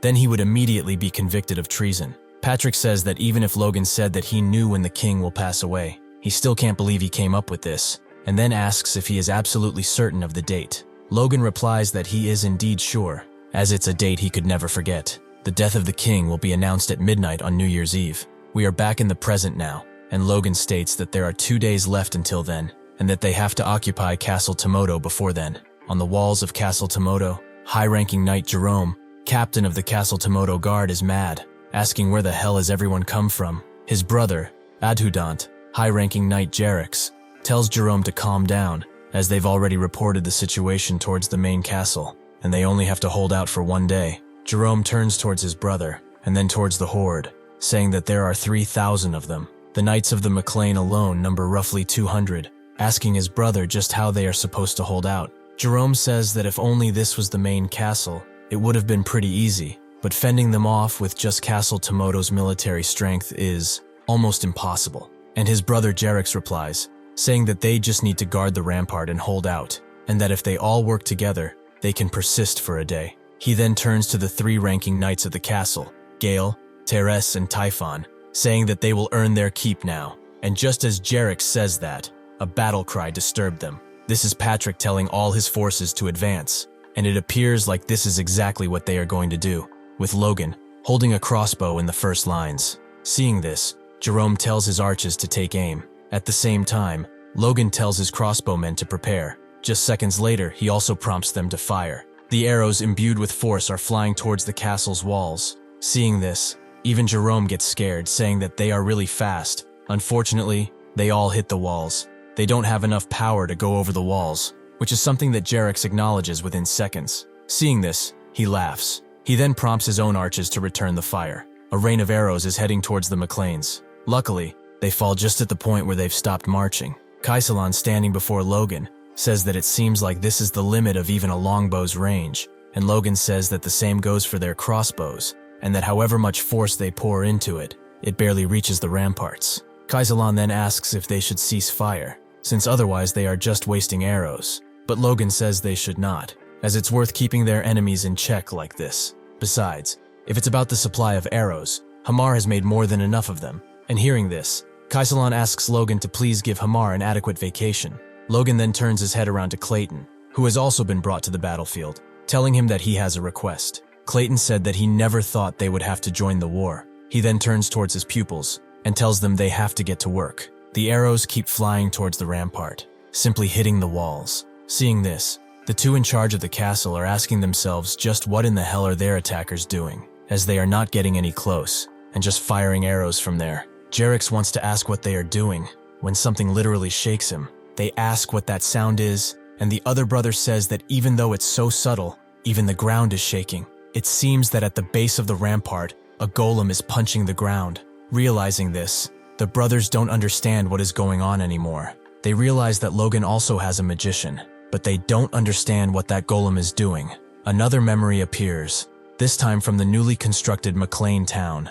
Logan and Clayton are speaking, and Logan has told Clayton that he wants to use golems in the war, which Clayton finds peculiar. Logan says that they could use the golems to defend themselves from arrows, or easily wipe the enemies. He then tells Logan that if it's mana stones he needs, he's also got that covered. And hearing this, Clayton asks if it's that important of a battle. Clayton then proceeds to tell Logan something he's not going to like. That sort of operation is impossible, and Logan asks why. He states that if the mana stones are the issue, it can be easily solved. But Clayton stops Logan, saying it's not that. Clayton says that this concerns their lives. Logan doesn't understand, so Clayton proceeds to explain. It isn't a well-known fact, but when the golems receive a certain amount of damage, that damage is transferred to the caster. He goes on to say that they've of course been searching for ways to improve this. He then hands Logan a research paper which says that by disrupting the flow of magic sent by the mana stones, something happens. However, Logan isn't listening anymore, thinking that his dream of having a golem army is gone, and Clayton asks him if he is paying attention to him,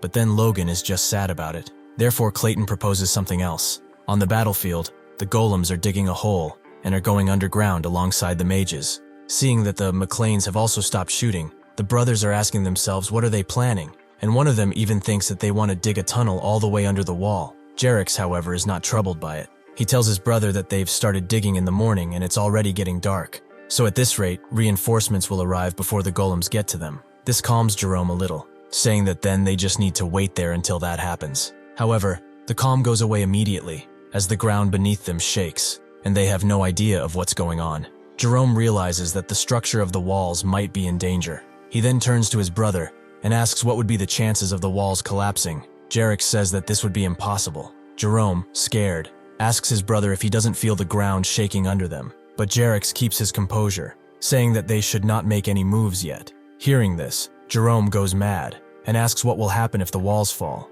He then asks why he thinks they haven't been attacking, as the McLains must be plotting something. Jerome looks down and says that they must do something. He tells his brother that they need to strike their mages with something, and that he will be personally going down and taking care of it. Seeing this, Jerick tells him that Jerome is the captain, so he can't just leave and go anywhere he pleases. Therefore, Jerick will take some knights and go instead. Hearing this, Jerome looks at his brother. He tells him that he agrees with this plan, and Jerick is happy that Jerome has finally calmed down. Jerick then tells his brother that he panics too easily, and Jerome apologizes for it. Outside the castle's grounds, Jerick is leading a unit of knights, and one of them tells his captain that the sun is setting already, and Jerick replies that it can't be helped. He goes on to say that the forest surrounds them to the south and the west, so it's safer to make their way around the southern forest in order to attack. Minutes later, Jerick tells his knights that they've arrived. Looking at the McLain army, Jerick assesses the forces, 5 regular knights that he can see. He then spots something that scares him. That something is actually someone, Heinkel, and Jerick says that the level of force emitted by that guy is on a completely different level, so he must be a high-ranking knight just like him. He thinks that it's impossible for the McLains to have that many high-ranking knights, so if he manages to kill Heinkel, it will turn the tides in their favor. A knight then asks Jerick if he really plans to attack, as what they are seeing is an obvious trap, but Jerick doesn't care, saying that even if it is, there is no point in turning back now. He then says that they need to take care of them and return to the western castle walls. Hearing this, another knight says that Jerick must be worried about Jerome, since he's been panicking ever since the McLains have invaded. Jerick then goes on to think about his brother. He says that he and his brother are special. Hailing from a commoner family, while also being high-ranking knights, was a rare occurrence, even throughout the entire nation. Thanks to that, they were awarded the glorious title of Guard Captain of the Second Castle. It may have been because of their background, but Jerome has always been nervous that this position would be taken away. The unnecessary mistakes and his loss of composure at the slightest problem. His reputation is already declining among the other knights. Even if Jerick tries his best to help him, there are limits. Thus, this fight could be their last chance, so he needs to win at all costs. Next, Jerick and his knights are charging into battle. Turning their backs, the McLains realize they are being attacked from the back. Then they start running for the tunnels. Seeing this, Jerick wonders if they plan to escape through there. He thinks that they have more men, but they also have a high-ranking knight, so it's strange they didn't hesitate to run. Thus, Jerick realizes that this must be a trap. However, he tells his troops to keep chasing them. As they approach the tunnels, the McLassons start shooting arrows. One of them even misses Jerick's head by inches. He barely gets scratched, and thinks that this must be why they've entered the tunnel, planning to shoot arrows from the dark. However, as a high-ranking knight, he says that these mere arrows won't be able to stop someone like him. He rushes forward, thinking that he can use his force to keep deflecting the arrows. Suddenly, one arrow strikes his horse in the neck. He jumps away, and manages to keep his stability. Then he sees a flashing light coming from the end of the tunnel. The McLains start raining arrows towards his troops, killing all the horses and even some of the knights within seconds. However, Jerick doesn't stop, and continues to rush forward, deflecting the arrows with his force, thinking that he doesn't have the luxury of helping the regular knights who can't deflect arrows on their own. He then shouts for everyone that can block arrows with their force to advance. Jerick thinks that if he just handles this one high-ranking knight, the remaining are just regular knights and mages that are weak in close combat, so at this rate, they have a chance. However, their hopes are about to be shattered, as Clayton uses a spell to conjure an earth wall. Jerick looks at this, and realizes that Clayton has just blocked their exit. Clayton then uses another spell and creates a swamp. This way, it is hard for the knight to move at all. Heinkel then steps from the shadows, stating that their horses have been killed with arrows, and that their way out is now blocked. Thus, the only thing that remains now is for him to have some fun fighting. Heinkel then looks at Jerick, with a smirk on his face, prepared to kill him. Jarek looks back, scared, thinking that this is a failure and that they need to preserve as many of their men as they can and regroup immediately. He thinks that while he stops them, the other will break down the wall. He then hears a sound coming from above, which breaks his line of thought. Logan has just ordered his troops to charge towards the castle. Realizing this, Jarek can only think about what is going to happen to his brother.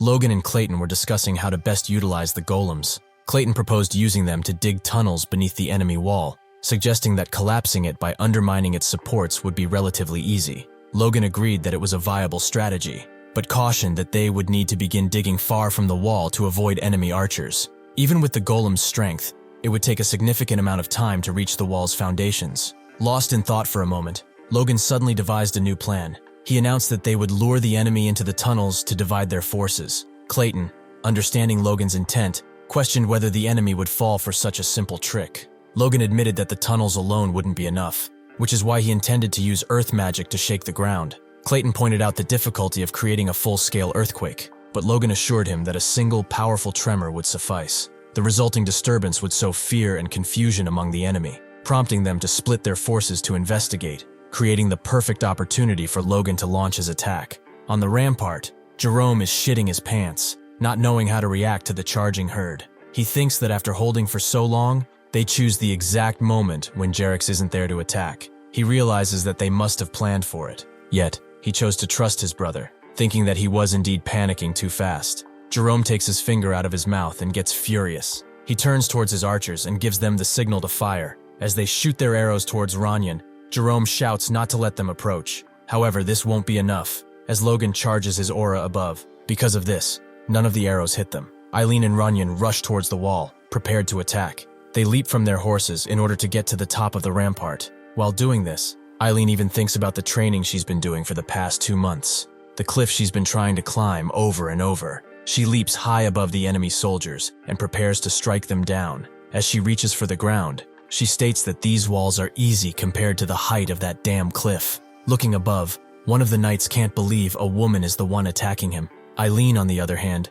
can only think about how she will ensure to find glory in that battle, letting out a powerful war cry. She then strikes the enemy down in one swift strike. She then tries to catch her breath. This proves to be a mistake, as she also lets her guard down, and an enemy soldier stays behind her, prepared to end her for good. She turns her head around, in disbelief. In the next second, the tip of a sword stops just millimeters away from her pretty face. Seems like an ally has managed to pierce the soldier through his liver and right lung, thus saving Eileen. This was no other than Ranyan, telling Eileen to get a grip, as spacing out is dangerous. Looking at the scene, Eileen remains petrified, and asks herself if she might perhaps be scared. She thinks that she's only realized what it truly means to be in a battlefield after slaying a person for the first time. Realizing this, she clenches her fist, then she smacks herself on the face, leaving Ranyan astounded. Eileen tells Ranyan that she is sorry to show him such a shameful sight. Then she thanks him. Eileen regains her composure and looks towards the battlefield. Seeing this, Ranyan is proud of his sister-in-law. As he turns his back, Ranyan tells Eileen that he's heard she wishes for glory on the battlefield, and then he tells her that this is also his desire. Ranyan tells Eileen that he wishes to contribute to their why and become even stronger. To become stronger so that he doesn't lose to him, who grows stronger at a scary rate every day. Hearing this, Eileen also turns her back towards Ranyan and smiles as he does. They are now back to back, prepared to fight the enemies that have now surrounded them. They both let out a battle cry, and with murderous intent in their eyes, they command the enemy to approach. Then they leap in opposite directions, swinging their swords in every direction that has an enemy. From the base of the rampart, Logan hears all the fuss. He looks at the wall and thinks that those two are way too excited for what is happening. He wonders when did Ranyan become an intermediate rank and got a new sword, stating that he is proud of him. However, he quickly gets his feet back on the ground, saying that now isn't the time for praises, as it's still dangerous to run so wild right now, and that at this rate the high-ranking knights will be drawn to those two.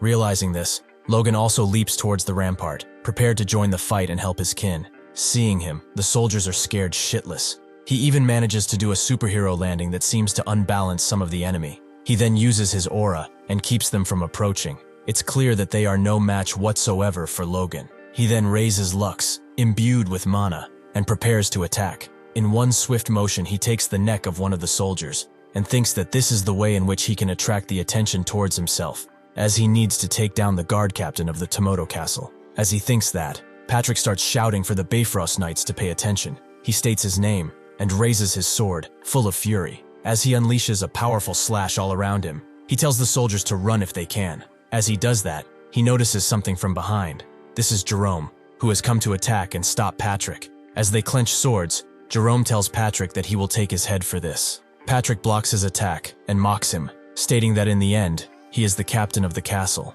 As they fight, Jerome assesses the situation, acknowledging that Patrick is an advanced knight, but also taking account of the fact that just until recently, he was a high-ranking knight like him. Keeping this in mind, Jerome takes some distance and says that he can do it. He can take down Patrick. However, in the next second, Patrick unleashes a powerful attack. It unfortunately seems like Jerome wasn't able to stop this, as his head appears to be falling towards the ground. Jericho looks up and sees this. It appears like Jerome's head has ended right at his feet. A knight comes to ask what that golden flash just now. That is when he realizes what has happened and shuts his mouth. Looking down at his brother's head, Jericho can't comprehend what's happened. Patrick, however, seems unhinged as he just walks away and on to his next opponent. Seeing this, Jericho shouts that reinforcements are coming. He tells his soldiers not to give up, and they are stunned to hear their captain's voice. Jericho screams that he will be the one to take over command and tells his soldiers to fight till their last breath. Yet one of the knights tries to calm him down, yet Jericho seems to be blinded by rage as he just keeps screaming to not let their comrade's death be in vain. This is when Logan jumps down from the rampart and says that there are no reinforcements. He then asks Jericho if anger has clouded his eyes as he prepares to strike him down. Seeing this, Jericho looks at Logan and shouts that he will kill every single one of them. However, I don't think he will manage to do so in the 30 milliseconds left before Logan cuts off his head, although it seems like Jericho has managed to dodge the fatal part of Logan's attack. Yet Logan looks back at him and instead says that Jericho is going to be the one to die. Next, Heinkel and Clayton are talking to Logan and laughing, saying that thanks to Logan and Patrick, they were able to win without much effort,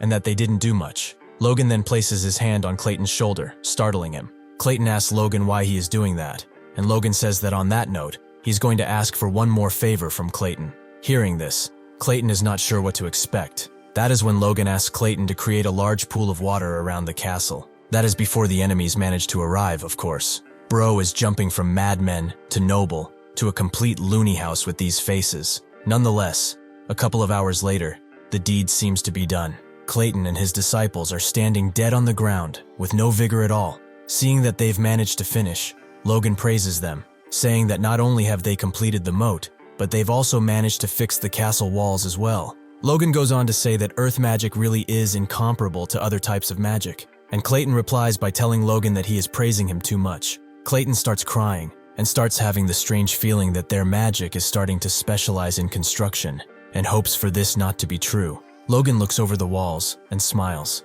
They have a moat that is 5 meters deep and wide, thinking that if you fall in with armor, even a knight would have a hard time walking out of it. Logan then turns to his soldiers and tells them not to spare any oil and to pour so much that they slip the moment they step on it. As Bifrost and his soldiers approach, Logan thinks that the defensive preparations are done and that it will soon be noon, which is well into their expected time frame of the arrival of the Bifrost army. And seeing the gloat, Logan thinks that it's perfect timing. As they rush towards the castle, Logan states the presence of the enemy and prompts his man to be ready for a fight. Logan, Heinkel, and Patrick look over the rampart, prepared to take on Bifrost. Bifrost and Sir Franz are also looking towards the castle, preparing to start their attack. Seeing this, Logan looks over at the army and thinks that the king will die at midnight, so they only have to stake it out there until then. Before, however, sees something that gets him mad. It appears that Logan has planted his house's flag in Bifrost's castle, which makes him ask how they dare to do something like that, and also dirty the surroundings of the castle so much.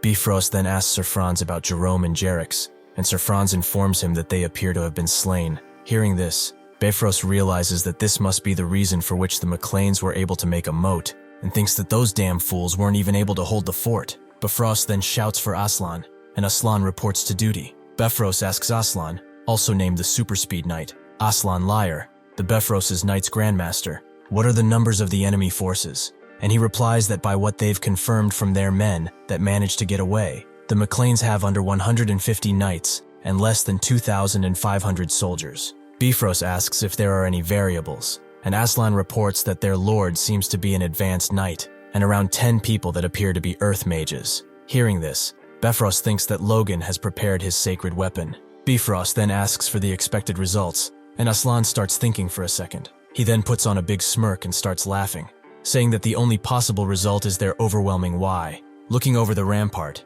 Patrick states that the enemy has over 300 knights, and their number of soldiers easily exceeds 5,000. Logan acknowledges that, and says that they also have mages of the Wind Magic Tower, and that Roger Bifrost himself is a mage. Even though he is publicly known as a 4th Circle mage, in reality, he is in the 5th Circle, so caution must be taken. Patrick then looks at the crowd, and he doesn't seem happy at all. He says that on top of that, they also have Aslan Lyre and France, the Moonlight Knight. Seeing this, Logan thinks that Patrick must be getting nervous from the difference in forces. This is when Bifrost starts talking, and startles Logan, saying that in the lands that belong to their lord, he announces this to the filth that invaded without knowing their place. This is when Logan realizes that Bifrost has amplified his voice using magic, and tells everyone to be ready to fire. Bifrost then shouts for everyone to hear that he will personally uproot the McLains. Then he prompts his man to charge forward. Seeing this, Heinkel realizes that they are charging without shields, and asks Logan if they are really that confident. Seeing this, Logan says that they will have to find out. He then tells his cavalryman to fire their crossbows. The arrows fly towards the enemy. However, they seem to be stopped by some kind of shield or force field. Seeing this, both Logan and Heinkel are stunned. The enemy soldiers, however, gain even more confidence. The mages next to Bifrost seem to be the one responsible for that magic defense. Bifrost even states that no matter how good their peculiar weapons are, they are nothing compared to magic. Logan, mad, looks down at the scene and realizes that the crossbows have been weakened by magic, and that aiming at the knights with this will have no effect. Patrick shouts for the cavalry to aim towards the soldiers, and for the knights to take their designated spots and prepare to fight. Logan then also screams for his soldiers to bash their heads in before they reach the top of the castle, and thinks that war has long been a fight decided by force users. As Aslan and Franz are approaching, Logan says that if his crossbows are not working, then he will just take them on himself. He prepares his sword and asks himself, how will those two proceed to attack him? It seems that the first one to attack is Aslan, who leaps from his horse and tries to climb the rampart just like Logan and his knights have done. An image from the past appears, at a banquet, where some nobles ask how could that midget ever become a knight, and ask if he could even pick up a sword. With a short stance, the looks of a monkey, long arms and a peculiar face, Aslan was always disregarded. He reminisces about the past, saying that his appearance has always caused him to be preyed upon wherever he went. But things are different now. He did not listen to those idiots, and with bone-breaking effort, he has become an advanced knight. As he approaches the top of the rampart, he thinks that now, everyone else is the prey. Just as he is about to reach his destination though, something happens. He realizes that Logan and his man have done something to the walls. However, he is not going to let that stop him. Eileen looks down and sees Aslan. With a poker face, he asks herself if that thing climbing is a monkey. Hearing this, Aslan is stunned, especially since it's coming from a woman knight. That is when he loses his composure and slips. He falls violently to the ground, and a knight announces his fall. Looking down, Eileen almost appears to be concerned about him. As Aslan is rising from the ground, a knight shouts for everyone to be aware of the walls. He says that not even an advanced knight was able to climb it, and hearing this, Aslan tells him to shut his worthless mouth. He then looks back towards the rampart. He is looking at Eileen, who is now preparing her sword. Aslan gets mad and tells Eileen that he will enjoy her thoroughly. On the rampart, Sir Franz has managed to climb to the top and is now standing before Patrick, who is acknowledging his feats, saying he has heard tales about the Moonlight Knight. Sir Franz is also unhinged, prepared to fight, yet Patrick seems mad to the bone, stating that he has heard of how Logan owes him a grudge. Next, on the rampart, the knights of the McLain are clashing with those of the attackers. On the same rampart, Eileen also seems to be fighting with someone, and not doing too well against them. As she rises from the ground, the person she is fighting even acknowledges her skill, saying she is not bad. This person is Aslan, who now asks if all the bitches in the McLain family are this daring. Seeing this, Eileen realizes that Aslan doesn't really care about the others, and instead is just focusing on her. More specifically, she realizes the fact that Aslan is just having fun with her. Aslan then mocks Eileen, asking her what is wrong, and if she is pissed because she is being toyed with by a monkey. Hearing what Eileen realizes she was right, and says that this is actually a relief. By Aslan giving her all his attention while toying with her, she is keeping an advanced knight busy. Aslan then laughs and tells Eileen that he will take his time playing with her. At the same time, Logan is fighting with 3 of the Bifrost knights. One of them even tries to irritate Logan, asking him what is wrong, as he has heard that the eldest son is a high-ranking knight, so there should be no problem for him. However, It looks like this mocking is only meant to be a distraction, as they haven't managed to push Logan back even an inch. The knights start discussing among themselves, and the one with the silver hair asks if the rumors about Logan wounding Sir Franz might be true after all. However, Logan interrupts him, asking what he is mumbling about. He goes on to say that the Knights of Bifrost must be fighting with their mouths instead of their swords, making fun of the attackers. Hearing this, the silver-haired knight calls Logan an arrogant bastard and says that he shall see how long he can hold out for. The three of them then charge at Logan with full power. Logan doesn't even flinch and keeps his feet steady and his blade pointing towards the enemy. He then closes his eyes and prepares his counterattack. In an instant, he manages to get behind his enemies and also wound all of them at once. And these wounds seem to take a toll on the Bifrost Knights. Looking at Logan over his shoulder, the silver-haired knight can't believe his speed. As Logan also looks towards them, he wonders when he managed to move behind them, as he couldn't even see Logan lift his feet off the ground. The man thinks that Logan had used his force to move faster, yet Logan closes his eyes and tells the man that what he is thinking is obvious for him. Seeing this, the knights get annoyed.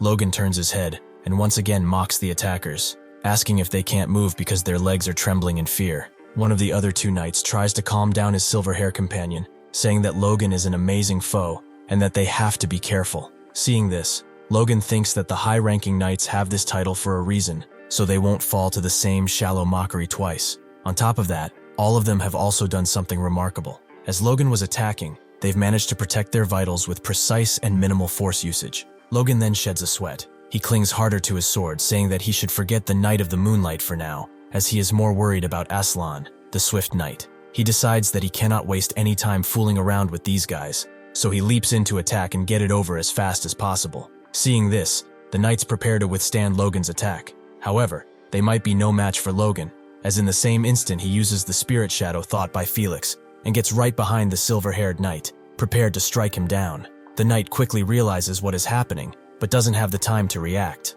Thankfully for him though, his green-haired comrade sees through Logan's movement and attacks him in order to save his friend. In the same second, Logan places his foot on the silver-haired knight's head and prepares to move once again. He leaps through the air, aiming directly for the green-haired knight. The man he attacked seems to disappear after blocking Logan's attack, and the mustached knight calls Logan a bastard. Logan hears this and turns towards his mustached opponent. He then slams his sword into the ground and imbues it with force. He does that in order to release a powerful wave of force going from the ground up and towards the silver-haired knight. Seeing this, the mustached knight remains stunned. After Logan does this, he rushes towards the place where the explosion caused by force left behind a cloud of dirt. Just as he does this, the green-haired knight appears behind Logan and prepares to slash him from behind. As he unleashes his power, he clenches his teeth and puts everything he has in this power. He then smirks, full of sweat, and with some blood in the corner of his mouth. He thinks this is it, that he's got Logan.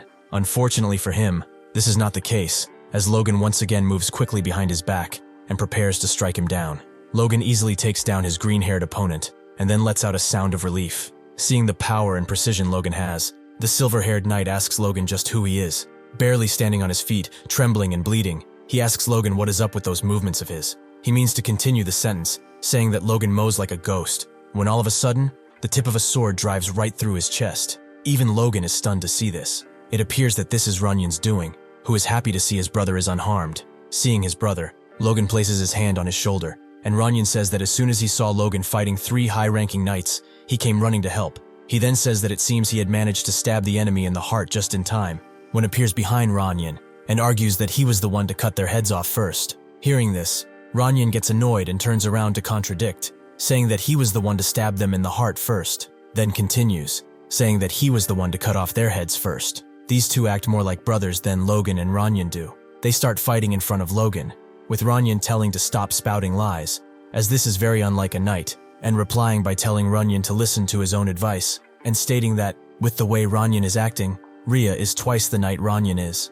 They then both turn towards Logan, with Runyan asking his brother if he hasn't seen him killing the knight, and saying he asks for a proper judgment. Seeing this, Logan smirks and starts laughing. He then bumps both of them in the head. Logan then says that there is no judgment to be done, as from what he's seen, they've both done what they've said they've done at the same time, and instructs them to maintain their sense of tension on the battlefield. After hearing this, they both quiet down and apologize to Logan. He then turns his feet and says that thanks to that, he now has more freedom, and says that he has to hurry. Next, Eileen is still fighting Aslan, and she seems to be trembling, losing hard. However, she does not give up, sticking her sword deep into the ground and using it to keep herself standing. Seeing this, Aslan is impressed, telling Eileen that at least her spirit matches up to a good man's, as she didn't even let out a single cry of pain. He then goes on to say that this is good, as this is what makes it fun.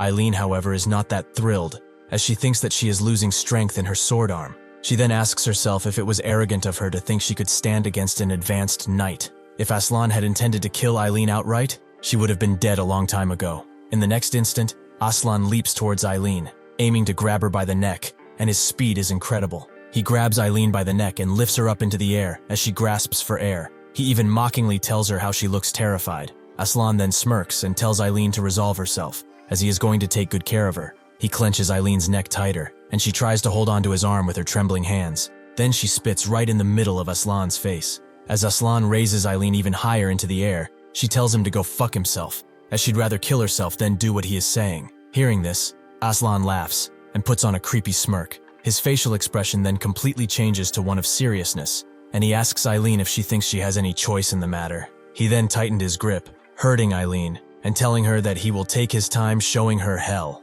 He then laughs, enjoying Eileen grunting and gasping for air. This moment doesn't last long though, as something seems to bother him. That is when he turns his head over his shoulder, in order to see Logan prowling at his back, with a swift smile on his face, prepared to strike him down in the next instant. Seeing Logan's blade approaching, Aslan doesn't even flinch, and instead asks Logan why he doesn't want to play with him. Just as Logan hits Aslan with his attack, everything is engulfed by an explosion. Aslan managed to parry the attack, however. He was sent back several meters. Seeing this, Aslan is intrigued. Logan then goes on to help Eileen rise from the ground in order to take her to safety. Logan asks her if she can stand, and Eileen tells her that she is fine. Seeing this, Logan tells her to go to the military doctor, and Eileen agrees. Aslan looks at the scene and tells Logan that he is getting in the way of his fun and places his sword on his left shoulder. He then puts up a scary look on his face and says that since Logan is taking away Eileen, it means he wants to be the one to replace her. Logan looks at Asla,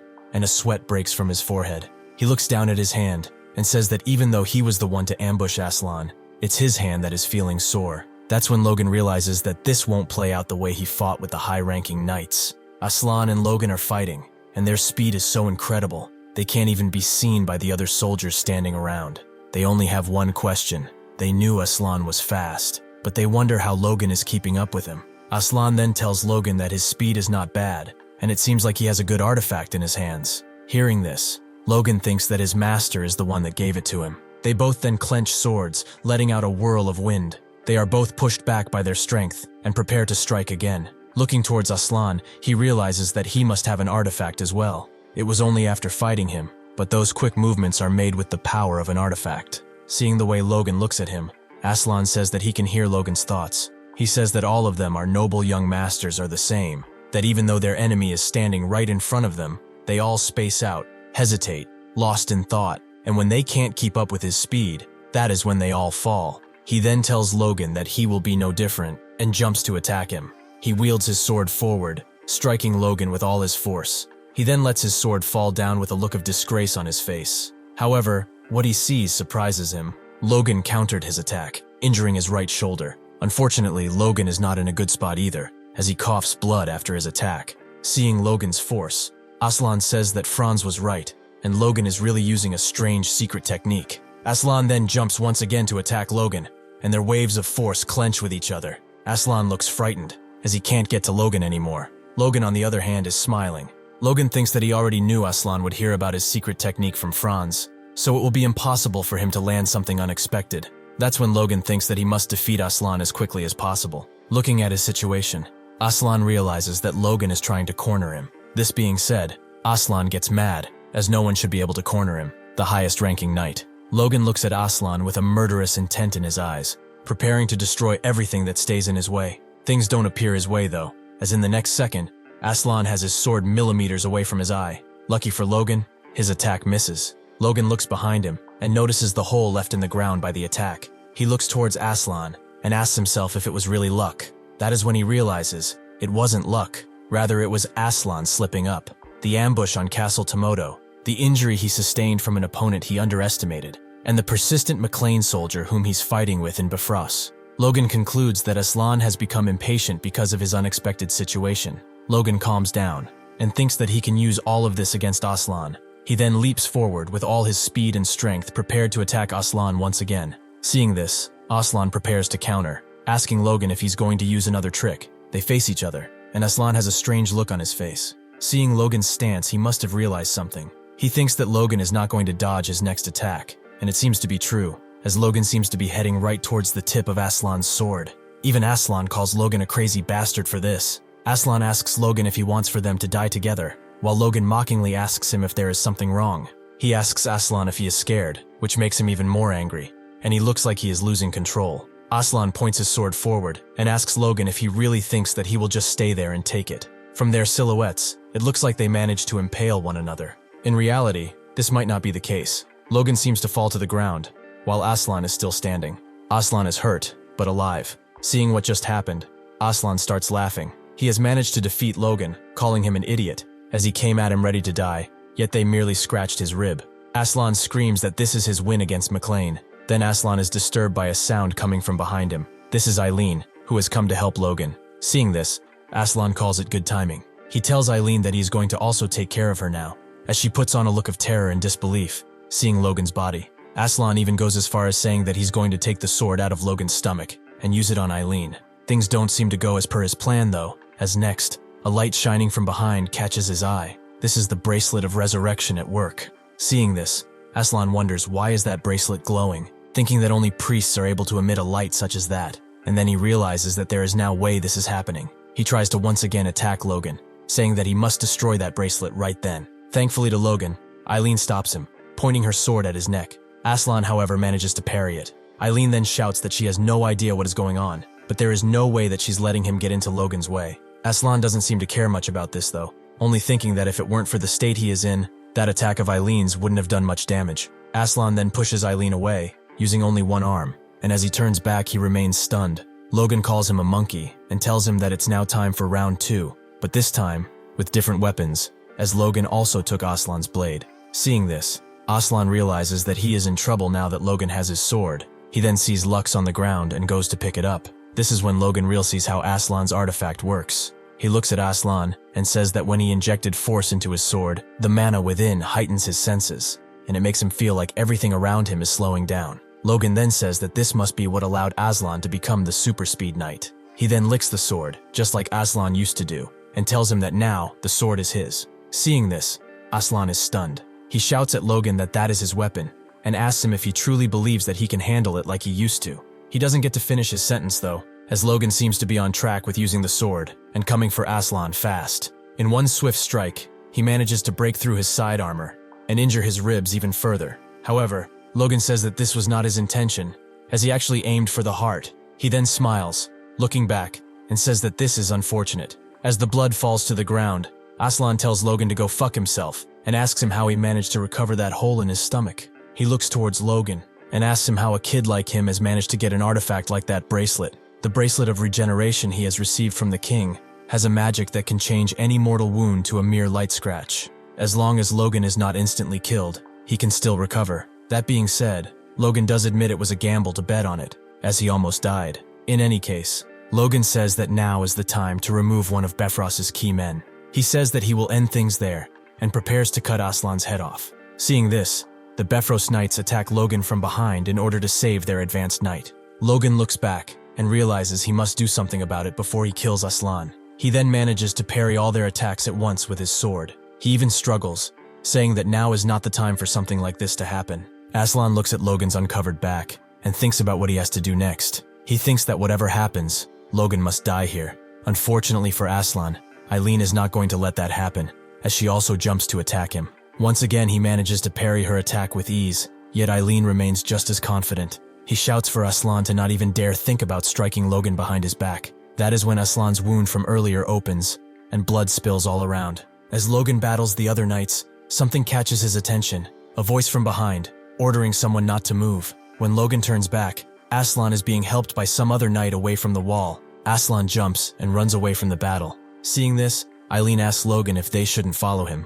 yet Logan tells her that Bifrost and his Wind Tower mages are waiting down here, and that following him would only cost them more than it would be worth. That is when Logan gets annoyed and grips his sword hard. He then raises high into the air and shouts for everyone to hear that he, Logan McLain, has defeated the super speed knight. He does that by holding Aslan's sword, which the Bifrost soldiers and knights immediately recognize. Seeing this, Bifrost calls it a sorry sight. A mage then asks him if they should join in, but he states that even if they strike now, Logan would still manage to defend the castle. On top of that, his shout has destroyed their troops' morale. He then asks a knight how Aslan is doing, and he tells Bifrost that reports indicate his life is not at risk. That being said, they didn't bring advanced potions for this war, so he won't be able to participate any further. Hearing this, Bifrost calls it a nonsense, and acknowledges that the McLains have really prepared themselves for this war. The longer this goes, the more it troubles them. That is when Bifrost says that they should see how long the McLains can last.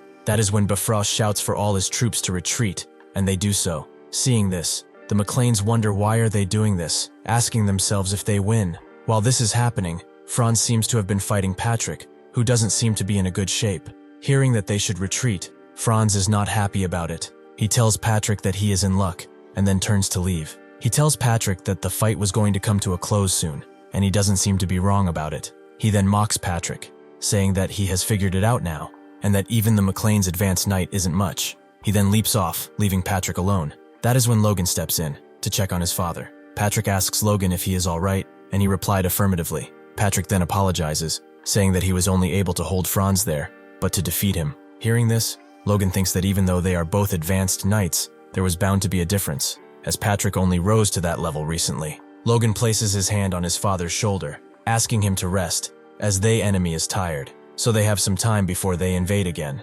Patrick agrees, telling Logan that he should do the same, and they fall down, leaning against the wall next to each other. While this is happening, Island is patching up Victor, and Ranyan is talking to Heinkel. Logan and Patrick are standing still, waiting for the enemy to attack, saying that they hope they will wait until midnight. Unfortunately for them, this is not going to be the case, as one of the soldiers looking out notices something strange. A different flag, rising over, with an eagle over a flame. That is the army of Parita that has come to help Bifrost in taking down McLain. Seeing this, both Logan and Patrick are left speechless, as they could have never anticipated this. Bifrost and Parita are talking, with Bifrost asking if Max bringing his army there himself means that they are joining his war effort. Parita says that he knows this is not much for the Lord of the Southwest, but he rushed there as fast as he could, hoping to be of some help. Saying this, Parita thinks that with his army and Bifrost combined, McLain's defeat is guaranteed. On the wall, looking at the scene, Logan realizes that the reason for which Parita is doing this is only to get on Bifrost's good side, and Patrick calls them filthy bastards for this. Seeing what is happening, Patrick tells Logan that they have no other choice than to do it, referring to some backup plan, and Logan agrees. Logan says that they've got everything ready. Inside the castle's town, a family is hiding inside their house, at the corner of a room. The kid asks his mother how long they have to stay there for, and his mother says that it will only be a little longer, and that it's still dangerous to go outside. The kid nods, and the mother looks down at him. The father then says that they should pray together, and they all gather and hug. They pray that when the new year dawns tomorrow, this war ends. Outside the walls, Bifrost shouts for his man. He tells his man to attack, and brings him the heads of the McLain.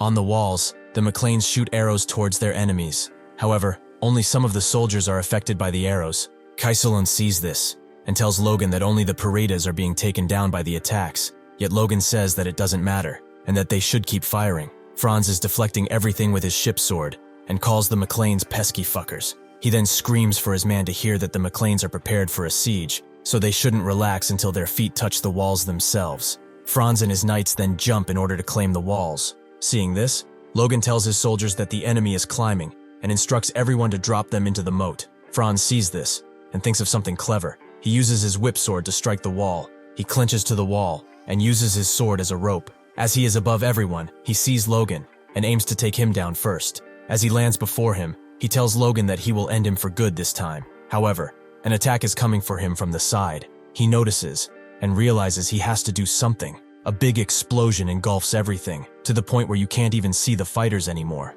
However, it seems like Franz has managed to parry Patrick's attack with ease. He even acknowledges that Patrick was much faster than before, and also that he has a great sword now. Hearing this, Patrick tells Franz that the sword had the name Velocitus inscribed on it, and goes on to polish it with his glove. This is when Patrick remembers Logan's words, as he gave him the sword, with Logan stating that it didn't suit him well, and that Patrick would use it better. However, Patrick thinks that Logan was just being kind. He then tells Logan to go. He may be weaker than the Moon Knight, but with the sword Logan has given him, he is confident he can handle him now. Logan nods his head and leaves. Franz looks at Patrick and realizes that he has taken Aslan's sword. He then leaps forward, going head-to-head with Patrick, saying that he will take the sword back in no time. Logan then uses his force to move faster. As he goes away, he thinks that he can trust his father with this. He then notices something with the corner of his eye, is battling with some knights all by himself. He is ambushed from the back, and he prepares to defend himself. That is when Logan lands from the air and takes one of them down as he does. Victor is stunned to see Logan like this. Logan then defeats another knight without even looking at him, and he asks Victor if he can still fight. Victor says that he is good, and that he could have taken those guys down himself. Logan is glad to hear that, and then tells to drop as many people climbing the walls as he can. He then tells him that doesn't work. He has a plan B, which catches Victor's attention. Logan looks him dead in the eye, and then tells him that if that doesn't work, to just let them climb the walls. From a distance, Parita and Bifrost with his mages assess the situation. Bifrost states that there's something strange going on, and Parita asks what seems to be the matter. Bifrost continues to explain that their people are climbing the walls much easier than earlier, and that they aren't putting that much effort into defending as they did before, and Parita says that maybe they are getting tired. However, Bifrost isn't satisfied with this, and knows that something is afoot. As he looks at Logan and fighting, he states that if that is not the CSE, they must be plotting something. Logan then looks over the edge of the walls, and realizes that there's almost no enemies below anymore. He then uses his mana to amplify his voice and prepares to shout for every single one of his soldiers to hear. He tells everyone to retreat. Hearing this, everyone from Ranyan to Eileen and Patrick are stunned, and Befores is looking at the scene unsure of what is going to happen next. He then looks down, and he feels an earthquake, and says that this is impossible. That is when he realizes that this must be Logan's doing. Clayton and his disciples are the one creating this earthquake, and it only has one purpose. Clayton pushes through with everything he has, and says that Logan is really asking for something ridiculous. As this is happening, the troops of the McLains are retreating, and telling the knights to guard the normal soldiers and let them descend. Looking at the scene, the Befores knights don't know what to make of it, asking themselves if the McLains perhaps got scared of the earthquake. That is when Clayton's magic can be seen taking its toll on the walls, carking them all around. In the next instant, the walls are falling down, burning everyone that was still near them. Seeing this, Bifrost is blind with fury. Parita, however, simply doesn't understand what is happening. With the walls down, Bifrost calls the McLain's rats for how they are fighting this war. Amidst the rubble, Clayton is kneeling, with all his energy depleted. Logan comes running to check on him, shouting his name as he is running. Clayton then looks up and tells Logan that just as he has ordered, he and his disciples have used the last of their energy to topple all the walls. Logan tells them that they've done an amazing job, as a significant portion of their enemies must have been buried together with the walls. Clayton then says that with the physical capabilities of the knights, they should be okay, and Logan agrees. Logan then looks over to Bifrost and says that this will all be over soon. Bifrost comes near the collapsed walls and says that what Logan had done is complete nonsense, as he has destroyed his last line of defense with his own hands. He then goes to conjure up a spell, telling Logan that all he has done is to speed up his demise. He then prepares to unleash a powerful attack over Logan and his people. Seeing this, Logan tells Clayton to take his man and back off. Victor, Ranyan, Patrick, and Logan seem to be in the first line of defense, and Patrick wishes to ask Logan one more time if he is sure his plan will work. Logan looks at Bifrost and tells his father not to worry, and just as Bifrost is prepared to unleash his attack, something happens that disturbs him. A great red light appears above the city, which makes everyone stop. Everybody looks up in disbelief, not sure what is happening. That is when a memory from Logan's past appears, and he states that he remembers it clearly. That day, when on every tower of the nation, a red light appeared notifying people of the news flashed brightly. Seeing this, Bifrost looks up, with a crazy look of fury and terror, saying that this is really bad for him.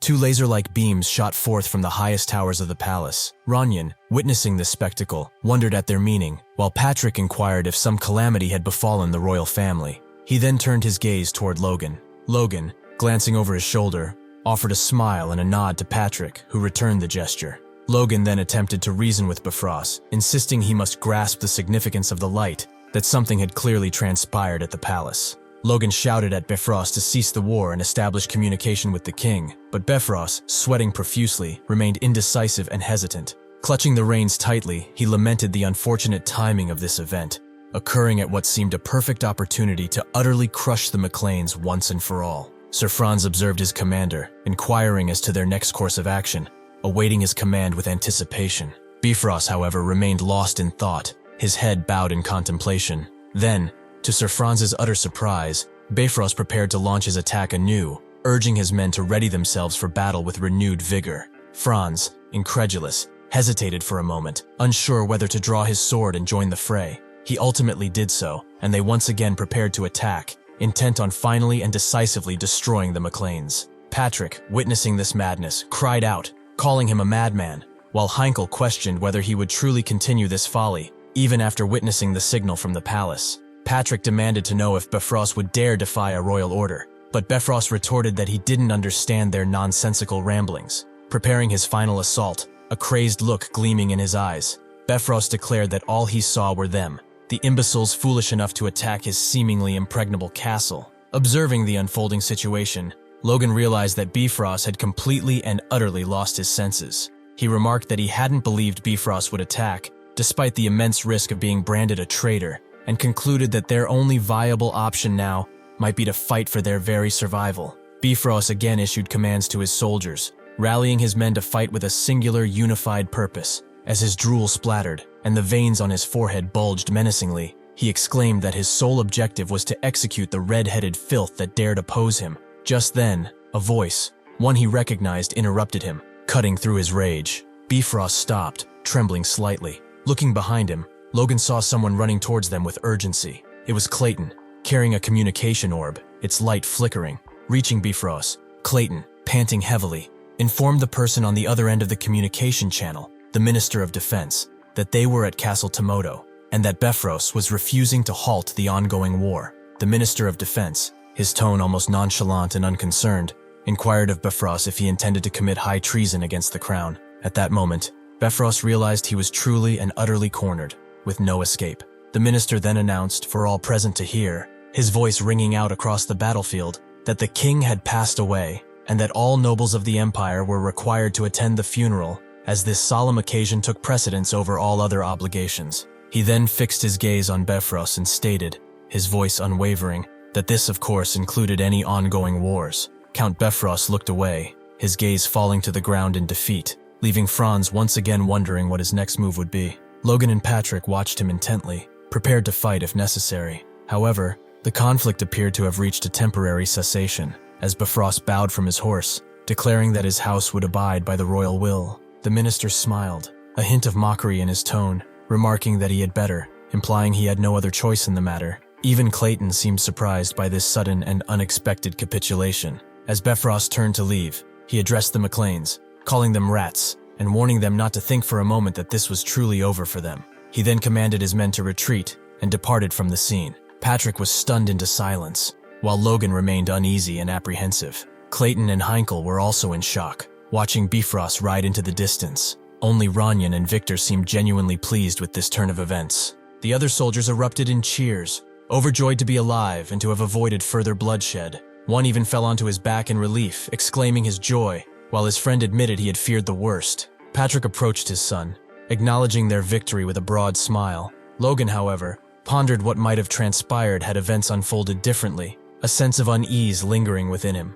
If Clayton wouldn't have brought the communication orb, Roger Bifrost would have attempted to wipe them out with his magic. He clenches his sword hard and says that he would have never thought that human anger could be such a variable, and that he shouldn't be relying solely on the past from now on. He then realizes something. Logan turns towards Clayton and asks him how he knew the orb would come in handy, and Clayton states that he was actually taking shelter in the tents, but he brought it because the palace contacted the orb there. Clayton continues by saying he didn't know the situation was that urgent, yet Logan simply places his hand on his neck and thanks Clayton, telling him that his tower truly had the largest contribution in this war. Hearing this, Clayton asks if it would be okay for him to ask for additional funding, considering Logan's thoughts, and Logan tells him that this is all right and that he will let Dwayne know. As Logan turns away, thinking that he should also check on the others, Clayton signals an okay to his disciple, who calls him the best. Eileen stood alone amidst the jubilant soldiers, a look of disbelief etched on her face. A prominent bruise or smudge of dirt marred her cheek.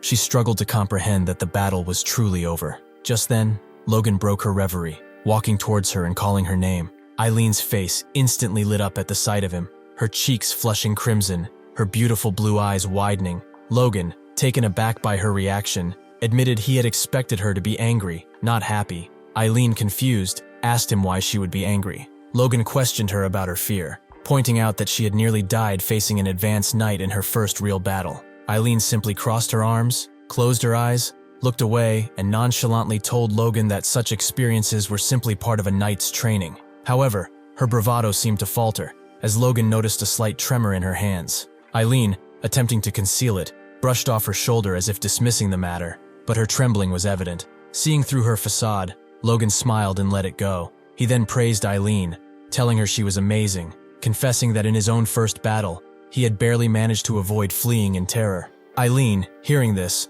protested that it was nonsense and apologized, saying she hadn't intended to insult him. Logan continued, a memory from his past surfacing, an image of himself trembling before an enemy, frozen in fear, on the verge of tears. He confided in Eileen that few knew of this, but that was the reality of his first real fight. He had been paralyzed, rooted to the spot. He then explained that this was why he had been so worried for her, but she had far exceeded his expectations, accomplishing more than he could have ever imagined. His words filled Eileen with joy. He reached for her hand, intending to address her as lady, but then rephrased, calling her sir, and expressing his hope to witness many more great feats from her in the future. Eileen, completely captivated, her entire face now a vibrant shade of red, was left utterly speechless. Moments later, her familiar broad smile returned, her eyes shining like glass. She clasped hands with Logan and earnestly assured him that she would always strive to do her best. The following day at sunrise, Patrick commanded the troops fit for duty to announce to the populace that Castle Tomoto now belonged to the McLain family. Discussions then arose regarding the necessity of an immediate return to the capital for the king's funeral.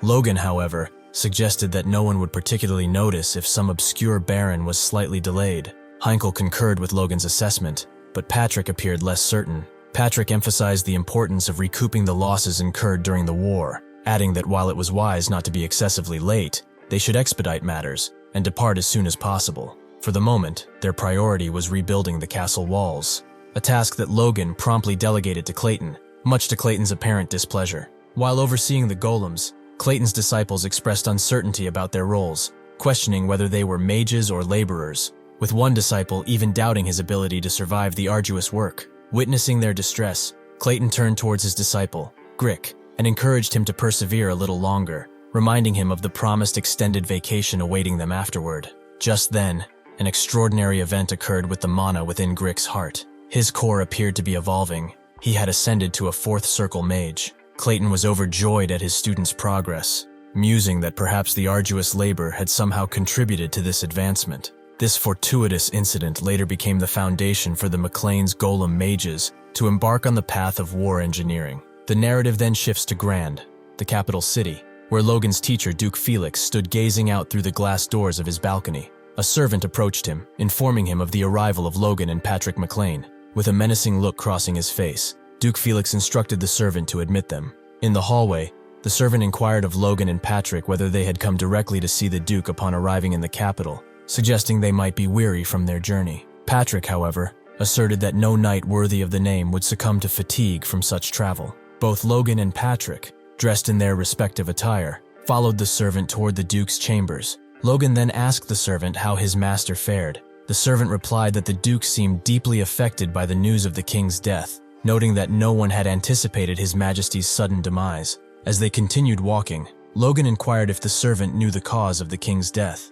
The servant explained that His Majesty had collapsed while attending to national affairs, with the temple attributing it to a cerebral hemorrhage brought on by overwork. Upon hearing this, Logan stopped abruptly, incredulous. In his previous life, the king had died of sudden cardiac arrest due to old age. Yet now, the cause of death had changed. While he acknowledged that a cerebral hemorrhage was a common cause of death in old age, something about the situation felt amiss. Inside the room, the men were seated around a table. Logan stood directly before Felix, who appeared deeply troubled. Observing him, Logan reflected on how only a few months had passed since their last meeting, yet Felix seemed to have aged considerably in that short span. Felix then looked at Logan, commenting that he didn't look well, which Logan denied. Felix then admitted that his aging body was finally catching up with him. At this point, Luis, his servant interjected, stating that his lordship had overexerted himself due to his investigations into his majesty's death. Felix, however, cut him off with a sharp word.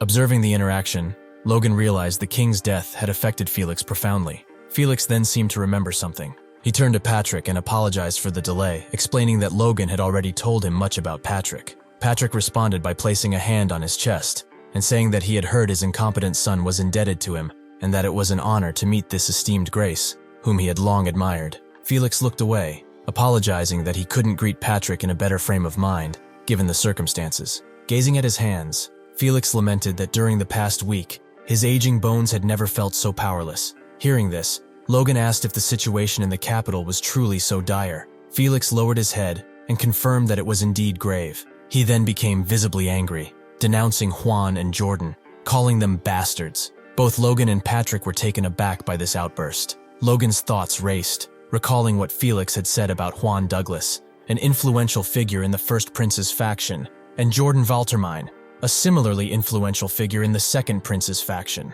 Felix placed a hand on his forehead, lamenting that at this rate, the nation might fracture, as the two dukes had abandoned any pretense of balance between their factions and had descended into open hostility. They had even dared to pressure him regarding the Third Prince's safety. Patrick, unable to contain himself, exclaimed that it was a shameless act. Logan acknowledged that this was all because Felix was the patron of a prince yet to come of age. Felix confirmed this, adding that if he wished to safeguard the prince's life, he had to align himself with one of the factions. Logan then realized that if Felix continued to resist their demands, something terrible would happen. The Third Prince's life would be in danger. However, Logan reasoned that in reality, no faction would risk drawing unwanted attention by having the prince die suddenly at this juncture, though it could happen in the future. In his past life, there had been numerous assassination attempts on the Third Prince, and Logan was determined to prevent those incidents from recurring.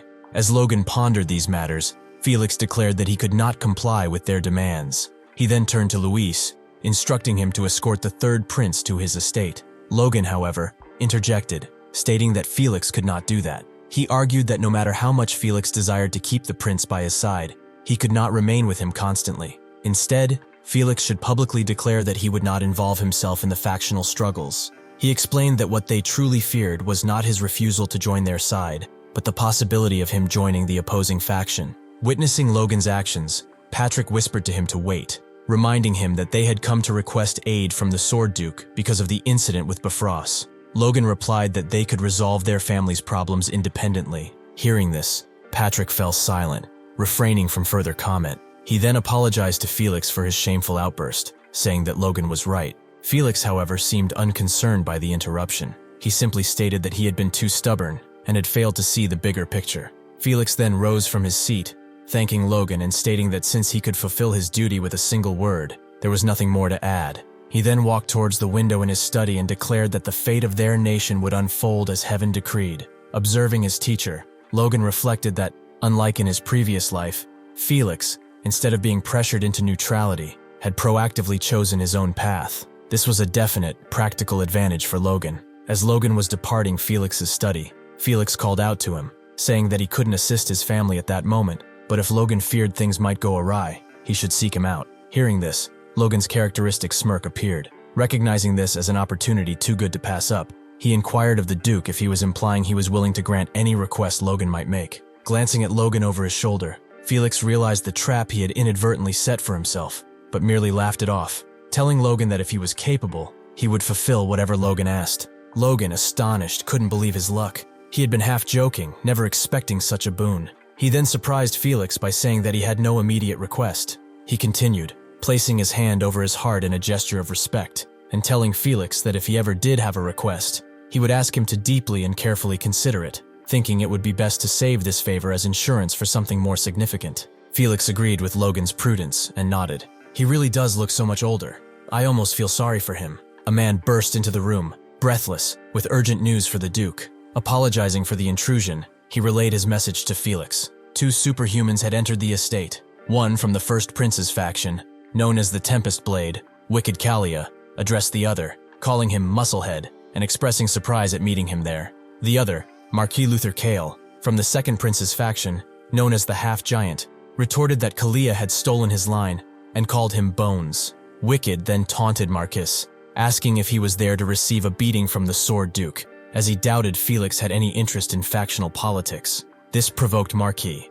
who told him to mind his own business. They then stood face to face, poised to fight. The servants present trembled in fear at the escalating tension. Suddenly, a voice interrupted them, demanding to know why they were carelessly displaying murderous intent within his house. As the speaker rose, he questioned them if they were looking for a beating, addressing them by their familiar names, Luther and Wicked. It was, of course, Felix. Upon realizing this, the two men immediately bowed before him, stammering that they had no such intention. Still bowed before Felix, Luther stated it had been a long time since their last meeting. Felix, however, dispensed with pleasantries, asking them if they dared to show him respect, while neglecting their duties to engage in factional squabbles. Luther placed his hand over his heart in a gesture of respect, asserting that he would never do such a thing, as the lessons Felix had imparted were things his dull body had yet to forget. Moreover, he clarified that he had not come to see Felix, but rather his guests, the McLain family. The Duke inquired as to their purpose, a question that seemed to discomfit Luther.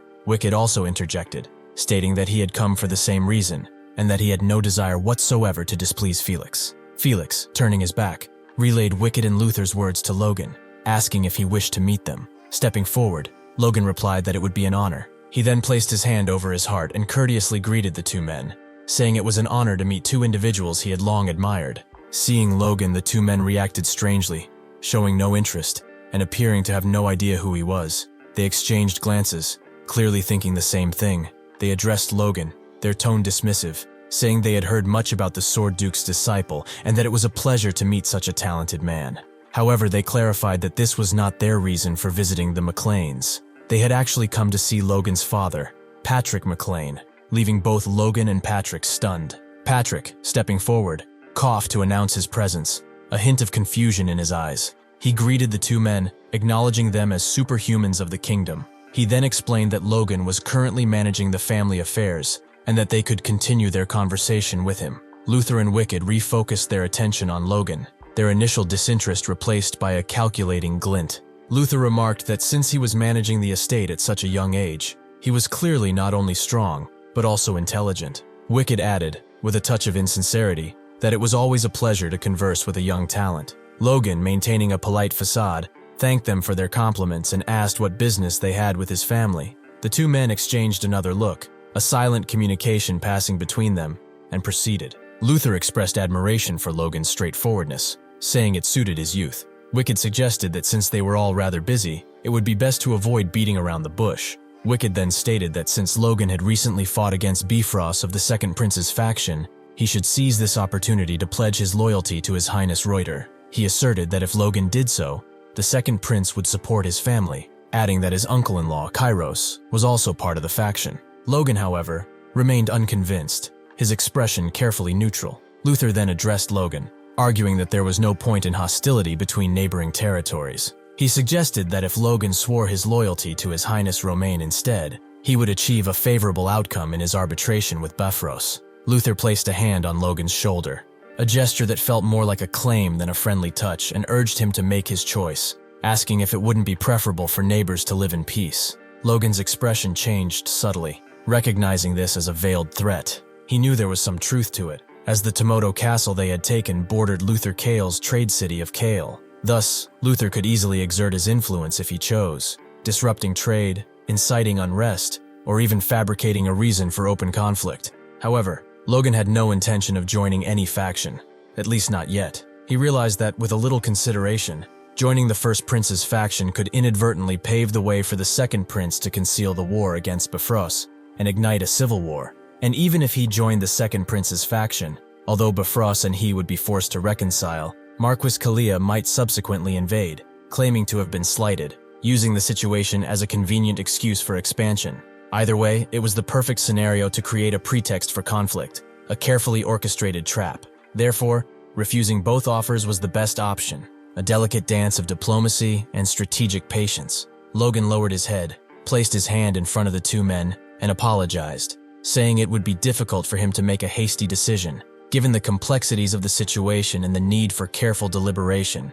At this point, Felix, his patience clearly at an end, intervened, demanding to know what they thought they were doing, his voice resonating with barely restrained anger. The two men appeared visibly shaken, their earlier arrogance replaced by nervous apprehension. Felix called their behavior pathetic, acknowledging that Wicked and Luther had dropped all pretense and chosen to issue an outright ultimatum, attempting to bully his ward into compliance. Moreover, they had dared to involve his disciple, a line they should not have crossed. Wicked stammered that it wasn't because Logan was his disciple, but rather that they were simply making a proposal to the McLain household, a business proposition. Luther added that they had no intention of disregarding his wishes, but simply wished to discuss the future with the McLains, their voices now subdued and respectful. Felix asked if they were absolutely certain this wouldn't involve him in any way, his gaze piercing. Both Wicked and Luther stood at attention, like soldiers receiving a direct order, and swore that it would not. Felix observed them silently for a moment, his expression unreadable, then turned his back, saying that this was as it should be, as he was leaving for his study. He added that he had no business involving himself in factional disputes. Wicked, sensing an opening, asked him what he meant by that. Felix then informed them of his decision. From that day forward, he would no longer participate in the factional war. Therefore, whether through Logan or anyone else, they should abandon all thoughts of involving Felix. The two men exchanged another look, their minds racing, considering their response to this unexpected development. They then stated that they would convey His Grace's intentions to their highnesses as they were. Logan, inwardly, breathed a sigh of relief. However, Wicked, before leaving, turned to Logan and told him to think carefully and make a decision, adding that he would see him soon, a hint of menace in his voice. Logan nodded, acknowledging the veiled threat. Luther also addressed Logan, saying that in a way, this could be good luck for the McLains, which piqued Logan's interest. He explained that if they had attacked Bifrost after the funeral, His Highness wouldn't have even bothered with negotiations, implying that the timing of the attack had forced their hand. Hearing this, Logan realized why he had attacked Bifrost before the funeral and replied to Luther that this was truly a relief, feigning gratitude.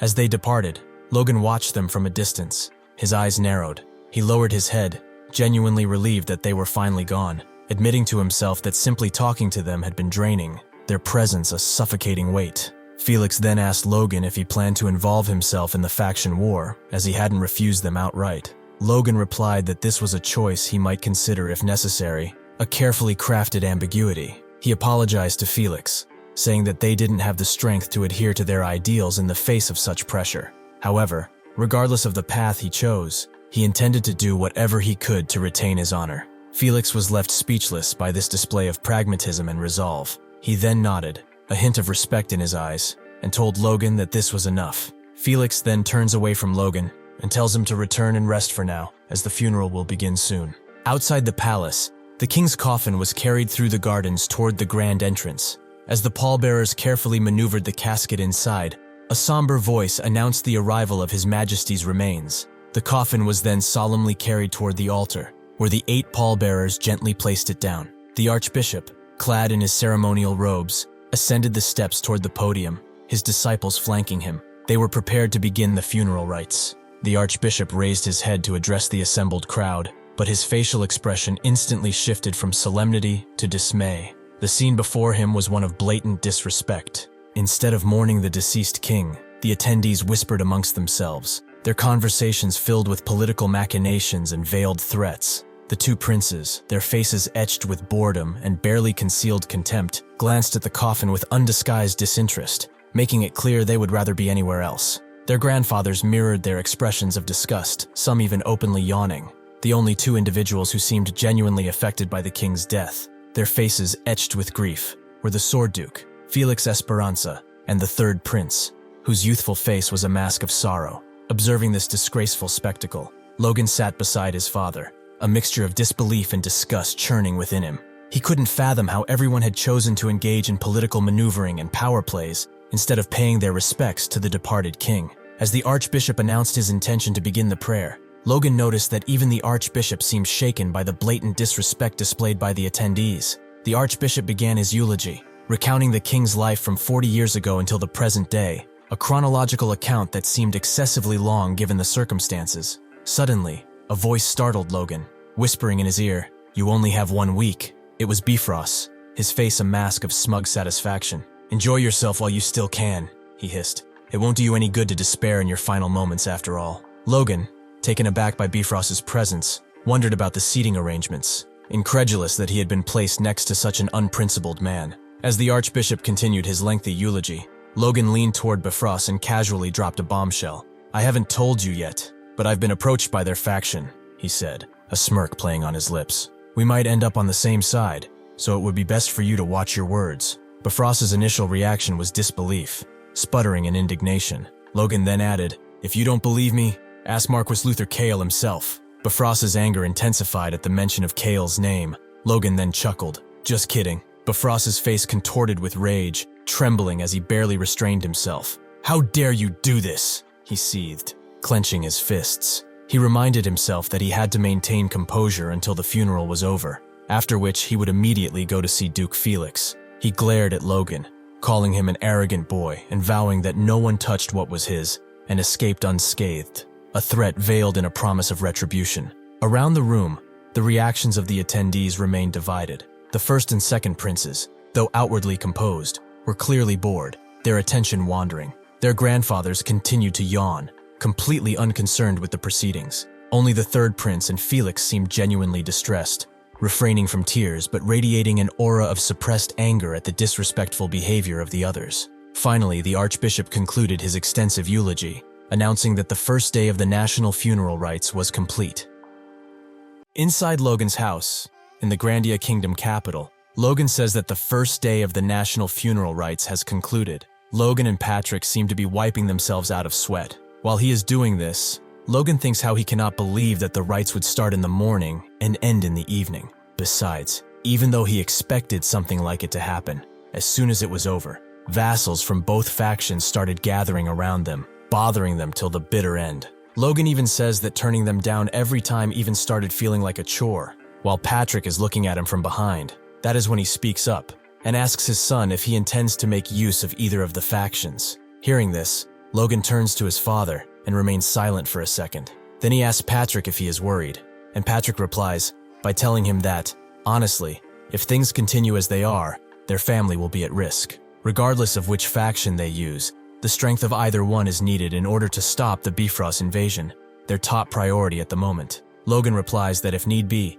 they have the option of relying on his master to resolve things. That won't be necessary though, as Logan says that they will resolve themselves before then, which leaves Patrick speechless. Hearing this, Patrick asks Logan what he has planned, and Logan tells him to go inside a certain room. A door opens, and a voice greets Logan, saying that it's been a long time. This is no other than Philip, who's sweating like a pig. Seeing this, Patrick is not sure what to think, and he asks Philip what he's doing there, while Logan just smiles behind him, telling his father that he will now see what he has prepared for the national funeral. Next, 4 days of the national funeral seem to have concluded, the fourth giving Logan a neck pain, and being so boring that he cannot even tell if it was the fourth or the fifth. As Logan is massaging his neck, a guy passes him by, and as he does, he murmurs something, calling Logan a politic bat, someone that takes to whichever side was winning.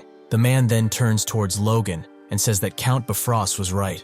Looking at the man leaving, Logan thinks about Count Bifrost. He then huffs and says that he has been wondering why the envoys from the factions weren't coming, saying that it looks like Bifrost has been working hard running his mouth left and right. Even so, Logan has no intentions of joining every faction. While all of this is happening, someone disturbs Logan, calling him son-in-law. That is not other than Eileen's father. He looks around, asking Logan why he is alone, and inquiring about his relatives, asking if they didn't come, and Logan replies by telling him that his father had to return to their lodgings first. Hearing this, Eileen's father sends Patrick his regards. Then he pops the one question no man wants to hear from his in-laws. He asks Logan if he has decided on a wedding date. Logan tries to escape the question, telling his in-law that, as he must know, his territory is in crisis right now. But Eileen's father replies by saying that publicizing the bond between their families would help keep Bifrost in check. Hearing this, Logan tells his father-in-law that he cannot make that decision now, as Eileen would scold him again for it.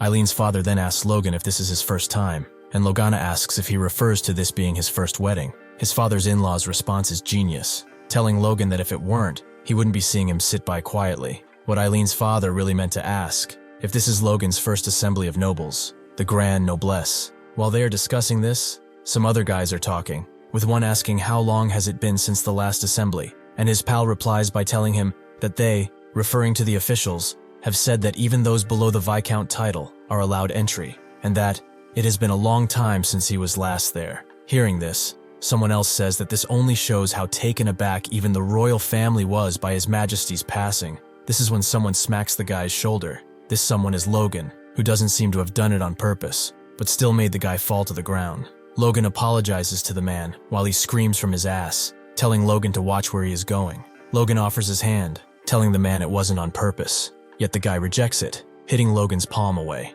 As he leaves, he calls Logan so full of himself. Present at the scene, Patrick calls the guy irrational and tells Logan not to worry about him, and Logan says that Patrick is right. Even so, he still looks at the guy, thinking about something.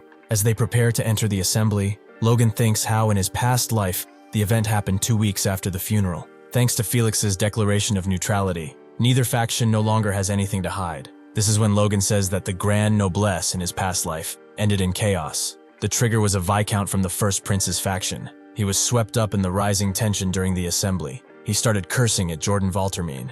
As a result, the middling aristocrats ended up fighting, which went out of control and led to even the superhumans clashing outright. It was called the split of the tongue that felled the country. That incident became the starting point of the Civil War, and the Viscount that started it all would be criticized for a long time. And it seems that everything is also on track in this timeline, as one Viscount is fighting with another, asking who should be king, if not His Highness Romain, and the other says that this cannot happen, as His Highness, the First Prince, is well and alive. The Viscount supporting the First Prince asks the other if he has no honor for a superior, but he replies that there is no such thing, as he is only older by mere months, and the first Viscount tells the other to curb his tongue. While this is happening, the two princes just seem to be annoyed by the whole situation, not even looking at each other. Hearing the debate, a judge lets his head down, unsure of what to say. Logan even thinks that at this rate, it wouldn't be odd for anyone to pull the trigger. In his past life, after the fighting during the assembly, there was a period of preparation, and a month or two later, the first battle of the Civil War had begun. However, this is too long for Logan, as Bifrost would be able to crush them during that period of preparation. Logan then clenches his fist and says that the Civil War must begin sooner without any time to prepare. While Logan thinks that, he looks at the Viscount he hit on his way to the assembly, who is arguing for the second prince, saying that it's been so long since they've done away with the tradition of prioritizing the eldest son. He then asks what decides the right to the throne is ability. As such, given how he has resolved the issue of trade with the Empire, His Highness, the great Prince Romain, is most suited for the throne. Hearing this, Prince Romain smiles, while the others praise him, acknowledging what the Count said is true. Hearing this, the other Count asks Count Clet what nonsense this is, and the Count replies that there is no one as invested in state affairs as His Highness. That is His Highness Prince Romain, and as he says that, he starts bleeding from his nose. Seeing this, he gets scared. His debate opponent is also left speechless, asking him what is wrong. The Count then places his hand on his head, and his eyes start to change their color. Suddenly, he seems to faint. He starts going from left to right, losing his balance. Eventually, he stumbles and ends up on the ground.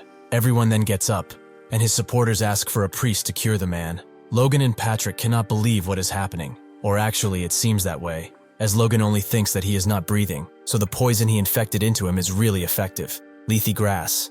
After injecting it with force and frying it out for 3 days to concentrate it, its medical properties will be greatly enhanced, and it becomes a deadlift poison that triggers cerebrovascular hemorrhaging. This truth will be revealed 15 years into the future, and it's something that the Grandia Liberation Front will discover for the purpose of assassinating the upper echelon controlling the Empire. Logan asked Philip to bring him the necessary herbs several days in advance, and by attaching a small needle to his ring, Logan was able to inject the poison into the Count before the meeting began. Although neither a knight or a magician would be fazed by it, against a normal aristocrat like the Count in question, it is incredibly effective. This guy was also the 9th assassination target of the Grandia Liberation Front, codename Parasite, and Logan says that in this life, he will cut that tenacious life short before he can sell out the country. Logan then looks at the princes, thinking about the only question that stands now. What will they do now? Especially since Romain finds what happened infuriating. Next, 2 men come, prepared to take away the lifeless body of the poisoned Viscount. Seeing this, the first prince is unsure of what is happening, while the second one is furious. Everything being done, Romain turns to his brother and asks him if he really dares poison his subordinate. Hearing this, Reuter says that there was nothing for him to gain by killing his traitor, so it wasn't him. He then accuses his Romain of the same thing, asking who he thinks would fall for a farce like this. Romain remains stunned by this, unsure of Reuter's choice or worse, a farce. Suddenly, another Viscount raises, saying that Romain's accusation is an unreasonable one, as they aren't even aware of the reason behind Count Clet falling unconscious. Another person then interrupts the men, asking why he is angry. In the end, it was His Highness Romain who initially accused His Highness Reuter of poisoning the victim, or perhaps the man was provoked upon hearing the word traitor. Hearing this, the man remains stunned. He tells the other guy to shut up, asking him where he thinks he is right now. It seems like chattering is being heard all around, and people are talking. Logan thinks that those two in particular are butting heads first after all. Just like Logan and Bifrost, the two of them are famously hostile northern families. And another similarity is the fact that the family heads are a knight and a mage. The blonde guy asks Count Roxina if he is courting death, and the guy tells Count Chloe that this is exactly what he wants. Overseeing the scene, the judge bangs his hammer, as if it holds any power at the time, telling the man that they would be mad for fighting in the assembly. That is when he sees the bigger picture. Everyone is riling up their aura, prepared for a fight. Seeing this, the judge asks what is happening and drops his gavel. Suddenly, someone yells for everyone to halt. This voice makes everyone turn around, wondering what is happening. As the man enters the room, he tells everyone to calm down, as they must properly investigate this situation to unveil what truly happened. This man is no other than Felix himself, and he says that this is not a matter to be dealt with through emotions alone. Seeing this, Logan thinks that Felix barged in with good timing. However, it won't be easy this time, as the princes themselves started screaming, with Romain saying that the situation is clear as day, asking Felix what other proper procedures he wants. The first prince, however, says that he strongly agrees with the Duke's words, as Romain had no real justification for it, so he decided to get rid of a useless puppet by staging this farce. Hearing this, Romain asks if Reuter really dares say that after such an underhanded assassination, and Reuter says that Romain shouldn't be opposed to an investigation if he is so forthright. Felix then steps forward and asks both of the princes to calm down. Yet as he does, two people are blocking his path. These are Jordan and Juan, who seem to have taken Felix by surprise. Jordan tells Felix not to intervene, and Juan continues, saying that even he won't have an easy time against the two of them. Felix turns to them and asks if they even understand the situation they are letting unfold. Yet both of them remain unfazed by this question. Seeing what unfolds, Patrick asks how this could be. The three sole dukes of their kingdom are in conflict.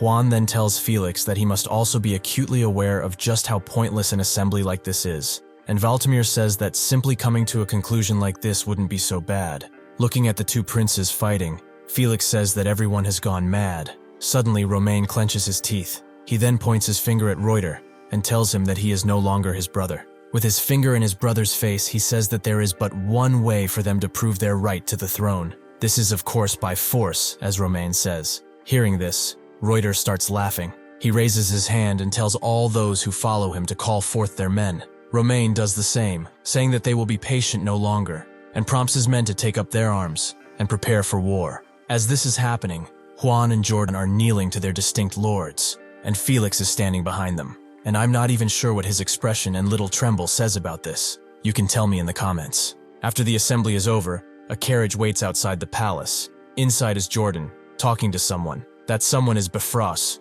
who seems to be asking Jordan for time to finish with the McLains. As he acknowledges this, Jordan is hardening his grip on his own arm. He tells Bifrost that war could break out at any moment, and he is asking for time. Hearing this, Bifrost realizes the mistake he has made and gets into an upright position. He thinks that Jordan's name as the blazing heat sword truly signifies only his strength. In reality, he is an exceptionally cold and calculating man, so if he gets one wrong answer, it might mean the end for everything. Bifrost puts his head down and tells Jordan that it wouldn't take long, as he would only need 10 days. But Jordan tells Bifrost he is inefficient, leaving him unsure of what to say. Jordan then explains that the most efficient solution would be to bring the McLains under their faction. Then, their forces would be added to their intact, and upon hearing this, Bifrost is left speechless. Jordan then says that he even sent Luther to do that, but someone warned that the McLains were too rotten to take in. Hearing this, Bifrost starts asking for forgiveness from Jordan, saying that he lost himself in his greed and did something unforgivable.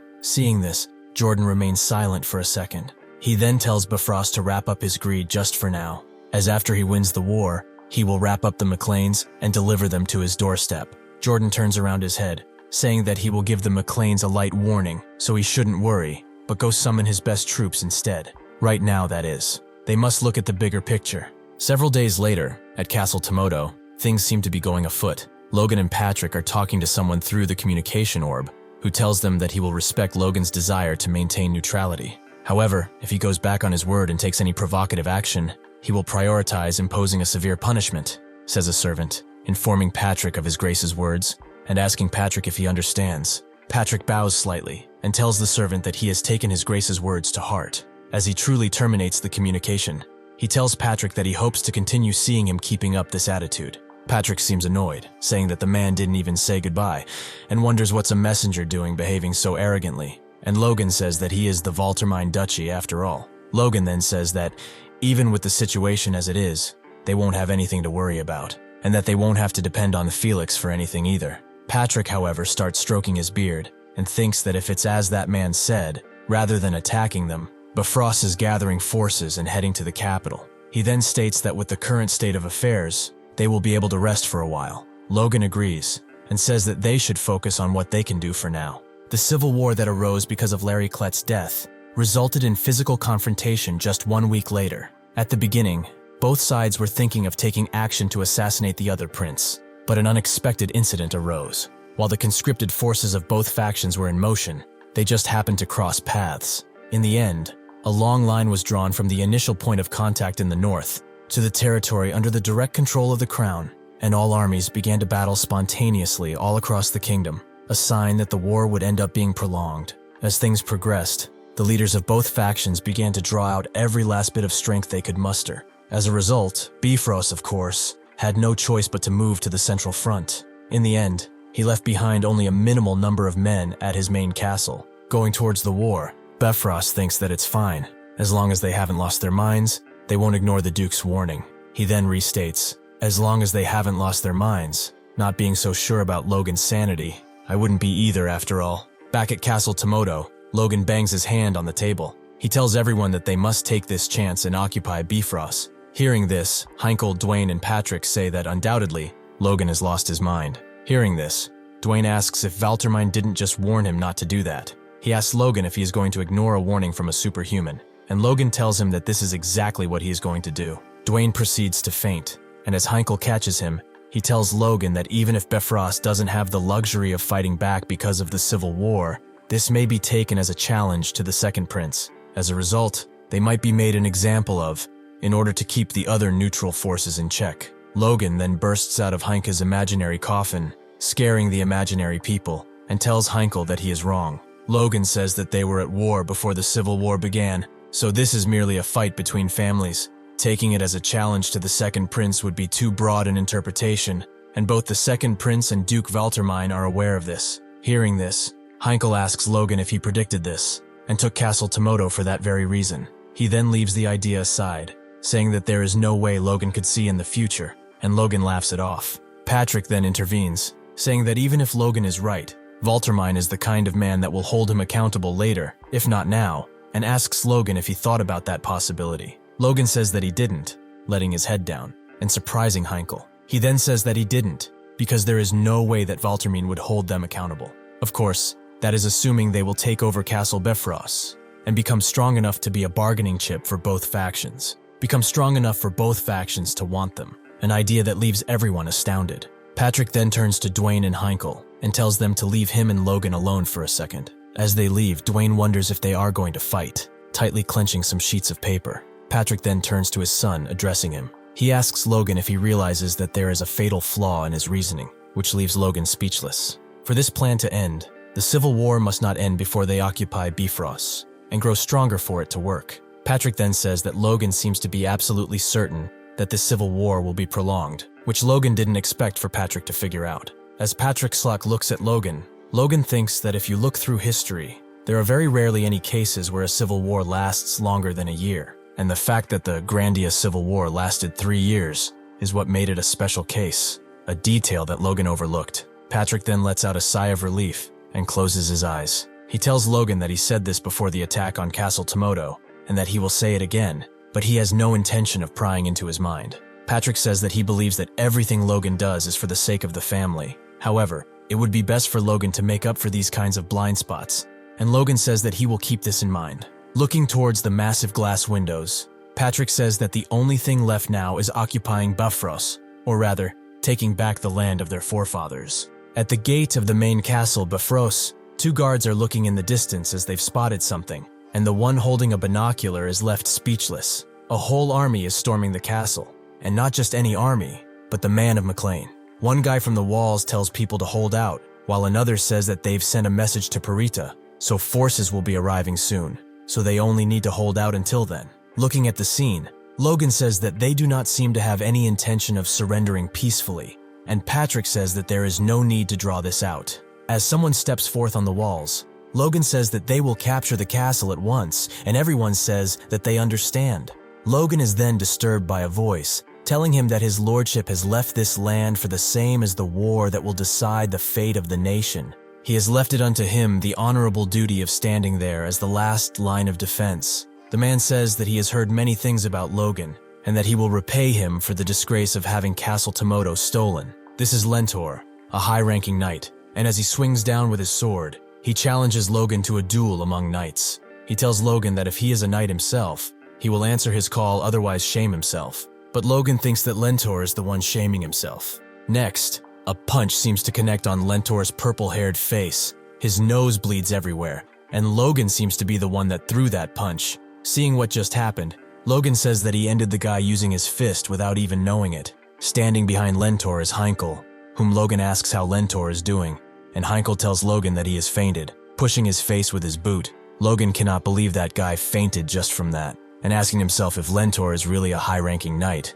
and Heinkel says that it seems like Bifrost has really lost itself, asking how could he leave a man that's all talk to command his defenses. Logan then turns towards his father, telling him that they are finished, but he doesn't seem to be paying attention. Once again, he tries to get a hold of Patrick, but he seems mesmerized. Patrick says that this is it, the land of their forefathers, from which they were chased out of 200 years ago. Looking down on it, Patrick asks who would have thought that they would reclaim it so easily. Logan looks at his father and smiles. He then turns away and says that it wasn't easy. They both look behind at their people. Heinkel, Ranyan, Victor, and every other soldier is smiling under the radiant sky. Looking at Ranyan and Heinkel, Patrick realizes something. He takes in a big breath and says that he now understands. He tells everyone that they've done a great job.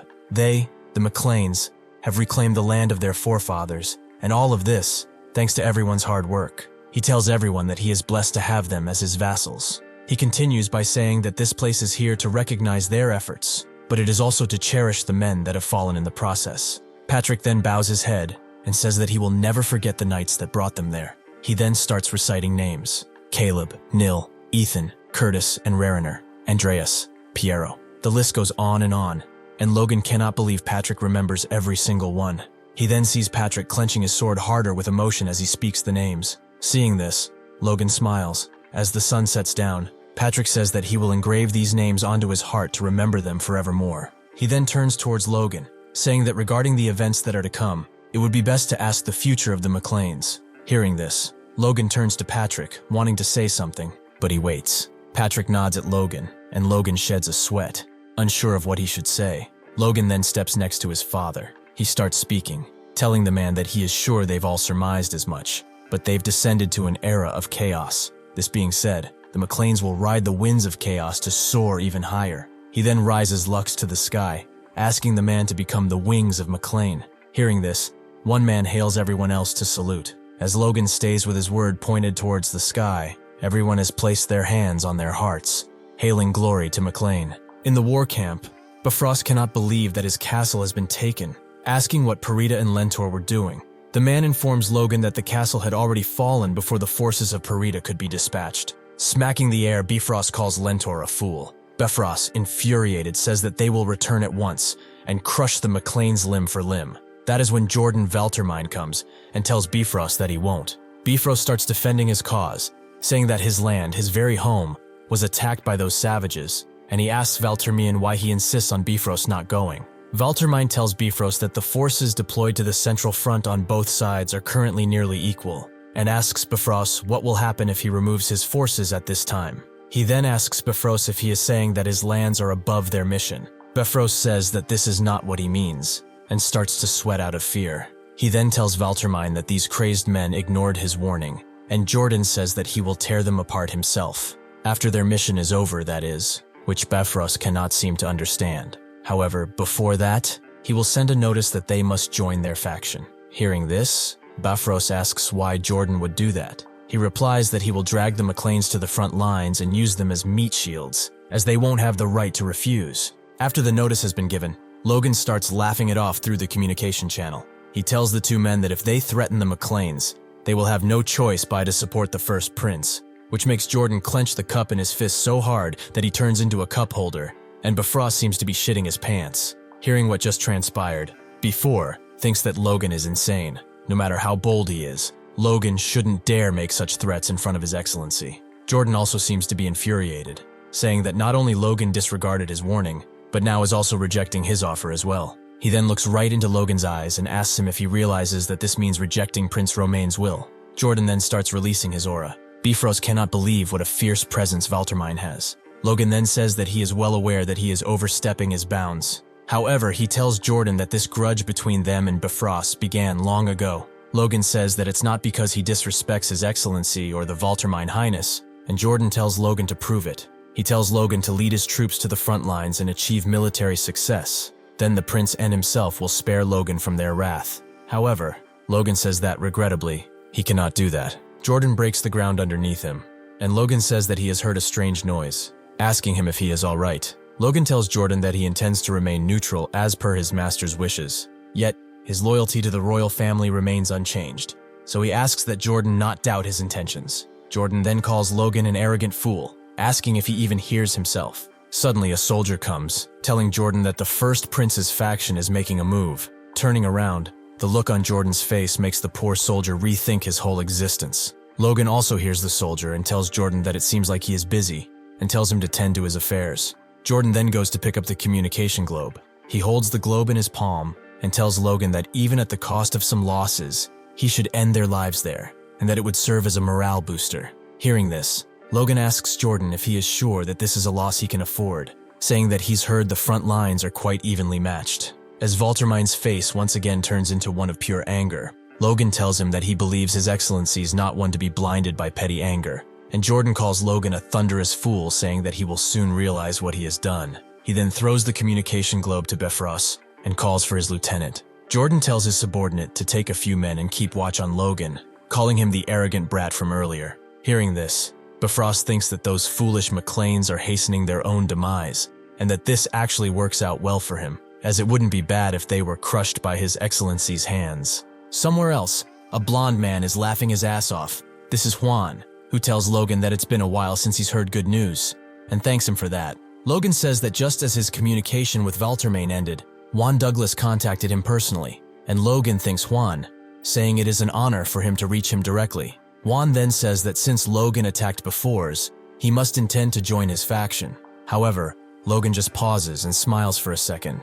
He tells Juan that this was merely an old grudge of their family. He tells Juan that is sorry, but they are not yet ready to pledge support to anyone, thinking that that's quite a headache waiting to happen. Juan then tells Logan that with Jordan's ruthless nature, he will likely try to swallow his entire family whole. That is when Juan asks Logan what he intends on doing then, but Logan remains silent. Logan tells Juan that he just received word from Jordan, as he begged, and managed to smooth things over, leaving Juan to ask if this is all. Logan then tells Juan that his family doesn't have the resources to do anything but maintain a firm neutral stance. However, he will be supporting His Excellency in spirit. He then asks Juan to make sure that the remaining Bifrost forces are crushed, and Juan laughs, saying that Logan really does speak his mind. He then tells Logan that he will give him some advice just in case. He tells Logan that if he deceives him, he won't let it slide so easily, and Logan thinks that everyone is threatening him from all sides. But with this, McLain's neutrality has been officially recognized, so there's only one thing left to do. At the Parida estate,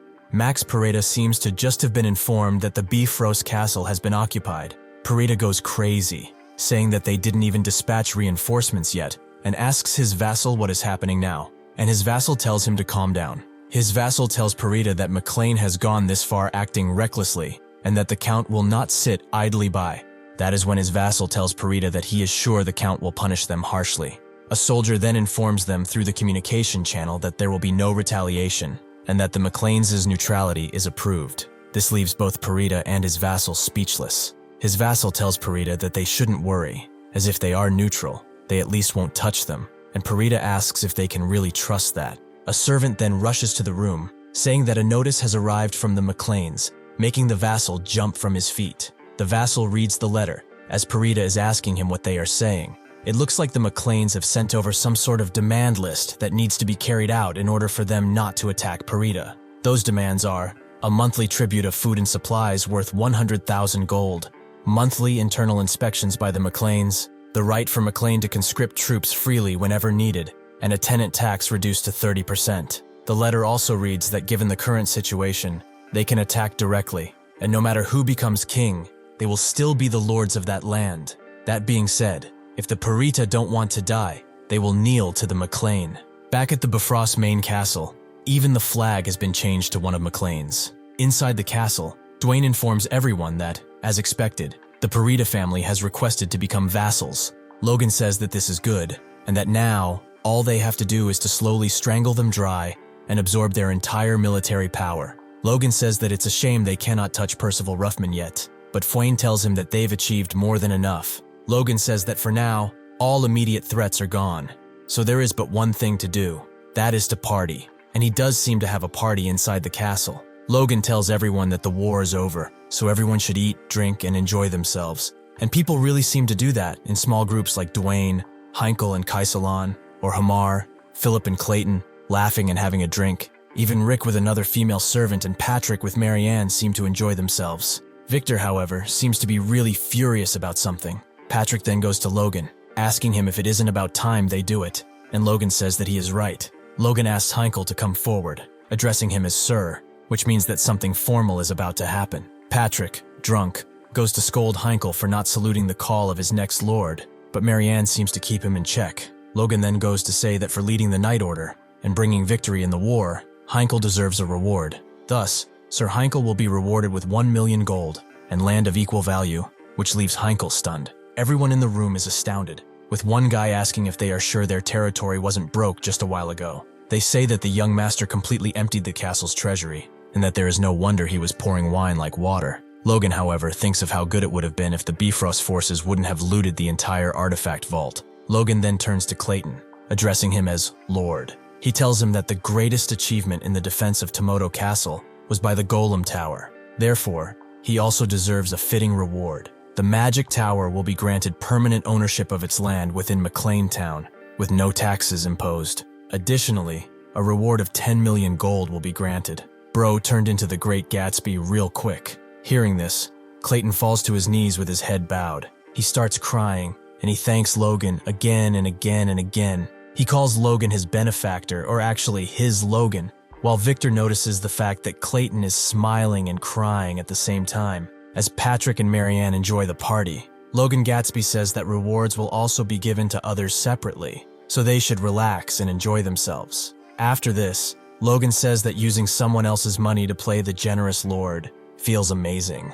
Logan then looks at Eileen, who is dressed in a beautiful cherry red dress next to him. Logan turns to her, asking if she really loves the rewards so much, and saying that the Floyd family isn't exactly poor. Eileen turns to Logan and tells him that it's not just the money, but the fact that this is the first money she has earned on her own. She then asks if women in this country even have the chance to make this kind of money, and says that just this much makes her feel like she's accomplished part of his dream. Ranyan then goes to catch Logan's attention. Ranyan asks if Logan is not also going to take care of their blacksmith, and Hamar seems to be waiting for a reward. Logan laughs, thinking that ever since he got a sword from Hamar, he's been really looking out for him, and says that of course he will. He says that he has already got the perfect gift for Hamar, making Hamar wonder what that is. Outside the castle, a carriage stops. A soldier of McLain tells a dwarf to get off as they have arrived. The dwarf, having instead a left hand, says that he cannot believe a human is cramming up slaves into a carriage like cargo. He gets out of the carriage and says that it looks like this time, the master is a real twisted pervert. Inside the city, people are cheering, walking kids are playing, and overall, people seem to be having a good time, and to be happy. Seeing this, the dwarf wonders if this is the place where they will be working from now on. And it seems he is not the only one, as more dwarves are getting down from the carriage. acknowledging the high number of humans around, which they don't seem to like so much. Then they start talking among themselves, saying that this time, the master is really strange, as they didn't expect sending such fine carriages to transport them over. One even says how nobles only perceive them as livestock to be hauled around, while his friends say not to expect much, as in the end, all nobles are alike, and some just love flaunting their wealth around, as they have enough luxury to even provide carriages for slaves. Hearing this, the dwarf with red hair, who seems to be going by the name of Timar, tells his pal to shut his mouth, as someone might hear them. Yet his friend asks Timar if a proud dwarf like he is, plans to grovel down before humans. He then looks at his left hand, and asks if losing it also made him lose his pride. A guard then shouts towards the dwarves, telling them that if they're all of the carriage, they should move, startling Timar. Turning his head around, Timar thinks about what his pal said, calling him a fool, and asking himself if they don't realize that clinging to pride only makes things worse. Looking at the hook acting as his hand, he says he indeed lost his pride when he lost his hand. The single thing keeping a dwarf like him who can't even forge properly is his lack of pride. The dwarves then follow the McLain guard. Timar seems to be the first one before the soldier, strolling through the city. However, he keeps his head down, unsure of what's to come. Looking at the ground, he asks himself if life is even worth living anymore, and if he shouldn't just die and end all the suffering. A cheery man with gray hair and beard then greets them, happy that they've arrived. He starts counting the dwarves, and realizes that there's 10 of them. A perfect count. The man then shouts for someone to inform Lord Hamar that the kin he has requested have arrived. Hearing this, the other dwarves can't grasp the idea. One of them, a dwarf, being a lord. Timar even goes to ask the men if he's really just said Lord Hamar, and the man asks Timar if he knows Lord Hamar. The man then goes on to boast about Hamar, calling him the greatest craftsman in their territory, saying that the things he's created transformed this land. He then tells Timar that because of this, they also have high expectations from them as well, and this makes his face light up. Hearing the way the human talked about Hamar makes him wonder how remarkable of a dwarf and craftsman must he be for a human territory to respect dwarves. Hamar then gets to the scene and says that finally, the long wait has concluded and that HSI kin has arrived. Hamar tells his people that he is glad to see them all in good health, and Timar seems happy to see the situations unfold, finally having a caring and nice master. As Hamar speaks, the man starts drawing a smirk in the corner of his mouth, and Hamar says that since they're all in such good shape, they can start working. In fact, he says that he can start working them like dogs right away, since they are all so healthy and prone for labor. Hearing this, the expectations on Timar's face and the other dwarves seem to have shattered, as this is not at all what they have expected, as Hamar tells them to get inside as fast as they can, since they have mountains of orders to fulfill. Timar's mental image of his new master then shatters before his eyes. A few days later, Logan appears out of nowhere and asks Hamar if he has received his gift. Hamar greets Logan and tells him that he has received it indeed, and that thanks to him, the crossbow production has sped up, all while Logan looks around, asking, where are the dwarves? Hamar then points his finger to the left and says that they are all working diligently as the gears of this workshop.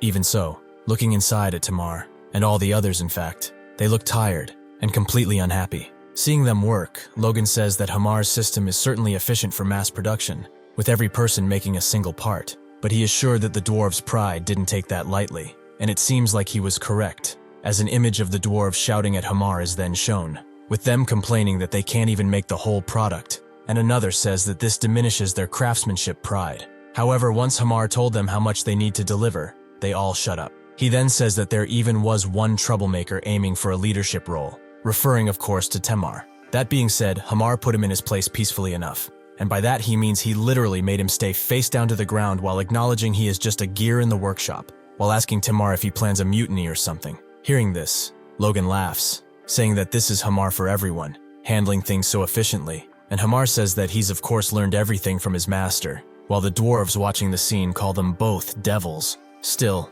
Timar thinks about something. It seems that Hamar has made them the same deal Logan made with him. If they work their hardest for US 20 years, he will grant them their freedom. Looking down at the part he is making, Timar acknowledges that this is the deal his master made to all of them, and that it's a chance they will never get again. Hamar then looks at the dwarves as they work diligently. He then turns to Logan and asks him why they need so many crossbows, as what Logan asked is enough for 10,000 people to use and still have leftovers. And Logan tells him that this is because 10,000 people will use them. Hearing this, Hamar is stunned and tells Logan that they are making a 10-year supply in advance, telling Logan that this is some excessive preparation. Logan, however, starts laughing, telling Hamar that he's wrong, and that he's in fact creating a militia of about 10,000, which is already being recruited. After hearing this information, Hamar screams so loud he can be heard from outside the workshop. His body language suggests his anxiety and astonishment for what Logan has said, while thinking that he is preparing yet another war, and Logan says that he can see exactly what Hamar thinks. While Hamar places his forehead between his fingers, Logan thinks that the Civil War had just begun. Most people don't realize this war could last 3 years. Not that an imperial invasion awaits at the end of it. A war once fought by elite soldiers will soon turn into a war fought by mercenaries, paid with whatever wealth can be gathered. And in the end, it will become a war fought by desperate peasants forced to take up arms. Logan thinks that it will be a horrific sight, nothing short of hell descending upon this world. And so, they need to prepare for that moment. Hamar then asks, knowing that he shouldn't be the one asking, if it's really okay to arm that many commoners. Logan replies, telling Hamar to just make sure the people live well. Then even if you give them bombs, they won't rebel. Speaking of bombs, Logan tells Hamar that there is something he would like for Hamar and Lord Clayton to secretly develop, and Hamar has a bad feeling about this. At the Magic Tower, Logan seems to have shared the same information with Clayton as well. He wants them to develop a bomb that detonates with a time delay. Logan says that Clayton is correct, but that this is not all, as it should also detonate upon receiving a certain level of impact, and that the force gripping it tightly should be enough. As Clayton writes everything down, Logan tells him that it should also give a light vibration as a warning before it explodes. Otherwise, some might forget to throw it,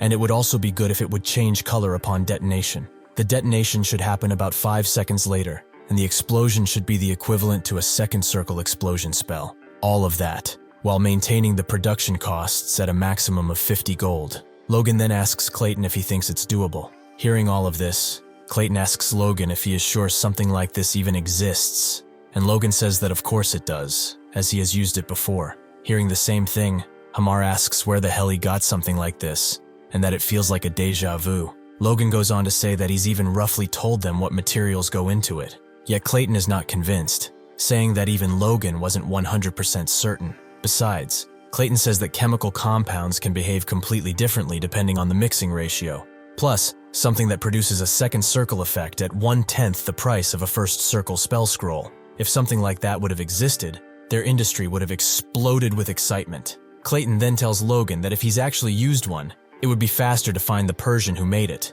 So he prepares to use the communication channel to do just that. He calls Felix's advisor, and the general from his former life, who also asks him if there is someone around him that knows how to make such strange items. The man tells Logan that he doesn't have any close ties with a mage, and Logan can't believe it that he really doesn't know. What he's trying to create is Liberatio, a bomb named after the ancient word for liberation. It was a weapon that dealt a significant blow to the Empire during the Grandia Liberation Front. However, only a handful of people knew how to create it, and unfortunately, Logan wasn't among them. Even so, he thought that if anyone had a clue, it would be Commander Lewis at the time. The creator of Liberation, supposedly, was an earth mage that drew inspiration from the ancient dwarven weapons. So if anyone can figure it out, it is sure to be those two, Hamar and Clayton. Hamar tells Logan that at first, he thought Logan just dreamt all this up, but the vivid way he describes it makes him doubt himself. Hearing this, even Logan thinks that strangely, his memories of Liberatio are strangely clear,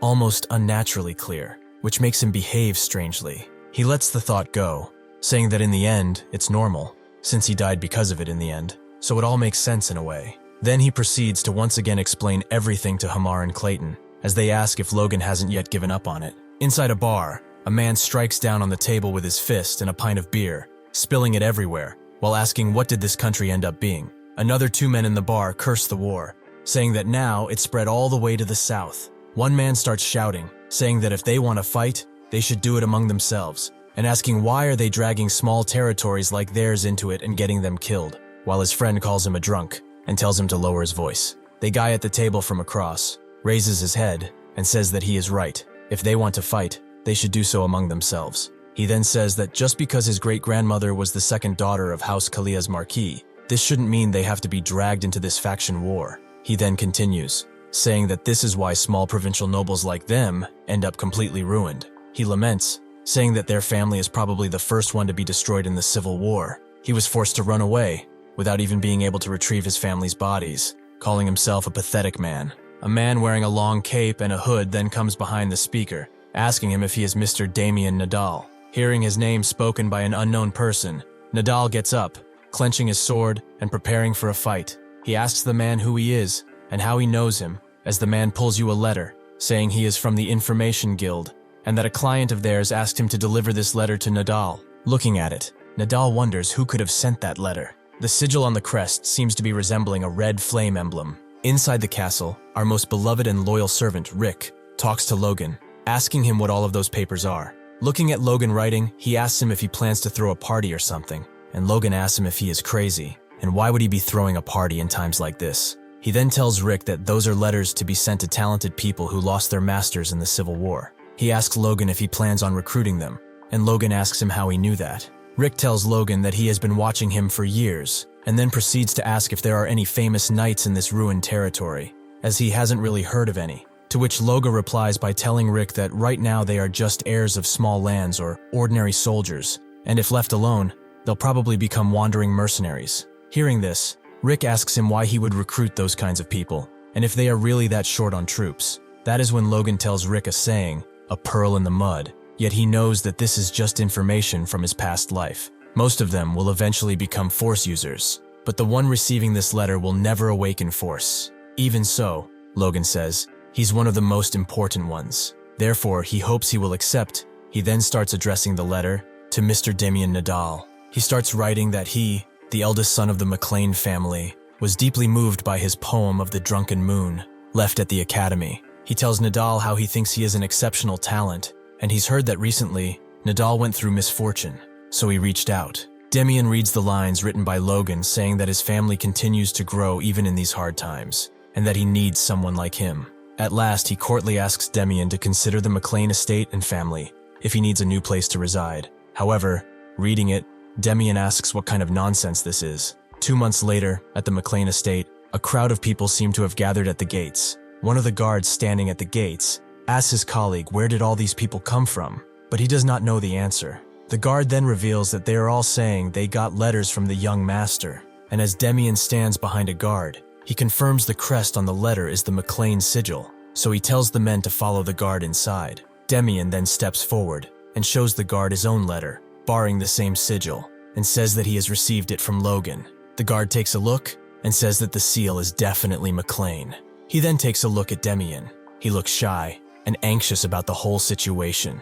He tells Damien that it's been verified and that he should follow him, while wondering why would the young master send a letter to a vagrant like him. They then proceed through the pathways of the city and the castle. Looking around, Damien starts to wonder. He asks himself if McLain is trying to grow their territory by taking in war refugees. Even so, he wonders why he would get a letter. Looking around the city, Damien finds it peaceful and wonders if Logan didn't perhaps send the letter to the wrong person. Inside the castle, Logan and Damien seem to have met, with Logan taking Damien's hand, introducing himself, and saying that Damien must be tired from such a long journey. Damien says it's nice to meet Logan, wondering once again if Logan got the wrong person, while he tells Damien to take a seat and talk. He gives Damien a cup of tea, saying that it's still chill, and Damien thanks him. Damien starts sipping from the cup, while at the same time looking at Logan. He assesses Logan's appearance, wondering if he knew him before, but then quickly saying there is no way he would have forgotten red hair and red eyes like his. However, looking at Logan's face, he cannot understand why he is so happy to see him. Looking back at Damien, Logan thinks that even the genius of the Liberation Front had a clueless side. It appears that in reality, or in Logan's past life actually, Nadal was a master of encryption systems and a genius of information management. For more than 20 years, he thoroughly protected the identities of the Liberation Front members. Logan thinks that without saying, his talent goes beyond impressive, but above all, it's his upright character that makes him most desirable as an ally. Even after losing his whole family in the Civil War, he fought for decades for the future of this struggling country. Logan thinks that if he can win Damien's heart, he is someone he can trust unconditionally. Logan then proceeds to strike a conversation with Damien, saying how he has heard that Damien has graduated from the Academy's Public Administration Department. He then asks Damien if he would like to start as an assistant to their chief administrator, telling him that if he proves his ability, he might oversee an entire city someday, which shocks Damien. Damien asks Logan why he'd go so far for someone like him. and Logan asks him if he is not already aware of it, to which Demian replies that he isn't. Logan tells Demian that just as he had mentioned in the letter, he was truly moved by his poem. He tells Demian that having talent in poetry, he can understand context and express things concisely, which is a great skill that could help in management and administration as well. Yet once again, Demian thinks that this is nonsense. While Logan gracefully drinks from his cup of tea with his little finger raised, as English royalties usually used to do, Logan himself then goes to also acknowledge that what he said is nonsense. But he had to secure him no matter what. He thinks that maybe not now, when they're just a small house, but someday, when McLain becomes more than just a noble family, Demian will be a great asset as an information manager, even if it's not his specialty. Right now, he will have to endure the role of an administrator for now. 1 week later, Dwayne and Logan are talking, and with his face all lit up, he tells Logan that this kid is amazing. He points his finger to Philip, grabbing him by the shoulder, and tells Logan that he and Demian together managed to do the work of over 10 people on their own, and asks Logan where he has managed to dig these kids of people out from, and Logan cannot believe that this was actually a good fit for Demian. Logan tells Dwayne that this is great, and to make sure to help Demian adjust smoothly, and Dwayne tells him that there is no other choice but to treat talents like them with the utmost care. Dwayne then goes on to bring a separate matter to Logan's attention.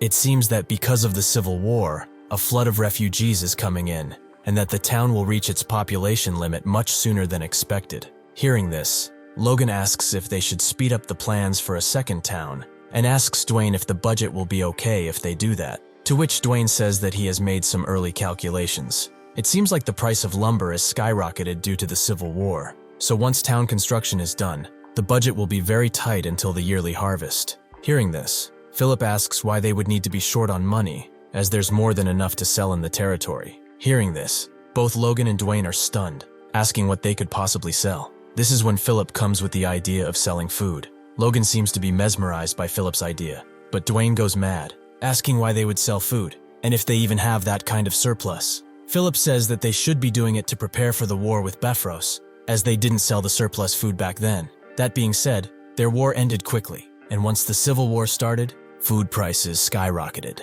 Philip says that even selling just half would solve their financial problems. Then, he says, with the remaining money they could even build ranches, which Logan seems to consider. He thinks that in the long term, in order to mass-produce thousands of crossbow cavalry, it's something they will definitely be needing. He thinks that right now, they are relying entirely on imports, but to sustain the army, they'll eventually need their own supply. So he tells Philip and Dwayne that this is a good idea. Hearing this, Dwayne once again gets mad, while Philip cheerfully smiles, saying he already knew Logan would be on par with him. He tells Dwayne to let Philip handle that matter, and he tells Philip to squeeze out as much profit as possible, and use the leftover money to buy lumber as well. He then tells Dwayne to start preparing for the construction of the second town, and Dwayne abides. Dwayne then reaches into his inner breast pocket to give something to Logan. He hands him a letter, claiming it came for him, but was sent to Dwayne's office by mistake, and Logan thanks Dwayne for the care of giving it to him. The letter bears a black seal with no crest, and that's how Logan knows it's from the Information Guild.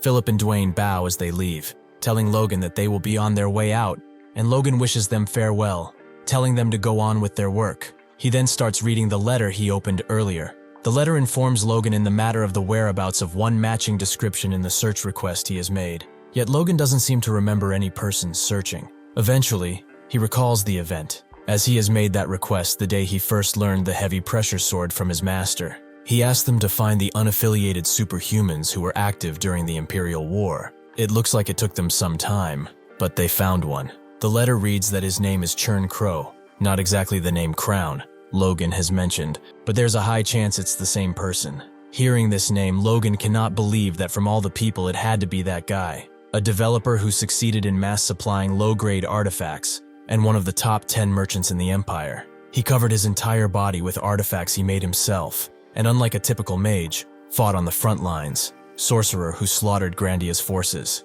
He was called the Massacre Sorcerer, Crown. Logan clenches the paper tightly, remembering that because of the low-grade artifacts he supplied to the Empire, they say Grandia's downfall came nearly twice as fast. As an enemy, he is an extremely dangerous opponent, so Logan's best option is to recruit him.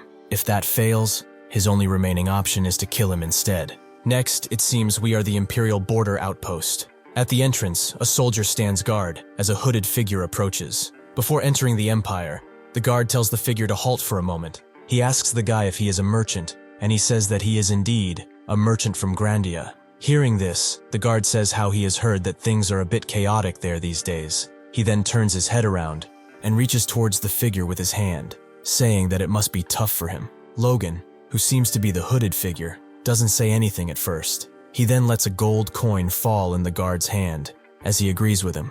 The soldier looks at the coin and tells Logan that there is no need to worry anymore. He grants Logan entrance into the kingdom and tells him that their empire is peaceful. Seeing the plains, Logan says that it's been a while since he's last been in the empire. Logan says that according to a report from the Informational Guild, the person he is looking for isn't living in a major city, but in a border territory, thinking that he doesn't know why a future superhuman would heil up in a place like that.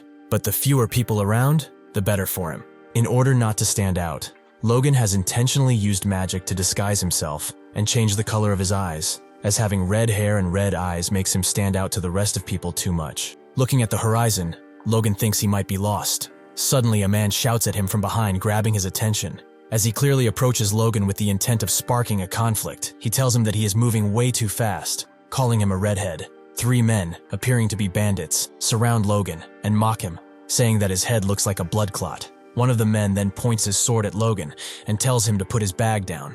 He threatens Logan, saying that if he resists, he will make him bleed just as red as his hair. Yet Logan renders unimpressed by this display. Sometime later, it looks like Logan has arrived at an estate that bears the crest of a dragon or lion. The bandits, all beaten up, tell Logan that they've arrived at the destination. The bandit that was threatening Logan earlier now places his hands together, begging him to let them leave, and Logan thanks them for their guidance and lets them go. They thank Logan as they leave, and Logan simply huffs, thinking about their stupidity. Logan steps inside the city, looking around at the people on the street. It seems that it is full of merchants, as some are trading materials, like leather imported from Rusfelheim, which is of excellent quality. He then sees a nobleman with his servant. The servant tells his master that they should be resting there for a while, and the master agrees, telling him to find a quiet tavern or something. A boy is eager to sell his newspapers, while a woman is talking to her friend about a trendy dress she has seen in the city the other day. Looking around, Logan cannot believe it, as he has heard this was a border castle,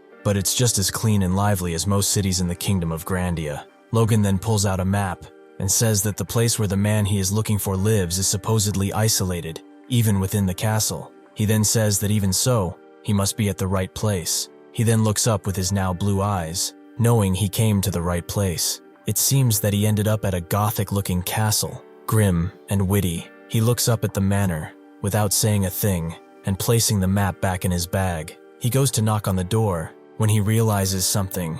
What if the man is already a superhuman? Logan thinks that the man was infamous for his nasty temper, so there's a good chance this ends in a fight if recruitment fails, and that the man is probably a slow-cast type mage. If this is so, Logan thinks that he might just be able to kill him. He then slaps himself on the face. He wonders what the hell is he thinking, as he must do everything in his power to recruit him, not kill him. So he will put aside his past life's grudge for now. He then knocks on the door, asking if there's anyone inside. The door opens, and someone asks who the hell is knocking so loudly outside. A man with a thick beard and mustache appears, saying that he's even told the Lord not to make noise around there, which makes Logan shed a sweat. Looking at the man in front of him, he thinks that he's never seen him before, so he asks if he is Churncrown. He tells Logan that he is Churncrown, asking him what business he has there, while Logan assesses his level as a 5th-class mage.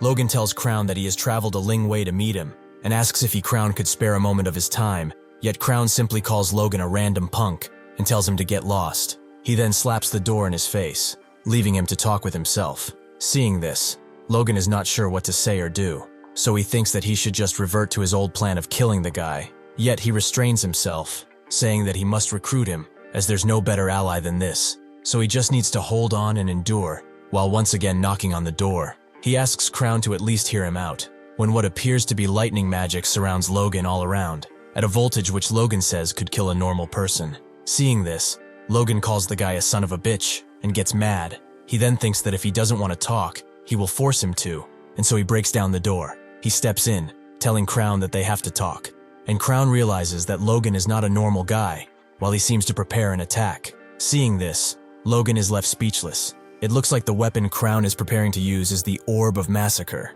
exactly the one he feared. The spell constantly protects Crown's surroundings and automatically repels enemies, an offense-defense type of artifact. Logan remembers that Crown was weaker in direct combat compared to other superhumans, but with the orb, he unleashed unmatched firepower in civilian massacres. However, looking at him, Logan says that he is probably not at that level, since he's only a 5th circle mage at the moment. Logan asks Crown if what he is doing isn't perhaps a bit harsh for a guest from far away, but Crown asks Logan what kind of guest breaks down the door to enter. Logan clams down and tells Crown that he wasn't seeing visitors, so he left him no other choice. He then throws something at Crown. Reaching its feet, Logan says that this must fully compensate for the door. It is, of course, a bag full of gold. Seeing the money, Crown starts sweating intensely, and then tells Logan that he could spare a moment to talk.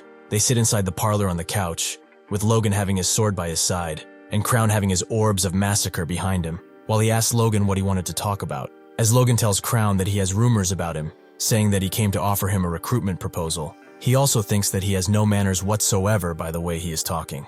The word rumors in particular seems to grab Crown's attention, and he asks Logan what kind of rumors he's been hearing, which Logan finds interesting. He then realizes that this is the sound and appearance of a man that certainly has something to hide. Logan tells Crown how he has heard that he is a master of artifacts, and that just by looking at the things behind him, it makes it obvious that the rumor was true. Hearing this, it seems that Crown's short fuse started burning as he shouts at Logan, asking him where he's heard that. Logan tells Crown that he has been looking for a skilled mage, and that the Information Guild pointed him out. Crown's eyes light up, asking Logan what Information Guild is he talking about. Yet Logan looks directly into his eyes, with no emotion whatsoever, and tells him that this is a detail he cannot share. He tells Crown that he's only came after hearing his reputation, and that it sounds like he's got quite a few sins stacked up, making Crown shout to defend himself, as he swears that he's lived an honest life. Logan looks at his sword, thinking that maybe it's because he's been holding a grudge from his past life, but to him, what Crown is saying sounds like someone who's lived a filthy life would say. Even if he's capable, his personality is a problem, so Logan will have to deal with him there and then, since he cannot Crown stabbing him in the back. To Logan, the Orb of Massacre looks weaker than in his past life, at best a 3rd-class artifact, so if he decides to kill Crown, it wouldn't be hard. He then thinks that he should put it to the test, so he looks at him, addressing him as Sir Mage, and posing an impertinent and sparking question. That being if he's ever heard of the name Crownit, which instantly makes him change his facial expression. Hearing the name, Crown realizes that Logan is not who he says he is. The Orb of Massacre then begins to change color, from blue to red, a sign that the man might be through with talking. He lets out a psychotic smile and he goes directly for Logan's neck, saying that this is where Logan is going to shake hands with death. From outside, it looks like a big explosion has shattered the back wall of the mansion as rubble splatters all around. Crown has left a giant hole in the wall in front of which Logan stood, and he is nowhere to be seen. Crown, however, seems weakened after the attack, since he probably used quite some stamina on it. Suddenly, his facial expression changes into one of wonder. A wave of force throws Crown and his balls away. Seeing this, Crown cannot believe Logan has dodged his attack. He then says that Logan is quite lucky, but this is as far as he will get. He then riles up his own aura, preparing another attack, and asks Logan if he thinks he is a match for his orbs. In response, Logan raises his own sword, prepared to counter Crown's attack, yet Crown calls it a pathetic attempt. Crown attack, leaving behind a big explosion and flames. Seeing the aftermath of his own attack, Crown wants to say that Logan's efforts are praiseworthy, yet not enough. Even so, he might have spoken too soon, as once again he is left speechless by what's unfolding. The whole room is lit up by Logan's aura, and the flames seem to reach the ceiling. Even Crown's orbs seem to suffer from its effects, as next, it looks like they split right through the middle. Crown is also thrown into the wall behind him, and what remains of the orbs falls to the ground. Looking at the floor, Crown cannot believe it. He starts screaming that his artifacts are destroyed. Logan then steps forward and asks Crown how guilty of a conscience must he have for him to react like this, addressing him by the name everyone knows, yet no one dares to speak. Mr. Crownit. With his back plunged into the wall broken behind him, Crown speaks now words in front of Logan, yet you can see the disbelief and anger on his face. Shivering, he asks Logan how he dares speak that name, as he went to extreme lengths to destroy all traces of himself. It looks like there are almost no record of Crownit before he became a superhuman, Logan says, as Crown asks him just who he is. But looking at him now, he looks like nothing more than a runaway fugitive. While debating if he should try to dig up his past, Logan menacingly asks Crown where he thinks he is from. Hearing this, Crown gets annoyed. He then grabs one of the rocks near him and tells Logan not to play around with him. Logan notices that, but it might be too late to react. It looks like Crown had one more orb prepared and hidden. He uses the orb and creates a giant explosion, which seems to engulf him and everything else in front of Logan. It looks like Logan managed to surround himself with mana, blocking Crown's attack, and is now looking towards the floor. It looks like Crown has used the explosion to create a hole in the ground, towards the basement. This is when Logan realizes that Crown has been hiding another artifact. Then, he takes his sword and jumps in the hole after Crown. Logan lands in the basement, which seems more like a library of sorts, with books everywhere. Logan looks around and concludes that this must be Crown's laboratory. Suddenly, a voice disturbs Logan from behind, calling him one sticky bastard. It looks like Crown is now using some sort of staff artifact, which allows him to fly. He shouts at Logan to die, as he prepares yet another attack. Crown then seems to cast two different spells at the same time,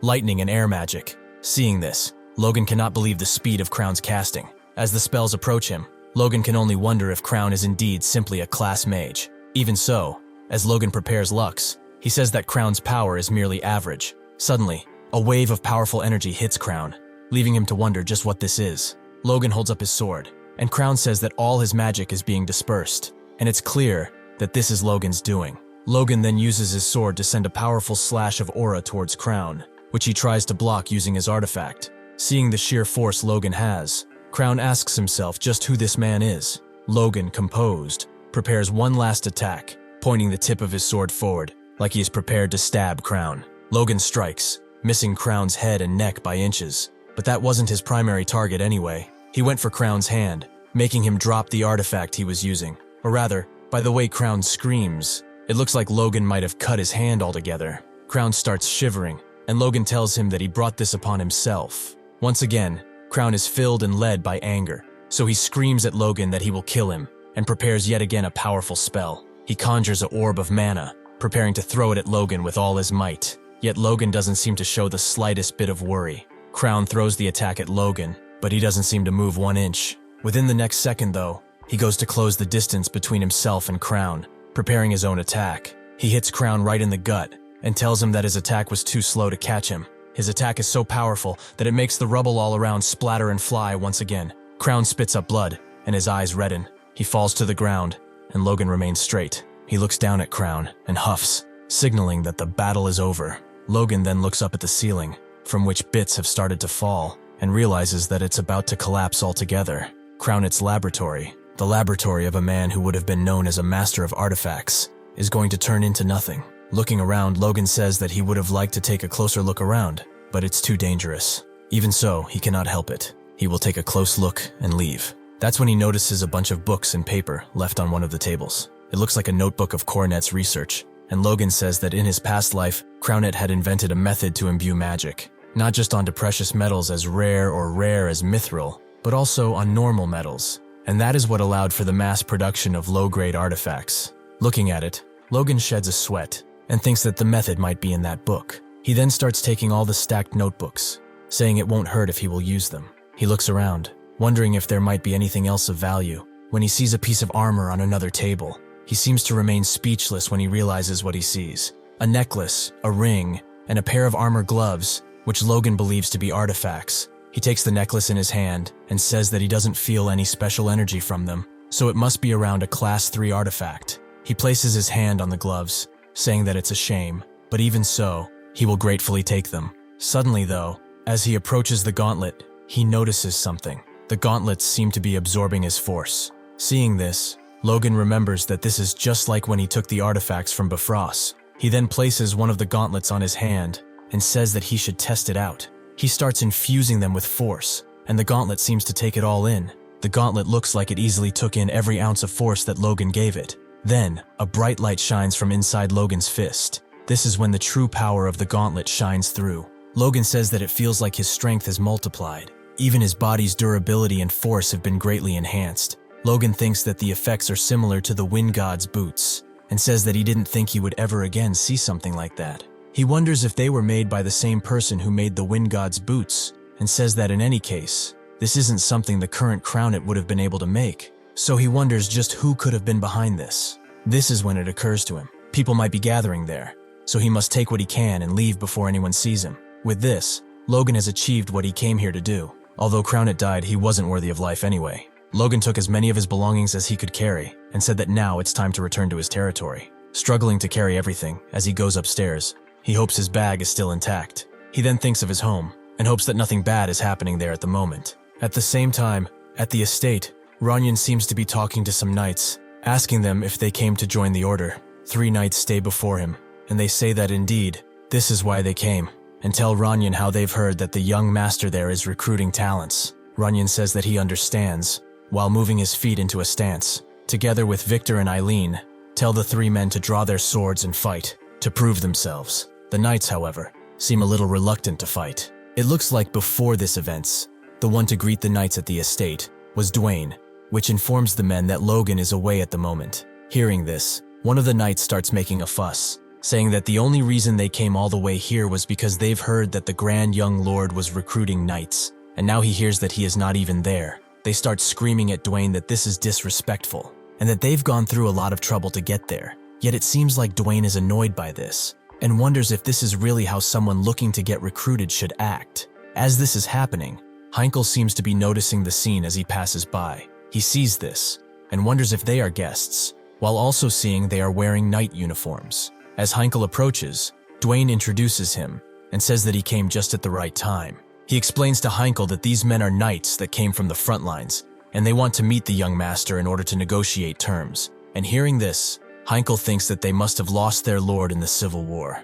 Dwayne then tells the man that Sir Heinkel is the McLain Knights commander, and the man that was screaming earlier now says that you can see Heinkel has a commanding presence. One of the other men then places his hand on his chest and introduces himself as Dylan from Gayfield. He then goes on to boast about himself, saying that for Heinkel's information, in his hometown, he was being called Swift Blade Dylan. Heinkel, however, remains unimpressed by this, and Dwayne goes on to mock him, asking what blade he said he was. Another one then goes on to introduce himself, saying he is Tenon from Tyna, and that his nickname was Steelblade Tenon, and the other says he is Jacob from Tahinan, also known as Mighty Jacob. Hearing this, Heinkel places his hand forward and says that he understands. He then says that they must have plenty of skills in order to receive such titles, as even he doesn't have one yet, calling the men lucky. The man laughs it off, saying that Heinkel is flattering them, and that they are just nicknames from Blackwood's villages, and Dylan wants to say that enemies feared him. But here things are different.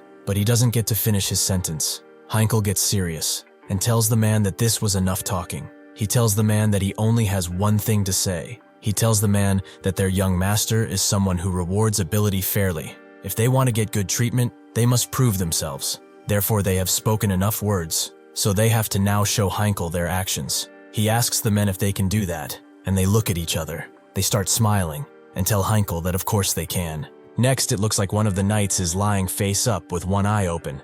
He opens his other eye as well, and with his tongue on the side of his cheek, he looks towards the sky. He wonders why he is lying down while his sword lies next to him, and some knights seem to look at him from behind.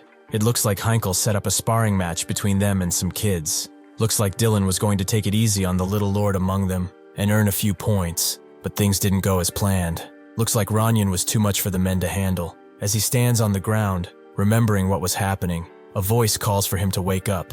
This was Ranyan, and it seems like his voice made the men stand up in an instant. Ranyan tells the man that they've barely exchanged a few blows, and asks him if he is giving up already. He then menacingly stays above the men, and asks if he was perhaps planning to go easy on him. The man denies it, saying that this was not at all his intent. Then he hears some knights from behind talking, saying that they would never do that. Rather, they would wish the young lord would go easy on them. Seeing this, Dylan wonders why they are acting like this, and asks himself if McLain people get trained to kiss up the lord's ass or something. In response, Ranyan says that this is not it, and that these men were going to go easy on him because they thought he looked weak. Ranyan then says that he is still weak. If he looks weak, he becomes a burden to his brother, and he cannot have that. Hearing this, the 2 men on the side realize that what's about to happen is going to be bad for the rookie. They scream at him, asking him what he is doing, and urging him to pick up his sword, but Dylan doesn't seem to get it. He cannot understand why everyone is freaking out, and the knight shouts again, saying that when the young lord pronounces the word brother, the ones fighting him at that moment have no escape. This is when Dylan turns around and sees that Ranyan has imbued his sword with aura. Seeing this, he remains stunned and starts to sweat intensely, while Ranyan simply tells him to come at him with everything he's got, having a murderous intent in his eyes. Ranyan then hits the man, making rubble splatter all around. Seeing this, the two men on the side think that Dylan might be dead, and the other says that he might be coming their way next, so they must prepare. From behind, Heinkel seems to be enjoying the show. Bro simply smiles and lets out a sigh of relief. Looking at the scene, Eileen says that this Dylan fellow, or whatever he was called, at least had quick footwork, and Victor corrects her, saying that he was calling himself the Swift Blade, which Heinkel notices. Heinkel asks Eileen what they've thought about the other two guys, and Eileen says that they weren't that bad either, but they were a bit cheeky. Victor intervenes, saying he agrees with Eileen, and he doesn't know if the man deserves the Steel Blade name, but he seemed useful enough. Hearing this, Heinkel says that if this is so, then this rookie also passes the test. He then looks at Victor and Eileen, and tells them that he knew entrusting them with these rookie matches was a good idea. Then something grabs his attention from behind, and the light seems to change. It looks like Ranyan is using his aura, putting everyone down left and right, as Eileen says that he looked kinda stressed lately, and Victor says that this might be because he hasn't grown much, yet Heinkel tells them that this might be something a little bit more sensitive than that. He then once again looks at Eileen, and says that Logan has been gone for 10 days now, and asks her if they know where he actually is. Eileen replies that she's not sure, as she didn't hear anything either, and Victor nods his head in agreement. That being said, Eileen thinks that knowing him, he will probably return after doing something incredible as always. At the Magic Tower, it looks like Logan has come to see Clayton, and has also dumped everything he has found in Crown's laboratory that was related to magic on Clayton's desk. Seeing this, Clayton is not sure what to say. As Logan lets the last bits of sand fall from his backpack, Clayton asks him what exactly is all of this. Logan smiles and prepares to tell Clayton. He tells Clayton that he has found this in some mage's lab, and they looked like research materials, so he thought he would bring them to Clayton just in case. Clayton then asks if Logan wants him to check them for him, and then realizes something. He asks Logan if these are some other Magic Tower's classified materials, because Clayton would want nothing to do with those, but Logan assures him that this is not the case. He tells him that they are just slime things that belong to some guy who picked a fight and died, but doesn't mention the fact that he was the one that went looking for the guy first. Clayton looks at the book for a second without saying anything. Then he tells Logan that if this is the case, then it won't be any problem, and Logan thanks him, saying that he will leave it to Clayton's capable hands. Clayton says that this is okay and that Logan can go. Clayton proceeds to leave, but Logan doesn't seem to move from his spot on the other side of the desk. Clayton notices this and wonders what's up. He wonders why Logan is still there and asks him if he perhaps has other business he must attend, but Logan just stands there and smiles. Logan then places his hand on his neck and tries to tell Clayton something. It looks like Logan is asking Clayton if he could look through them faster, as in right then and there. This seems to get Clayton a little annoyed, and Logan can see that. He tells Logan that he's kinda busy at the moment, with work that Logan has given him nonetheless, that being the bomb development. If he works on this at the same time, it will take even longer. Clayton looks at Logan, asking why he is still there, and Logan thinks that this is the first time he has seen Sir Clayton this mad since the Earth Tower incident. Even so, he cannot back down either. Logan tells Clayton that the least he can do now is at least see if there's anything useful among the materials. Hearing this, Clayton looks down at the pile of books in his hands and wonders if this is really that important in order to make Logan push aside everything else. He places the books down and thinks about it. He then tells Logan that he will do it, and Logan starts smiling like he is 10 again. Clayton opens one of the books and tells Logan that lightly skimming them will take a few hours at most, so he should go bathe or something down in the guest quarters and rest while he does the job, but he doesn't finish his sentence. It looks like Clayton has found something interesting in the books, and Logan asks him what's wrong. Clayton wonders what on earth he sees there, and once again Logan asks him what he has found.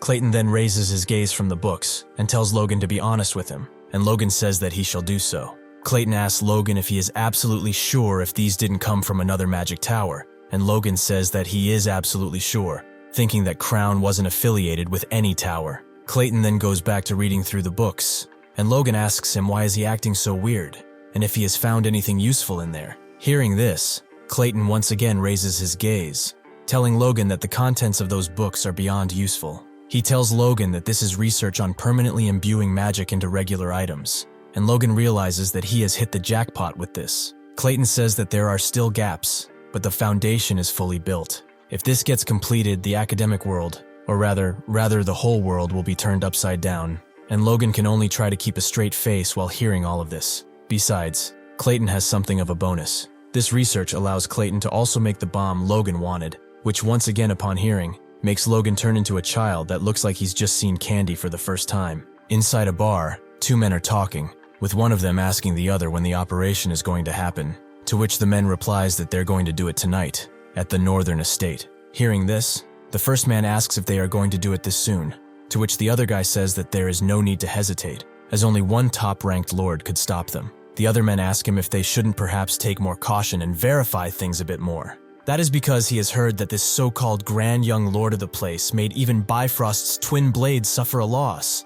So it looks like they are talking about Logan. To this, the other guy says that he shouldn't believe all these rumors, as he is only a 21-year-old kid, and the other guy says that this guy reached high-ranked title at 21. The rumors say that he fights like his level increases during battle. To this, the guy with long hair says that Logan sounds just like a protagonist from some novel, only if he'd known. Still, he says, if those rumors are true, he would like to test them himself. In the night, at the estate, thighs look quiet and peaceful. Logan is in his study with his artifacts behind him, looking over some documents. Someone disturbs Logan, saying that the town's gotten pretty big lately. This is Rick, who tells Logan that there is a market who opened there recently, near the Tomoto Fallen Warrior Memorial, and Logan asks what is up with that. As Rick arranges some books, he tells Logan that there are plenty of interesting goods coming in that you could take a look at. Rick tells Logan that he is planning to visit that market during his vacation, to which Logan replies that he thought Rick would just sleep his whole break. Hearing this, Rick turns around, with blushing cheeks, prepared to tell something to Logan. He says that he cannot do that, as his girlfriend would be upset if he did that. Logan replies by wishing Rick a fun time, without even raising his eyes from the paper he is reading. And seeing this, Rick asks if Logan could at least look at him with a little warmth. He then turns around to his books, and says that he wasn't even expecting anything from Logan, and that is when Logan tells him that he is kidding. Then he startles Rick by throwing a bag towards Rick, telling him to get Layla a nice outfit with that, and also get himself something tasty. Seeing this, Rick is moved, unsure of what to say or do to thank Logan. He jumps over to hug Logan, saying he loves him, but Logan shouts at him to get away from him, with his face looking like the one of a murderer. Rick then tells Logan that he should also take a break and go on a date with Lady Eileen or something, but Logan doesn't say anything to this. He then tells Rick that he should give him those money back in order to be able to take Eileen out, but he did like Flash and left so fast you couldn't even see him. Logan then thinks about the idea of a date. He thinks of him and Eileen together, while wondering how can anyone do something so carefree in a time like these. In the end, as the picture of Eileen smiling is brought into perspective, Logan thinks that he's got way more important things piled up. Even so, his eyes seem to have been lit up by this thought. His whole mind is clouded, thinking about this idea. He then slaps himself, saying that this isn't the time for that. Anyway, after the war with Bifrost, Sir Eileen seems to have realized something, and she's been devoting herself to training every single day. Besides that, the Civil War's movement isn't looking good either. According to the Information Guild's report, the balance of power between the two factions is tilting faster than Logan has expected. It is true that he wanted to end the Civil War quickly to avoid national exhaustion, but their side isn't fully ready yet. Of course, thanks to the formation of the Vigilante Corps and recruiting knights from outside, their current military power has already surpassed what they had before the Tomoto campaign. That alone gives Logan the power to rival a border marquis, but that also means it's still only on that level. He cannot be satisfied with this yet. He needs a bit more time. He thinks that he needs to finish this quickly. Someone lands on the roof, just above his room window. It seems like Logan notices this. He instantly grabs his sword and turns towards the window. Looking towards the window, he said that just now, he had felt a killing intent. He puts on his gloves and thinks that it wasn't too far from there, and thinks that an intruder might be around. He takes his stance and looks at the window. Even so, nothing seems to happen, but Logan doesn't move an inch. Still, Logan remains composed, with no unnecessary movement or sound to be made at this moment. A red glare then reflects from both the window and Logan's eye. The window breaks and someone tries to use a sneak attack and kill Logan in one strike, but he manages to dodge it. Seeing this, Logan cannot believe it. The attacker is using a force blade, and Logan counters it with the same technique. Seeing this, the attacker is being pushed back. The both stand face to face, as the attacker was sent a couple meters after Logan parried an attack. Seeing this, he cannot believe that he had been pushed back. Logan asks him if it doesn't feel electric, as he prepares his next attack and grabs his attacker's attention. Logan goes in for an attack on the assassin, but he manages to block it. Seeing this, Logan finds it laughable for a snake attacker to let his guard down. This being said, Logan will try and finish him while he has the momentum, but he might be in some trouble, as he notices something behind.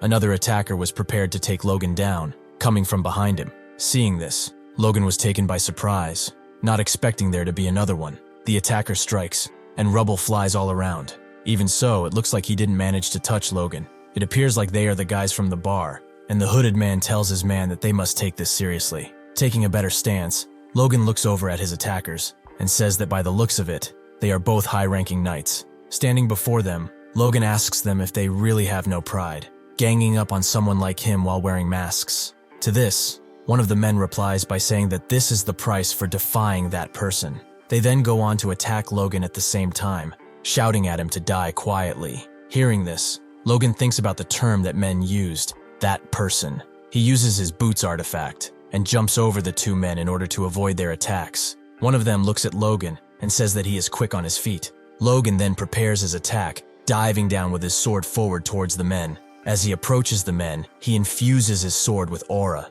Seeing this, the guy with long hair pushes his comrade away. He blocks Logan's attack and huffs in relief. He then pushes Logan away and says that his attacks are dull. They look at each other, and it looks like the long-haired men might be stronger than he appears. Logan jumps back, and the guy that was pushed away tells his friend not to jump out of nowhere like that. And his pal says that Logan's technique is just a cheap imitation of a force blade, as in the end, they're all high-ranking level. Unless some miracle like in the rumors happens, the mission will be completed as they've planned. Logan thinks about his situation.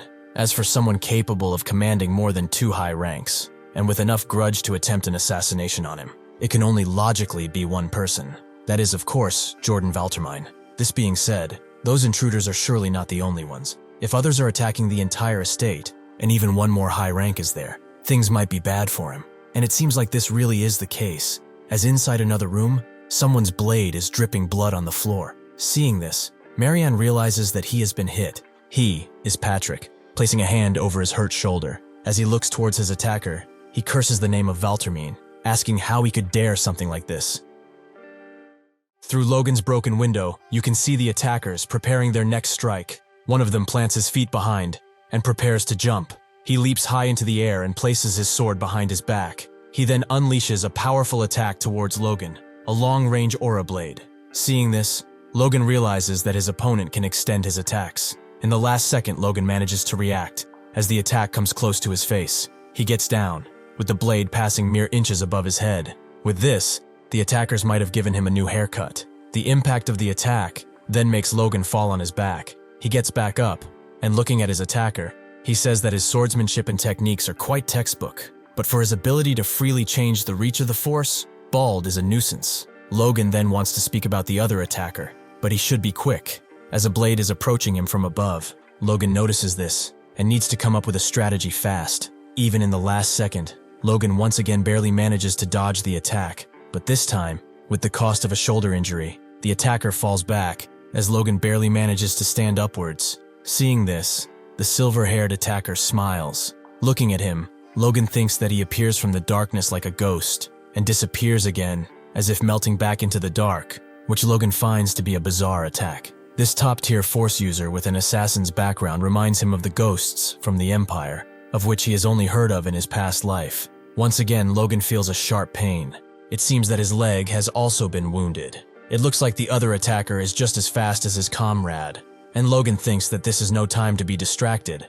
As the fully masked figure jumps for another attack, which Logan manages to block, he thinks that this is a clear crisis. Realistically, he's just a high rank, so there's no way he can handle 2 top ranks. Even so, with that being said, Logan does not feel like he is going to lose. Seeing his perseverance, the 2 attackers are stunned and speechless, unsure of what to say or do. The silver-haired guy even gets annoyed, calling Logan a stubborn bastard. He then clenches his sword harder, and once again jumps towards Logan with murderous intent, screaming at him to die. That is when Logan realizes what he must do to avoid this crisis ending badly. He uses his wind boots, leaping away from the attackers. In an instant, he gets behind his assassins. As he does, he manages to wound them both, saying that whether it's an artifact or a secret technique, he must use whatever he can and focus solely on defense. If he does that, the opportunity to strike back will surely arise. He then takes a look back at his attacker and says that it will be an opportunity, just like the one that stands to come now.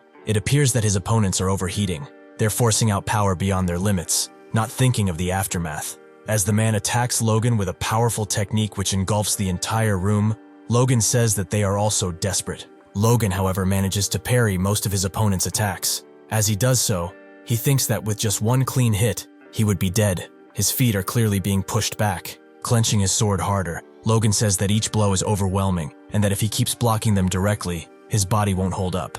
It also appears that his attacker might be aware of this, as the linged in his eyes come back as he prepares to strike again. With full force, he leaps towards Logan, once again screaming at him to die. Fully composed and approaching Logan, the attacker states that this is the end. Even so, his composure seems to be broken within the next second. With veins popping up everywhere around his face, he is not happy at all. Once again, Logan has managed to block his powerful attack, this time holding his sword handle with both hands and pointing it towards the ground while still holding it in the air. An amazing display of strength, as he doesn't budge 1 inch in doing so. After this, Logan smiles from behind the sword, as it appears he might be taking the control of this fight. Seeing this, his attacker calls Logan a persistent bastard, having a sweat break from his forehead. He then hits Logan, throwing him towards the wall behind him. Logan is pushed back, with blood splattering from both his stomach and leg. As he tries to regain his momentum, the silver-haired man prepares to strike from above,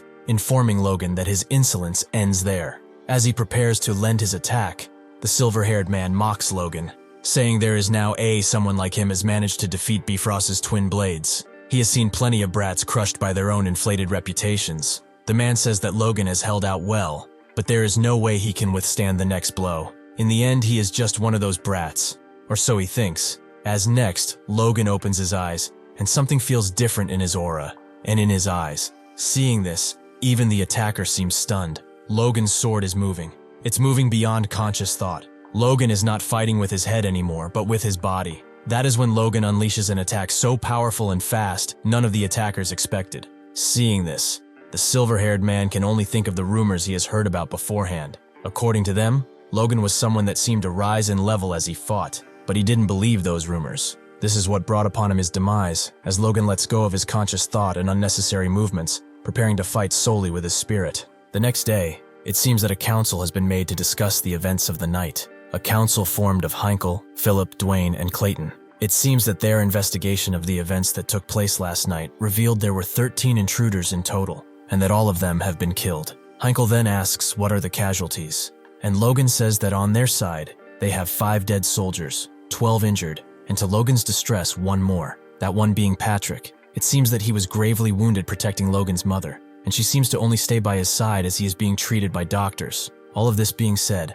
Heinkel says that, considering the level of the intruders, that's still relatively low damage. Logan says that Heinkel is right, as they were made up of top and mid-tier attackers. Even so, none of them had a known face. Heinkel then asks who would pull something like this off. Logan then gets up from the table and says that he believes this was the work of Jordan Valtermine. Hearing this, both Dwayne and Philip start shouting that he cannot do it. There is no way they can stand against the Duke's house. Even worse, they might have to face the entire Second Prince's faction. Hearing this, Logan smirks. He asks Dwayne why he assumes he would pick a fight with the Duke's house, leaving Dwayne to wonder. Logan says that he has some common sense, and is aware that if they touch the Duke's house now, they are dead. If he were the Duke, he would wipe himself out first as well. From this, Juan Douglas would be the only one benefiting. That is why they have to endure. No matter what filth is done to them, whether it's the lord of their soldiers dying, they have to bear it. Dwayne asks why that is, and Logan screams that this is because they are weak, because they have no power. He looks at Heinkel and Clayton, asking if this isn't pathetic. He then asks if he is the only one angry about this. Logan then looks at Heinkel and asks him how the knight's training is coming. That is when Heinkel tells Logan that they are fully prepared. Hearing this, Logan is happy, saying that this is good. He then says that still, thanks to all of the ones present, he feels hope. Hope that one day, they will properly repay this humiliation. Hope that they will have the strength to do so. Logan then bows down to his subordinates. Seeing this, everyone jumps to their feet, with Heinkel even screaming at Logan not to do that. Logan keeps his head down as he prepares to speak to everyone. He asks everyone to keep pushing just a little harder, and soon enough all of McLain's glory will belong to them as well. Seeing this, everyone is touched, with Heinkel almost dropping a tear, and Clayton and Philip smiling. They all agree with Logan, saying that they do everything in their power to help him. After Jordan's midnight assault, Logan and his close aides steeled their resolve to develop the territory, and as a result, everyone started working harder. Dwayne was writing and finishing stacks of documents within a day, while being helped by Philip and Damien, as they are thinking they will be working overtime. Heinkel is pushing all of his knights further in training, as they are carrying whole boulders on their back, and Heinkel telling them that if they are force users, they don't just give up because they've hit a wall, but they take one more step when they feel they've hit their limit. That spirit also reached all the citizens of McLain. 2 lumberjacks see this, and they ask themselves if this extra harsh training is due to something happening. The other informs his friend of the attack that took place last night, and tells him that Patrick has almost died, and that a war could break out. Hearing this, the man calls it insane, saying that no one else would take in refugees like them. They then look at the knights and say that this really isn't the time to hesitate. They cannot lose their home again, and the other says that he has also heard that Logan is recruiting for the Vigilante Corps. In the end, it looks like Valtermine's assault led to an increase in volunteer applicants for McLain's Vigilante Corps. And just like that, 3 months have passed. Thankfully, Logan says, it looks like the Duke isn't going to pull anything else, at least for now. It's already been half a year since the Civil War began, and now it has come to the elite factions clashing head-on. Therefore, Logan says that they probably don't even have the capacity to send assassins anymore. Patrick says that this makes sense, as people are looking at them from the street, wondering if they came out on a patrol. Patrick then says that right now, the Second Prince's faction is being pushed back. As he looks at some kinds in a sandbox, Logan says that they kept losing ground on the Central Front, and now they've been driven all the way west to Valtermine's territory, the border between Valtermine and the Royal Domain, and they also lost one of the twin castles there. On top of that, Logan thinks about his own contribution to this. Bifrost, one of the Second Prince's faction's core powers, lost their territory to them, cutting off their supply lines. So now, in order to maintain their power, they're probably shouldering the Bible's supplies too. That made a losing faction collapse even faster, so that aligns perfectly with his plan. After hearing everything, Patrick goes on to speak, saying that he probably shouldn't even think about such a thing as a knight. But thanks to the Civil War, their house has grown tremendously. Just like Patrick said, by recruiting knights from families ruined by the war, the number of knights is now 170, which surpassed the force they had before the Tomoto Castle campaign. Besides, they also seem to be loyal knights, as they all turn to salute Logan and Patrick with smiles on their faces when they see them. If they also include crossbow cavalry, trainees, and the regular troops, Logan says that they now have 3,500 troops, as one knight tells a trainee to salute the Lord. If they add to that the 5 castles they took from Bifrost, plus the Sylvan and Teslan, and the vigilantes recruited from the 2 other towns, the number goes even higher. Logan says that the total amounts to around 10,000, and Patrick tells everyone they're doing a good job. Seeing Logan and Patrick, 2 other knights wonder if they should also go and greet them. Most importantly, it looks like Logan's training has been fruitful. He is now able to fully use the Force Blade, a power where force itself becomes both weapon and armor, the hallmark of the high rankers. Seeing this, Patrick says that it looks like Logan has already surpassed him, but Logan says he is not quite there yet. He places his hand near his mouth and says that he still can't grasp the 4th form of the Divine Sword Manual, Blazing Flame Slash. Even so, everything is progressing faster than he has been expecting. Therefore, Logan tells his father that he thinks it's about time they put it to use. Patrick asks him what he means by that, and then suddenly, he realizes something, asking Logan if he is really going to do what Patrick thinks he is about to do. Logan then looks up to the sky and says that he is going to end the Civil War. Towards the southern mountains, it seems like goblins are rumbling within a forest. All of a sudden, they get distracted by some sound. It's an earth golem, holding a blue marble. Seeing it, the goblins jump on him, preparing to eat him whole. The golem crumbles, even before being touched by the goblins, and they are left to look down at the rubble. Seeing this, they start laughing at his weakness. However, they do not expect what is coming next. A huge explosion kills all the golems in an instant. The golem once again stands tall, as there is nothing left of the goblins, but the rubble and fire caused by the explosion. Logan then comes behind the golem and says that this is nice. He's happy with the power output held by the marble. He then tells Clayton that the only thing left to do is to shorten the activation time by about half a second, and Clayton says that he will keep this in mind. Hamar then comes and tells Logan that they've used up all the prototypes they have brought, and asks if they shouldn't head back soon. Hearing this, Logan cannot believe it, as he told Hamar to make more, but Hamar thought 1 crate would be enough. Logan thinks about it, and he's happy with the results, as clearing out a whole goblin village only took them about an hour. He then says that this is quite encouraging. Logan then looks back, and they all seem to be affected by some kind of shaking. They hear a scream that is so powerful it hurts their ears, and Clayton says that it's coming from the distillation zone. However, Logan doesn't really seem to care where it's coming first, and he leaps away, saying that first they have to run.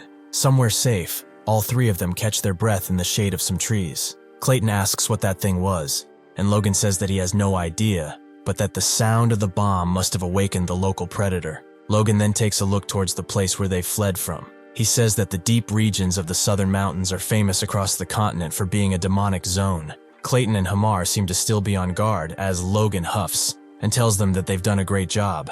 He says that they've had very little intel, but the product turned out much better than he expected. Logan even thinks that it might have even felt better than the one from his previous life. Clayton then explains that the bomb Liberatio has firepower on par with a second-class spell, yet it only has the cost of a 20th of a first-class scroll, which is a revolutionary efficiency. All thanks to the research Logan has brought, says Clayton, as Logan also gives credit to Clayton for it, and Hamar raises his hand, saying that he has also helped. Logan says that this is fair, as without the blueprint, it would be impossible to replicate. Therefore, the method for making Liberatio must be strictly protected. Clayton then says that only he and Hamar know the complete process, and Hamar continues by saying that without knowing the ratio and mana tuning formula, no one could copy it, even if they saw it. Logan says that this is really good work. Logan says that as thanks, he will increase the Magic Tower's support fund by 30%, which makes Clayton shiver in happiness. Also for Hamar, he will reduce his contract term by 3 years,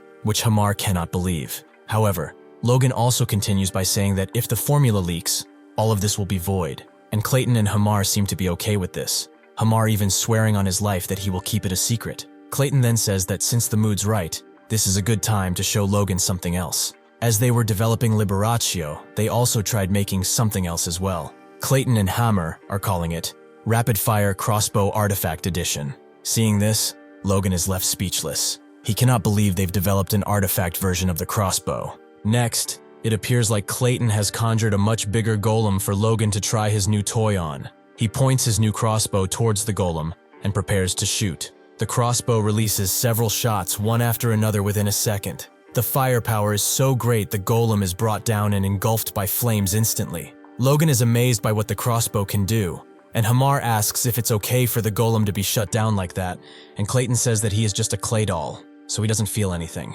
Clayton then asks Logan what he thinks. A DN tells him that each shot has the same firepower as Liberation, and Logan asks if the range was doubled as well. Clayton tells Logan that he is correct, and that they've applied mana resonance to the string, and the range increased dramatically. Clayton explains that it fires 2 bolts at a time, dive times, so after 10 bolts, it breaks as its single use. Besides, Clayton and Hamar needed a full day just to make one, and the production cost was high. Looking at it, Logan thinks that even if they make 1 per day, that's only 365 per year. Still, this level of power is hard to pass up. Logan tells Hamar to prioritize issuing them to the leadership first, and he asks them to make as many as they can over the next 2 months. Hearing this, Clayton says he understands, but Hamar also seems to have something he wants to say. He asks Logan why only 2 months, and Logan puts on his characteristic smirk, telling Hamar that they will need them around then. Next, an information letter is taped on one of the castle's walls, which is being read by a ton of farmers and people.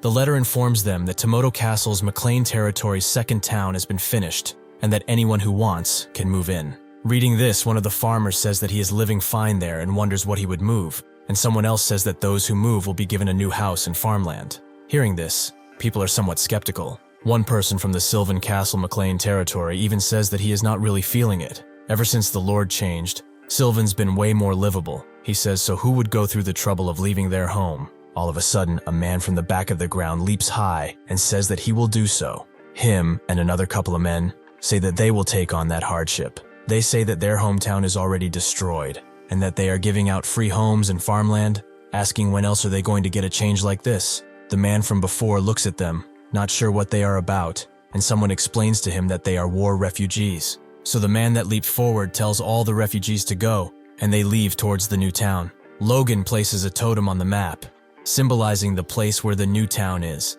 He then says that the second town was built between Sylvan and Tomoto, right in the middle. He then asks Dwayne why he thinks he did that. Hearing this, Dwayne thinks that maybe Logan did it because the 2 castles are really far apart. That is when Logan tells Dwayne that is perfectly right. The distance between Tomoto and Sylvan is about 3 days on foot, so if someone invades through this gabe, defending it becomes a real headache. Hearing this, Dwayne asks Logan if he thinks someone might invade, and Logan says that he does, and says that this is why the residents of this town are required to train with the vigilantes. Dwayne agrees, and says that he will make sure this will happen, but asks Logan who he thinks will be invading, as the new McLain's town is on the Bifrost Plains. Logan says that the town is guarding the old McLain's plains, so it will be a great line of defense, but that still doesn't answer Dwayne's question, as he is still wondering who will be invading, and falling into doubts. Even so, his doubts will be answered as midsummer begins. It appears that Logan has made up his mind to join the Civil War. Hearing this, no one can believe what Logan is saying. Dwayne puts his hands on Logan's table and shouts that he hoped he was wrong, but asks if he is serious. Why the hell would Logan do that? Dwayne asks, as their territory is thriving right now. They are guaranteed prosperity just by staying out of it. Hearing this, Logan thinks that if he only cared about protecting this land, he wouldn't be wrong. But this is now what Logan wants, and it mustn't be that way. Logan tells everyone that if they stay like this, no matter which side wins, the McLains will fall. After hearing this, both Philip and Dwayne are left speechless. Dwayne says that this is a bit extreme, and Philip says that Dwayne is right. At this rate, the First Prince's faction will definitely win, and they haven't opposed them. Patrick then intervenes, slamming his hand on the table, scaring both Dwayne and Philip. Even Marianne seems to be frightened by this display. Patrick then asks Logan what is his reason for this. Logan looks at his father and thinks of a response. He averts his gaze down, introspecting and wondering if once the First Prince's faction will stop after devouring the Second Prince's faction. In short, Logan says that the answer is no. In his previous life, after winning the Civil War, the First Prince's faction wasn't satisfied and consumed even those who had stayed neutral. But this kind of talk probably won't hit home right now, so he needs to bring it closer to something they can feel directly. Logan says that the First Prince's faction includes two families they are very familiar with. One is Logan's in-laws. During a sudden land conflict in the past, when they were in trouble, the Kairos coldly cut off support. Hearing this, Marianne let her gaze down in shame, and Patrick didn't say anything. And then there is the one that unilaterally and rudely demanded a broken engagement, the Wolves. Both families are major financial backers of the First Prince's faction. Logan says, if the war ends like this, Logan asks if they really think they'll leave them alone after gaining power. But Logan says that this is something no one can predict. How those two families view them is unknown until they simply ask them. But that is not what matters for Logan. What matters is that they have feelings towards them, and Philip asks if then they shouldn't just side with the First Prince's faction for now. Hearing this, Logan thinks that he has gotten Philip right where he wanted him, and he replies that they shouldn't. Logan then tells them that they will be joining the Second Prince's faction. Hearing this, Heinkel, Philip, and Dwayne go completely out of their minds. No one understands why they would want that, as they're losing right now. Logan says that he understands how everyone is feeling, but asks them to think about it. If they join the winning side, how grateful will they really be? It's better to side with the losing faction and turn the tide. There's more to gain that way. Heinkel is not sure what to say, and Philip asks if he thinks there is a way to turn the tides. Dwayne then asks what if they're just boarding a sinking ship. Logan says that for sure the ship's already lost a few sails, and the hull's about to get a hole in it. But Logan says there is a way. It still has enough power to sail. Hearing this, Philip and Dwayne are not sure what to say, as Logan is about to say something everyone knows, but also dislikes. Not even Patrick or Heinkel want to hear that line. However, Logan smirks and says it anyway. Has anything ever gone wrong when he acted on something? Hearing this, everyone is at a loss of words, as they cannot say it has. Even so, Dwayne is not convinced and goes to talk to Logan. He gets close and remembers Logan of the assault from a few months ago, which Logan said was Valtermine's doing. Therefore, why side with the Second Prince's faction? Hearing this, once again Logan starts smiling and tells Dwayne not to worry, with his expression changing towards revenge. A vein on Logan's cheek pops up, and Logan says that he will make them pay dearly for that in due time. Next, it appears that Logan has really contacted Valtermine and told him he wants to join them. Hearing this, Jordan Valtermine screams at Logan,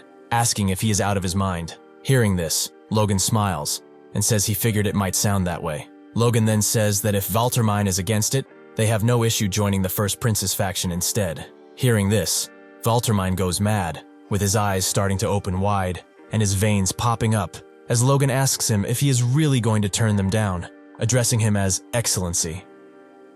Sitting in his chair, Jordan Valtermine reiterates Logan's last words, how he does not mind joining the First Prince's faction. He then grabs the armrests of his chair, making it crumble under his force, Seeing this, the two servants in his study start sweating, as Valtermine asks Logan how he even dares say something like that. Valtermine then throws the whole table across the room and asks Logan if he is toying with him. Valtermine starts sweating, and his veins are popping up all over. It's clear that this has infuriated him greatly. Picking up the communication orb, one of the servants kneels before Valtermine, with his head bowed, trembling as he is holding the orb for his lord to continue his talk. Seeing the way he reacted, Logan thinks about what must be going on in Valtermine's side. Seeing him get this worked up, Logan guesses things really are going badly for him right now. Logan then continues to speak, saying that he wouldn't dream of being rude to His Excellency, especially after recently receiving such a frightening gift, referring to the assassination attempt. Hearing this, Valtermine is left speechless, as he realizes that Logan knows it was him. Even so, Valtermine negates everything, telling Logan he knows nothing of any gifts. Even so, he then tells Logan that he is not reaching out to join him out of his own good heart. Rather, Logan must want something else. Valtermine then directly asks Logan what his goal is. To this, Logan says that it's not an unreasonable request. He tells Valtermine that after they win, he wants formal recognition of the Bifrost lands the McLain has taken, half of the Marquis Kalia territory adjacent to McLain, and the Countship Thor ancestor lost. To join their side, Logan will need guarantees of all these three. Logan asks Valtermine what he thinks, and Valtermine asks Logan if he is serious. Logan goes on to reply that considering the risk they will be taking, he doesn't think those are excessive demands. Hearing this, Valtermine starts laughing, putting on a big smile. He tells Logan that these requests are not even worth negotiating. Even so, there's something else Valentine wants to bring into discussion. He tells Logan that if he can say that same thing to his face, he will acknowledge it. Logan stays silent for a few seconds and then speaks. To Valtermine's surprise, Logan accepts to come and speak with Jordan Valtermine face to face. He then smiles and tells him that he will be paying him a visit very soon. Next, we are at Bifrost Castle. It seems like a unit of knights has been assembled to take Logan towards Valtermine's camp, having prepared 2 to 3 weeks worth of supplies. Before leaving, somebody calls Logan by name. This was Patrick who is concerned, asking Logan if he does not think that those demands were a bit too much, saying that they'll probably use cannon fodder. Logan turns to his father, and with a smile he replies that right now, even a cannon fodder is something desperately needed by the Second Prince's faction. Besides, Logan tells Patrick even he gave his approval after witnessing Liberatio's power, and Patrick says that, indeed, that was certainly one hell of a weapon. The image turns to Hinkle, smiling to Eileen, and Patrick continues, saying that even the retainers acknowledged it could turn the tide of the war. Even so, Patrick's concern seems to be somewhere else, telling Logan that he wonders if they can truly protect it. Besides, Patrick asks Logan if he really intends on making the Second Prince king. Patrick then sheds a sweat and lets his head down, thinking back at the Grand Noblesse, that incident which fully ignited the Civil War. It seems that Patrick has noticed something then. As he watched Larry Klett die, Logan was smiling. Patrick thinks that he might know the meaning behind that smile, but maybe this intervention is the continuation of that event. Logan then speaks and tells Patrick that these are troubled times. Today's enemy could be tomorrow's ally, and today's ally could be tomorrow's foe. Logan says that it's between all that where they must secure as much gain for their house as possible. Hearing this, Logan once again sheds a sweat and smiles. He then thinks that he must really be getting old, with all these unfounded worries troubling him. He then leaves along with Logan and his knights, praying that only glory may await at the end of this path. He then orders his people to open the gates. They all proceed through the gates. Patrick then continues his monologue, saying that if any darkness stands in that path, may at least one thing happen. He looks at Logan and prays to his God, that in the end, at least over him, may God's light shine brightly on his son's future. Once again, one of those moments where men might shed a tear, for a father, praying for his son's success in any situation. Hopefully God will listen to Patrick's prayer. As they leave, Logan's eyes light up, and a big smile brightens his face. Logan orders his followers to march, as once again, Patrick prays. On the walls of the twin castle Elune, a man stands with a telescope in his hands. The man takes a look as he notices something in the distance. Through his lens, he sees a banner with the flame emblem. He then turns around and screams that he can confirm the presence of McLain. Hearing this, Valtermine steps up, saying that Logan has really shown up, placing his hand on the wall and looking over it. He then takes a look at Logan's troops, analyzing them. He sees the knights, which Valtermine says are completely normal. Then he notices Logan's rumored crossbow cavalry. Altogether, Valtermine says that Logan seems to have brought over 4,000 troops. Besides, he also brought mages. Behind Valtermine is Bifrost, who says that they must only be rabble. Bifrost tells Valtermine that they wouldn't have had time to recover from being crushed by his troops, and sweating, he says that Logan must have only been filling up numbers. Even so, it seems like someone else tells Bifrost he might be wrong. A man with a monocular tells Valtermine and Bifrost that their formation looks disciplined, and their gear isn't ordinary. He then asks Roger if he's not perhaps letting his bias cloud his judgment. Hearing this, Bifrost gets mad, and also states the name of this man, Lucien. Bifrost then asks Lucien if isn't he the one overestimating people with unclear intentions and giving them too much credit. This being said, Valtermine doesn't really seem to care about Bifrost's opinion, so he just turns his head around and asks Lucien what his view on this is. Lucien then tells Valtermine, much to Bifrost's annoyance, that if Logan is serious, then they will be a major force. But there is something even more important than this. He says that at the end of the day, they've managed to humiliate a count, didn't they? Referring to Bifrost. Hearing this, Bifrost cannot believe what he is hearing, getting more nervous with each passing second. Bifrost then looks at Lucien, stating his full name, Lucien Thalos, calling him a lazy good-for-nothing, always getting in the way without doing anything himself. Bifrost thinks if he weren't Valtermine's nephew-in-law, that sly bastard would have gone neutral long ago. After listening to everything Lucien has to say, Valtermine agrees to let Logan meet with His Highness the Prince. He says that they will accept them, but Bifrost starts shouting in disagreement. Seeing this, Jordan turns towards Roger with a menacing look on his face, and doesn't say a word. Even so, Bifrost understands that it would be best for him to shut the hell up before ending up in some unmarked grave somewhere. Valtermine then places his hand on Bifrost's shoulder. He turns towards him and tells him to think about the bigger picture. They will use them to damage the First Prince's faction and seize the opportunity for a turnaround. Bifrost should just keep that in mind. Roger clenches his teeth and lets his head down. He says he understands, and Lucien smirks in the background. Valtermine then turns towards the guards, ordering for the gates of the castle to be opened, letting Logan and his troops through. What Logan sees when entering the castle leaves him astounded. Valtermine and some other guy holding a giant hammer, with troops behind, seem to be expecting Logan. Seeing this, Logan calls it a grand welcome. As they stay in the middle of the court, a voice is heard, acknowledging the coming of McLain, and Valtermine and the others seem to let their heads down. It seems like some people are carrying this person towards Logan, as he says that Logan refused him when he personally offered him to join his faction. And so, does Logan really think that now he will be welcomed, just for coming in with a few troops? Seeing this man, Patrick and Logan are wondering who the hell is this idiot. I'm asking myself the same question. Looking towards the second prince, Logan says that honestly, he doesn't know that much about him. What he does know for sure is that compared to the tyrant first prince who ruined the country in his past life, the second prince was even more poorly regarded. Logan kneels before the prince and says that even at a glance, his personality is obvious enough. As Logan does this, he can hear other people screaming that Logan and his army shouldn't be allowed to join the faction, calling them two-faced bastards, and Logan wonders if they even realize their situation. Even so, taking a look behind the second prince and the others, Logan realizes something. The leadership isn't so brainless as the soldiers, as to not feel even a shred of shame for the words the soldiers are calling them. After this formality, the second prince takes a look at Valtermine, making him understand that it's his turn to take the tides. Valtermine understands and says that he will be taking the word, and the second prince says that he will turn in, as he is tired. Valtermine then goes forward, addressing Patrick. He shakes hands with Patrick, welcoming him aboard. He then tells Patrick that he is more polite than Logan, but Patrick defends Logan, saying that his son is also polite. Valtermine asks if that is so. He then turns his head towards Logan, seeing him with Roger Bifrost, and says that he doesn't see it that way. In reality, it seems like Logan has gone to greet Roger, saying that it's been a while. He then smiles and asks Bifrost if he has been well. Seeing this, Bifrost is visibly annoyed, but refrains from any words. He slaps Roger's hand and says that this is ridiculous. Logan takes his hand away and asks Bifrost if this isn't a good situation. He then tells Bifrost that the southern unification he's always wanted has finally happened, annoying him even further. Bifrost frowns, with bulging veins appearing everywhere.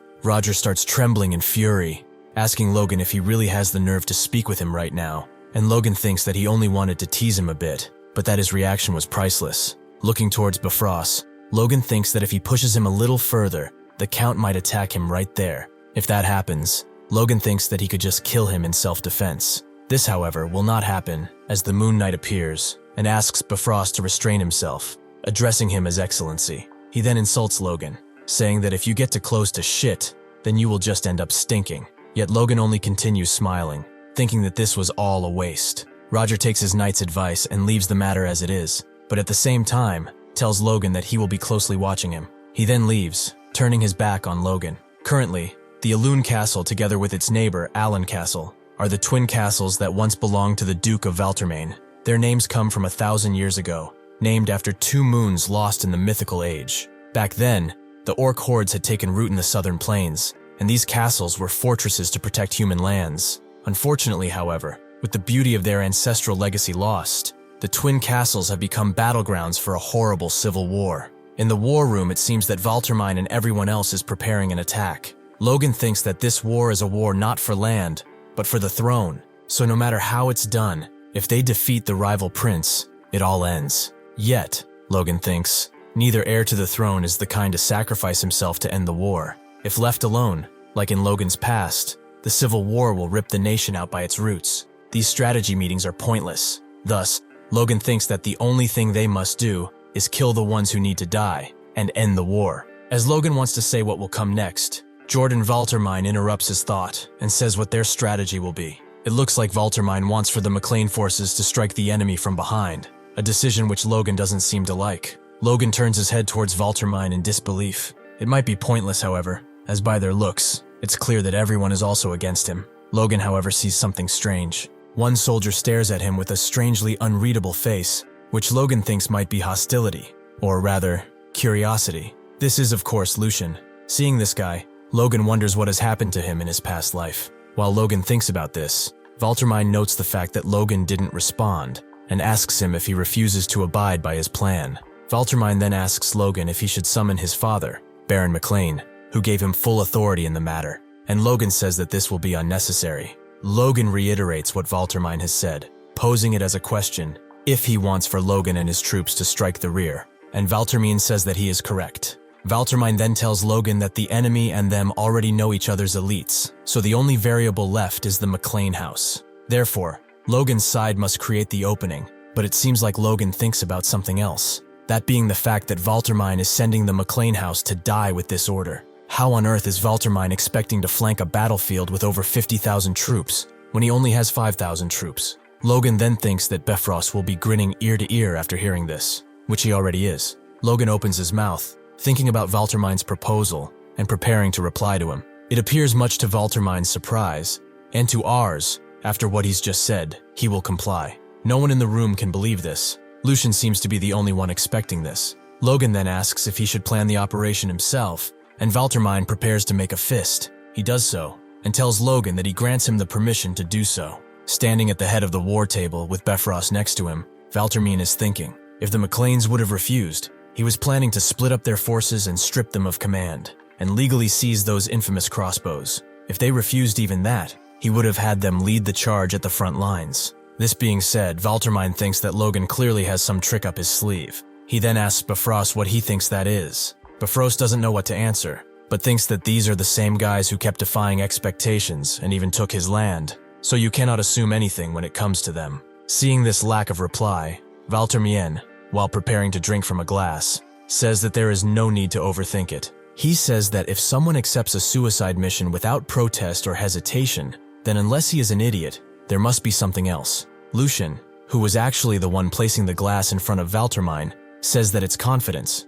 Valtermain looks at the glass and says that even his knights would struggle, but Logan says he can do it. Lucien then says that if Jordan will lead the charge, then the enemy will also fight with everything they've got. Then asks if they would do the same against McLain, and Valtermain thinks. Lucian then says that it's simple. If Logan is not a fool, then he will bring results. If he is a fool, then he'll just get himself killed fighting the enemy. Either way, they lose nothing. Somewhere else, it looks like someone has heard that Logan and his house have joined the second prince's faction. This is Duke Juan Douglas, of the first prince's faction, who asks himself if the McLains are crazy or if it's just Jordan that has lost it. A man with white hair and a goatee says that it doesn't matter. Either way, for him, it's just more dead men walking. Juan laughs and asks the man if what he said isn't a bit cold, addressing him as Kyros. It means that this man must be Lord Kairos. And to our confirmation, Juan even asks him if his child and Logan weren't once betrothed. Hearing this, Kyros changes the look on his face,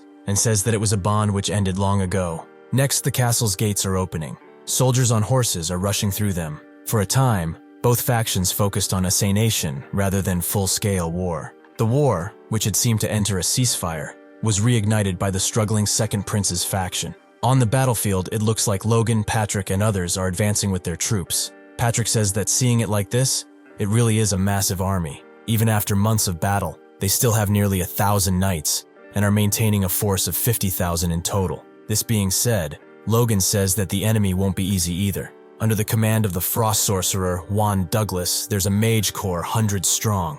Hearing this, Patrick sheds a sweat. He takes a look around and says that they are against foes like that, but the Second Prince's army is still keeping its distance from them. Patrick then says that if anything goes wrong, they could all die out there, and Logan says that it would be only natural. Logan says that this current maneuver is likely because they don't trust them, so they acted first. He then refers back to his own words. Kill the ones who need to die as quickly as possible in order to end the war. Logan says that this is the first step towards that goal. At their distinct ends of the front, Jordan stays tall on his horse, and the Second Prince looks like he's just awakened.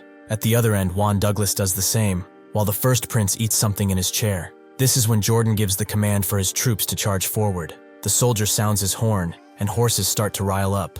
The battle begins, with thousands of soldiers marching up.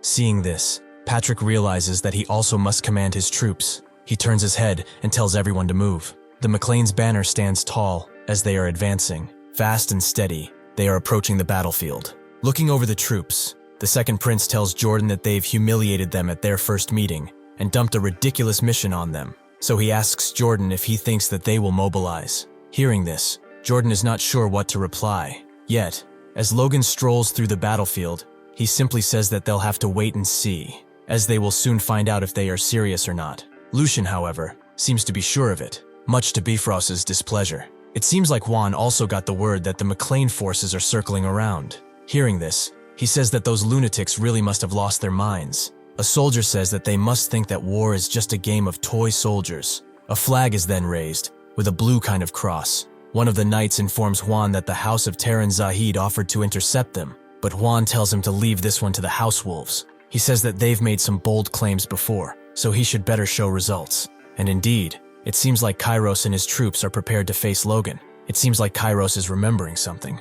A man asking him if he doesn't regret breaking the engagement, as if he wouldn't have. Logan would have had no choice but to join the First Prince. Looking at the man, who was actually Juan Douglas, Kairos says that shining platinum hair and bright blue eyes must certainly be proof of royal blood. Even so, he thinks that this mage, referring to Jordan, who inherited more from his maternal side than paternal, seeks to break through the limits of unreachable status and sit in a place he never should have reached. Kairos thinks that McLain, having once strayed from his path, must already be considered a target for elimination, and so Kairos tells Juan that if that were the case, he would have lost his connection to Jordan. Therefore, in breaking the bond, he has gained something far greater, so why should he cling to something small? But Juan says that even so, he feels a bit regretful. Kairos then says that he will be taking care of that regret in the next battle. Hearing this, Valtermine tells Kairos that he sounds confident, and says that Logan and his house are the ones that humiliated Bifrost. To this, Kairos says that it was just a trick,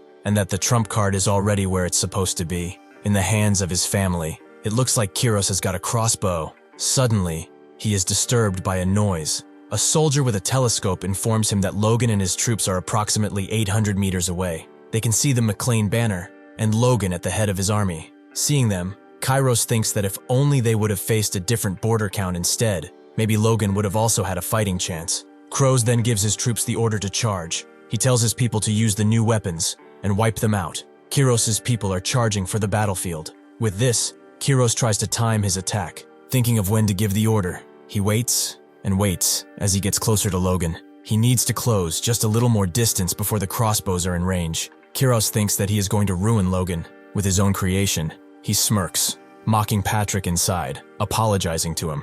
However, Kairos might be the one taken by surprise, as he hears Logan shout for his people to load their weapons. Hearing this, Kairos is not sure what to expect. Kairos wonders why Logan is loading them at this range. He does not know that Logan has improved his weapons. Logan shoots, and the arrow, imbued with mana, flies across the battlefield with immense power. It lands on the ground, scaring some horses. It looks like its reach is just behind the enemy line. Seeing this, One soldier says that they are still way out of range. This concern, however, is nothing compared to what's about to happen with the arrow. A giant explosion unleashes, engulfing everything around it. Seeing this, the soldiers realize that it must be magic, as they are thrown down from their horses. Kairos and the others came to a halt, watching what happened. Seeing the attack, Kiros cannot believe it, having no idea what to do. He clenches his teeth and asks what kind of trick Logan has pulled this time. Logan, however, seems to be looking towards his enemies and says that the front line is shaken. He then turns to Clayton and prepares to give him a command. The words don't even have to be spoken though, as Clayton nods and turns to his disciples. He tells his disciples that now is the time to act. They seem to be impeding rocks with mana. Clayton takes a look at his disciples, particularly at one with blue hair. This is none other than Victoria, and Clayton asks her if he is sure about this, and Victoria says that she is fine, and that she can do it on her own. Victoria, now a trained apprentice of Clayton, is determined to show the enemy her strength and composure, fighting with all her wits and might. Just a little while ago, it looks like Kaisalon has seen the weapon his enemies use, realizing they also have automatic crossbows. Seeing this, Logan places his hand above his eyes in order to block the sunlight, and says that as long as they aren't holding weapons that just happen to look the same, that's likely what it is. However, Kaisalon wonders how Logan can even see them from this far away, while Logan thinks that it was a weapon that would have eventually been leaked anyway, but he didn't think Bifrost would be the one to do it. Then he realizes that it must have actually been Rena when they've seen each other for the first time after she broke the engagement. Logan then turns around and orders everyone that has explosive crossbows to move to the front. He says that before their enemies can use their automatic crossbows, they will permanently destroy them. Then, a golem's hand can be seen rising from the ground. Clayton and his disciples are creating a ton of these guys. Right next to them, in a crate, there's a ton of blue marbles. The golem goes and grabs a handful of these. These are of course the explosives Clayton and Hamar have developed, Liberatio, and Clayton tells everyone that they have plenty, so they can throw as many as they need. Everyone says they understand and prepare to fight. Victoria clenches her hands and thinks that she has already mastered first circle magic, so she is sure she can do it by herself. Or actually, he will make sure to show everyone that she is capable enough to do it all by herself. She is doing it all for one reason. She is doing it for her brother's sake. And as she thinks that, she gives her golem the order to throw. And so, the golem prepares. The bombs fly like bullets towards the enemies. As they fall down, they turn red. Seeing them, one of the enemy soldiers asks what that is. Unfortunately for him, after that, everything explodes, being engulfed by flames. Seeing this, Kairos is left speechless, unsure of what to do or even say. One of the soldiers informs Kairos that Logan is using magic and tells him that their forces are 1,000 strong and that a mage is powerful enough to take down such numbers. Hearing this, Kairos gets mad and realizes he must do something at once. He then orders his cavalry to attack, making them march forward. Kiros reasons that if Logan's forces and his are mixed, he won't be able to use large-scale magic. Kaisalon then tells his soldiers to reload their crossbows. After that, he tells everyone to fire, and so they do. Arrows are raining from the sky, approaching the enemy at unbelievable speeds. Even so, the enemy blocks the arrows with ease using their shields. Seeing this, Kaisalon says that this is normal, as once you reach the level of a knight, you won't fall to mere arrows, so the most they can do is knock them off their horses. Kai then looks at Victor. Looking back, Victor nods in understanding. He then turns his head and orders the crossbow cavalry to split. He tells everyone to maintain their distance and attack the enemy's broken formation from the sides. Soldiers on the battleground seem to struggle to block the incoming arrows. One of them even says that if they hadn't been thrown off their horses, this barrage of arrows wouldn't do anything to them. Then, arrows are coming from his side. The soldier notices this, but is not sure what to do. They all seem to fall like leaves in the wind after being struck by arrows. Victor can also be seen riding into battle. His blue and red eyes look majestic as he prepares to lead the soldiers, an order that was given by Logan. A memory is being shown, where Logan tells Victor that he is sure Victor wonders why he'd have to do such a thing after having become a knight and wants to continue, but Victor cuts him off, saying that he will do it. Hearing this, both Clayton and Logan are stunned. He seems to only have one request towards Clayton, that he protects his sister at all costs. With a menacing expression on his face, Victor says that he doesn't know what he would end up doing if anything would happen to her. Hearing this, Logan smacks him on the head, telling him to chill down. He tells Victor that Sir Clayton will take good care of Rhea, so he has nothing to worry about. He just needs to focus on taking care of himself. even if it's just for his sister's sake. Victor then bows and says that he understands. Victor then says that the fact he is able to have such concerns, as well as dreams for the future, is all thanks to Lord Logan. While riding into battle, Victor thinks that Rhea still needs Logan's protection. He thinks about Rhea and Logan, and says that his own safety and comfort comes after theirs. After that, he stops, and orders his troops to attack from the rear, and raze their enemies to the ground. Logan can then be seen looking at the battlefield. It appears that he is using mana to see further. Logan tells Patrick that it looks like Victor and his crossbow cavalry are heading to the rear, and Patrick says that this is their cue to go. Patrick turns his head around and orders his knights to come and assist him. Max Pareda and his soldiers also seem to be there, and he even asks why he is there when he is commanded to go. He obeys the order and runs towards the battlefields. Looking to the side, Kisalon notices something. He raises his fist high into the air and tells everyone to hold their fire. In the middle of the battleground, and man in armor huffs. This is the Wolves' Knight Captain, Nick Marcel, also called the Swordbreaker, holding a giant long blade. Looking up, Nick seems to be left speechless by what he sees. He notices that the attacks have stopped and wonders if Logan's soldiers might be left with no ammunition. This is not it, of course, and when he realizes, his expression changes to dread. Logan and the other knights are approaching the battlefield. Seeing this, Nick realizes that they are attacking head-on and wonders why in hell would they do that, as they are just mere backwater knights led by a single high-ranking Night Lord. Nick then plants his feet steadily on the ground. He grabs his sword tighter and prepares. Taking his stance, Nick says that a war is controlled by knights and mages anyway, regardless of what arms a soldier bears. As long as they manage to push back their opposing order of knights,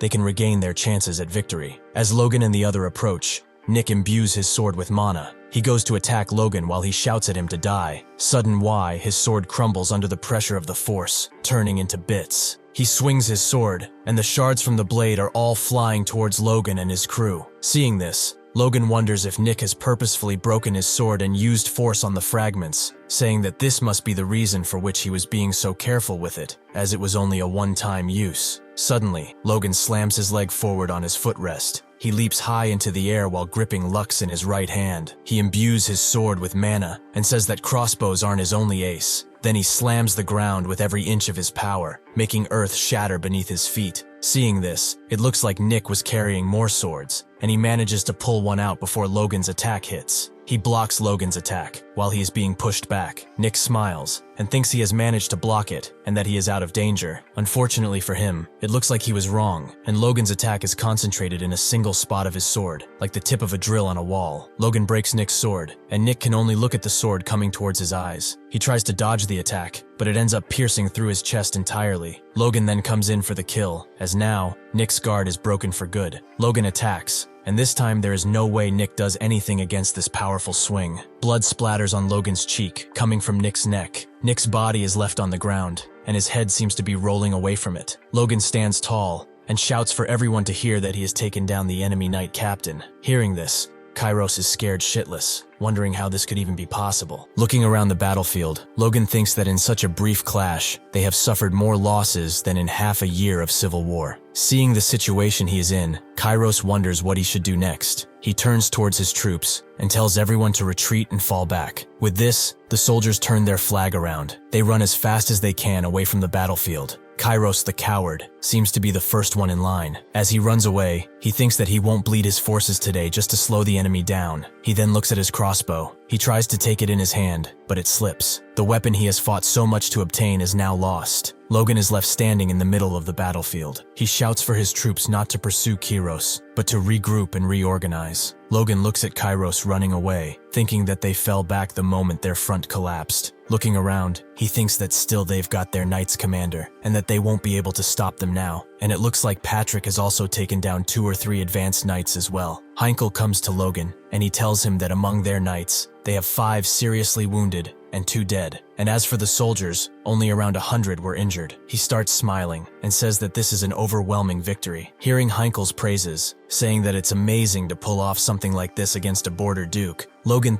blushes and thinks that they should calm down and not get ahead of themselves. Heinkel then notices something. He looks towards the army and wonders if they've also seen it clearly on their end. He thinks of Duke Jordan Valtermine and says that he will show him even more material might. Therefore, he should think carefully about how he plans on treating them. And in reality, it looks like Valtermine is amazed. Jordan thinks that this battlefield may look fierce on the surface, but the ones actually being ground down are just the weak lesser nobles. They, who who have nothing to lose, need only watch safely from the sidelines. Watch those pretending to be obedient as they turn into traitors. Jordan thinks that this skirmish was planned for exactly this purpose, and tells the nobles behind him that by judging by the clear outcome, they're at least on par with the Marquis of Kyle. With this, the nobles standing behind him cannot believe what Jordan has said. Seeing the fright on their faces, Jordan asks what is the problem, as the power they have is effectively theirs now. Hearing this, the two nobles think that this is an invalid point. The nobles say that if Logan were to really betray them, they would be in trouble, and Jordan thinks that it would be even more serious, as they wouldn't just be in trouble, but crippled. Jordan then looks up at the sky. He looks at the flags, and thinks back to the demands Logan had. Recognition for occupying the Bifrost territory, half of the Kalia Marquisate, and the Count title. Looking at the banners, Jordan thinks that they were confident enough to make such arrogant demands. He grabs the reins tighter and thinks he will let it slide for now. But the price for that arrogance, he will make sure Logan will pay that price one day. Jordan turns around to his commandants, telling them to signal to all units that McLain will soon strike the enemy's rear. Jordan then looks back at the battlefield and says that this is a full-scale war now. On the other side of the battlefield, it looks like the first prince has heard of wolves retreating, and he is not at all happy about it, asking if they are pulling some sort of trick behind his back, or if they were all just a bunch of ragtag fools all along. Juan Douglas, who brought this information to the first price, says that it looks like those bat bastards were hiding more venom than they'd thought. Hearing this, the first prince starts screaming, asking if he is us gonna stand there and watch. Juan keeps his cool and tells the first prince that not is the time to fortify their defenses. Juan then turns his gaze around. He tells the first prince that once the McLain who moved to the rear starts attacking, the main front will charge in as well. Therefore, the first prince should stay close to Juan. Seeing this, the first prince wonders what the hell this is, and Juan has no reply. Juan gets mad thinking about Logan, calling him and his people bat-like bastards. He looks towards the battleground and wishes for them to just come a little closer. As Logan and his people are coming closer and closer, Juan thinks that even if he will take some losses, he will tear them to shreds. At this point, it looks like everyone is looking at what Logan is going to do. Lucian seems to be the only one that thinks that this situation is completely ridiculous. The most noble men of the country are ignoring the battlefield before them. They only have eyes for that faraway barony,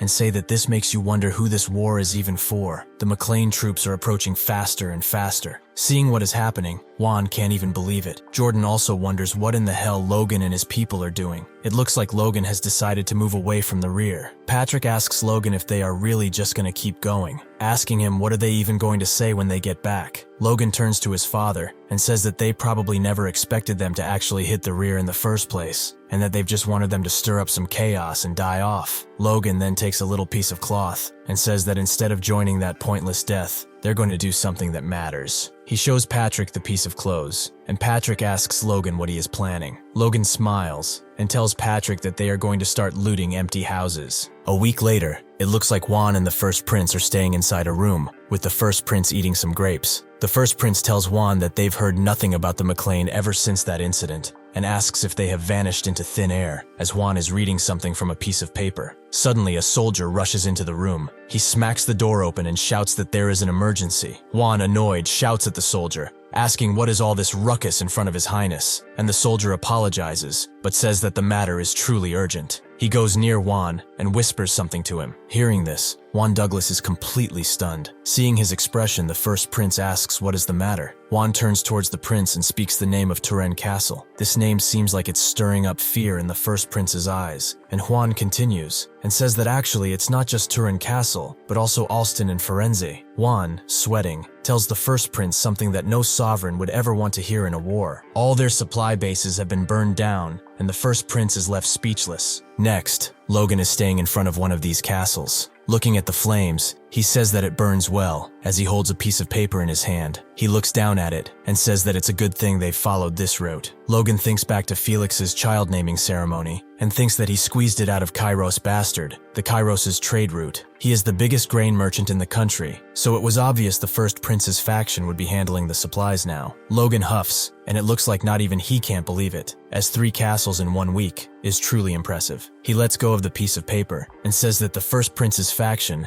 must have really let their guard down. As the paper burns in flames, Logan takes one last look at the castle and tells his people that now it's time to withdraw. He smiles and thanks his uncle for this delicious meal. Next, it seems we are back at Elune Castle. Inside, a huge banquet is being held. People are chatting, and one guy says that they are giving McLain quite a grand welcome upon his return, and that apparently it was all by the prince's order. One of the knights remarks that since they are at war, everyone's in full gear, and there's only juice instead of alcohol. Besides, all the key figures of the factions are in attendance. Therefore, the knights present are asking themselves if the prince plans on treating McLain as at least a border count. One of them asks where Count Bifrost is, and his friend, sipping from the juice, replies that Bifrost said he was tired and went to rest. Hearing this, the other one turns away his head and prepares to sup from his glass as he thinks about something. Right now, it really looks like another key power has joined the faction. Logan can then be seen talking to Jordan, and he starts by addressing his broken promise of attacking the rear, offering his utmost sincere apologies. Hearing this, Valtermine tells Logan not to worry about it, as frankly, it was an unreasonable situation. He then looks at Logan and asks him if he didn't achieve another kind of military feat. Looking up at Jordan, Logan thinks that the more he sees him, the less fitting his nickname feels. He wonders if a blazing sword can really suit such a cold serpent. Logan thanks Jordan for understanding, and Jordan says that it is only natural. He then says that to those who achieve merit, proper rewards must be given, this being one of his core principles. Hearing this, Logan thinks that this would be the time for him to bring something else into discussion. He asks Jordan if he can consider his terms accepted, and it looks like everyone is now looking at them. Jordan remains silent for a second. He then smiles and tells Logan that he will give them positive consideration. Jordan wants to say something else, but Logan cuts him off. He once again starts enumerating the things he wants. The recognition of Bifrost territory, half of the Kalia Marquisate. Last but not least, the Count title. Logan smiles, and he asks Valtermine if he can take those as a green light. Seeing this, Jordan remains silent. Jordan looks at Logan and asks if he didn't just say that he will give those positive considerations. He tells Logan that this isn't something that he can decide on by itself, as he places his hand on his shoulder. At this point, it looks like something is happening with Logan. With Jordan's hand on his shoulder, he feels a strange aura. Jordan smiles and tells Logan that youthful boldness is nice and all, but Logan should also consider his elder's circumstances. It looks like Logan is struggling to answer. As this happens, Jordan tightens his grip, and Logan understands. Jordan is suppressing his opponent's aura and makes them psychologically shrink away in a way so subtle that the enemy doesn't even notice. And Logan says that this is a very fine skill to have. Logan bows and says that he might have overstepped and apologizes to Valtermine. With his hand still on Logan's shoulder, Valtermine says that there is no need for that, as it happens when you are young, all while Logan seems to be trembling under Jordan's aura. Seeing this, Logan thinks that it's fine. In the end, he already got what he wanted anyway. Jordan then continues, saying that if he stops to think about it, the weapons Logan has used this time are quite impressive. He then poses the question to Logan, asking him if he would consider sharing them with him, as with those, they could easily win this war. And Logan gets irritated, saying that Jordan is basically advertising a free will. Logan says that he is sorry, but they don't have any spares left, so it will be a bit difficult. Once again, Jordan uses his ability and asks Logan if that is so. Once again, it looks like Logan is pressured into saying that he is really, truly sorry, but this is not what he thinks. Even so, Jordan smiles. He lets go of Logan's shoulder and says that he has been holding onto him too tightly. He tells Logan to go and enjoy himself a bit and get some rest. He turns his head around towards Logan and says that it looks like the next battle is coming soon. Looking back at him, Logan thinks what a bastard Valtermine is. Thanks to his force core protecting his spirit, Logan has managed to fight Jordan's ability. If it would have not been for that, Logan would have been completely manipulated. Logan turns around to leave and wonders if this is really something a superhuman should be doing. As he does so, someone asks Logan if there is really no quantity available. This is Lucian, who tells Logan that he could at least provide a sample or a blueprint. Logan turns around, trying to remember Lucian's name, and he thinks that the members of the faction are all causing a stir after another one. Logan tells Lucian that the blueprint isn't particularly difficult, but even if they start producing now, it will take quite some time, so he doubts it would be of much use. Lucian points his finger at Logan and says that if they force all their capabilities, they might be able to make it in a short time. Hearing this, Logan says that if Lucian puts it that way, he cannot say no, which seems to take Lucian by surprise. Lucian and Logan join hands, and Logan thinks that of course the crossbows will be made weaker, like the ones the wolves used, and the Liberatio will be given as a complete fake. But still, he tells Lucian that after all, they are all in the same boat now. In the end, they won't have time to verify it anyway. A few days later, it seems like they are all once again on the battlefield. One man, sweating like a pig, prepares to say something. Logan and Patrick's expressions seem to be really surprising, and the man states that he will kill all of the Second Prince's idiotic bastards, completely crushing them. Looking at their enemy, The second prince even asks Jordan if they really had a knight order like that, and Jordan says that he is not sure. Jordan even wonders what they were thinking putting those guys in the vanguard. It looks like the man talking was the Kairos Knight Captain, Intermediate Knight Alan. Looking at the enemy charging ahead, the Valtermine army wonders if their entire army is made up of mercenaries, and that they are pretty sure even the captain is only intermediate level, but at least their equipment looks solid. Seeing this, the second prince's knights smile. One of them goes forward and says that he will take down the captain himself. As he charges forward, shitting himself, the captain says that in order to prove their innocence, their knight order has to take the lead. It looks like that has already been discussed in closed chambers. It looks like they did that because of what Douglas and His Highness thinks. They suspect that their Kairos leaked the supply base location to McLain. Kairos gets up from his seat and says that if they want to avoid suspicions, this is the only option. The man hands the captain a piece of paper and tells him that he will take care of his family for the rest of his life. He basically screams and tells him not to worry about this, and begs him to give his life for this. So this is what the man will do. He charges into battle and says that he is ready for it. As he approaches, he can see the second prince's knight smiling. The knight imbues his weapon with aura,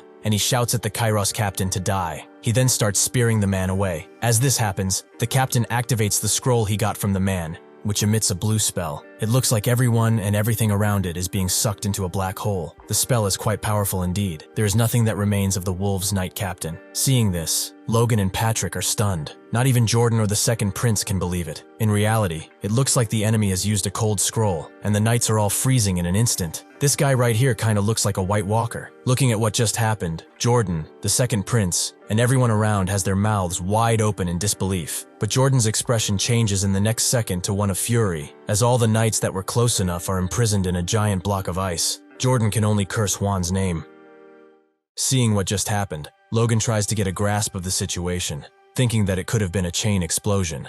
No, in reality, he realizes it was magic, and Logan thinks that the secret is finally out. One of the weapons that defeated the second prince's faction in his past life, the Blizzard Scroll. Logan looks at the scene and thinks that Juan Douglas, a Sixth Circle mage, probably made this scroll. Logan says that people who can create them are rare, and even the materials themselves are priceless. That explosion wiped out 3 knights from the Viscount's family. Looking at the battlefield, even Jordan and the second prince can't believe what they see, and Logan thinks that, judging by their reaction, it must be the first time it's been used in the current civil war. Jordan then screams, asking his troops what they're doing, and ordering them to charge forward. Hearing this, Patrick says to Logan that they must also go, and Logan nods his head, saying that he understands. All of a sudden, a heavy noise startles them.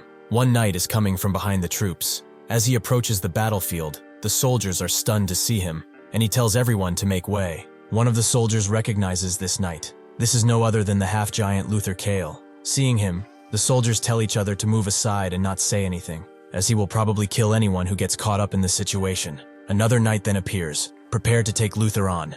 This is the Tempest Blade, Wicked Kalia. With his blade resting at the side of his eye, Kalia prepares for the fight. In an instant, he leaped towards the battlefield. Seeing this, Luther also leaps into the fight. As he prepares to strike, he screams at Kalia, letting him know that this is the day he will destroy him. Kalia, prepared for the fight, tells Luther that he will be the one to end this, calling him a musclehead. The mighty hammer and the sharp sword are on the verge of making contact. Seeing the fight, the knights and soldiers are left astounded. 2 aura users have just collided, and the battle is magnificent. Seeing the sheer power these 2 guys have, Logan tells his troops to avert their gaze if they are not skilled enough, as facing their aura head-on will shatter their minds. Looking at the battle, Logan cannot believe it. Even with his senses, he is barely able to track their movements. A duel between a superhuman specialized in extreme physical enhancement and someone focused on elemental control. Logan thinks that just watching this is a learning experience, but Patrick doesn't seem to be on the same page. After he snaps out of it, Logan calls for Victor. He tells all crossbow cavalry to charge. In the middle of the battlefield, Count Jahid's knight Captain Rommel awaits their attack and says that if they can block the crossbows, they're just ordinary soldiers, so he orders his troops to raise their shields. He then smirks and says that they are prepared for Logan's weapons. All of a sudden, Victor gives the order for the cavalry to part and surround the enemy. This looks like a move that Rommel didn't expect at all. He turns his head towards Victor, wondering what they are doing, and he is just going to pass them by. Seeing this, Rommel turns to his troops, prepared to give them a command. However, right when he is about to say the sentence, he notices something coming from above. A rain of arrows is approaching, and they don't seem to be normal arrows either. Rommel infuses his shield with aura and tries to block the arrows, with his shield crumbling under the pressure of the force. Rommel realizes that Victor's squad wasn't the only one. Kaisolan then gives the order for his soldiers to fire again. Looking behind, Rommel can see one of his guys being downed by an arrow to the head. Seeing this, Rommel gets angry, saying he cannot believe they would be downed by arrows fired by mere soldiers, and thinking that the dumb fools let their guard down. Rommel then shouts for all his troops to hear that they need to wrap their shields in force, just like they've trained. Kaisolan also advises his troops, telling them to remember the battle from Tomoto Castle. He tells everyone not to panic just because the enemies are using force. They are skilled warriors who can pierce a knight's helmet with a single bolt. As he continues to block the arrows with his shield, Rommel wonders what kind of arrows can have this much destructive power. He can't think for long about it, though, as everything has gone up in flames behind him. The scared soldiers are screaming of an explosion in the rear, or bombs, but in reality, the answer is magic. It turns out that Clayton and his disciples have joined the battle, and Clayton tells his mages that they have plenty of liberatio, so they just need to keep throwing at them. Looking back, Rommel wonders what the heck is going on now. Victor then takes command and tells his troops to finish off the survivors from the blast. Seeing what is happening, Rommel cannot believe it. Their army is being crushed with only arrows and bombs of mere soldiers. As a sword raises high into the air, Rommel wonders, what the heck are the McLain Knights doing? Unfortunately for Rommel, he was just about to find out, as a deep cut made his blood splatter all around. This was Heinkel's blade, downing Rommel for good. Heinkel then claims that they are just finishing off the weakened enemy knights, and says that there is no one here who can't do that simple task. Looking at the battlefield, Logan says that this is the best way for them to minimize their casualties. Logan goes on to say that Patrick might think this is cowardly. However, his father cuts him off, and says that there is no idiot there who'd think that. Looking towards the battlefield, Patrick says that there is something more important happening anyway. Since Count Jahid has fallen, one side of the First Prince's front has collapsed, and Logan says that if the First Prince's army realizes that, they'll begin retreating soon. Logan then thinks that they've already achieved enough merit, so there's no need to waste more strength. This isn't their all after all. Kaisolan sees the flag waving in the back, and realizes that this is the retreat signal, and tells his troops to signal it to Victor at the front. Victor, looking towards the crowd of knights, sees the waving flag. Without looking, he shoots one more soldier from the opposing team with his crossbow. Looking towards the battlefield, Logan says that it looks like even Victor's battalion is fully retreating, and that the First Prince's faction is retreating as expected. Logan turns to his dead, and wants to tell him what they will be doing once everyone is gathered, but suddenly, he notices something. A new round of explosions has begun at the front of the battlefield. Seeing this, Logan realizes that it must be the Blizzard Scroll all over again, and cannot understand how they have so many. Logan sees Heinkel riding towards him, and he asks if the front line force is safe. Heinkel tells Logan that, fortunately, even Victor's squad, which was at the front, is safe, and that pulling the troops back early was pure luck. Hearing this, Logan is relieved. Seeing what just happened, Jordan gets mad and starts screaming, asking Juan if this is the filthy way of escaping all he's got. After that, Jordan orders his troops to chase them. However, his captains don't seem to agree, as one soldier tells them not to pursue them, but to get as far from the blast as possible. One guy, on the ground, even asks if Jordan wants all of them to die. Looking at the lot, Logan thinks that they are powerful, but a ragtag bunch as well. This was the same as the Second Prince's faction in his past life. Suddenly, Logan gets another one of those feelings. He feels a powerful aura approaching. Victor also seems to sense it, but it might be too late. From above, a giant ice boulder seems to be falling from the sky. Seeing that, Logan and Heinkel are both wondering what the hell that thing is. Logan doesn't waste any time and prepares to use his wind boots. He jumps off his horse, right towards Victor. While preparing to strike, Logan thinks about that terrifying surge coming from inside, and thinks that it'll be dangerous if they are going to leave it alone. Therefore, they have to stop it, no matter what. Logan infuses his blade with aura. In one swift motion, he is going to destroy this ice boulder. Logan starts screaming and swings his sword. Once the sword makes contact, the boulders start to shatter. Logan falls on his back, and the boulder starts emanating a green light. Seeing this, Logan remains stunned. Seeing what just happened, Heinkel is worried for Logan, as the cold feels extreme. Heinkel, on his horse, rushes towards Logan, asking him if he is all right. Logan seems to be all right, but he starts cursing Juan Douglas's name because of the cold. Looking at his sword, Logan says that the Ice Mage sure holds a nasty grudge. It looks like Logan can't even melt the ice on his sword using force. He starts thinking that Juan detonates a mass of rare scrolls, and even this kind of dangerous magic. These are truly powers befitting a superhuman. Looking towards his sword, Logan notices something. The ice infused with force has cracked. That is when Logan has a realization. After some time near a campfire, two soldiers are talking, mocking the way the first prince's bastards fled like that. The soldier is then looking up, saying that things sure started going well once McLain showed up. The other once commands Logan's strength, saying that he cut through Juan's magic like it was nothing, and that those barony brats are surprisingly skilled. From behind a tent, it looks like Bifrost is listening to what those soldiers have to say. One of them says that they've racked up back-to-back achievements, so they'll definitely get the reward they've demanded before, and the other one agrees, saying that Duke Valtermine is clear-cut about rewards and punishments, so this must be the end for Bifrost. Hearing what they've said, Bifrost gets mad. At this rate, he thinks, things are looking good for him. Therefore, he says that the civil war mustn't end like this. Next, are outside a castle, with a lion crest carved above the front gate. Inside, someone bangs a hammer on a piece of wood. It was one of the dwarves brought in by Logan as the center of this picture. Doesn't look so good. He throws one of the crossbows into a crate full of the others. Timar falls to the ground, and Hamar asks him what he is doing, telling him to move faster. However, Tamar seems to be too exhausted and asks Hamar for a break. Hamar gets close to Tamar and starts screaming that there will be no short break as he is coming soon. As someone approaches them, Hamar says that he's a real beast, that one. A brute, really. He comes there every single day to monitor them, and he is even worse than his brother. Suddenly, the man makes his presence known, presenting his apologies, and Hamra starts trembling, startled. This was no other than Runyan, telling Hamar that he only came to show some support, and Hamar is left speechless. Runyan smiles, and tells Hamar that he understands this is uncomfortable, but asks Hamar to bear with him.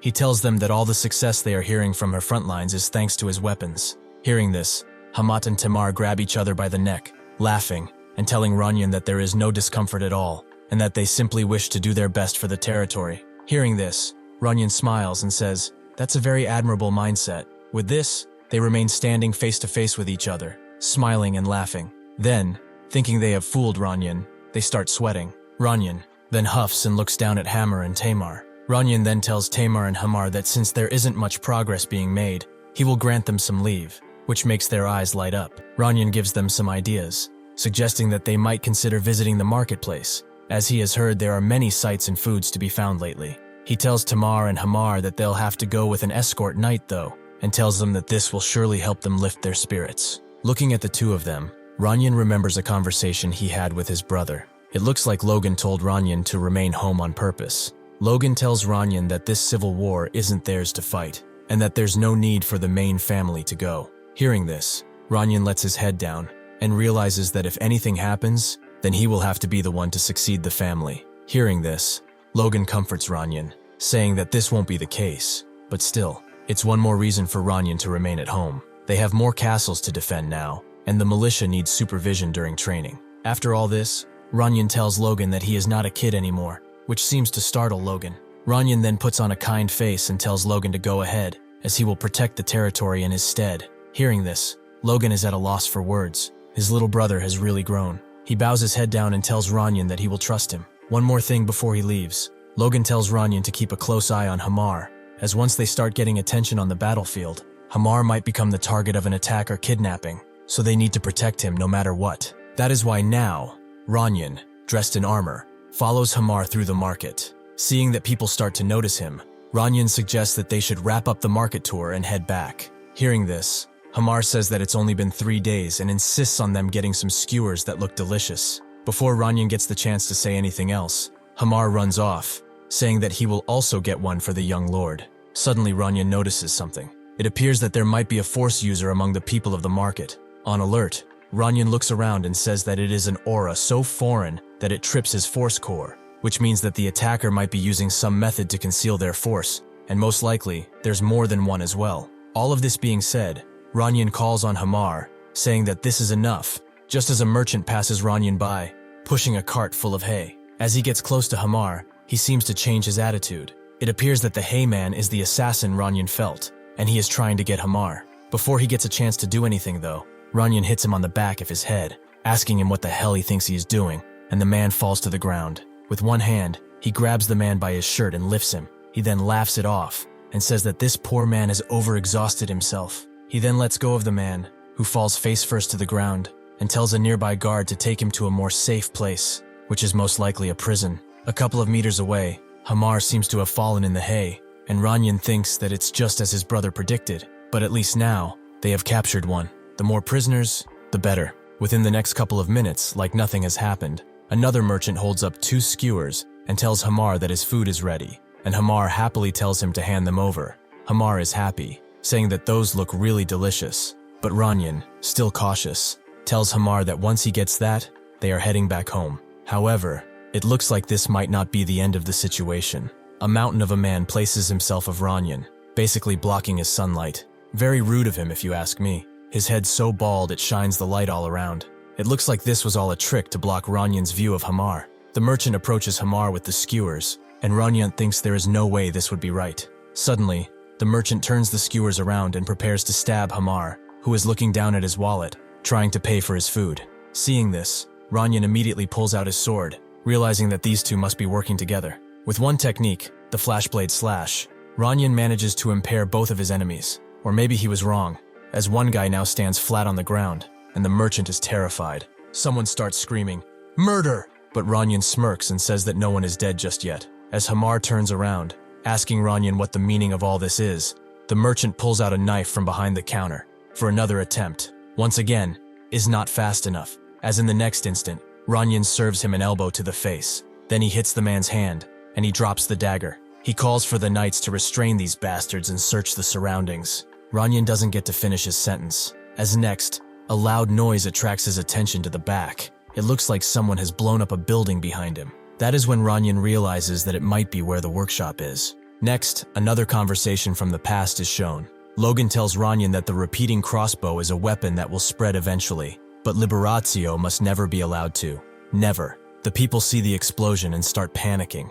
Looking at the direction the smoke is rising from, both Hamar and Ranyan realize that they must hurry back and see what's happened. Ranyan turns around and tells Hamar that they must head back immediately. Just seconds after, another knight rushes towards Ranyan, and Ranyan asks him what is going on, telling him that they are in a hurry right now, so he can explain later. However, this might not be the case, as the man tells Ranyan that it's an urgent communication from headquarters. Hearing the word headquarters, Ranyan realizes that it must be from Logan. That is when the soldier tells Ranyan that troops from the First Prince's faction are currently moving toward McLain Castle. It looks like a whole army is approaching the castle. Hearing this, Ranyan is not sure what to do. Without a second thought, Logan orders the man to summon all militia and knights to stand by, and the knight obliges. Ranyan tells Hamar that they should head back to the shop for now, and Hamar agrees. With his hand on the sword, Ranyan realizes that they are under attack from inside and out, calling the enemies bastards. Annoyed, he prepares his sword and says that he will crush them all to pieces.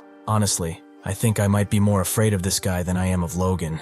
Just look at that vein on his neck and his eyes. He's a menace. Someplace else, Logan is nervously pacing the floor. He walks left to right, touching his arm with 2 fingers, waiting. Suddenly, Ranyan's voice can be heard from the communication channel. Logan tells Ron that he was worried, as they haven't been in contact for days, and asks him what happened at the estate. That is when Ranyan tells Logan that the First Prince's army was annihilated. Hearing this, Logan is relieved. Fortunately, Ranyan says, they were only a Viscount's forces, so the militia armed with repeating crossbows and Liberatio, along with a few keen knights, were enough to defeat them. With this, Logan praises Ranyan for his good job.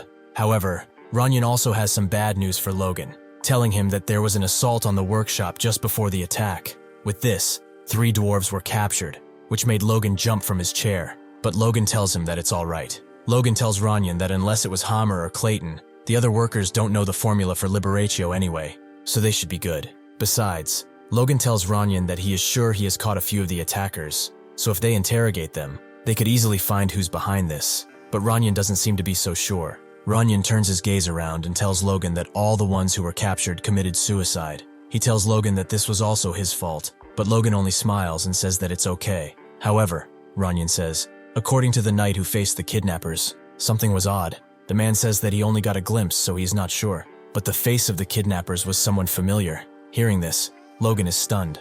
Ranyan tells Logan that he was short and agile, and he seemed to be at least a top-tier knight. Hearing this, Logan thinks about the description and who it might be. However, Ranyan goes on and tells Logan that this alone wasn't enough to identify the culprit, and once again apologizes, which makes Logan think that he is completely deflated. Logan then tells Ranyan that for now, what he should do is have the militia trained to be even more thorough, and Ranyan asks if he thinks something like this might happen again. Logan tells Ranyan that they are just speculations, but in the worst-case scenario, they must be ready. Hearing this, it startles Ranyan, asking if this is really possible. Logan turns his gaze around and says that it could happen. Logan then turns his head to look out the window. He thinks that it was a good decision to leave Renoan behind at the territory, as thanks to that, the damage was limited. It was a clear raid targeting the new weapon, and the First Prince's faction assault on their main castle. Since they both happened at the same time, Logan realizes that they couldn't both be part of Juan's scheme. He then thinks that this war has dragged on for too long, and is currently dragging on without any progress. The reason is, the First Price faction doesn't react to any provocation, and is held up in their castle, heavily fortified. Their base, Harun Castle, was chosen only because McLain burned down all the nearby supply depots, so they had no choice but to retreat far and settle there. And the First Prince's faction, unable to retreat further, is focusing all its troops on defending the castle. However, Logan thinks, what if someone were to charge in at the cost of their life? And if that created an opening in the fortress, the war could end quickly. But no one wants to make that kind of sacrifice, not even the Duke of Valtermine. And even amid all that, things are going to be even worse. Someone is banging their hand on a table and saying that McLain gave His Excellency a fake recipe for the bomb. A few days later, at the leadership meeting, Bifrost is telling Jordan that McLain must immediately disclose the correct method so that the faction can begin mass production. Looking at what Bifrost is saying, Logan says that, yet, they are wasting strength on nonsense like this. And Logan replies by asking Bifrost as he ran experiments in the middle of all this. Logan asks Bifrost where he even got the bomb materials, as there is no place that has them available right now. Bifrost says that fortunately, he had personally collected materials for testing, and then it miserably failed. Logan asks Bifrost if he is sure he wasn't the one to mess it up, and hearing this, Bifrost gets annoyed. Bifrost starts screaming at Logan, telling him to watch his mouth, asking Logan if he thinks he is some kind of pathetic first circle mage, as he is actually a fifth circle. Suddenly, Bifrost's expression changes. Jordan tells Bifrost that this is an official meeting, and to please mind his manners, and Bifrost apologizes. Even so, he turns towards Logan, and tells him that the Count isn't one to fabricate nonsense. Jordan then asks Logan if he can prove that recipe, and he is not sure of what to say. Jordan tells Logan that since he keeps getting supplied with Liberatio, it looks like he has plenty of the materials at hand, so it shouldn't be hard for him to demonstrate. Hearing this, Logan is cornered, so there isn't much he can say. Bifrost once again started screaming, asking Logan why he could not answer, asking if Logan really thought he could deceive His Excellency and the faction. This time, Jordan also raises his voice, telling Bifrost that this is too much, and tells Bifrost that this is going to be his final warning. Hearing this, Bifrost settles down in his corner. Seeing all the fuss Bifrost is creating, Logan asks himself why he is looking so confident all of a sudden, as he's staying already on shaky ground. That is when Logan puts all the pieces together. According to the knight who confronted the kidnapper, he had a familiar face, a small framed top-tier knight, and he spoke with certainty about a bomb formula only a few would know. Logan figured out who the knight was. Bifrost must have been the kidnapper. If that small elite knight was Aslan, then their claim makes sense. Then he must have interrogated the kidnapped dwarves and realized the flaws in the face recipe Logan gave them. However, Logan thinks that even if they are desperate, this is quite a gamble. He then thinks that this could be useful, and as he rises from his chair, he tells everyone that it wouldn't be hard to prove. Much to Jordan and Bifrost's surprise, Logan says that he will arrange a demonstration soon, which for now is just a small lie. He then tells them that rather than doubting the weapon's formula, they should focus on breaking out of this stalemate. In the end, Logan says, this crap isn't even what they care about. As they know, their territory was clearly attacked by the First Prince's faction, so what truly matters is something else. Even though they've managed to repel them, there's no guarantee it won't happen to other territories too. Hearing this, Jordan says that attacking the First Prince's faction now is tough, as they are too full of murderous intent right now, so striking prematurely would only bring heavy losses. Logan then smirks and thinks that they all know it, but no one wants to take responsibility. Logan then says that the McLain family will strike Harun Castle, and he will take that burden. This leaves both Jordan and Bifrost stunned. Kalia and Lucian also didn't seem to anticipate this. Logan smiles and thinks that the time has come to break this deadlocked war wide open. Hearing what Logan's just said, Jordan asks if he is serious about this. Logan thinks that Jordan must wonder why he would go this far. As for now, the Second Prince's faction has the advantage, but if the war drags on for years, the situation changes. The war is dragging on. The moment that unspoken consensus forms the very nature of the war will change. From a war of assassinations, targeting each other's kings, and a contest of strength side by side, it will change into one where every last ounce of strength is squeezed out. A total war to devastate the enemy's territories. And until the war reaches its end, the commoners will be conscripted, naturally ruining the harvests. And with ruined crops, the lords will resort to forced requisitioning. Forced requisitioning creates refugees, and those refugees turn into slash-and-burn farmers or bandits, causing problems. A kingdom ruined in this wat will be swallowed by the empire. That is why they must settle this civil war before that happens. Logan goes on, telling Valtermine that he is not saying this without reason. The McLain family is prepared to accept every risk this battle brings, and they are prepared to make sacrifices. Jordan wonders why Logan would do that. With all he has achieved so far, he is already the top contributor, so why would they choose to sacrifice themselves? Looking at Jordan, Logan thinks that as expected, he is not going to believe him so easily, so he's going to try something else. Logan tells Jordan that of course, they are not going to do this for free. In addition to what was already promised, they want additional rewards, and Jordan wonders what kind of reward Logan could request. However, he plays his game, and he asks Logan what reward that is. Logan smirks and prepares to state his request. He wants a marquise title for McLain, and the entirety of the Kalia Marquisate's lands. Besides, he wants for Jordan and His Majesty to guarantee everything in writing. Then he will definitely see it through. An excessive reward, Logan thinks. An outrageous demand sweet enough to risk sacrifice. Even if he has to stake everything, his family and himself, this might just work. Everyone is now looking at Jordan, who says that the requested reward is excessive, far too excessive. He then clenched his fist and asked if Logan wanted a written guarantee. Jordan asks Logan if this means that he doesn't trust his word, and Logan says that this is not the case, but rather, he will need a justification to convince his family. Logan tells Jordan that he would appreciate his understanding, while Jordan thinks that Logan has volunteered for this sacrifice for this reason only, just to indulge in such greed. Jordan then looks down and thinks. He tells Logan that this is fine then, but there will be one condition. Logan will have to leave 3 wagons of Liberatio behind. That way, Jordan says, the main forces won't lack firepower when attacking Harun Castle. Hearing this request, Logan thinks that Valtermian is suspicious till the end, but even so, that much is acceptable. So he agrees. Whatever he plans to do with the Liberatio, Logan and his troops won't be there by then anyway. Bifrost can then be seen with a weird expression on his face. He is about to do something he wishes he didn't have to. He stands up and says that the Bifrost will also attack the Harun Castle. Hearing this, Logan is stunned. Jordan asks Bifrost if he isn't overreaching himself, and Bifrost says that he is absolutely not. Roger says that he won't ask for any excessive reward. Rather, he will sacrifice himself out of loyalty to this great cause. Looking at the scene, Logan thinks that Bifrost would never do that. So unless he has gone mad, he has some other hidden motive.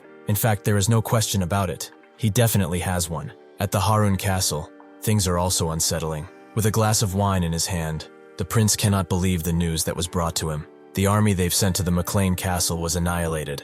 The prince says that they've sent Baron-class forces, so how could they lose to a mere barony? He then asks Juan if the McLain main forces weren't away from the territory, and Juan informs the first prince that even the commoners were trained with crossbows. And judging by how they've grown until now, they've clearly been preparing for more than a day or two.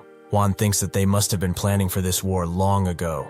The first prince, and with fury, throws away his glass and says that they can't just stand by while those pests are swarming up his territory. So Juan should just send a superhuman or whatever else it takes. He tells Juan to end this childish game immediately, asking if he can or not, and Juan is at a loss for words. At this moment, it seems we can see who is truly in control, as when Juan speaks, the first price appears to be scared shitless. Yeah, I know you dislike it when I say that, but look at his damn face. Bro looks like he is about to shit a brick. Juan reaches with his hand forward and asks the first prince if he has forgotten his teaching from when he was young. The prince, afraid, tells Juan that this is not what he meant. As his hand approaches the prince's face, Juan says that he should simply do what he was taught. He should trust his grandfather, as he has always done, and wait. As he places his hand all over his face, however, in the last second, it looks like Juan moved his hand towards his shoulder, and he grabbed the prince with force. That is when the prince lets his gaze down and says that he understands. Juan then huffs.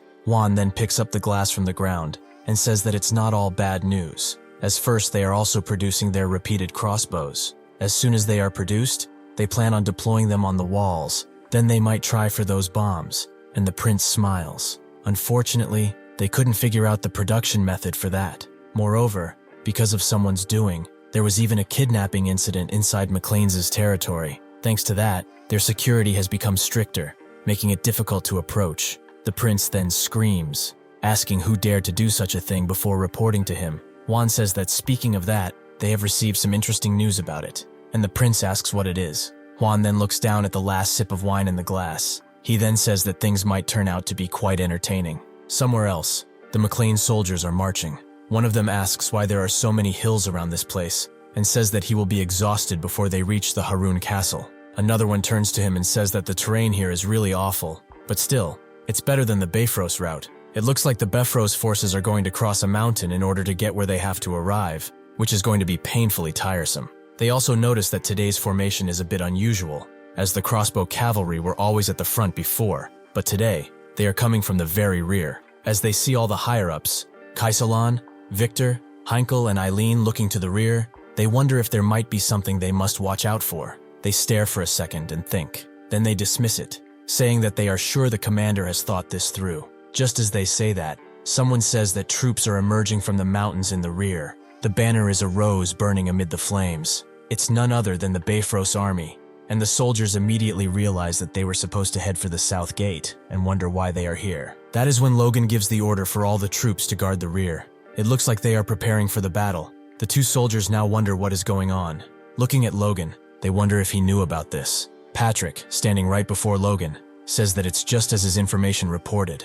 It looks like Roger was acting suspiciously, so he had someone tail him. He has been following behind Logan. Logan thought that at most, he was going to leak information to the enemy and make them clash with them, but it seems like he has decided to attack them directly instead. Logan says that this is actually better, and Patrick wonders how that is. Logan prepares to unsheath his sword and says that there is only one thing left to do. They will deal with Bifrost here and then withdraw from this war.